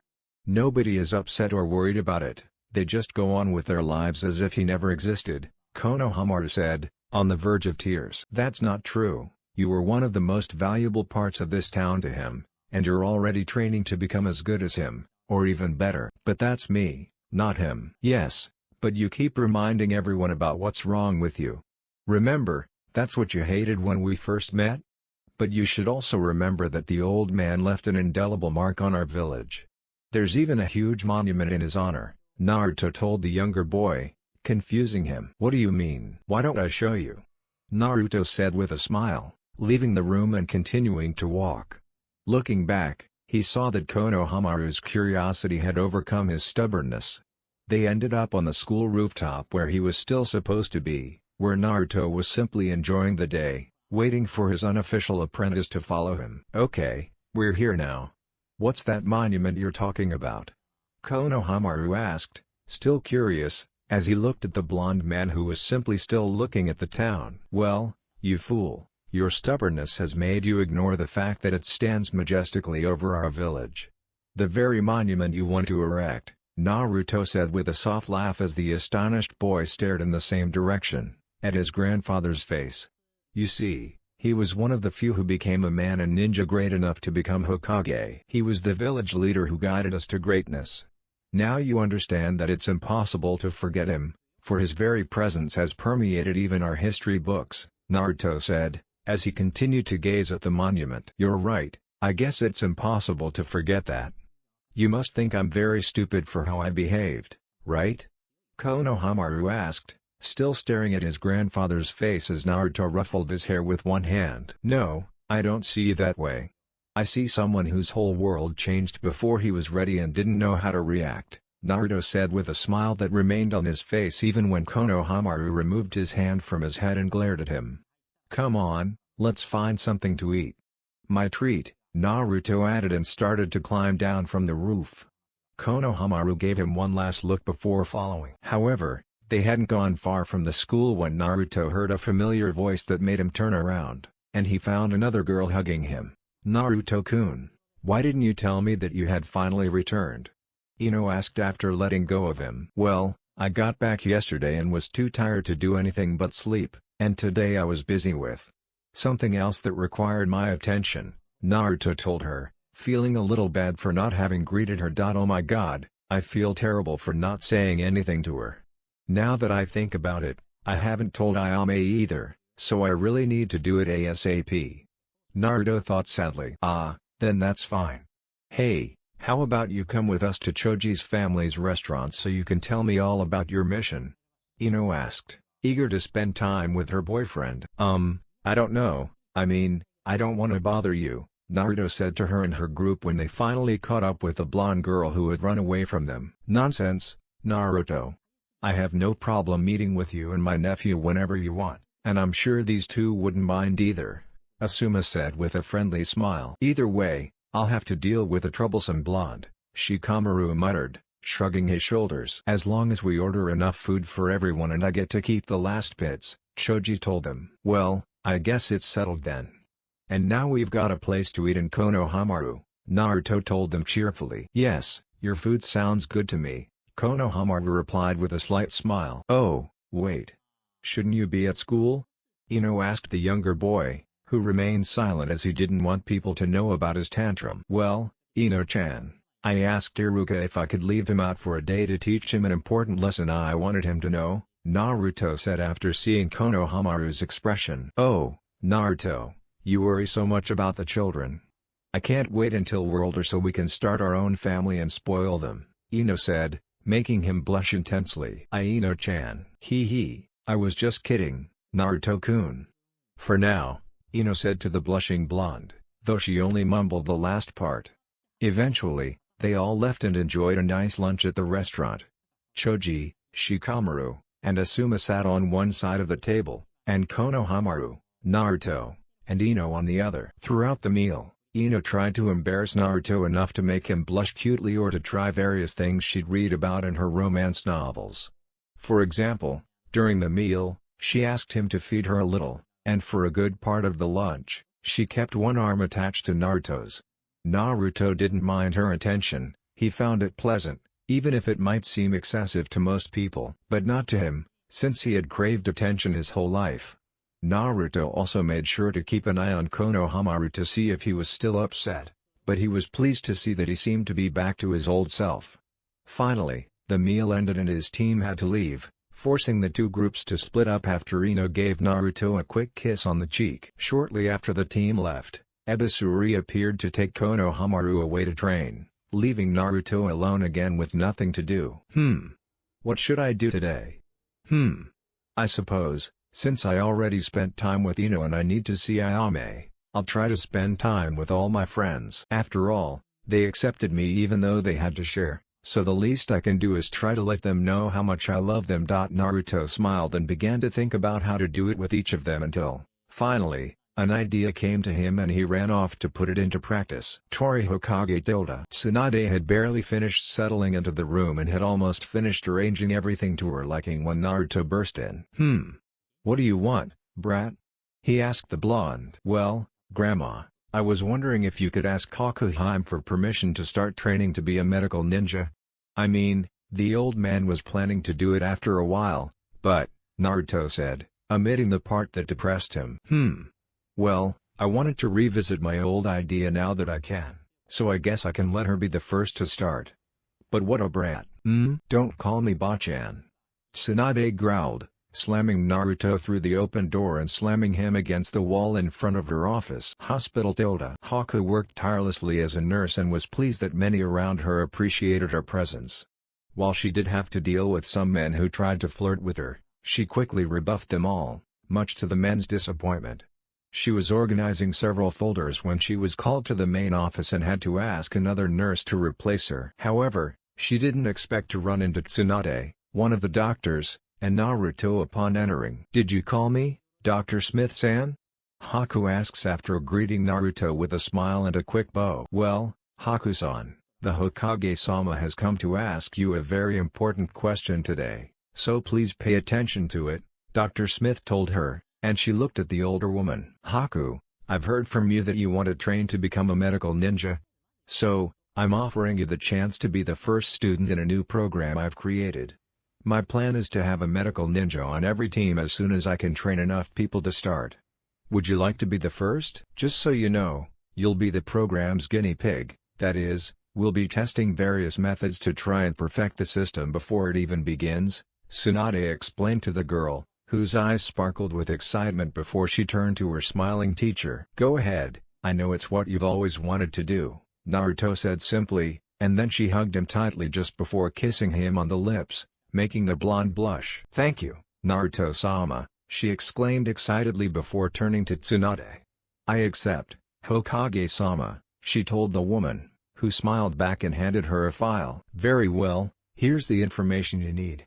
Your first instructor will see you in 2 days, very early in the morning," Tsunade said simply, and left smiling, knowing she could finally begin her program. After she left, Haku turned to Naruto, gave him one last kiss, and thanked him before sealing the file with a mark on his wrist and returning to work, leaving a stunned Naruto and a doctor chuckling. "Kid, you're very lucky to have a woman like you as a girlfriend," the doctor said simply, and he nodded, still slightly shaken.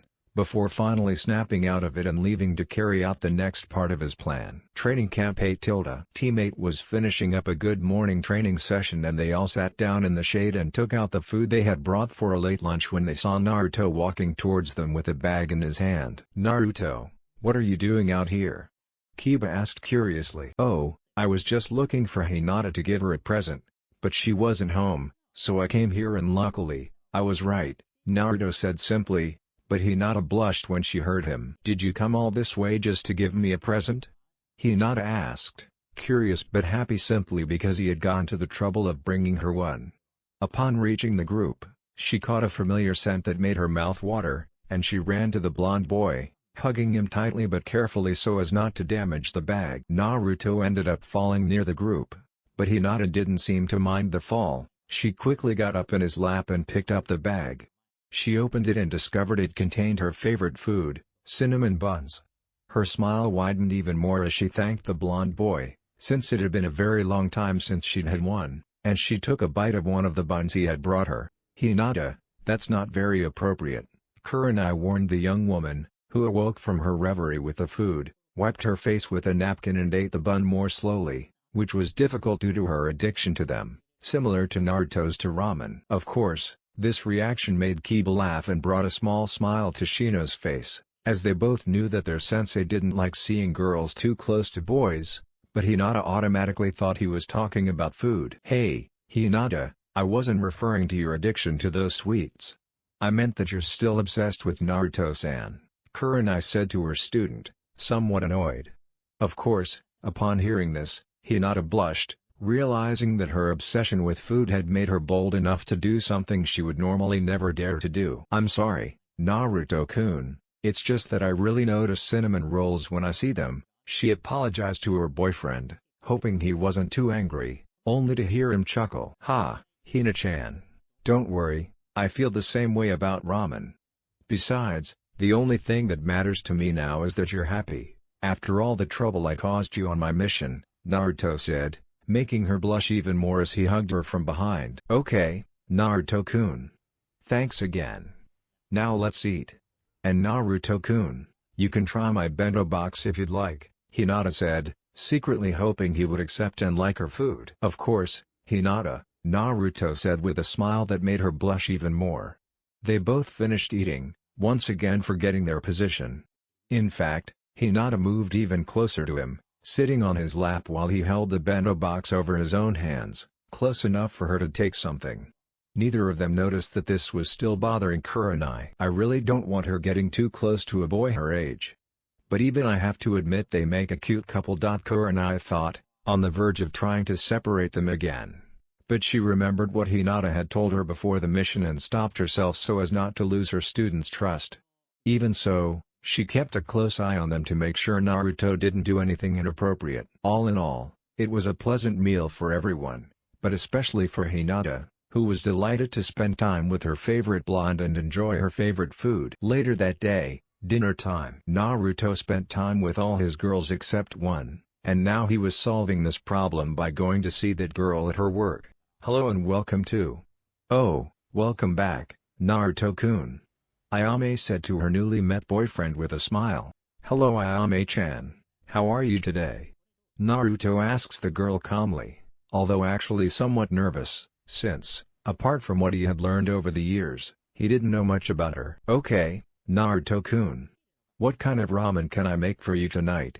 she asked kindly. "Well, I actually came to see if you wanted to go eat or do something together so I could get to know you better," Naruto said sincerely while nervously scratching the back of his neck. "Oh, poor Naru-kun, but I'm not on the menu. Although I might make an exception for you," Ayame joked to the blonde boy, laughing as she watched his face turn bright red. "Just kidding, Naruto-kun. Of course I'll go out with you. Just let me tell Dad I'm going out for a bit so we can talk somewhere where a certain man can't hear us," Ayame said, then glanced suspiciously at her father, who was watching her closely to make sure she was alright. What's with choosing Naruto on Naruto Day?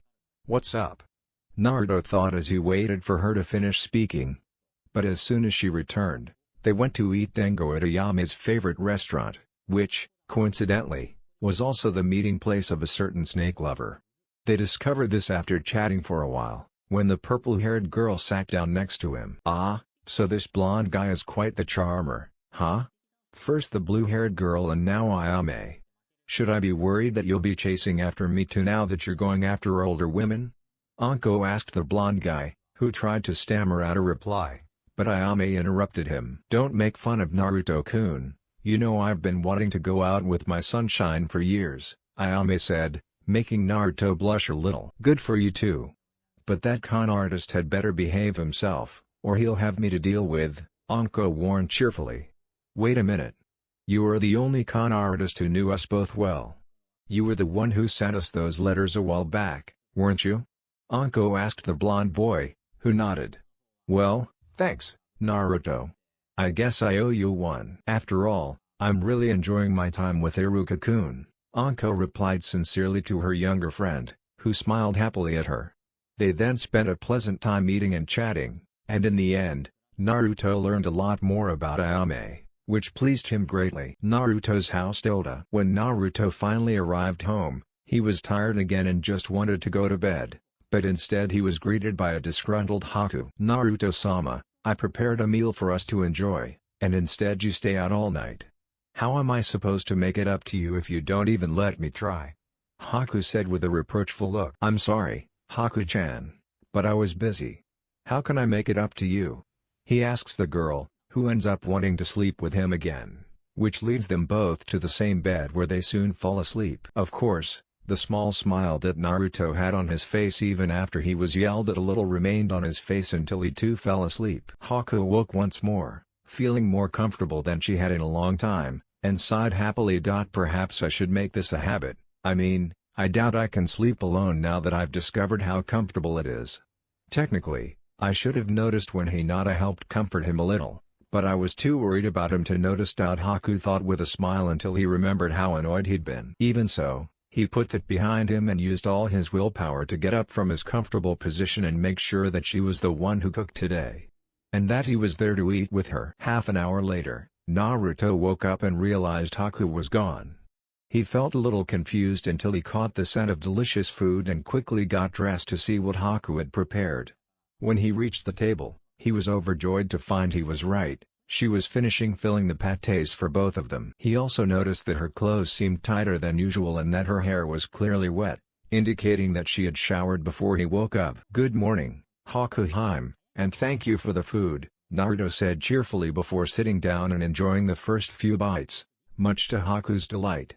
"You know, I don't know how I ever lived without you. Everything I cook is terrible, but everything you make turns out almost as good as ramen," Naruto admitted, then went back to eating, oblivious to the fact that she was clearly thrilled to hear her master appreciate her work. "Thank you, Naruto-sama.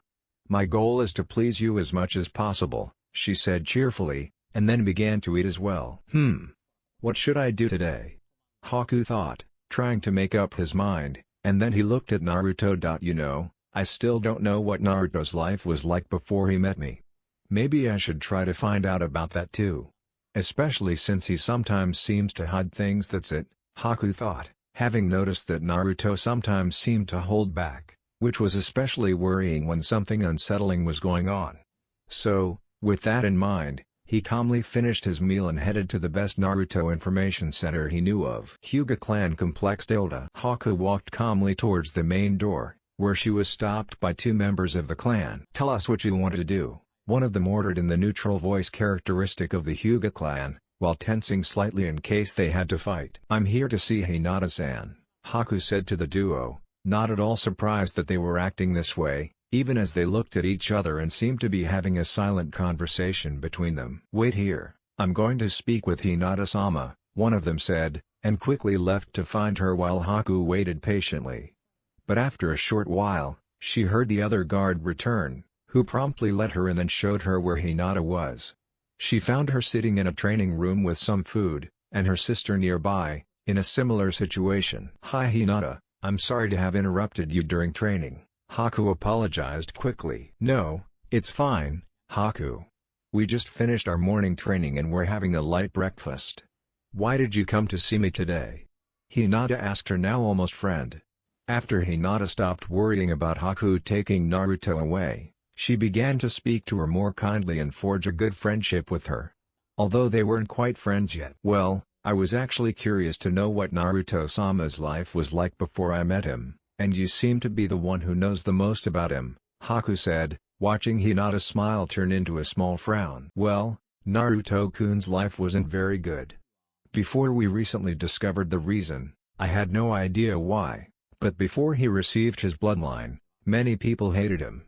They basically tortured him for things he hadn't done and made his life miserable. Meanwhile, I had to witness it all, since every time I tried to help him, my guards refused to protect him, or he simply rejected any help I offered in public.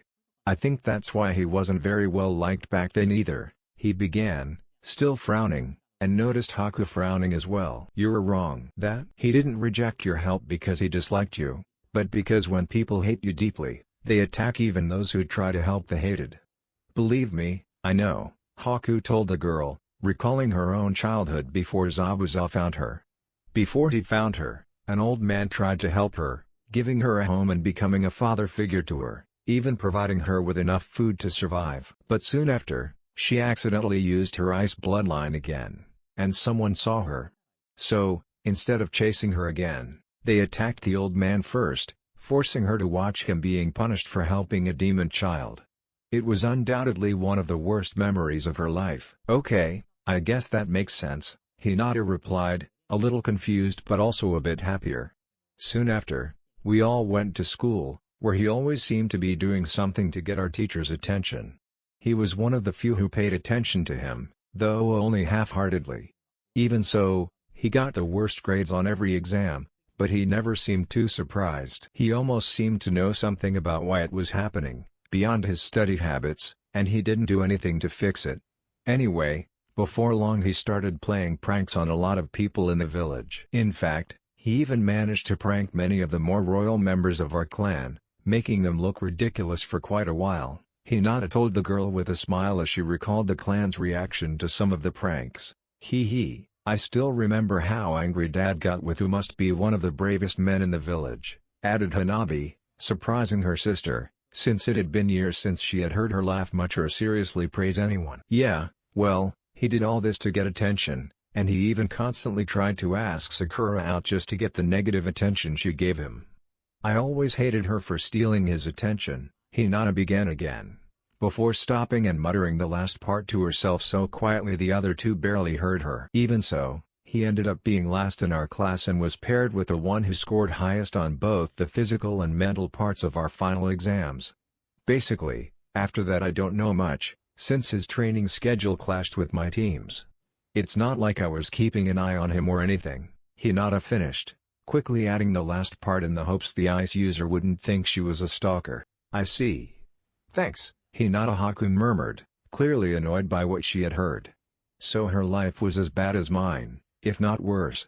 She thought, annoyed with the village she now lived in, but soon used this new knowledge to resolve to make sure that the rest of her life was as pleasant as possible. No problem, Haku. You know I'm not really in the mood for my bento anymore. Do you want to go get ramen? Hinata asked, now that she was thinking more about her boyfriend. Of course. That sounds good to me. Naruto-sama already told me he had to leave and wouldn't be coming back, so I don't have to worry about cooking for my master first, Haku replied, though he was now a little amused by how annoyed Hinata seemed to get whenever she heard someone else making an effort to maintain the affectionate bond when she was too busy to do so. I'll go too. I want to see why Naruto liked it so much, Hanabi added before the two left, which piqued her sister's curiosity, as she wondered why her usual attitude had suddenly changed so much. For the moment, she didn't dwell on it, and they all went to get some bowls of ramen. I'm including this mainly to offer a slightly different, basic backstory for Naruto's life, to give more sense to his changes, and also to start showing that Hanabi has some interest in Naruto, so that later on I don't just say she suddenly seemed to love Naruto. So, they all began their tour of the town simply enjoying the fact that, at that moment, none of them had anything to do before finally arriving at the post. Hello Hinata, Haku. Hyuga-san.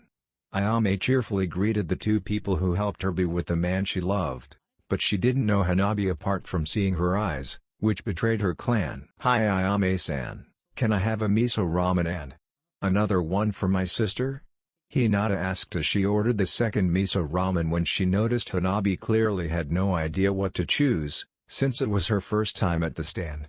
So she simply offered the girl one of her favorites, though her sister gave her a reproachful look for a moment for having taken the decision away from her. "And a pork ramen for me," Haku added to the older woman, who nodded and went to the kitchen to help her father prepare the food.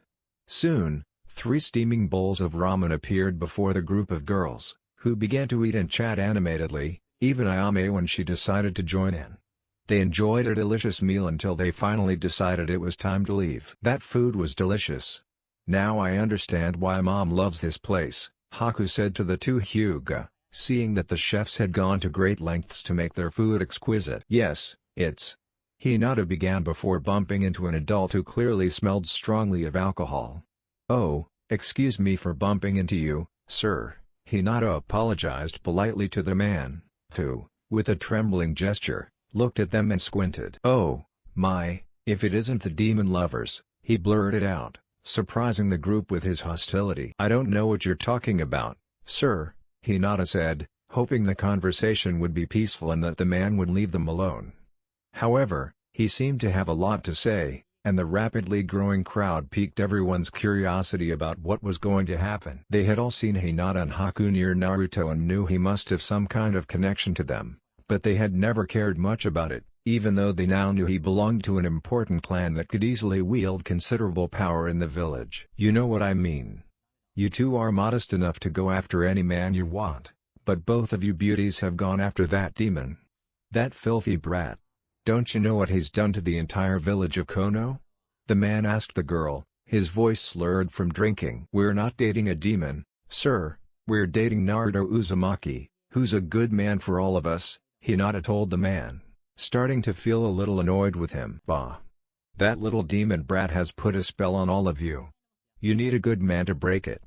Now let me give you my special medicine," the man said, lust blazing in his eyes as he gazed at the 2 girls' bodies, unconcerned by their young age. He reached for Hinata's shoulder, but a blurry figure darted past and landed in front of her, gripping her wrist tightly. It was Naruto, who was furious. After stopping the man, he stared at him, still holding her wrist. Everyone in front of him could see his eyes turning red. Meanwhile, the girls behind him began to feel Naruto's chakra permeate the air, making it cold and dangerous. "Oh, the little demon comes to see how a real man treats the girls under his spell. Or whatever. Well, just watch me give them my medicine," the man said to Naruto, showing no fear whatsoever, since he was still the same boy he had tortured earlier. Of course, everyone around them now felt repulsed at the idea that this man would want to do unspeakable things to 2 girls. Ninjas or not. They were also very curious to see what Naruto would do, since when someone confronted him, he usually just accepted the beating without question. What they didn't expect was that the red dye would completely change the color of his eyes, giving his pupils animalistic features. Furthermore, they began to feel a massive amount of ki pressing down on them and watched in horror as the red chakra emanated from Naruto, almost boiling and bubbling. Then they heard the drunken man scream in pain as Naruto's grip tightened enough to crush his wrist and snap him out of his inebriated state. "Ow, damn it, that hurts a lot.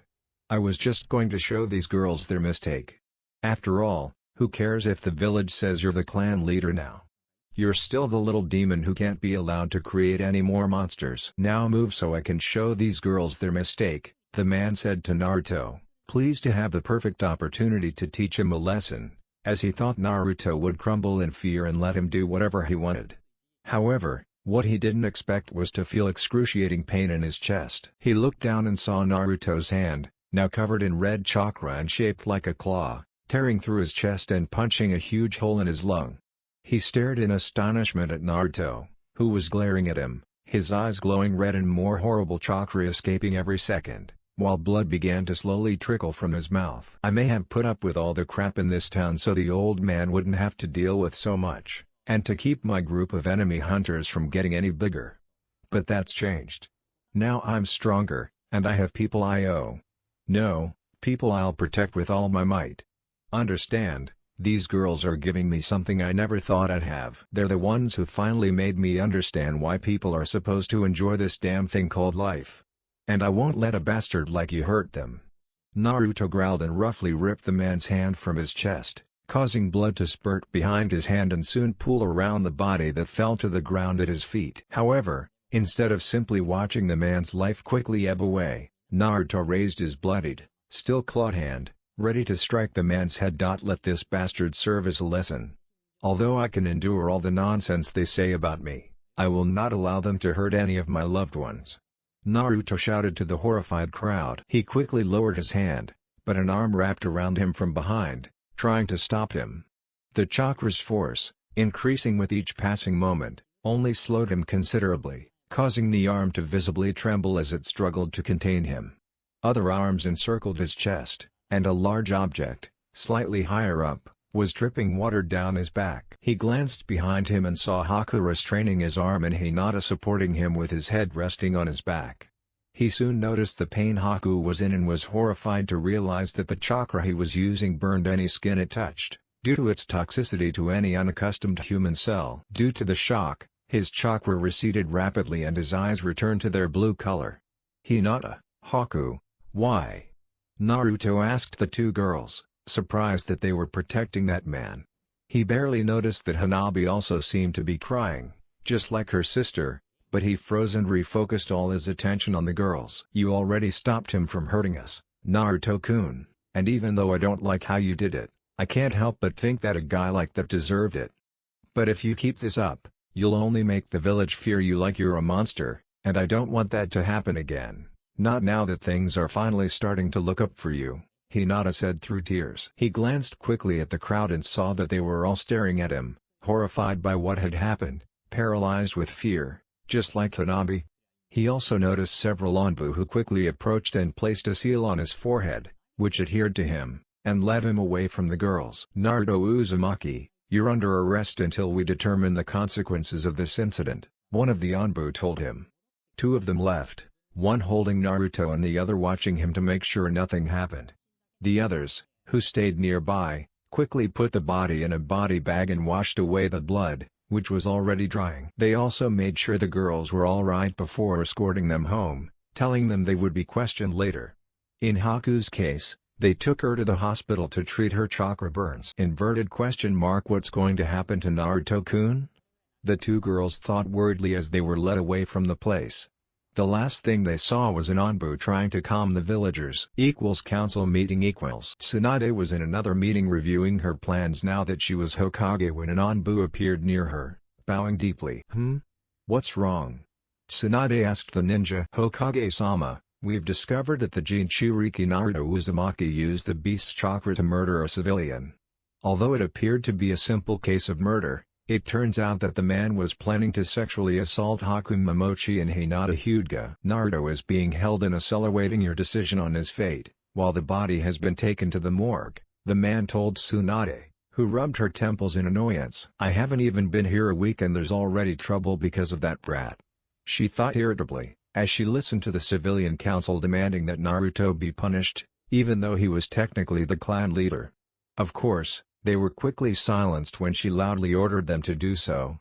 Shortly afterward, Hiyashi decided to give his opinion. "Hokage-sama, while I don't approve of that boy being near my daughter if he intended to abuse her, I consider it justifiable that he was killed on the spot. After all, if he had been stopped, I would have executed him anyway for trying to harm one of my daughters, who could become the next clan leader," Hiyashi said respectfully, while the civilians remained silent, for they knew it was true. Since, after her kidnapping, he had been quick to punish her to the full extent of the law. Even if it wasn't handled properly, the man in question would have been severely punished anyway. So, it seems a mild punishment for Naruto-san would be enough to ensure he doesn't think it's okay to kill them again, Shikaku murmured in his usual sleepy, intellectual voice. Of course, before the civilians who still opposed Naruto could react, Tsunade made her decision. "I decree that Naruto Uzumaki must perform 2 days of D-rank missions as punishment for the murder of the civilian in question, before being sentenced for his own illegal acts," Tsunade told the group. Even she considered Naruto's murder justified given the circumstances, but she had to punish him somehow to avoid accusations of favoritism. However, judging by the council's expressions, many agreed with her decision, showing that they shared her sentiments. Guards, release Naruto and tell him he must report to the mission room tomorrow morning to begin his punishment, Tsunade ordered the Anbu, who nodded and left. Containment cell tilde. Naruto sat quietly in his cell, awaiting the council's verdict. He knew he shouldn't have killed civilians from his own village, but he still felt what he had done deserved punishment. So, instead of complaining, pleading, or trying to act brave like the others while awaiting trial, he simply sat in the center of his cell, waiting. Soon he heard approaching footsteps and looked up to see several Anbu surrounding the door. Naruto Uzumaki, it has been determined that starting tomorrow, you will have several unpaid D-rank missions assigned to you for 2 days. This is your punishment, but otherwise, we are here to discharge you. Just be sure to report to the mission room early tomorrow to pick up your mission assignments, one of the Anbu told him. Then, they all entered his cage and began removing the chakra suppressants that had been placed on him, returning his usual equipment. Once he was ready, they led him to a small room with a seal covering the entire floor, before disappearing from the chamber with the guard.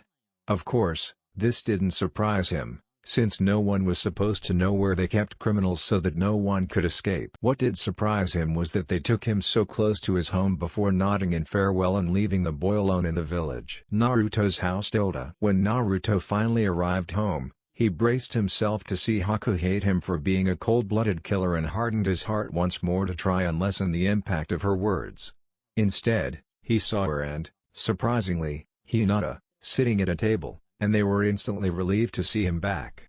Naruto-kun, I'm so sorry for not protecting us and for forcing you into prison, Hinata said while crying a little. Of course, Naruto couldn't help but be surprised, since he'd expected hatred, not 2 worried girls. No, Hinata, it's okay. I'd gladly protect either of you, no matter the cost. But shouldn't you be afraid of me now that I'm a cold-blooded killer? Naruto asked, shocked. No, Naruto-sama, we know it was just your way of protecting us. Though a less brutal way would be better if there's a next time, Haku says, then turns to Hinata, who nods in approval before blushing. Hey, Naruto, were you really serious when you told her we're your most precious people? Hinata asked, still blushing. Yes, Hinata. All of you gave me the one thing I never thought I'd experience again, love. And also something I never thought I'd have, a family. You are all my world, and I would do anything to make you happy, Naruto told them, his love clearly reflected on his face, which made them both blush even more. Oh, thank you Naruto-kun. Wait, you never thought Sakura would reciprocate your love? Hinata asked, somewhat disappointed, since she had hoped that she would be the first person he fell in love with, given that he had asked her out first. No, well, I did find Sakura attractive, and I still do in part, but the truth is that she was one of the few people I knew at my level with whom I wouldn't mind going out a lot if she agreed. Besides, she actually responded to me, Naruto said sincerely to Hinata. At your level? What do you mean we were all at the same level? Hinata asks, confused, while Haku now feels curious. Well, basically, I ruled out all the girls in the clan, since they had everything they wanted and I was just an orphan. But, really, the only girl I was focused on knew I could never ask out. Well, until I got closer to her level by becoming a member of the clan, and that was the Princess of Konoha, Naruto told them sincerely, while Hinata blushed intensely upon learning that they called her that because of her clan's power. You mean you loved me all this time, me, the girl too shy to attract anyone's attention, and you thought I wasn't good enough for you? Naruto-kun, I was probably below you, since only Kiba ever tried to flirt with me, Hinata said, having always considered herself unattractive. While more outgoing girls like Hina were constantly asked out, she was only ever seen by a boy who liked her, and only as a good friend. No, Hinata, you might think that, but even back then you were the most beautiful girl in our class. After all, I know many other boys always talked about you, but the power of your clan made them too afraid to approach you. In the end, we all saw what a beautiful woman you were becoming, Naruto explained, making the girl immensely happy to know that not only did his crush consider her beautiful, But she was also the girl he would have courted throughout his entire school years if only he had had the courage to ask her out. Although this led her to kiss Naruto right on the lips, where she found a sensation that brought her even more pleasure, they kissed again. And again. Until they finally prolonged the kiss to keep the sensation alive. In fact, they were so absorbed in the moment that they didn't even notice Haku leaving when she finally decided she would talk to him later and that they needed that moment. Naruto noticed her absence for a moment, before being startled to see Hinata licking his teeth, which made him open his eyes abruptly. He opened them and saw her lost in a cloud of desire, but seeing her even happier than before, he decided not to stop her and enjoy the moment. Of course, he was surprised when, in her lustful state, she began to caress him, but he soon found himself reacting. A reaction that caused him to lose control, typical of his adolescent, hormonal body, and become even more immersed in the moment. In fact, they were about to consummate the sexual act when a loud knock on the door startled them both from their reverie. I should. Go get that, Naruto said, running towards the door while trying to control his desire, while Hinata stood there, blushing, remembering what they were about to do. _Sasuke, random training ground inverted exclamation mark damn idiot. He's taking all the credit for defeating the desert brat.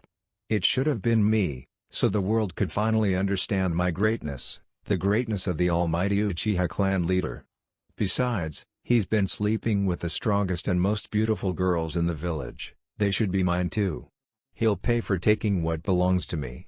Sasuke thought angrily as he rested on a tree branch near where he trained. Look, we finally found the Uchiha.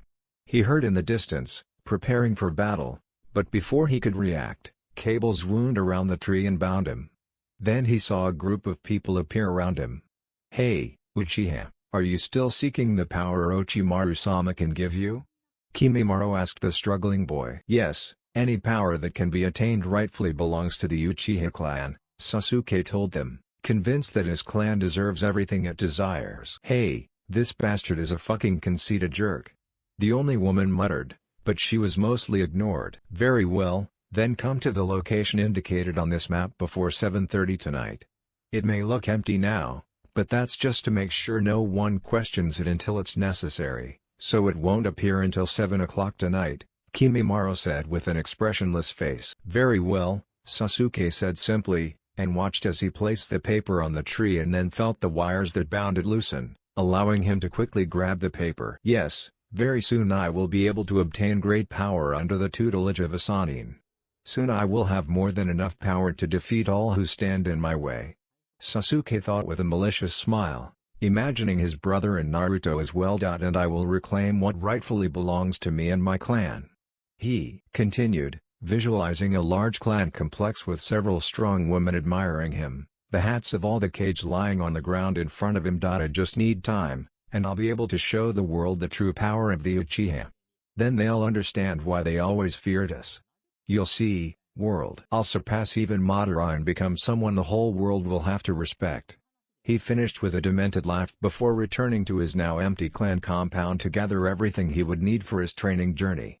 He knew he would have to become strong enough to control Konoha before he would be allowed to return, since he was abandoning it. After all, in his opinion, why bother serving a village that refused to provide him with more resources to grow stronger instead of going to one that would make him one of the strongest beings in existence? +6:30 that night. Sasuke sat on one of his clan's rooftops, gazing at the sky until the moment arrived to activate his map. His kunai pouch contained not only a generous supply of kunai but also several sealing scrolls with everything he might need. But he wasn't focused on that, he was staring at the paper, which quickly became inked, revealing a clear destination. And with a satisfied smile, he departed, ready to claim the power he deserved, without so much as a glance back at the village that had been his home for years. Goodbye, weaklings of Konoha. Hello, power. He thought happily as he sped up even more to reach the meeting point before anyone noticed him. Meeting point . When Sasuke finally arrived at the marked location, he saw the same people and, once again, Kimimaro approached him with his more burly teammate behind him, carrying a large barrel on his back. Alright, Sasuke, to begin receiving the power Orochimaru-sama can grant you, take this pill. It will rebuild your body so that you not only unleash the power Orochimaru-sama gave you, but also allow you to reach the second level of the seal. So, take it quickly and let yourself drift off to sleep while we transport you to our base in this container, which will make the process easier," he explained, watching as the Uchiha immediately took the pill and fainted instantly, only to be swiftly caught and placed in the barrel. "The process has begun.